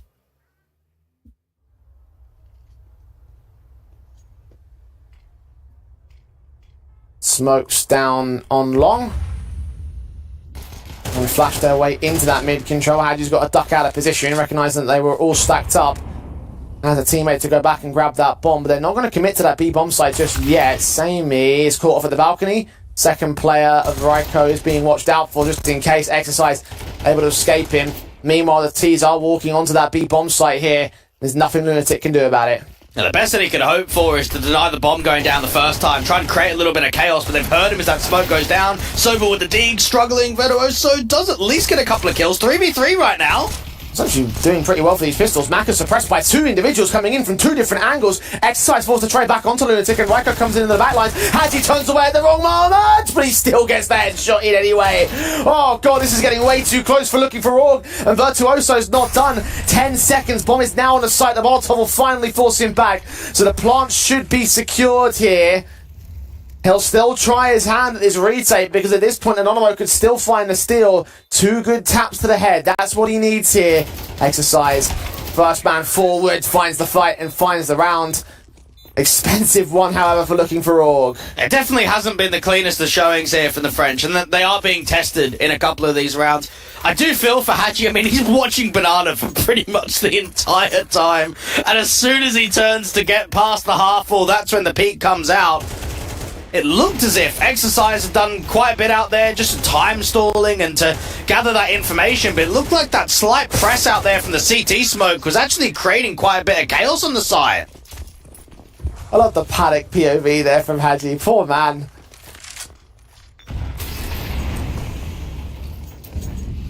It's four to the board of looking for Org. Anonimo about to have their lead equalised unless they can do something about it here with this rifle round. Same is on the AWP. The M4s are out. All gun by in effect. Similar story for looking for Org there. Flash is being sent, which is utility, a smoke down, and the Molotov to follow it up. Might allow Riker to start peeking in against the 8 Cheesy. He knows where Lucky is and he gets the frag for it. And the T's want to press the issue, but they've taken a lot of util damage in the meanwhile. And there hasn't been much pressure out towards A, and I think now that they've lost the pick, Exercises at least looking in towards the apartments, looking into brackets to see if there is going to be that info play. It might just be the full B commit, or at least slow it down for a regroup on a default. Lunatic has got a molly ready, that as soon as he hears some of that utility, he can put it down. Smoked across. Broken coffins and Molotovs to the back site. Molly's on towards Riker's position. He dives right into the smoke to get on towards the first box. Try and engage one, losing his life to Jocko. Lunatic is very far away from any rotations. He's got to stand up and fight, and that's just what he does. The Exercise is ready for the real play, which he completely whiffs the spray all over the place, and Mac has just got to save. Yeah, that was an unfortunate kind of round. Again, for looking for Org, it seems like they want to go in for the double pump towards B. They want to try and get into the bomb site, have that late lurk of Exercise to either cut or rotate, or to maybe dive in from CT. They just weren't able to trade Lunatic. They got close. And the multi-frag comes through from the in-game lead-up. And 10 kills for Lunatic, and definitely not known for his massive star moments as such, as an IGL and a captain for this team, but that round right there, he gave quite a bit of impact. Every player has his moments, and it was just fortunate for Anonimo that Lunatic had one right there. Very nicely done. It wasn't a massive fragging round from him individually, but Raiko started it, Jocko traded it, and then he got the two forward players of the B attack, sending them back into discombobulation, getting the man advantage. Massive sequence from him, and you can see what it does looking for Org, right on the charge up to equalise. Now Anonimo have the half at least at tie. There's only pistols to play with on the T side. Anonimo do have a weakened T side, and looking for Org have quite a strong CT side of Inferno. So pressing these last few rounds to an 8-4 could be pivotal if they want to cause any kind of threat in this sort of matchup.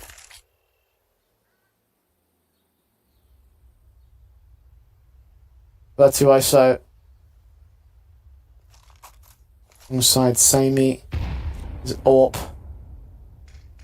AK combination. 4 players total towards this A site. Looking for Org. Leaning into it as well. A lot of damage coming down to Samey already. Lunatic to try and peek on the contact. Mac has got one with the AWP and make it 2. Distraction from his teammates on shore. Virtuoso! No! No, no, no! He's fallen with a TK involved. His second TK of the game as well, by the way. And that might have cost Anonimo a sit around. Raiko coming in from short, covered off by Exercise. Now he's been seen. The rest of the team's going to adjust towards it. He's charging in recklessly right into the hands of Lucky. Oh, disaster for the Polish squad. And I think Mako is the main reason because of that entire disaster. His 2 picks on the bomb side, the leg shot that came in as well. And we've seen a lot of looking for Org, Jay, over the course of different iterations of the team. And for the last couple of years, this is a sick performance from Mako, and I think, again, just because of his defensive AWPing kind of style, a lot of the time we focus on the riflers to have high levels of impact and to put up those multi-frag sequences, but right now, on the T side of Inferno, he's having a game. 14 frags deep. Top of the server. Lucky has already caught Virtuoso. Sobel also down. 5-on-3 situation. One man left on the A side. They're pushing Raiko in towards the banana position, trying to see if they can get the trade back with a flashbang forward. Maybe catch the bomb carrier. He's seen him at least. Having the mid presence, same he's got exercise. Raiko turns it into a 3-on-3. And actually this round becomes workable now for Anonymous. The concern is Sammy back out towards the pit control. He's the only player left on A, but Raiko might make that completely irrelevant here. Now, Jocko needs some help and he needs some assistance. At least they've got time. And already we're seeing Maka try and come through from the second mid area. Haji's waiting to still cut a rotate from A. Sammy press towards that mid position, seeing nothing now, getting towards the apartments. It's all to timing as who sees who first. Oh, they've just barely missed each other. But Sammy continues to give chase and might find his man. Raiko's waiting. Haji looks behind him but couldn't deal with the FAMAS. Now, this round is just madness in the positions that are being taken. And looking for Org have just got to clear out everything. Jocko sees bottom mid, nothing at all. Raiko's on the other side of half wall. 30 seconds and Jocko and Maka lean in. Jocko's caught. Maka dead to right with a missed AWP shot. As stellar as he was, that will cost him his life and cost looking for Org the round. A 7-5 half for Donamo. I wasn't expecting that, honestly. No, I'd agree with you. It's a fairly good performance for Anonymous. I think it's just not enough. When you're 5-0 up against a team within the top 30 of HLTV and a team that I want to pin as the #1 team in this event, you've got to be striking for more. You've got to be pushing for more rounds, because I don't feel as if it's enough. I think the CT side of Looking for Org can work a 5-7 deficit and bring it back to the advantage and bring forward a map victory. I do know T sides here in Inferno for Anonymous are not exactly all that reputable. The Tactic Sharp, some cunning tactics it would be here and now. Julie's in for Maka and Lucky on the Looking for Org defensive. One man over on the A-bomb site and pushing from mid. The other man holding defensive angles. You can see him right there at the first box over on B. Jocko with a smoke to try to stall for time. Instantly puts it out ahead of the EHEs. And they're going to get right into this trap. These Julies from Lucky could do a lot of damage. Jocko gets so much. Felt like we didn't even see a T-side player just as they were trying to come through that re-smoke. Didn't get a chance to live. Virtuoso can't hold on forever. Maka with the closer. A pistol win for Looking for Org and looking damn fine doing so. Yeah, Notomo have played 90 maps on HLTV and CS2. That's the highest out of any team in the world. They've also played 8 best-of-3s, 5 best-of-2s, and 4 best-of-1s in events that aren't even on HLTV. I mean, that's crazy. Like, how is it? This is their 90th map. Aurora, I think, are the second highest in CS2. They're on about 60-odd. Like, the difference of grind is just another level for Anonymous right now.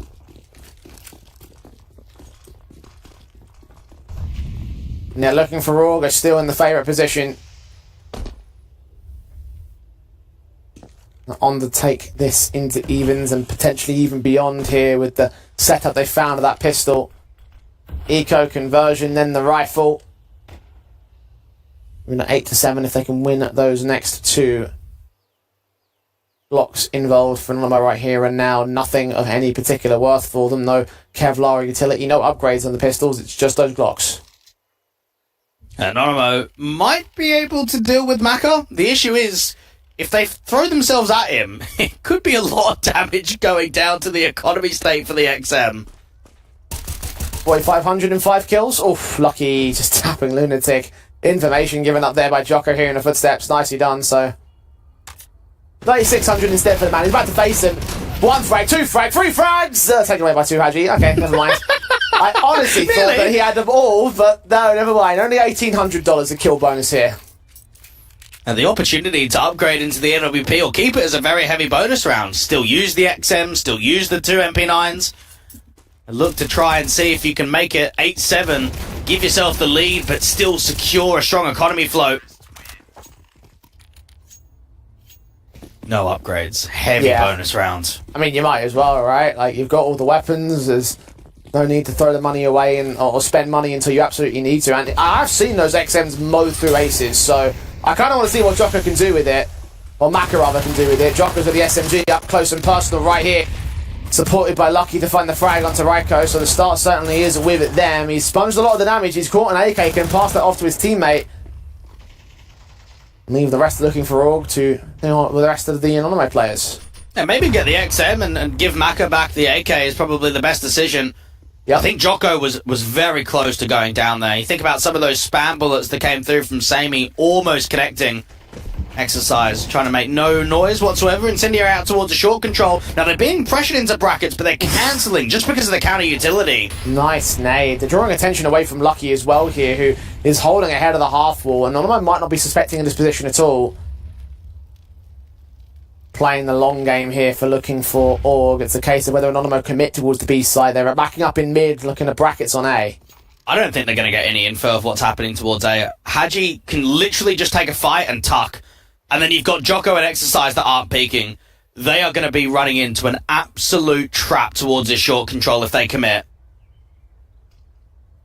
Utility is sent. Lucky swings, finds Lunatic in the backlines. That drops the bomb. Smoke ahead of it as well. This actually might still be for theirs. Haji's caught a kill. Sammy, such low HP, gets away with a big hop and a bomb.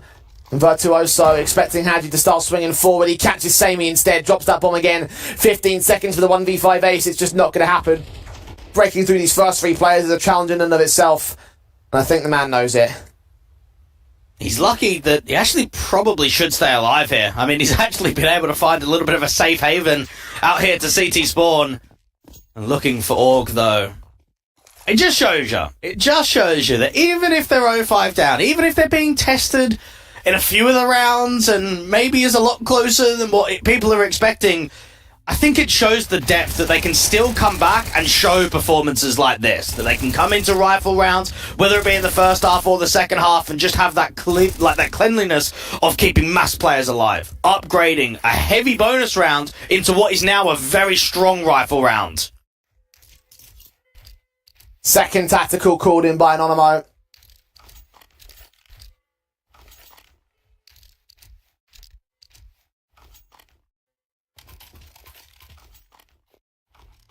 We get some upgrade pistols around that Galil. Not go heavy-handed with the investment, the half buy to try and steal against looking for Org.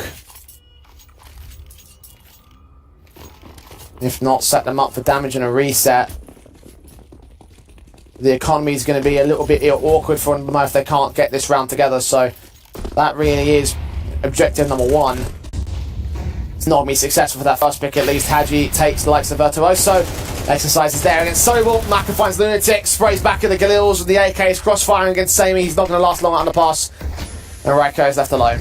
Yeah, just give me a minute to count how many seconds until this round's over. What's that, 27 seconds? It's pretty quick. That was over very fast. And I think that just shows that eco got pretty much nothing.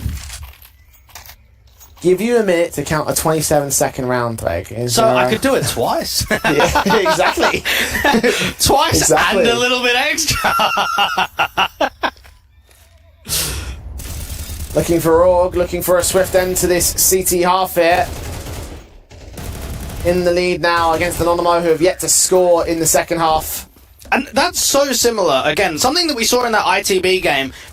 We saw the French go 5-0 up in the first half of map number 1. The second half of map number 1, they went 6-0. And then the first half of map 2, they went 5-0. Something we know that they're so good at is if they win pistol and they win the anti-eco conversion, they can skyrocket rounds in a row. We expect that as well with the CT side, that they would look confident in doing that.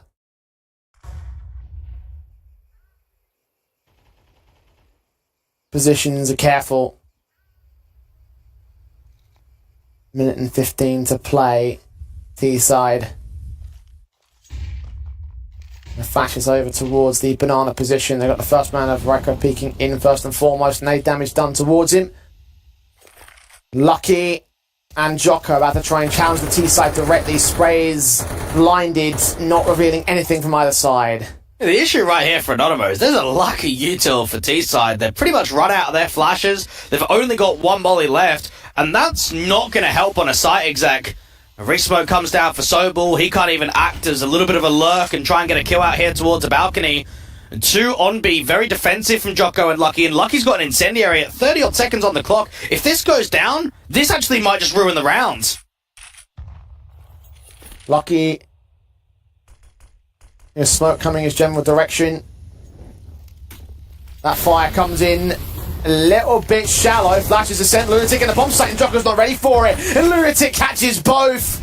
Another massive play from the captain as they bust open the B site. I mean, what's Lunatic doing? He literally is a lunatic. He's just run through that incendiary. I think both of the B-side anchors there, Jocko and Lucky, are expecting maybe not so much a cancel, but a double pump. They're expecting as soon as that incendiary is going to clear, that's when they're going to come out on top. You've got an anti-flash being held from Jocko out there in the first oranges, and then straight away, Lunatic just gets a double entry and opens up B.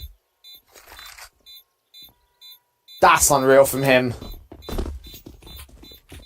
One of the two top fraggers for Anonymous thanks to that 2K. And again, high impact rounds coming in from this player.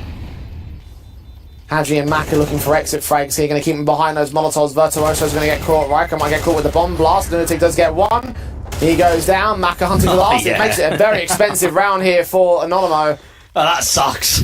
Yeah, it does. And again, it does set things up nicely for the CT side because every player's going to have to invest with about $3,500 a piece. And well, looking for Org, money for days. Well, that's very clever. Once they know that that round is over and that it's not winnable, you can still do a lot of damage at the end. And for looking for Org, even if everyone went down, the money's still so stable on their CT side that they would have been okay about it. Nice exits. Great late round economical damage. Yeah, the only real thing they lost there on looking for Org was the one AK that they had. One of the two that they had, of course. Virtuoso scored Jocko. Lucky involved with the M4, showing that his lacking of the key rifle is not going to impact his CT side defensive at all. Hadji, on the other hand, does go down to the Galil, so it's an advantage for Anonymo here, and they might go into the B side very quickly. At 2 HP, and Lucky's got to be careful about overextending the marker. If he goes down, the site's going to be taken. He's going to have to try and reposition out towards Coffins. Macro on rotation can flash him high. No smokes to the cross. He's more focusing on the kill itself. Flashes sent Virtuoso. Finally going to get caught. Lucky is running out of ammo though. USP has got to fight against the rifle. It's not going to work for him. Exercise has also fallen to Sobel on the lurk. And Macca's Orb is a very known entity to Anonymo. 1-on-3 clutch for him. He's just holding out the mid cross, or the CT cross rather. Hoping for a pick for an exit because there's no way he gets the I mean, he's creeping into church, so he might try for it. That's a tough round. I really need a couple of jiggles and a few overextensions. Good shot towards Nubox. Second man, unknown. Making footsteps, got to turn 180 out towards that dark position. Yeah, same. Peeks for it. Sobel was there for distraction. The AWP had no chance of winning that one from the word go. Still though, money for looking for all. They're going to rebuy. Look at that round there from the French and just feel as if Macca missed that opportunity of getting that kill on the cross before it got smoked, like you mentioned. That could have forced it into a 2v2 as such between him and Lucky out on B. Could have made it a much more comfortable round. Maybe would have even forced that M4 of Lucky to back off after he got that kill. I think what we've noticed is these last couple of rounds, the punishment has been on B.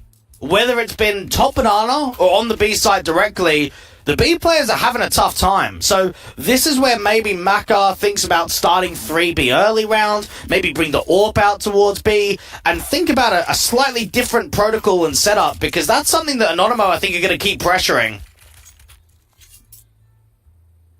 Yeah, something's definitely going to change up here for looking for Org. So the Poles can find an exploit and just repeat it time and again. They're going to get to round 10, and they're going to go beyond that, even for the looking for Org side, who have now whittled down all of their funds. A nice few buys in them. It's going to come to an end here for an eco half invest for them. 11-9 scoreline. Anonymo could well steal this map, which is not something I was expecting to say at any point during today, but here we are. Macca AWP in from mid, looking to wrap that corner. Samy's watching it though. His teammates are in the way. Macca does back off. Now the T's are going to make their way in. That AWP is going to have to get supported by the automatic rifles, and Hadji is there with him. Macca gets the one frag against Lunatic. Virtuoso caught by the AWP on site, turned away from it. The bomb carrier could also get caught on Samy's pub, and Macca will go down. 4 versus 3, making it 2 as Lucky cuts the rotates out from Arches. Ryko can get that return. Keeps the man advantage manageable.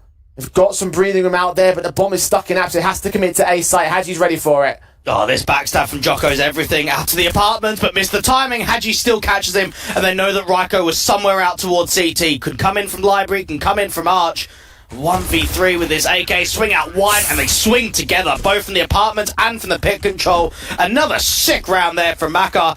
And yeah, there was a little bit of missed utility. That was still a pop. That was still an aggressive maneuver in there towards A through the short side. And Maka's got 2 kills on the bomb site directly. Advantage looking for Org. Once again, reclaiming control over Anonymo's equal standing. And now their own economy state is broken. Talk so much about looking for Org's reset. Neglected to mention that that Anonymo only have a couple of AKs available for them here. Oh, the nades and the sprays through from the Banana control. They're rushing it down, looking for Org, meeting them head on. Sober with a jumping Mac 10 has forced open the bomb site though. And Lucky's gonna, or I should say, Exercise is gonna come down from bottom mid, so can start backstabbing in from Banana. In terms of HP, this looks so favourable right now for the French. Nades deep, catching Sobel. That one to try and crack open the smoke. Virtuoso try and get the bomb down if possible. He's putting Incendiaries out to construction. He has no idea where these players are coming in from.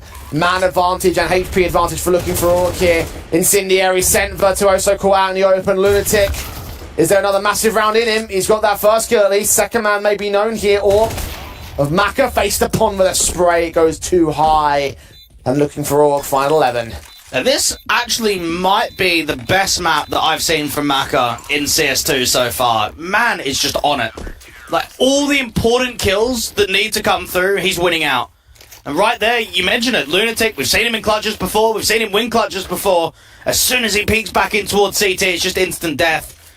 I think a lot of that setup to the round, though, was the anti-rush util, right? So much damage coming down towards Banana.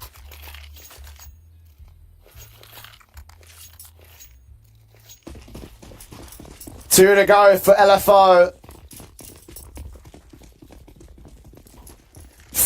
Half by back in for Anonymo.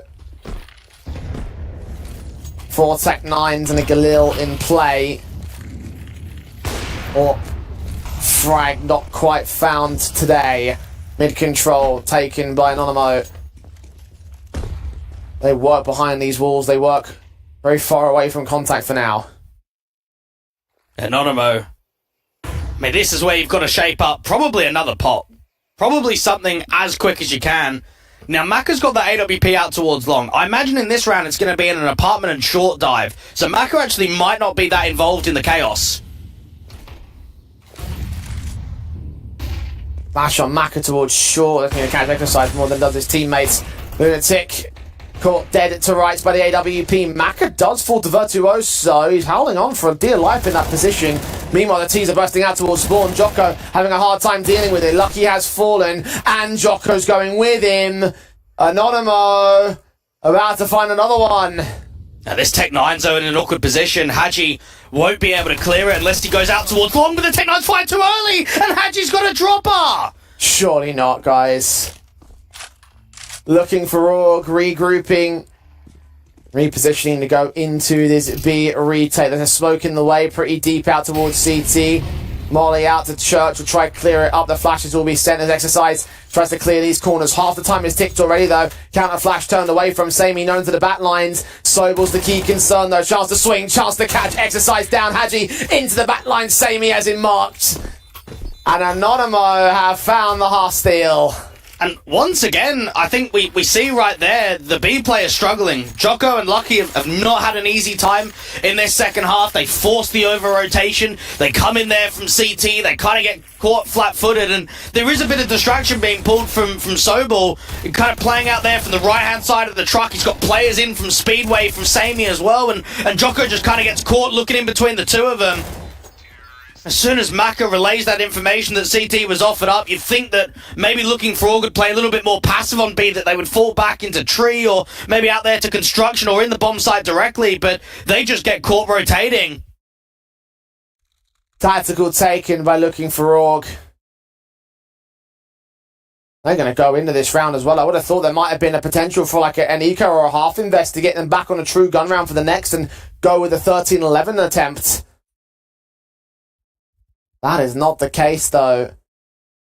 Orp, Famas, MP9, 5-7. One more tack than the back. Looking for Org. Struggling to deal with the pace and the mass that Anonymous is sending towards them, particularly those B players like you mentioned before. Maka even faced upon by Lunatic, a quick headshot gain. The SMG doesn't last either, and neither does Jocko. The B site has fallen apart again. Good entries. Really nice sequence there coming through from the IGL. Lunatic finding all three. And now for Exercise and Haji, you have to hold. You have to save. You'll look at the next round as an eco, and they pretty much have to play for OT now. And think about the light investment that's going to come in that next round. You can't expect that to be a steal. This should be an 11th and a 12th at minimum. Another hunting. Want to get these two weapons out of the hands of Looking for Org. They may well get exactly what they want. Sobel challenging one. Exercise takes him. Virtuoso with a responsive Hadjiel that remains. Even still being hunted by the last player over towards that B bomb site in from Speedway. Samey does get caught. So at least Haji can upgrade to an AK and keep his lifeline, keep something in for the next eco, because you are right, it's going to have to be a full eco. And I think it's shown, especially in the second half, that for Maka, it just hasn't felt like he's had that resistance. Yeah, Haji's up there at 23 kills, but in terms of the levels of impact, I think some of his riflers have let him down. That B site is constantly been a crumble.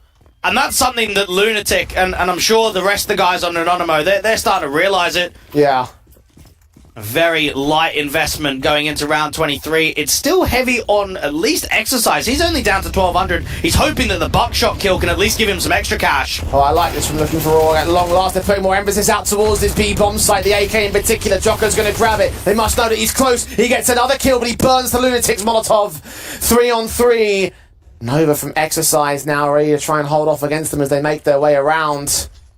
Looking towards that mid position. They'll get a couple of those AKs out for Lucky and Maka as they've been abandoned out towards that banana position. Looking for Org. They're going to try their hands at a steal here. Samey, core, Exercise, buckshot. Gets half HP off Sobel next. And it's the two AKs for a 2v2. Flashes are sent. Molotovs are able to counter. Look at Lucky sneaking through the smoke though. Does he hear the man? Does he know about Lunatic in the back corner? No, he doesn't. And Maka now in from Apps. 2 to find. And Molotov might force Lunatic out of position. He'll give up his own man position. He goes for it. Unknown to the T side as of yet. He has no idea where they're coming in from. Checking all of his corners. Gotta make noise to drop off the pit position. He's seen the head. Caught Damo tagged up. Getting back out of here. Molotov. Just to try and at least keep them at bay. Try and keep them in the bomb site to go up with it. Try and limit the funding as best as he can, even though there's still going to be a cash reserve. It's the best he can do at this moment. And Lunatic able to find his player, get Anonymo to map point. And I honestly look at that sequence there from Exercise, and again, while he's a player that for me doesn't often make that many mistakes, I feel like that double face was unnecessary. He's got to know 3v2, like I know he's trying to get as much out of that Nova as possible, but once he gets that kill, that round is on. He can keep pulling distraction out there towards the apartments. He needs to just fall back. And instead, he peeked back in, and it cost him. Final tactical. Looking for Org. May have addressed exactly what you mentioned there. The man advantage scenarios that they could still play from. Hello, guys. Nice to see you all there. We will be back into round 24. 12 to 11. Anonymo.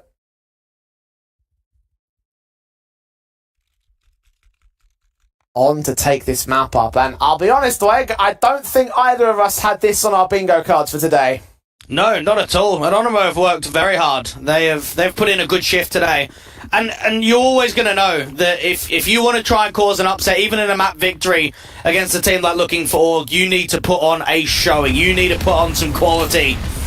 Oh, the nades though out towards Banana. Ryko down to 60 and Lunatic on 23. Jocko's going to get forced back by that incendiary from the T side. The counteraction is there. A bit more disciplined on the CT forces, but they are going to try and reface that banana control. Mid players holding out some discipline of their own right, waiting for Anonymo to come to them. They are so focused on that B bomb site. Again, it's Jocko and Lucky. Jocko has been tagged of his own right, so it's not like it's been a perfect escape from Looking for Org. these two need to lock down this bomb site. And they've got a lucky util to really contest against the exec. I mean, Jocko's got a smoke, but it's only one on the B side. So he needs to think, do you get it down to the molly? Do you get it down onto the first contact? Or do you wait for the double pump? This is all things that's going to go into his mind right now. Oh, info play mid. Look at this. Perfect chance for Maka to try and get some information back. The counteraction smokes are in from the CT side. Jocko has caught them. There's a flashbang also available. He gets around that corner. Maka's going to shoot into the back line. Samey is going to get caught. Push forward of Jocko. Receives Sobel. Lucky with one more pick. Makes it even for the 3-on-3 retake. Yeah, that might still not be enough though. Resmoke comes down towards his banana control. Exercise and Maka are here. And Sobel gets a kill through the spam. Two left standing for looking for org. Exercise and Haji both from similar positions. Both players, Lunatic and Sobel, moving in. Trying to watch out for the CT forces. Unawares of where they're going to be coming in from, looking for org, going to stall it out. Exercise going to catch Lunatic. Swing back from Virtuoso, leaves it all on Haji. A 1-on-1. AK in the open, busts through to the headshot and secures the steal of a lifetime for Anonymous. 13-11 on looking for org's map pick of Inferno. A very good result. And for Anonymo, again, you couldn't have seen them taking Inferno in this series. I think when you look at the form that they've had today, O2 versus Preezy, O2 versus PG Toro, to take a map off of Looking for Org, yeah, decent result. I mean, it's along with a decent in my eyes, mate.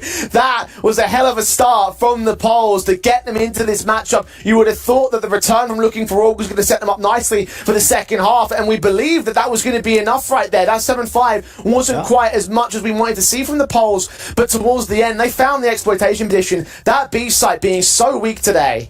Yeah, it's very true. I think what needs to be reminded, especially for the Anonymo players, is the job isn't done. Yeah, you might have stolen a map in the series, but Looking for Org, I mean, they're not finished. And I think they can be very happy with the first map scoreline, but if you want to really cause your threat in a series, you need to knuckle down, because I actually think the Overpass, even though it's their map pick, could be a tougher affair than Inferno. Oh, I did say in the pre-match that it could be their only key option to get into this series. The fact that they've taken Inferno already is a positive sign for the Anonymo camp. It's their map pick after this short break. Overpass when we return.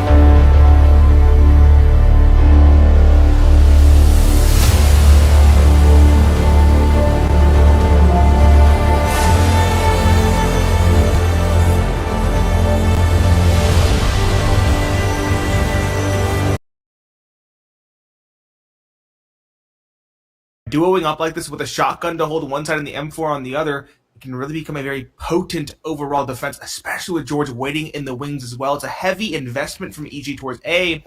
It could very well pan out as Wildcard group up towards Sands. Got the info, he's got the spray, he got 1.5 onto Stanislaw and JBA. Junior makes noise and Infinite removes him as well from the equation. Automatic holding deep, he's expecting Sonic in party, and he ruins the day for Sonic in this 3v3. Again, Stanislaw low at 53 HP. They do know where Automatic is, but he'll at least hit the jump onto what used to be the flowers. Now I guess it's just jump.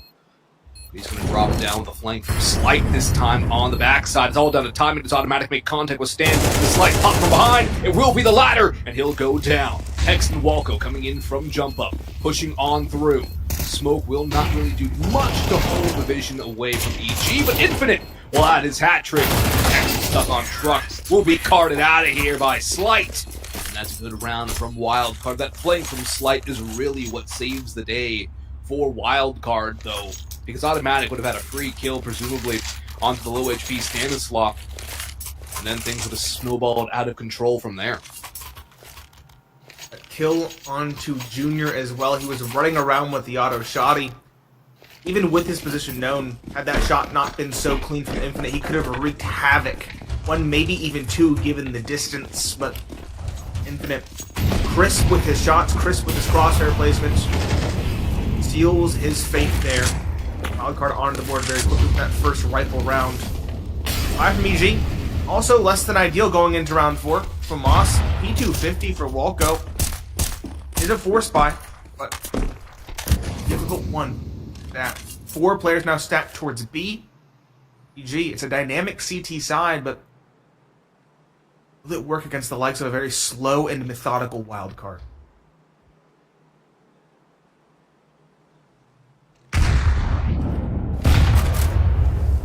Nice nade stack onto Hex. He's down low. He'll probably try and offload that to Walco, the FAMAS in his hands, but will he even try and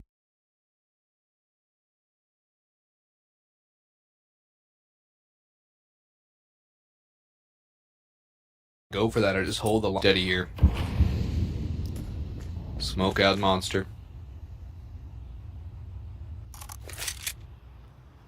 Wildcard trying to get some pushes out of EG again, but you know,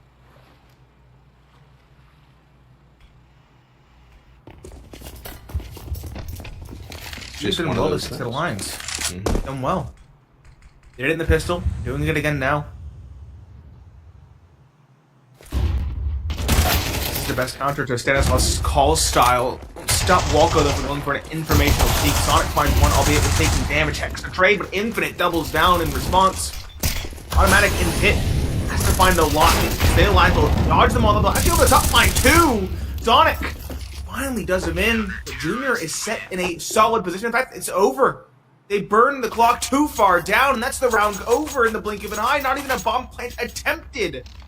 Wildcard let that one slip by, and again, I mentioned it, they're slow, they're methodical, but sometimes rounds can get away from them. Yeah, Automatic, that 2-kill presence on site is what essentially won the round for Evil Geniuses. Wildcard, no time to get that down. All Junior has to do is hide. He actually has 0 kills, but he has a 1v2 clutch. Wildcard dictating the pace. Well, they're the ones that are finding themselves in a bit of a pickle now. 4 spy from them. Nice boost on side from Automatic. Infinite's ready for it, but if he had a Deagle, he probably gets that kill instead of the Tech 9. That kind of range, the Tech can be a little unwieldy. And so it's just a little bit of damage.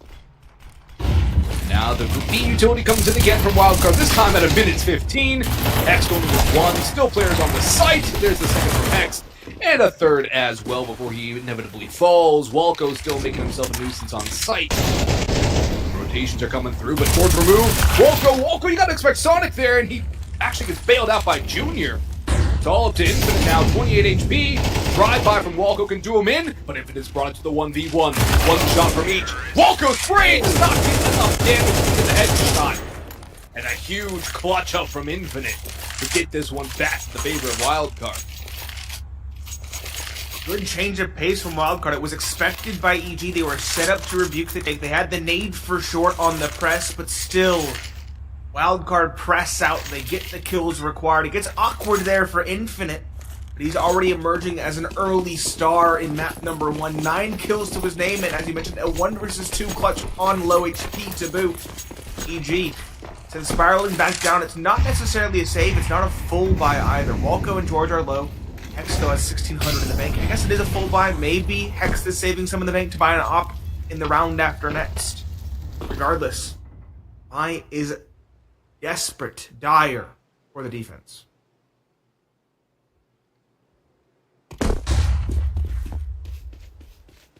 One kill, a gun picked up. can turn the tide. It's definitely possible. There's the one opportunity, though, for Junior. It goes missing. That could have been something that throws a spanner in the works of the wild card offensive here. George taking taps with the USP, finds about as much success as Junior, actually a little bit more in terms of overall damage. But the end result is the same, 0 kills to the CT side as Utility goes into A. JBA running it up map 10, swung on by Automatic, and stand right there for the trade. Walco and Hex swing out wide, Sonic gets the last 2. And we're all tied up at 3 here at the halfway point of half number 1, I guess you could say the end of the first quarter.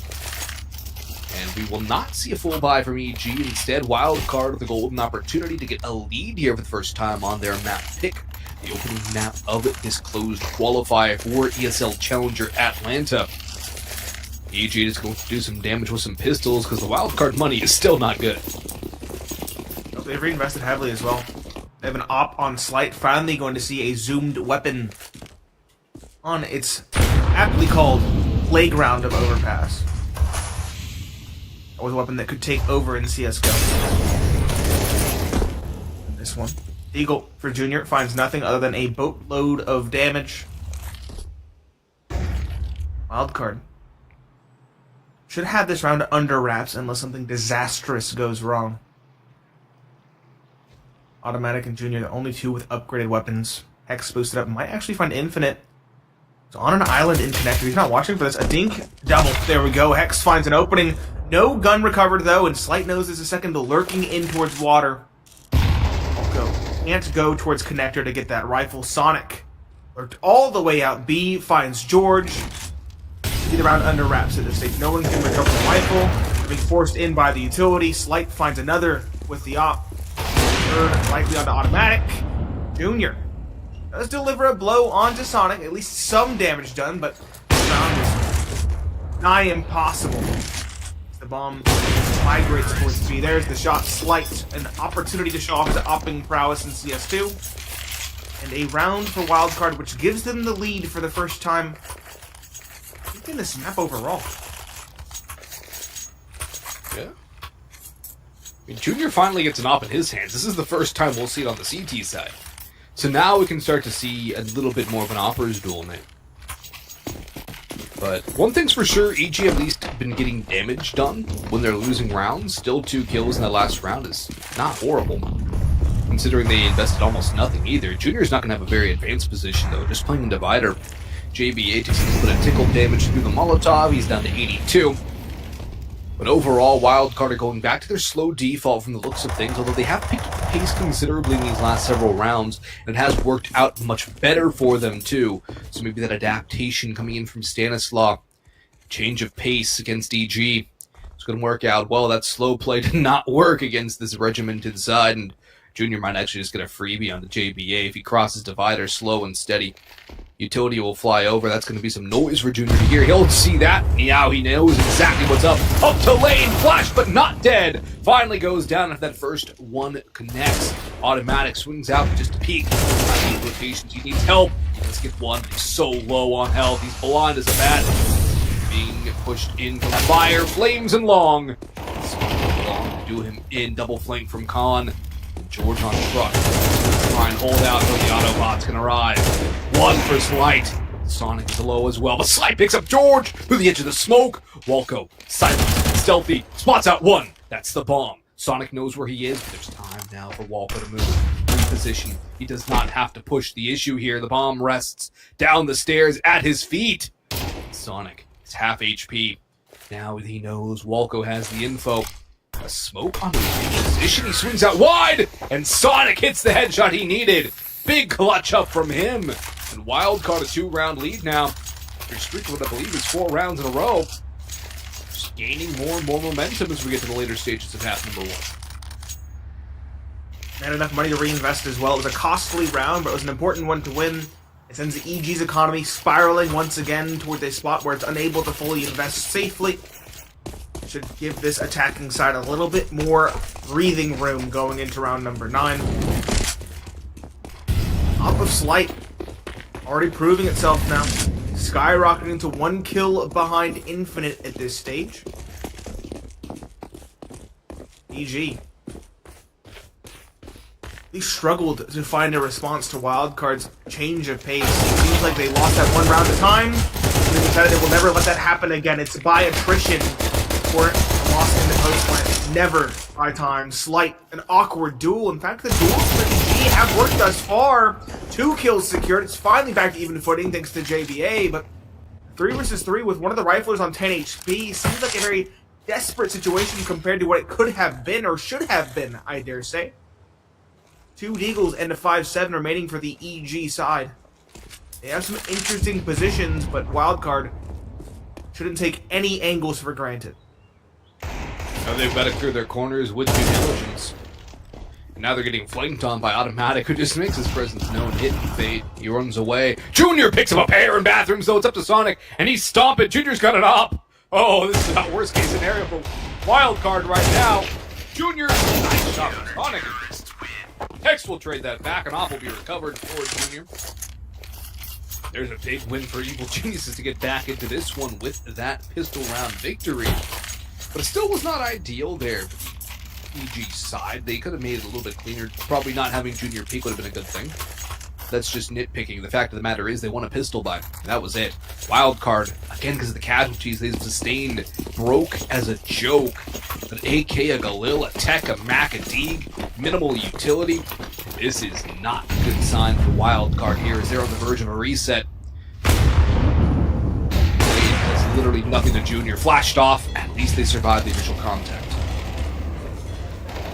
Big bailout for EG. They can't afford to squander this. They need to come back into it. This is a CT-sided map by most metrics. Again, it's Infinite lurking alone in connector. Automatic trying to hold it. Get support from water, but they aren't forcing the issue. Maybe bring a bit of utility over towards A, but there's no commitment as of yet. The bomb is still in T-spawn. Sure, there's a lean towards A, but it's just to get some control and force the CTs back into a more respectable setup.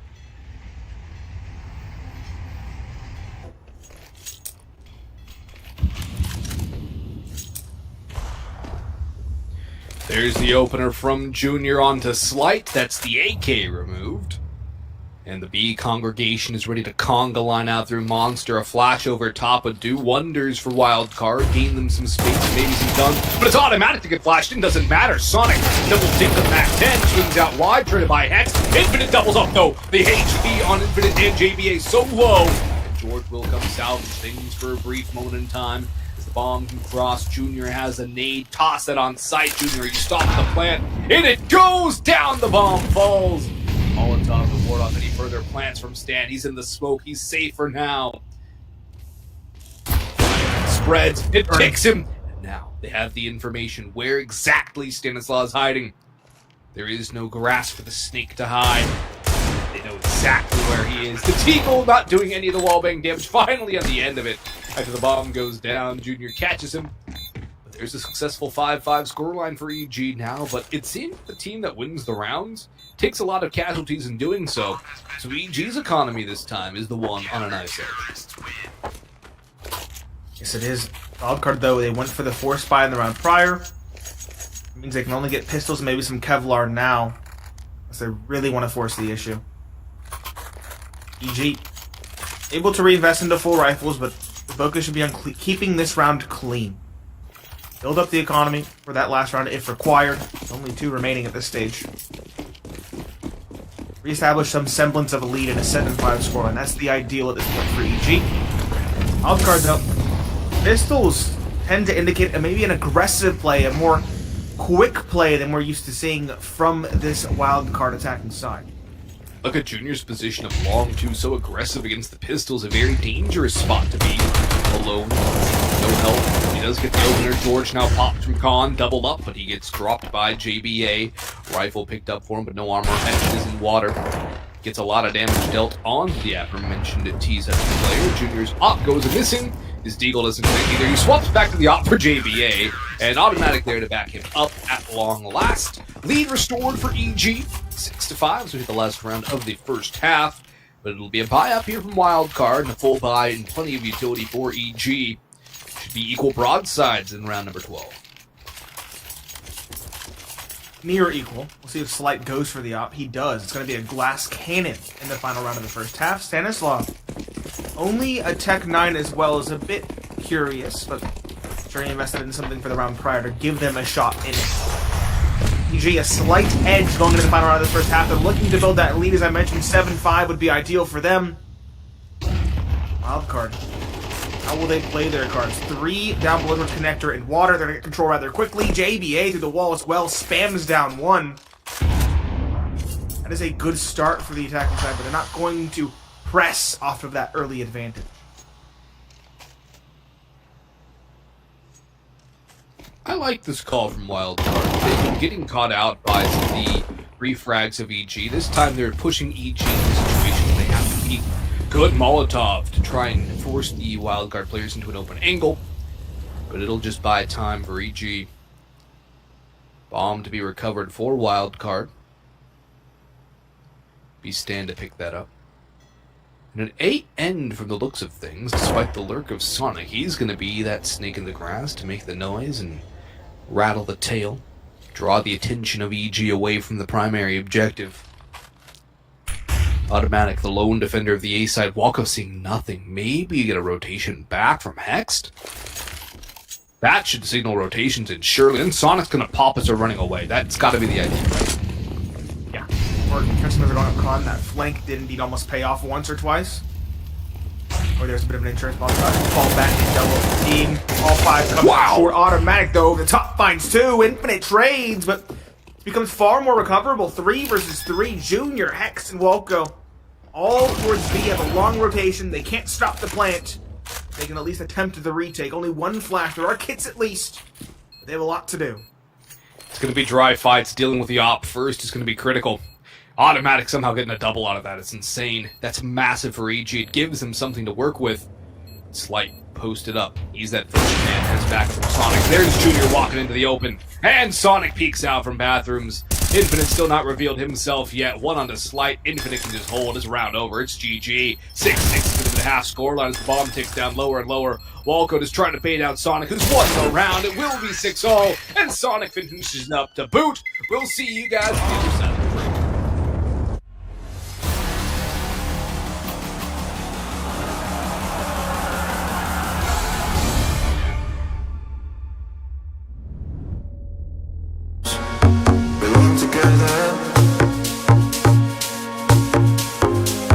Sunsets, rain and waves.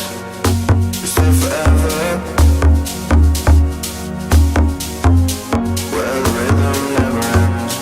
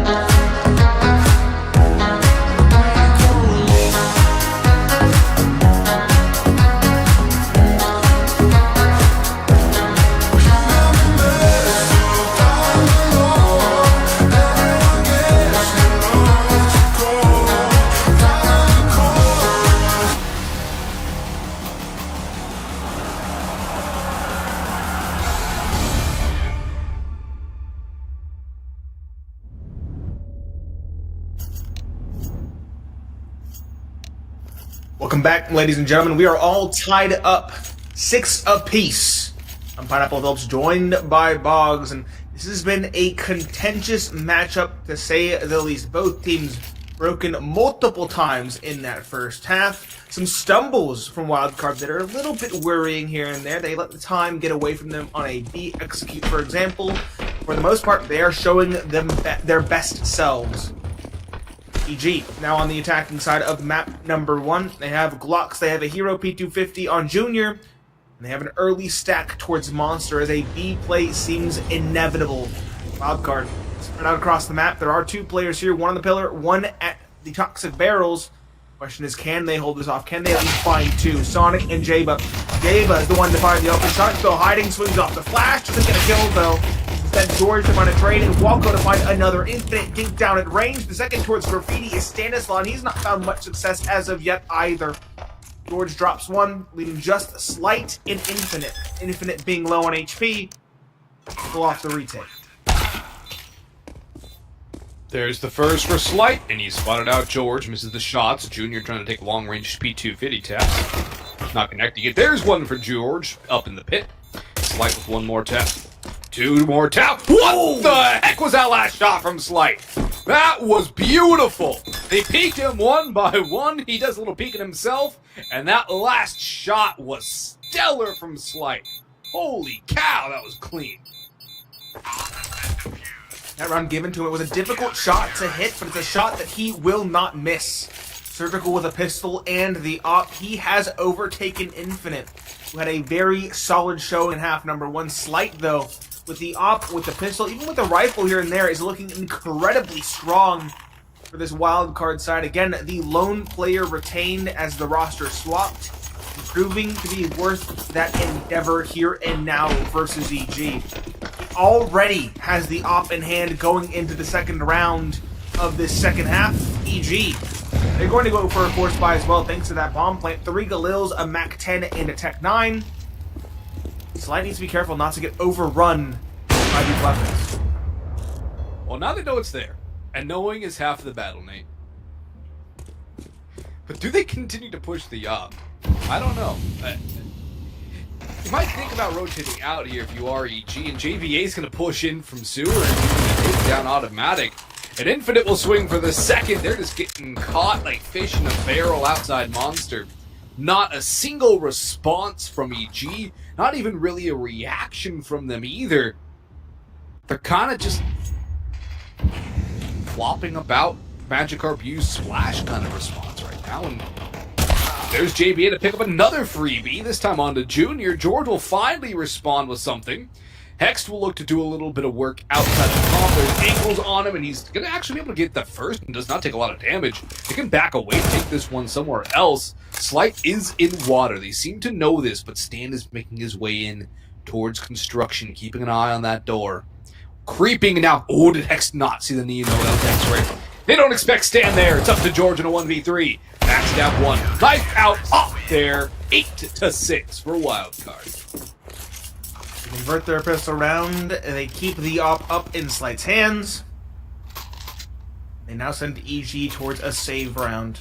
Maybe a Deagle or 2. No, Hex is dropping a Galil, so we are going to see another investment coming from EG. Feel like they got close enough in that round to justify a force buy yet again. I say that. The only person investing is Hex. He's down to 950. It's automatic. Only buys armor. It's kind of a half buy. It's kind of... I'm not sure what to make of this investment for EG. Maybe they're banking on a bomb plant or something similar to round out the investment going forward. Regardless, Wildcard against the auto shotgun for Stanislaw. It's only good for 1. That dropped Galil, that hero Galil, finds a quick trade to keep things even in the early going.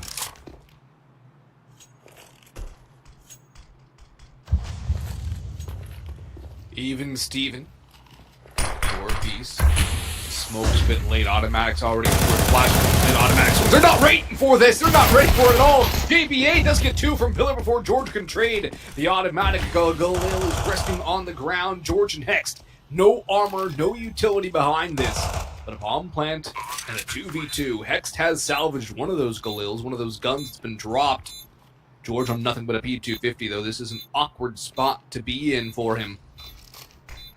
If he can get the double dink on the slide, it'll be magical. He can't even get anything, though. A tab and a damage, and Hex, and a monumental stature required from him. Drops down, making all the noise and slight. Hex moving around. Sonic! He's going to be the one to get him on the railing, and there's a 3-round lead for Wildcard, their biggest lead of the game. It is their map pick. Boy, have they answered the call here. I was thinking EG would have a bit of an advantage coming into this one, just given the fresh roster of Wildcard, but the individuals, and Sonic in particular, looking fantastic. All the individuals aren't doing bad for Wildcard, excluding... You say Santa Claus is doing bad, but he's the IGL. He's the one masterminding everything. Kind of discount that. I would say JVA's not having great. He's not doing great, but he's also playing more supportive than you would expect. Throwing flashbangs, he's playing around the pillar, second contact. He's doing all sorts of different things that aren't necessarily putting him in that pole position. Infinite has had a game, Sonic's had a game, Slight, of course, has had a game with this off. He's really coming alive on the defensive side. Wildcard, I like this kind of aggressive posture they've been taking throughout this early second half. Going for peaks, going for aggression. It has worked out. EG, though, it's time for them to get aggressive up towards short. 1-for-1 with the IGL. Infinite maintains an advantage. Stanislaw on the sandbags finds a very esoteric angle that does not get respected. 3 versus 2 retained. Junior on an op. This is a very difficult weapon to use in this kind of situation. George is going to have to create some space for him. And he's stuck out short. He's watching for a flank, but there's no flank to come. Everybody's on the site proper. In towards pit or back towards green. This is Redmore now. Great flick from Junior as he takes a dink. In comes Sonic, though. And Junior cannot flick those players twice. Stan is low, but he's the one playing a bit more safe. That nade for George. He can do it all if he can find Sonic first. And there's a nice little timing from Sonic. Peeks around the other side of the pillar. George will drop. 10 rounds to Wildcard. And EG yet to call the tactical timeout, Nate. No timeouts at all in this map thus far. We had a bit of a tech pause for like the briefest moment at the beginning of half 2. I don't count that. Also, Wildcard haven't really needed to call attack because they got 6 rounds out of their T half. They got 5. They did more than enough on their T side. Now it's the easy side of this map, and they can just sit back, relax, and enjoy the Slight show. One time I would say call a timeout for them is right after you let the time get away from you. That's the only time I would say it's justifiable, but they made obviously the quick rectified that issue. Yeah, they made a quick fix, which is what I was surprised about because that was my biggest gripe with them before when they were Forsaken. Mm-hmm. And they would get bailed out by Danny a ton. 60 for those unaware, and yeah, he was a big reason why they won a lot of those late rounds because he would just find openings. Back to the run at hand, EG finally forced onto a save, some pistols, a pair of Galils, but everybody has about 1,500 or above in the bank with a loss bonus. That will be ample cash.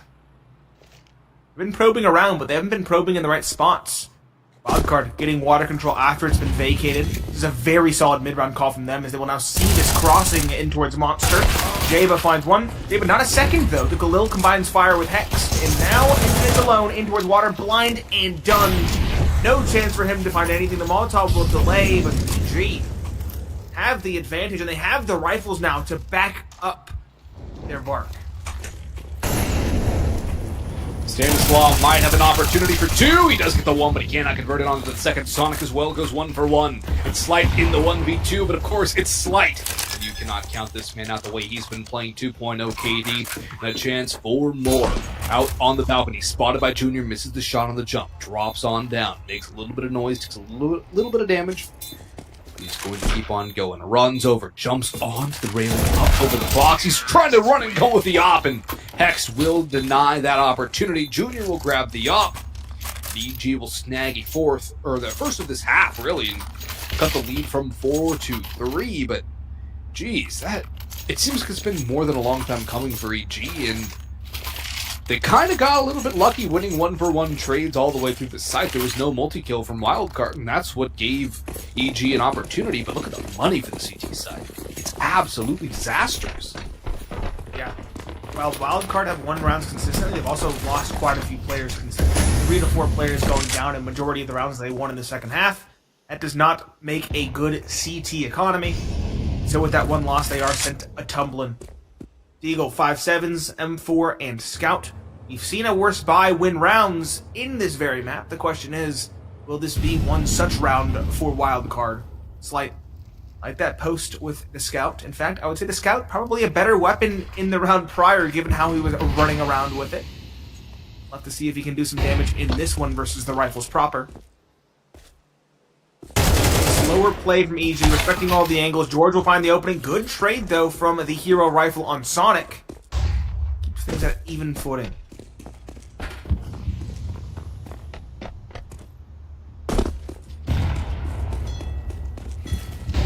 In they go to B. Flashes in, but JVA will dome the first. Now it's man advantage for Wildcard here, making a double, but only for a brief moment as it's salvaged back to a 2v2 by EG. But it's still not good for them. It's a winnable situation for their opposition, and more importantly, their economy is getting battered by the wind of Wildcard. Junior has the bomb on his back. No utility to wall off, so they're going to have to. He's going to plant the edge of the smoke. He's done. Never mind. Hex has his back, but that was the most risky plant spot he could have picked there. Yeah, they know where Slide is at least. He should not have much to do with a Scout. But EG are scraping by here in these round victories. They're not confident at all. Wildcard making it work with the pistols and nothing else. Making it costly. Much like EG did in the round prior. It's been a scrappy game thus far, and I expect this series to be scrappy as well. Slight electing to save the Scout. No, actually, I'm going to go for a rifle at long. George did go down there earlier in the round. There's an AK there, if I'm not mistaken.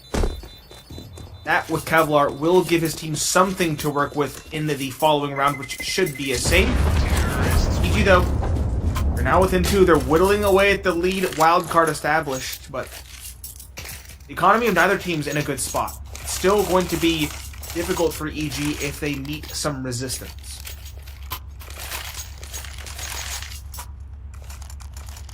And with Slide escaping with an AK, that resistance is definitely going to be there. P250, 5.7, 2 USPs in Sonic and JBA's hands. That aforementioned Kalashnikov for Slide.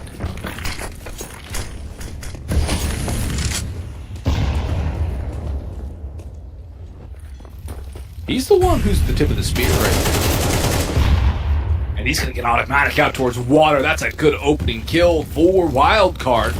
Now more guns to grab. In comes Hex, though he'll trade that back. The AK drop to the ground. JPA and Infinite, who's now picked up the one that's fallen. Ooh,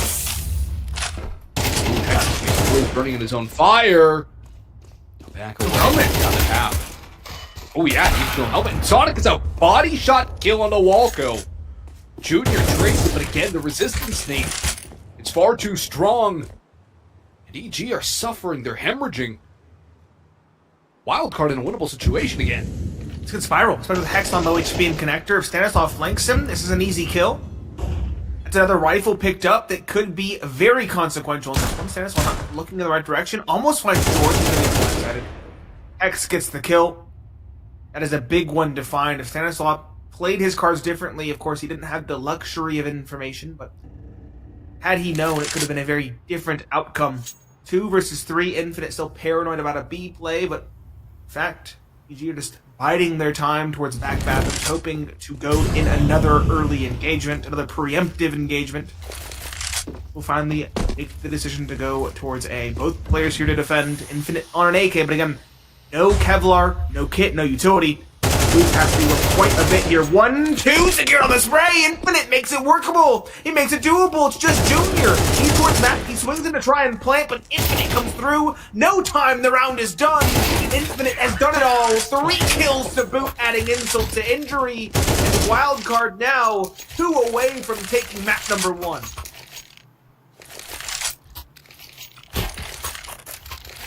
Holy moly. Infinite pops off for a massive round again. He's been stellar as well. Slight, Infinite, and Sonic have been the players to watch in this map.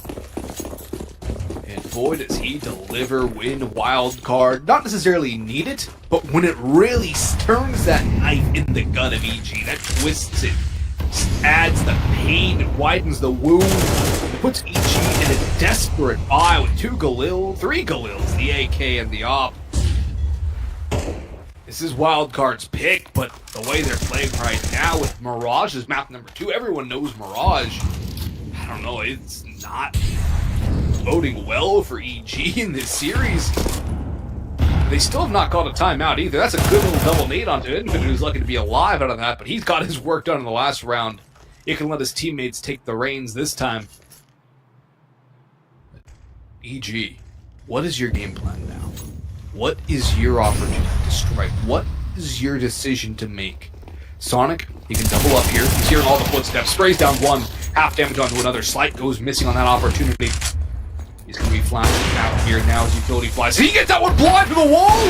Are you kidding me? Size picked up 2! He swings up for a 3rd! And he lands it 2! Looking for the last! He's got the right idea. Goes back to bathroom. Trying to flush EG out of this map. Slight has done an amazing bit of work back dice. EG rolling on the A take. And they get stonewalled by one lone Opper. Infinite pops off in the round prior, and Slight wants a little bit of that glory. Oh, man. I guess anyone can't complain about using the off in CS2 now, because Slight has just shown what's possible. Complete shutout on the A site from the op. 3 kills, where the first one was a little bit lucky. The other 2, though, were anything but straight finesse on the operation. Still after time? No. Before the round ends, but it's a bit of BM, 12-8 secured. And that is a convincing round victory as well, with 4 players surviving. That built a little bit of resiliency on the CT side if required. But again, given the way they're playing, I don't think they'll need it. We finally see a timeout pried out from EG. It's right at the dying embers of this first map. Again, 12-8, 4 map points for Wildcard. And Boggs, I know you don't write down stats for old global offensive games. And so you don't have any stats on Forsaken or the new Wildcard squad. But do you know who they played last on that map? EG. They played Liquid, and they won 19-17. Oh! Yeah. And EG picked it. Yeah. It's been like 1.5 months. Played it early October. Well, that's like a month and a half, dude. Yeah, it's a month and a half. That's still quite the performance for them. Yeah, that's not long ago either. You have to expect them to only get better with their time, and Mirage is a map where you can kind of get shut out, as we talked about. Things not looking good for EG going forward. Not at all. Quite the contrary. This is looking phenomenal. Or Wildcard. For EG, not so much. Galil's on 5. This is about not quite your worst case scenario, but you know when you're desperate, you're buying Galils. When every single person on your team has a Galil and nobody has a full belt of util, you know what's really bad. You're not in for a good time. And one player's lacking a helmet. No utility either. No Yeah, helmet, exactly. no util. Put it on for like a Mac 10 might have even been better. There's one for Slight. What more can he do, Nate? Another round now. Second missed, but still time to recover. Player on site. Slight won't swing him. Scores long. He's finally overran. Stanislaw, though, ready to trade. Stanislaw, another. It's the IGL's turn to wake up. 2 is enough. He's finally put to bed, but the advantage remains with his team. Junior trying to bail him out. Gets 1. Flank, though, very timely, and it could be paced well with JBA towards spawn.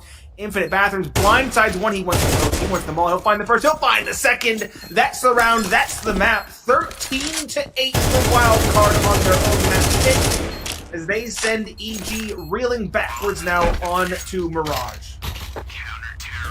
Only 2 rounds for EG on the T side of Overpass, and just the way in which they lost some of those rounds, they were destroyed by one individual or another. Multi-killed with not a hope of a trade. The spacing, I think, wasn't the best for EG in a lot of those scenarios either, where it was enough to reset and reposition for the player trying to hold. Think of Slide's 3-piece on the op. 1 peek, fall back. 2 peek, fall back. 3 peek, fall back.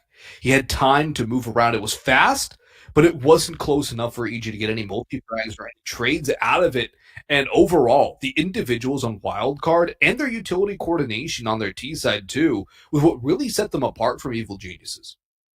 Yeah, EG got picked apart twice back dice by an op that could have been displaced by a well-placed Molotov. I know we saw a Molotov thrown earlier by Wildcard in the first half, so there's a lot of adjustments and a lot of overall map knowledge that I would expect EG to have that they did not put on display here.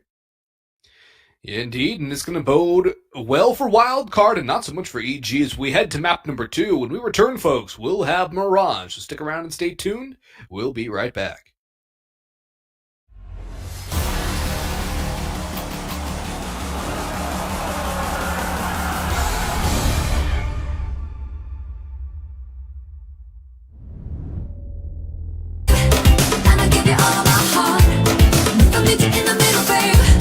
Would you give me all your love? Would you give me all your love? Would you give me all your love?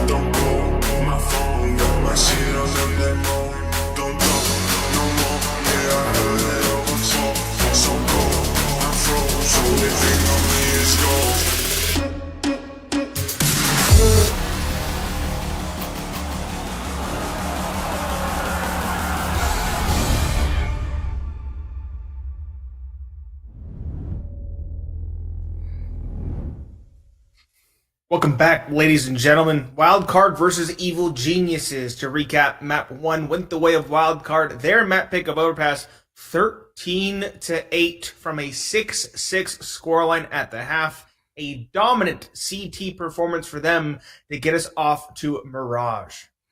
An incredibly dominant CT performance, winning 5.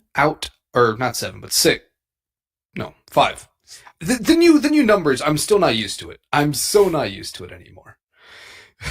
The new numbers are bad, Yes. but it was It's 7 5. rounds to 2. Yeah. Wait, 5. 5-2. Wait, no, it was 7. Oh, it's 7. It's 7. 6 plus 7 I was thinking 13. 8-7 for whatever reason. I don't know. Can we go back to 16, please? No, it's 13. Double down. Learn the math. You can't make us look this dumb again on stream, buddy, okay? Okay? We'd be the smart ones. Never do math on stream. Write those down beforehand, okay? But to I recap. just thought of it. It is 7-2 was the CT scoreline. 7 in favor of Wildcard, 2 against. EG really couldn't get the ball rolling once they got on the attacking side. They fell flat. Wildcard look very dynamic, very solid. Their T side still gets away from them from time to time, but their CT was definitely down pat, at least on Overpass.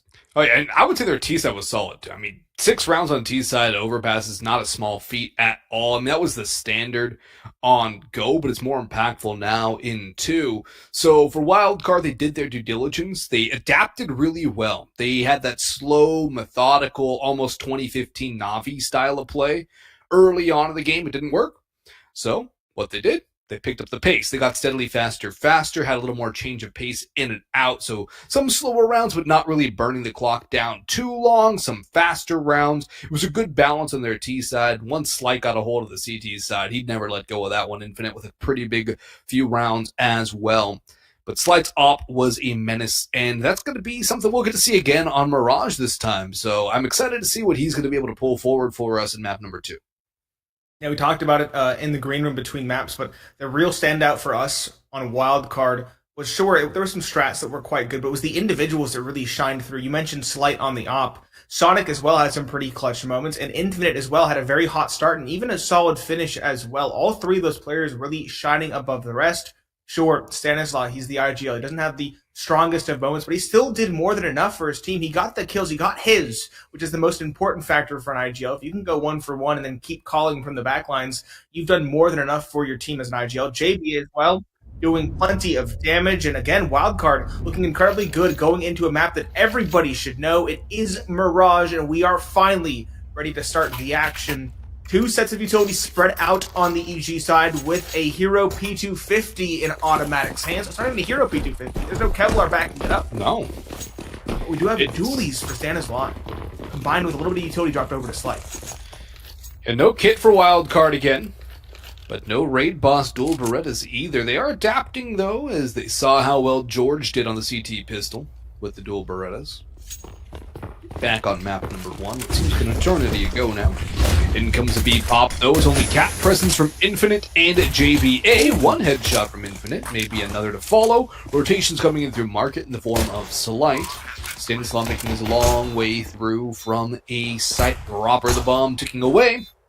Again, no kit for the CT side as their retake is initiated.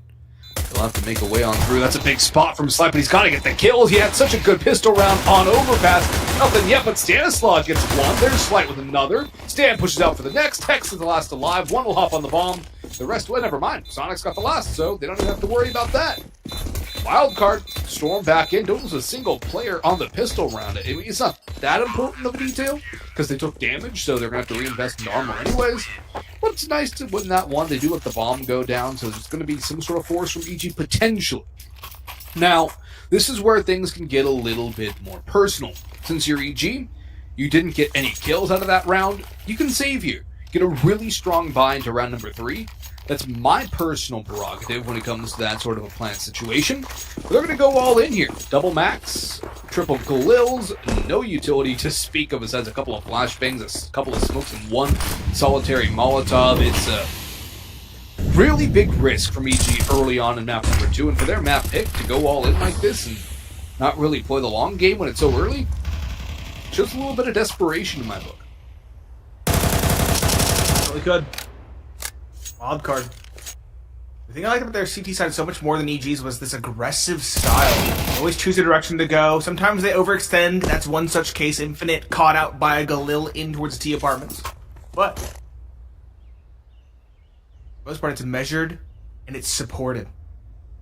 Sonic and Connector will clear out towards underpass. EG off the back of that opener will rotate around now towards A for an execute. Wildcard focusing much of their efforts towards mid and B. They're spotting apartments, 3 towards middle. It'll be a retake. Having seen the prior round's retake, I don't hate the call. The question is, do they have the utility and the riflery required? Bomb plant going down without a hitch. Automatic looking to further the advantage over the smoke as well. Cards to get caught out before the retake even begins. Good shot from Automatic. At this point, with only 3 remaining versus the full might of EG, you might just call a save if you're the wildcard defense. Save call definitely likely. Molotov will force JBA into that fight. He cannot retreat. And now it has to be a save. Surely to him for times of standing light. That's not worth it at all. They lose all 5. No saves. Not allowed. Sticking around for too long. And I would say even at that point, 3 versus 5, or even 4 versus 5, if you just hold Cat looking for a pick and you don't find something in the first 20 seconds, might just call the save. It seems like a safe enough call for Wildcard, but they instead stick around confident in their aim to at least find the exits, and that is much to their chagrin. All 5 drop. It forces them into a force buy in round number 3. There are some Deagles, there are some 5-7s, but EG are the ones sitting pretty with the advantage.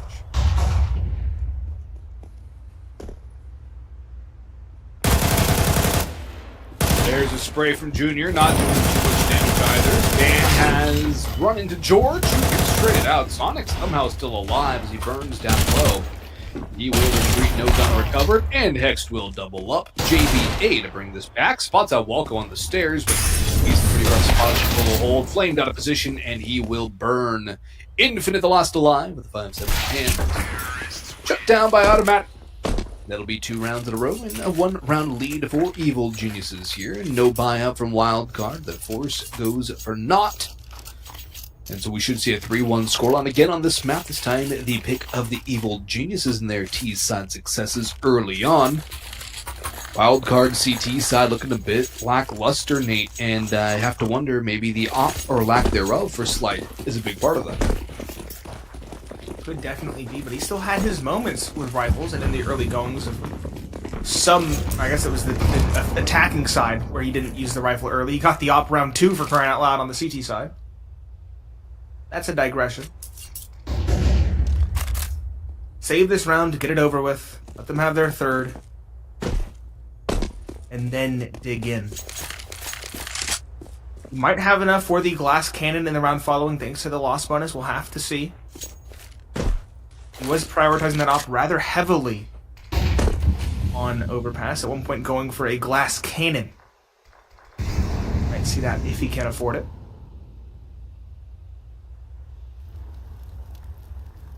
It's a very slow one for EG though. They want to sniff out this stack. They know it's a bad buy, if not an outright save. So they're expecting a stack of players in a very unorthodox spot.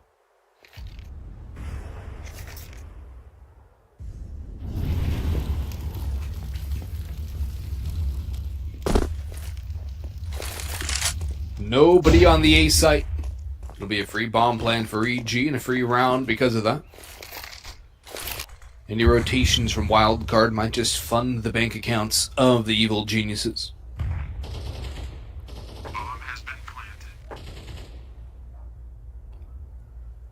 Slow and steady here. 1 for Walko. And 600. Long range with the MAC-10 might not be a good idea against the USPs, though Automatic will come through. There's no need to hunt this, though, if you're EG.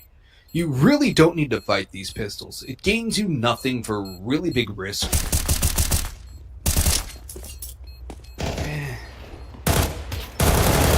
Quite overzealous. Definitely feels so. I respected the call from Walko to just stay on the catwalk, hoping they press towards the middle. I think that's a good idea, especially for a MAC-10, but taking the fight at range was already questionable enough for the MAC-10, let alone stacking the rifles. They're lucky they don't lose anything. It could have definitely added some overall losses in terms of weaponry and Kevlar, but Wildcard just don't quite hit the mark there. They will invest. Talked about the rifles coming through. We do see Slight on a glass cannon op. He bought a smoke to back it up, but no Kevlar. He'll be very squishy indeed. He'll be quick on his shots. EG retaining their weaponry from the round prior. The MAC-10 still here for Walco. The Galil still here for Junior. We have a bonus for the attacking side.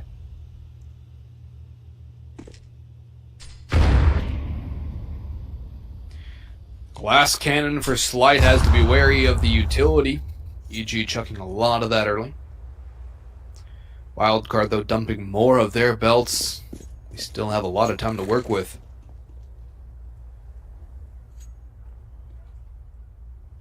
Very slow round from EG, though. Wildcard not getting baited into an early aggressive peak.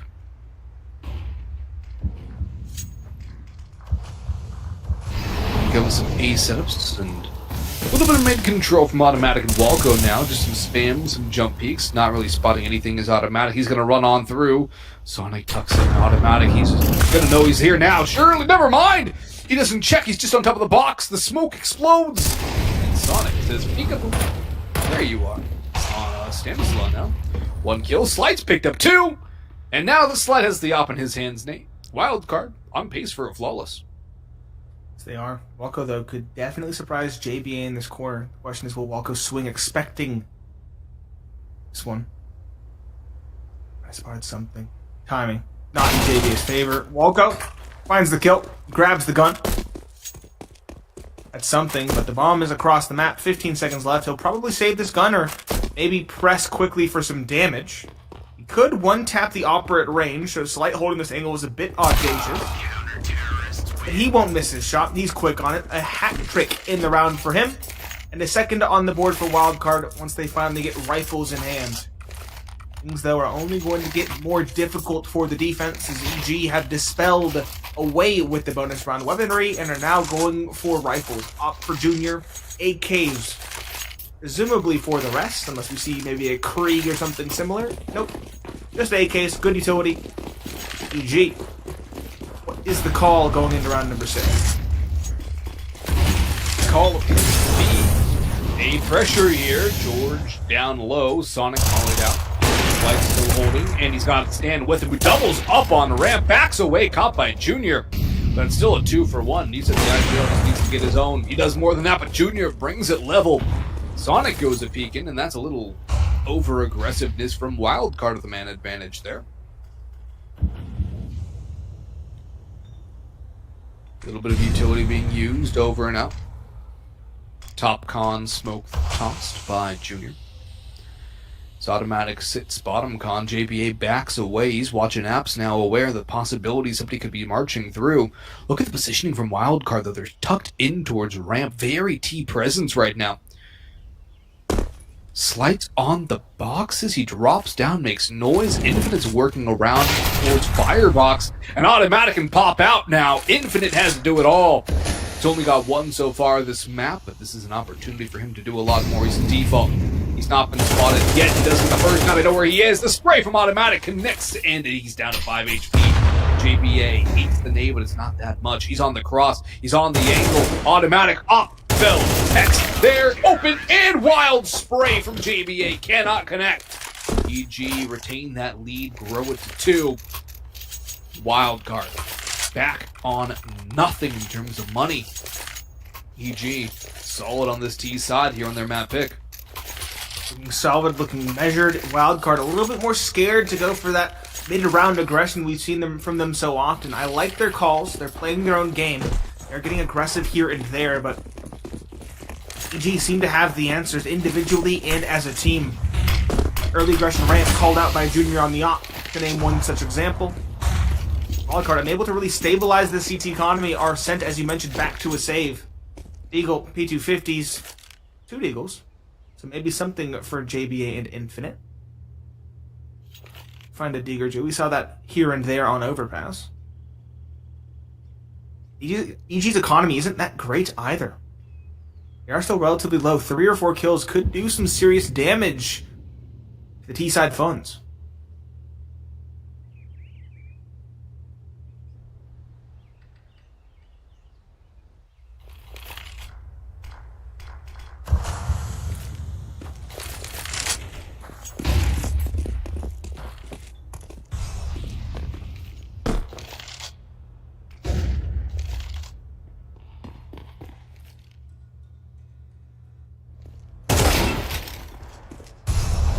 Won't be a false positive on the rotations. Back to A, and Infinite will pick up a gun from Automatic. That flank from Stan yielding so much information. He's going to make contact with George and be eliminated there, but the rotations are in towards CT spawn. 3 players remaining. Infinite with another one on the AK. Damage on the Junior, too. George is low, so he is vulnerable. JBA has slipped in front. More spam, perhaps. They're going to let the bomb go down a little bit more later on the spam. 3v3 might have something for Wildcard to pull off. In comes the double swing, and it's all up to Infinite. He's got 3 on the round. He needs 2 more. The bomb is not planted for him, but he does have nothing. I thought he picked something up, but I heard a pickup sound. yeah. Looking for what he did pick up. Oh, that was risky. Not sure what he did either way. George goes for the swing. Even if he fell, his teammate in CT would have time to find him if the defuse was coming through. Of course, they were expecting him to have tapped it or at least tried to stick it. They were both too far away to hear the sound cue. Present for both teams yet again. Slight does have Kevlar, no helmet, but that's a moot point versus AKs. Junior has his own op as well. He's had a very decent start as well.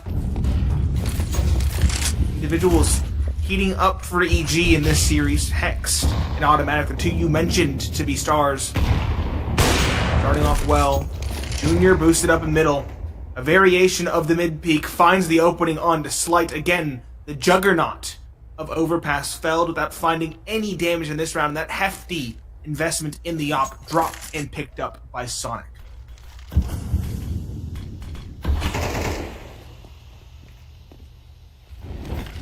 Sonic, though, no stranger to the op. Back on the extra salt days. Burns, but he does pick up Pax in the meantime. He backs away, but George is out for a pair from Palace. Junior strikes again. It's up to Infinite to save his gun as Wildcard have been dismantled by evil geniuses. It's 5-2. Make it 6 after this round. It's already a 6-round T-half from EG. And it only seems like it's going to get better and better. No save from Infinite either. Wildco there to punish. Now the money's starting to grow for the T side. Nothing at all for Wildcard. I would say timeout to the next buy round. But the thing, too, their best case scenario now is 7-5. Because realistically, they're not going to win this round. If they do, huge, amazing. But it's a very low possibility, it's a very low percentage round to win. You're looking at a 7-5 best case. Going to the T set of Mirage. I'm starting to see some Inferno in our future, Nate. Seems like an EG have woken up overall. Maybe just showing us that Overpass isn't their map. Timeout called around earlier than you would have appreciated, but still, I'd say it's okay at this stage. They have been kind of left at a loss. A lot of these rifle rounds falling flat. That one specifically, they only found one singular kill Wildcard. Things definitely less than ideal.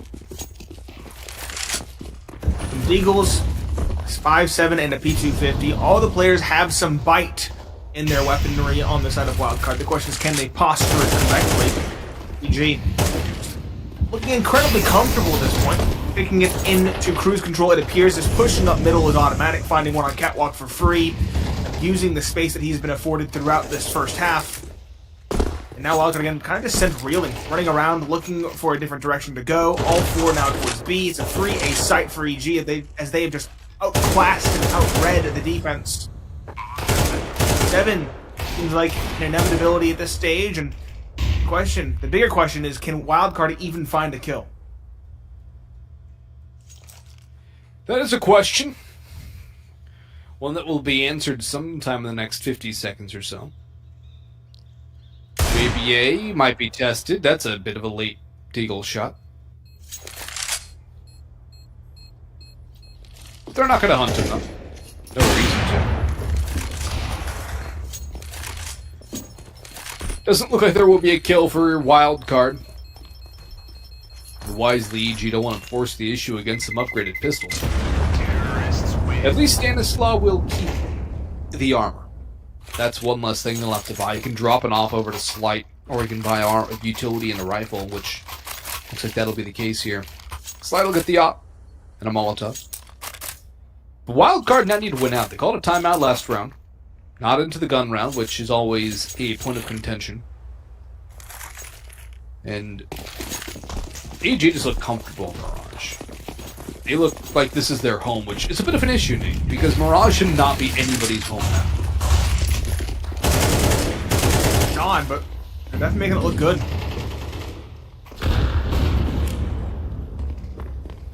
A map that everybody should know. It's the Pug map, after all. EG never read the situation. They know that Wildcard were heavily contesting middle, so they won't force the issue. Instead, they'll fall back and look towards A. They've read this so right. There's nobody on the A site for Wildcard. EG. They spring the trap now. They should have a free bomb site for plant and a very solid post-plant setup to boot. Feels like EG is running circles around their opponents. That's a nice one from Infinite. A positive start for the first time for Wildcard in a very long time. Molotov in, never mind, just an HG to take a booth. And Infinite will take advantage of no fire. He will shut down George. JVA dropped by automatic in the meantime. But Infinite pushing out, sees Hexed Sandwich, sprays away and cannot find him. Wildcard have completely abandoned the A site? They're banking on a rotate around because of the lack of an attempt at trading. And heard Hex fall aware. They might have even cleared it, I'm not sure. The fact that no one else is forcing the issue makes them think that maybe they're just going elsewhere. Wildcard going to wrap around instead, having spotted no one, having heard the utility. Slight on Catwalk will spot the cross. He won't miss the shot either, securing an advantage. And those two on the flank now should seal the fate of this round. 10 seconds left. Bomb plant has yet to be attempted. EG have to get that dirt. Junior will finally do so, and he's caught by the flank. That's the round done and dusted. Hex, the last alive upstairs now in Sandwich. Is he caught after time? The answer is yes. They will have enough money to reinvest regardless, but Wildcard finally putting 2 and 2 together, finally finding a round, but again, it feels like they're just reacting to what EG are doing.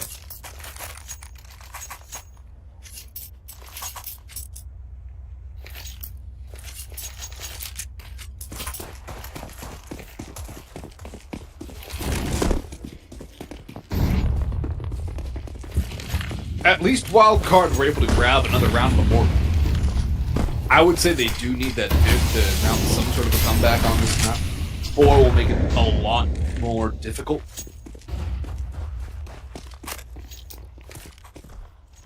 But they're going for a very heavy lean in towards B. A little bit of nade damage. Molly's are thrown. Fake A utility here. The bomb is back TS. Hex takes a wall bang or a leg shot. That's where the op is. The op was towards Ticket. That's what hit him. But look at Infinite's rotation. They've seen nothing off the contact. He's already back to B. Or at least towards mid. It's a fast rotate. Wildcard have been very reactionary. Very responsive. It can get called out if EG play differently, but right now it is working out for the defense. I don't think EG know. They don't. When they heard it, they don't have somebody close enough to middle to hear that underpass, for example. EG still split up. Player holding underpass, player holding apartments, player holding middle. Only 2 players combined are towards ramp. Junior and Hex. Infinite peeking middle. Finds 1. 30 seconds left. The bomb is yet to really make a move. And there's smoke now covering the ramp. Stanislav finds 1 at B. EG just being picked apart. They're just peeking one by one at different locations on the map. Sonic should have 1 on the silver platter. There it is. He's found and done. Junior on the op might find 1 if he's lucky, but his teammate falls, and with 15 seconds left, he should be saving this op for the following. Wildcard finally turning a corner, getting that 4th, but as you mentioned, a 5th feels required. They've set themselves up well, because the money for EG finally towards its end. Junior saving the op is going to be huge for EG. But the money overall, not fantastic. Junior doesn't have enough to drop Hex to rifle. He's going to have to go for a Galil armor, no utility, or something less. Wildcard, an opportunity to bring this back to a recoverable scoreline. If you are just joining us, Wildcard, a dominant 13-8 victory on their map pick of Overpass. is the pick of the Evil Geniuses. It is Mirage. Hex will go for the MAC-10 and a Molotov. Op for Junior saved. AK's Galil for Walco. Decent amount of utility overall for the T side. Again, a very reactionary, responsive method of play from Wildcard, but this time a little less of an initial reaction, more of a pre-planned rotation off of initial utility and peaks down towards the mid. It's aggression at ramp again for Slight. This time there's no support close at hand, just holding the angle up close.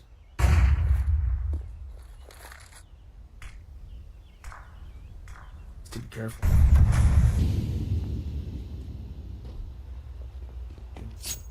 Content holding top middle towards connector. That smoke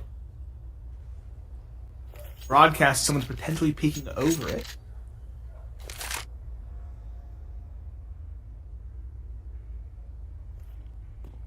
G. Playing it slow. 45 seconds left. They've made a decision. Catwalk. 3 players here. 1 in underpass. Automatic.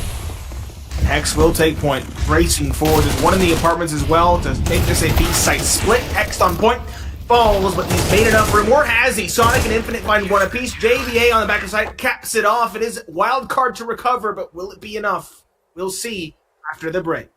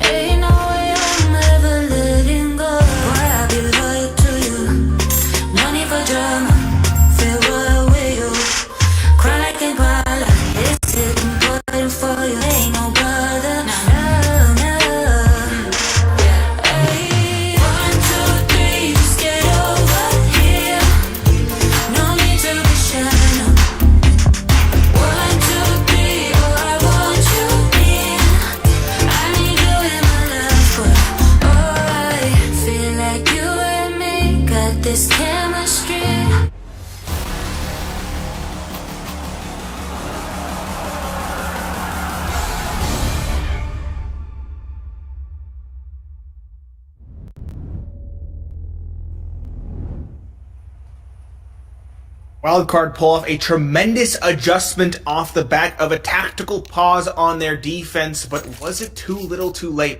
They find themselves trailing 5-7 as we enter the second half. I'm Pineapple Hopes, joined by Boggs, and this is the opening series of the day for the ESL Challenger Atlanta North American Close Qualifier. I know, quite a mouthful. It is Wildcard up 1-0 in the series. This is Mirage, the pick of EG. And if required, we will have Inferno as the decider. Utility and Kevlar for Slight on the offensive side of Wildcard. No P250s, no dualies for them. There is 2 sets of utility, including a kit for EG on George and Walco. Aggressive push from Automatic, called out by the IGL of Stanislaw. And as the opening pick, which goes unanswered in the apartments for Wildcard. Bomb still in spawn. Still a lot of decisions to be made for this offensive side.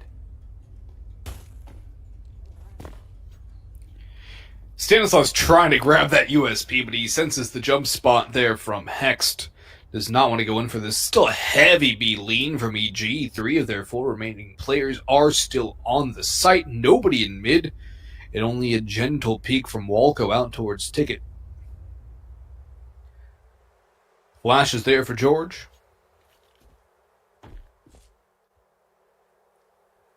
Sees nothing. Wildcard are pumping the brakes now. EG just sweating them out, as we saw for a large part of that CT half on Overpass. A B audible from Wildcard. They're expecting EG to rotate it off here, surely. There's no way you would expect a 4-player stack to still be here. 3 players to the left. Hex has been spotted. They do not know there's a player on the balcony. Stanislaw run down by Junior up top. JBA trades. Hex is still there toward Van. But George falls as well. It's Sonic and Infinite to open up the B site proper. Walco moving in through Market on the late rotate. The bomb is down. The damage has been done. Wildcard looking to win both pistols here on Mirage. But remember what happened the second round of this map. It was a storming victory for the evil geniuses that catapulted them off to a very strong lead. The Walco won on the USP, but only 1. The lead slashed to 1. The Wildcard need to win round number 2. Again, never count Walco out in those situations. He might have missed the second and the third, but you saw that he knew exactly what the setup was. Down to a T. Found the first up close, nice pre-fire. The second expected, the shot just didn't quite land. The third also flicked upon immediately thereafter. Those shots connect. There is a world where EG win that round. Wildcard, though, have a chance to tie it up. They have the rifles. As you mentioned, they lost the second round force here in the first half. 2 Deagles, 2 5.7s, and a Scout for EG. And the Scout starts things off right. Stanislaw will trade via Automatic, but still a window of opportunity for the defense.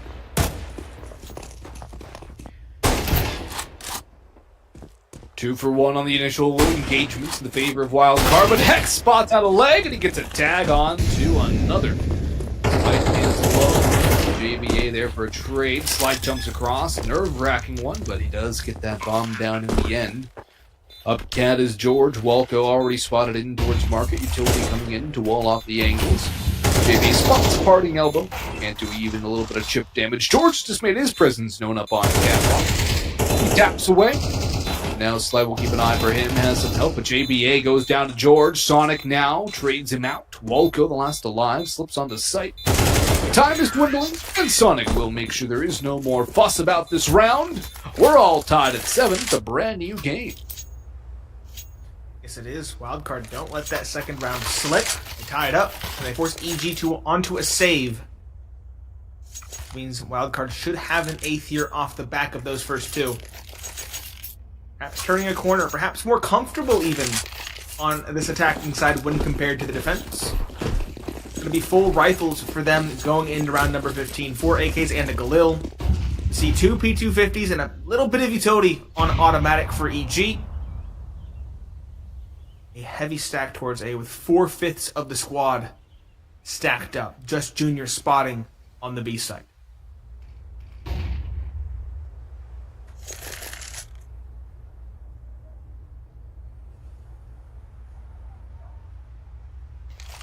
Walco going all the way through a ramp, but he's being watched for. Infinite is holding for a palace or a ramp play. Smoke towards top con, Molotov to follow it up. Slow and steady from Wildcard. They don't want to get caught by a stack again. Losing this round would be critical. It would lead to potential critical failure. George makes contact, but he is forced away.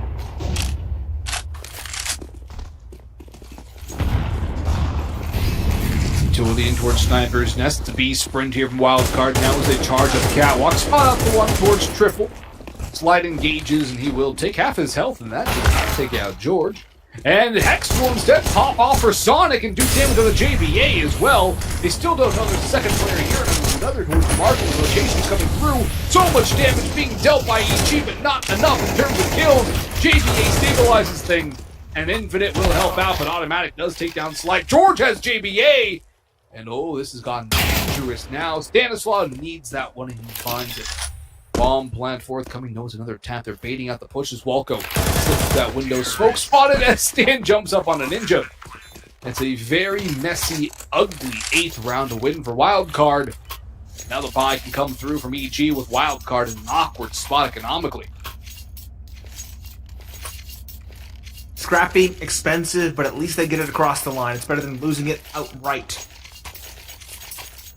Wildcard able to reinvest, but they don't have any money to show for those first 3 victories in this second half. All the money having to be expended due to the casualties. We do have an op at least to challenge the likes of Junior. That's in Slight's hands. He's had a slower second map when compared to the first, but this is an opportunity for him to have some impact. Wildcard leaning towards A. One player just lurking. That's Infinite. It's always Infinite. He's holding top middle. Slight. He's slinking in towards Halls, in towards Palace, hoping to find an opening at range when the smoke fades.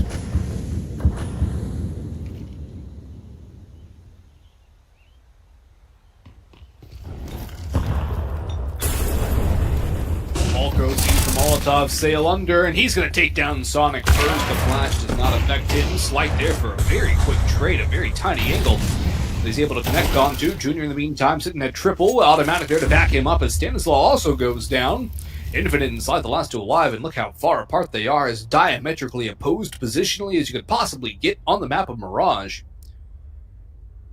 The bomb's down on A, so it doesn't even matter that Infinite has all this space, and George is still waiting for it. He's expecting that play. And EG with a very fast response with the guns in hand. Slight's just going to try and do a little bit of damage out of this round and didn't have that economy. But this is not going to do much at all. Automatic should have this one for free, too. Yep. Boom. Slight was expecting the player coming in from middle, perhaps, towards the far side of T-spawn, but definitely no one already on that walkway up. 8-8, a good response from EG once they get the rifles in hand. Some AKs as well for their troubles. Keep it relatively clean, build up a CT economy.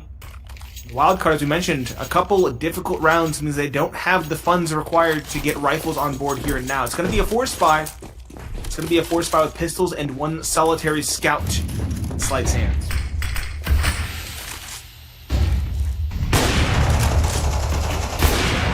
There's another opening here. This time it's Junior on the op. He takes a lot of damage, but he's still alive and kicking. Molotov into Sonic. He will be flushed forward. Aid will follow up onto his position as well. Jody flying back and forth from both sides. Sonic down to half HP. No refrag at all from Wildcard here. There's Automatic to pick over that smoke. Sonic goes down, swinging. Infinite next in line. Creeps in front of that one. And George is on the prowl. Just misses the timing. This is an awkward spot for George. Now he can get caught. But ships in the night do pass, and neither one bumps into the other. Boost into window. A missed eagle shot from Infinite. And now EG know exactly what's happening. There should not be too much more concern for them in this round. It should be a relatively stable finish for the CT side. Especially with Slight out of the round now, the scout. Could have been scary. The Eagle can as well, but they know both players were in the underpass.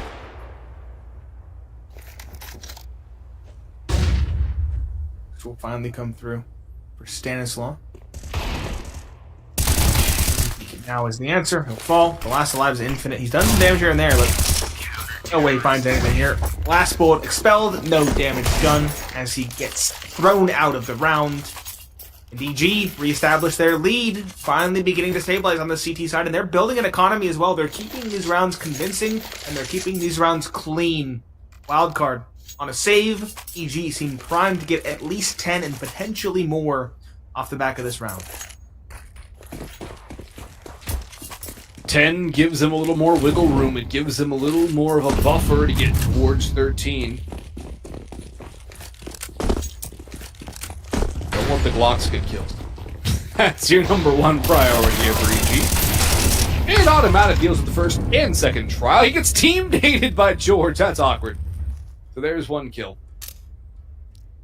But as it stands, not be too much forthcoming here from Wildcard. Pretty clean mop-up, although Walco's in the red on 2 HP and Automatic a victim of a teammate's transgression. There's that double round lead, 2 up for EG. And a buy forthcoming from Wildcard. It's not going to be fantastic. Galil already purchased by Stan. It's tight, but the edge definitely has to be with Evil Geniuses. Absolutely. They're doing very well at preventing bomb plants. That hamstrings that T-side economy. You normally get a little bit of extra boost from a bomb plant, but they've been unsuccessful in putting the objective to dirt. So EG have that advantage, as you mentioned. Stanislaw only Galil, no op for Slight. And DG, very solid here. I would have loved to see a timeout from Wildcard coming into this round, because they do seem kind of lost. They have not been able to get the ball rolling on this T side. He's Automatic aware. He has a general idea, but he backs out. It's going to come down to some awkward timing for Infinite if he's looking the right way or not when that smoke fades. He is looking the right way, but Automatic's looking too! Awkward duel, and Infinite is the one to take the worst of that. Tosses in the nade. That'll give him a little bit more of an advantage. Fakes the dropout, but in comes Junior. Ladder room is his domain. He doesn't break the vent either. He hits it right through. I didn't know you could do that. That's been a thing. I hate to say it, Boggs. I don't go ladder. That's fair. It's all the vents now. They actually have the hitboxes that reflect the shape. That makes a lot of sense. Welcome. One Sonic trade on site default. Excuse me, it's hard to say. Boards though under bounty. Totally neglected as a possibility. 1, 2, 3 through the bottom. That's the round done succinctly. The op. Is there an op? It's still in Junior's hands. I'll go toward CT. It's still in play. And that is a nice triple kill to cap off the round. EG now a hop and a skip away from Inferno. That is the decider map. The Wildcard finally using a tactical timeout on this T side. Again, it helped them pivot in the first half. The question is, can it help them in the second, or is it too late for that to have any real impact? Well, they don't have much money to get for a full investment, so it'll be a half buy, presumably. I'm wondering if it's going to be Horvey or Warden giving them the speech, or both. Probably not. That's way too much talking and way too little time. But EG, they've got money, too. They can weather a storm. If they lose to the Pistols, then, well, Wildcard are right back in this one.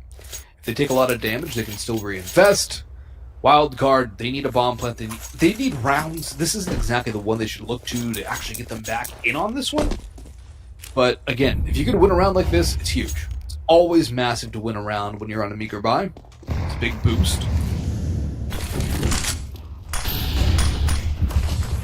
Might even get some gifts from aggression by EG. Look at Walco all the way out towards T-Ramp. Maybe a little bit of a mid-play, too. Stan's taking the damage, though. Long-range Tech 9. Not very forgiving. It's going to be exploited. He gets dinked, but he gets one at least. It's the best case given how he's dinked so early. Junior, that is foolhardy at best.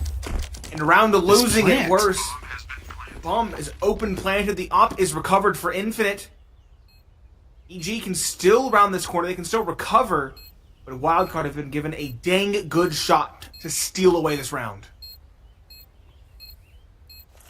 George pushing in.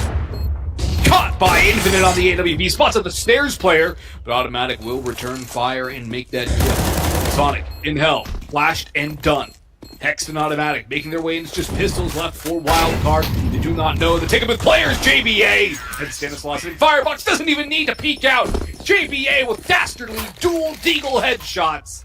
And Wildcard win the half by off the back of the timeout. They cut the deficit to 2 rounds, and they steal away a key bit of momentum here. Maybe some more belief off the back of that timeout for Wildcard. What a play, what a call from the coach, and what shots we got to see from JBA.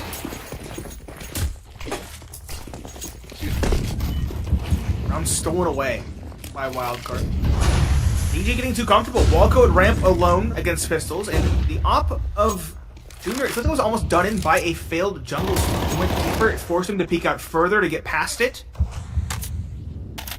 And it kind of just forced him into the open for the pistols to whittle him away. But if it actually landed as it normally does, he might have been able to sneak away after finding one. Early duels in middle. Mixed results. 1 for 1. George Ready to go for a peek here? Like it. 8 on the smoke. The op of Slight does not connect, but neither team loses a player. It's going to be a B split, it appears. Junior in window, though, does have something to say about that. He drops Slight, winning the op duel, and now Sonic in middle, alone with the bomb. He has to be very careful not to get caught out. He needs help. And JBA realizes that. He's going to make his way back. Infinite's trying to make something happen over towards B, but he can get lost here. Sonic caught with the bomb, and that's down and gone. Infinite sprang away. JBA 1 to return. Has the bomb to be recovered. Infinite still fighting, but he's down and gone. JBA last alive. He runs into the off of Junior, and just as Wildcard get a little bit of hope back, EG rip it out of their hands. Get to map point here on their pick of Mirage. A little more tumultuous than it was for Wildcard in their second half, but EG at the very least have 3 map points to work with. Overtime would require 3 in a row, and another timeout used by Wildcard, their third and final. They'll be on a bye here. How do they balance the economy though? Sonic, or Stanislaw rather, with 6k. Slight with just at 5,900 before he invests. It's going to be Infinite on attack? Also, I just want to pull attention to Slight and his incredibly polar opposite performances on maps 1 and 2. It's been very quiet here. Very quiet. Unable to really find footing anywhere. Gone towards Palace with the op. He hasn't had the op much on T side, to be fair, but especially on that CT side, if he had a little more impact, it could have been a very different scoreline. EG, aggression in middle, Junior bottom, Con on the big green. Wildcard, no real direction as of yet, just trying to spread out and find openings. That's a dangerous nade department. Slight down to 19, as he was hoping to find an opening on a jump spotting player. G. Complete control of middle. Junior just pushes up, given this for free. And EG out-reading their adversaries in what could be the final round of map number 2.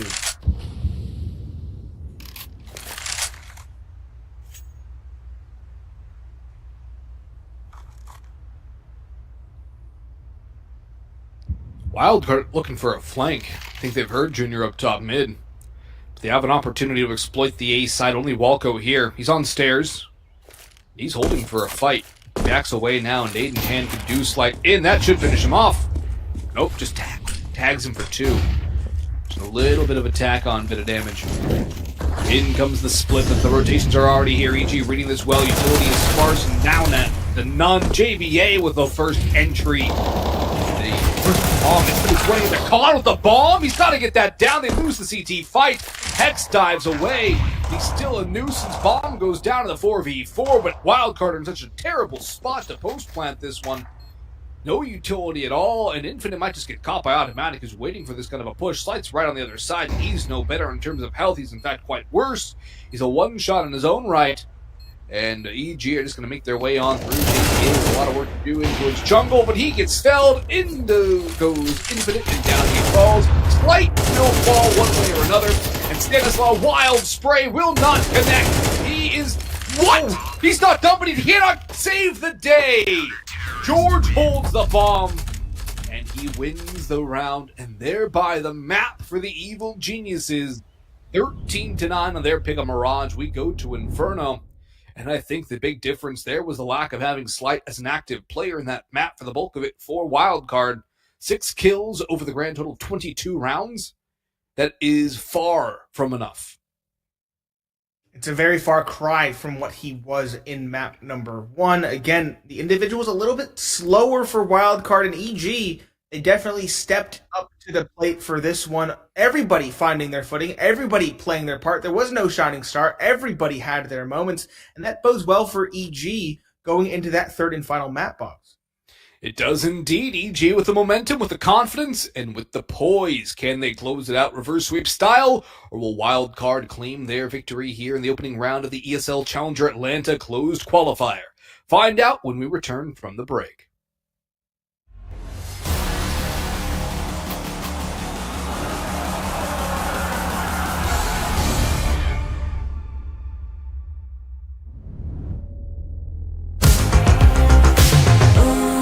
Morning lights are blinding. It's on the ceiling and the walls. Where's my name? 'Cause I can't find it. Those early memories lay walls. But I know it's the price that you pay. For living it up on Saturday. I can't win. I'm giving in. 'Cause I can feel something coming over me, holding me till the morning.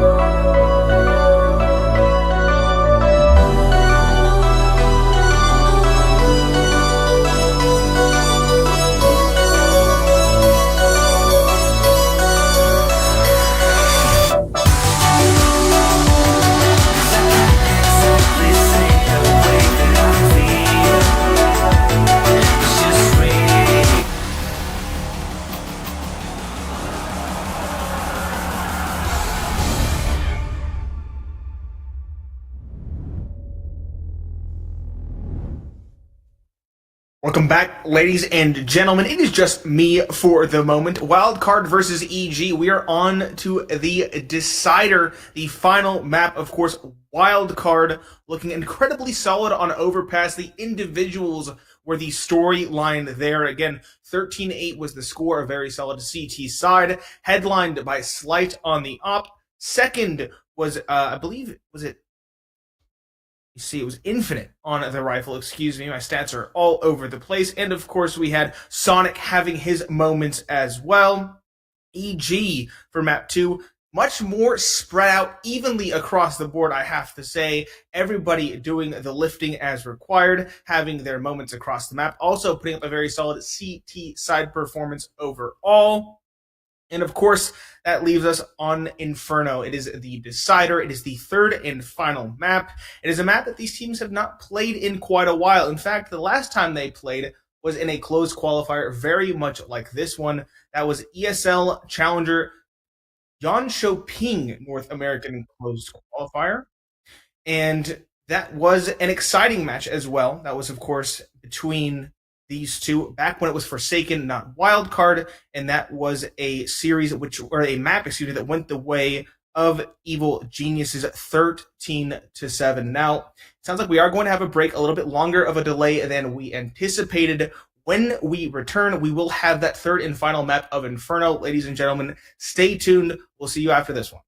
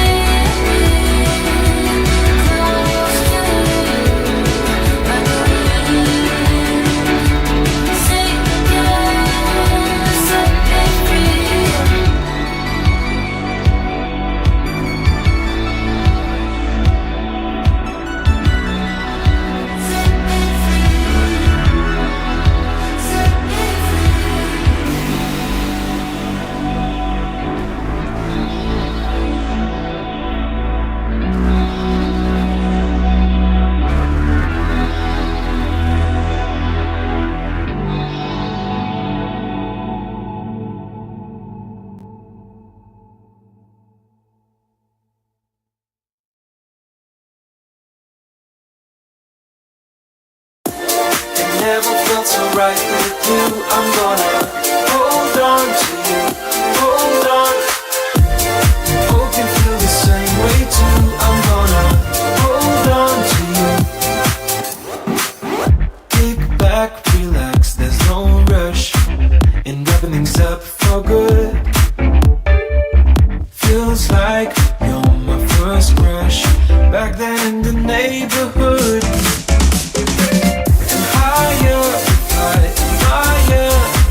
A beautiful thing to do, and higher we fly, desire these moments just with you, with you, with you, with you, with you, with you, with you, with you. with you, with you, with you,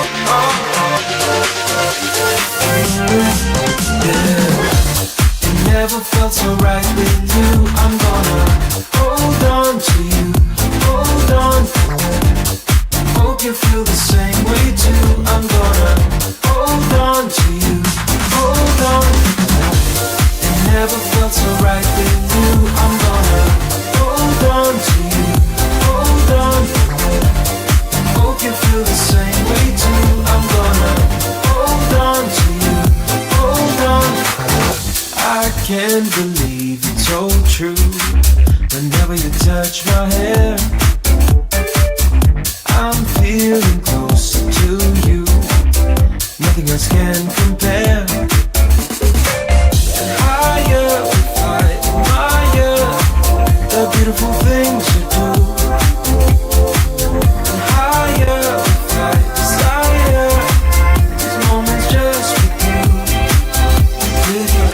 With you, with you, with you, with you, with you, with you, with you, with you, with you, with you,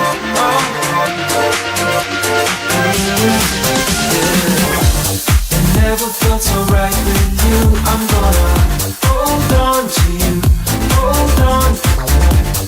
Hope you feel the same way too. I'm gonna hold on to you, hold on. It never felt so right with you. I'm gonna hold on to you, hold on.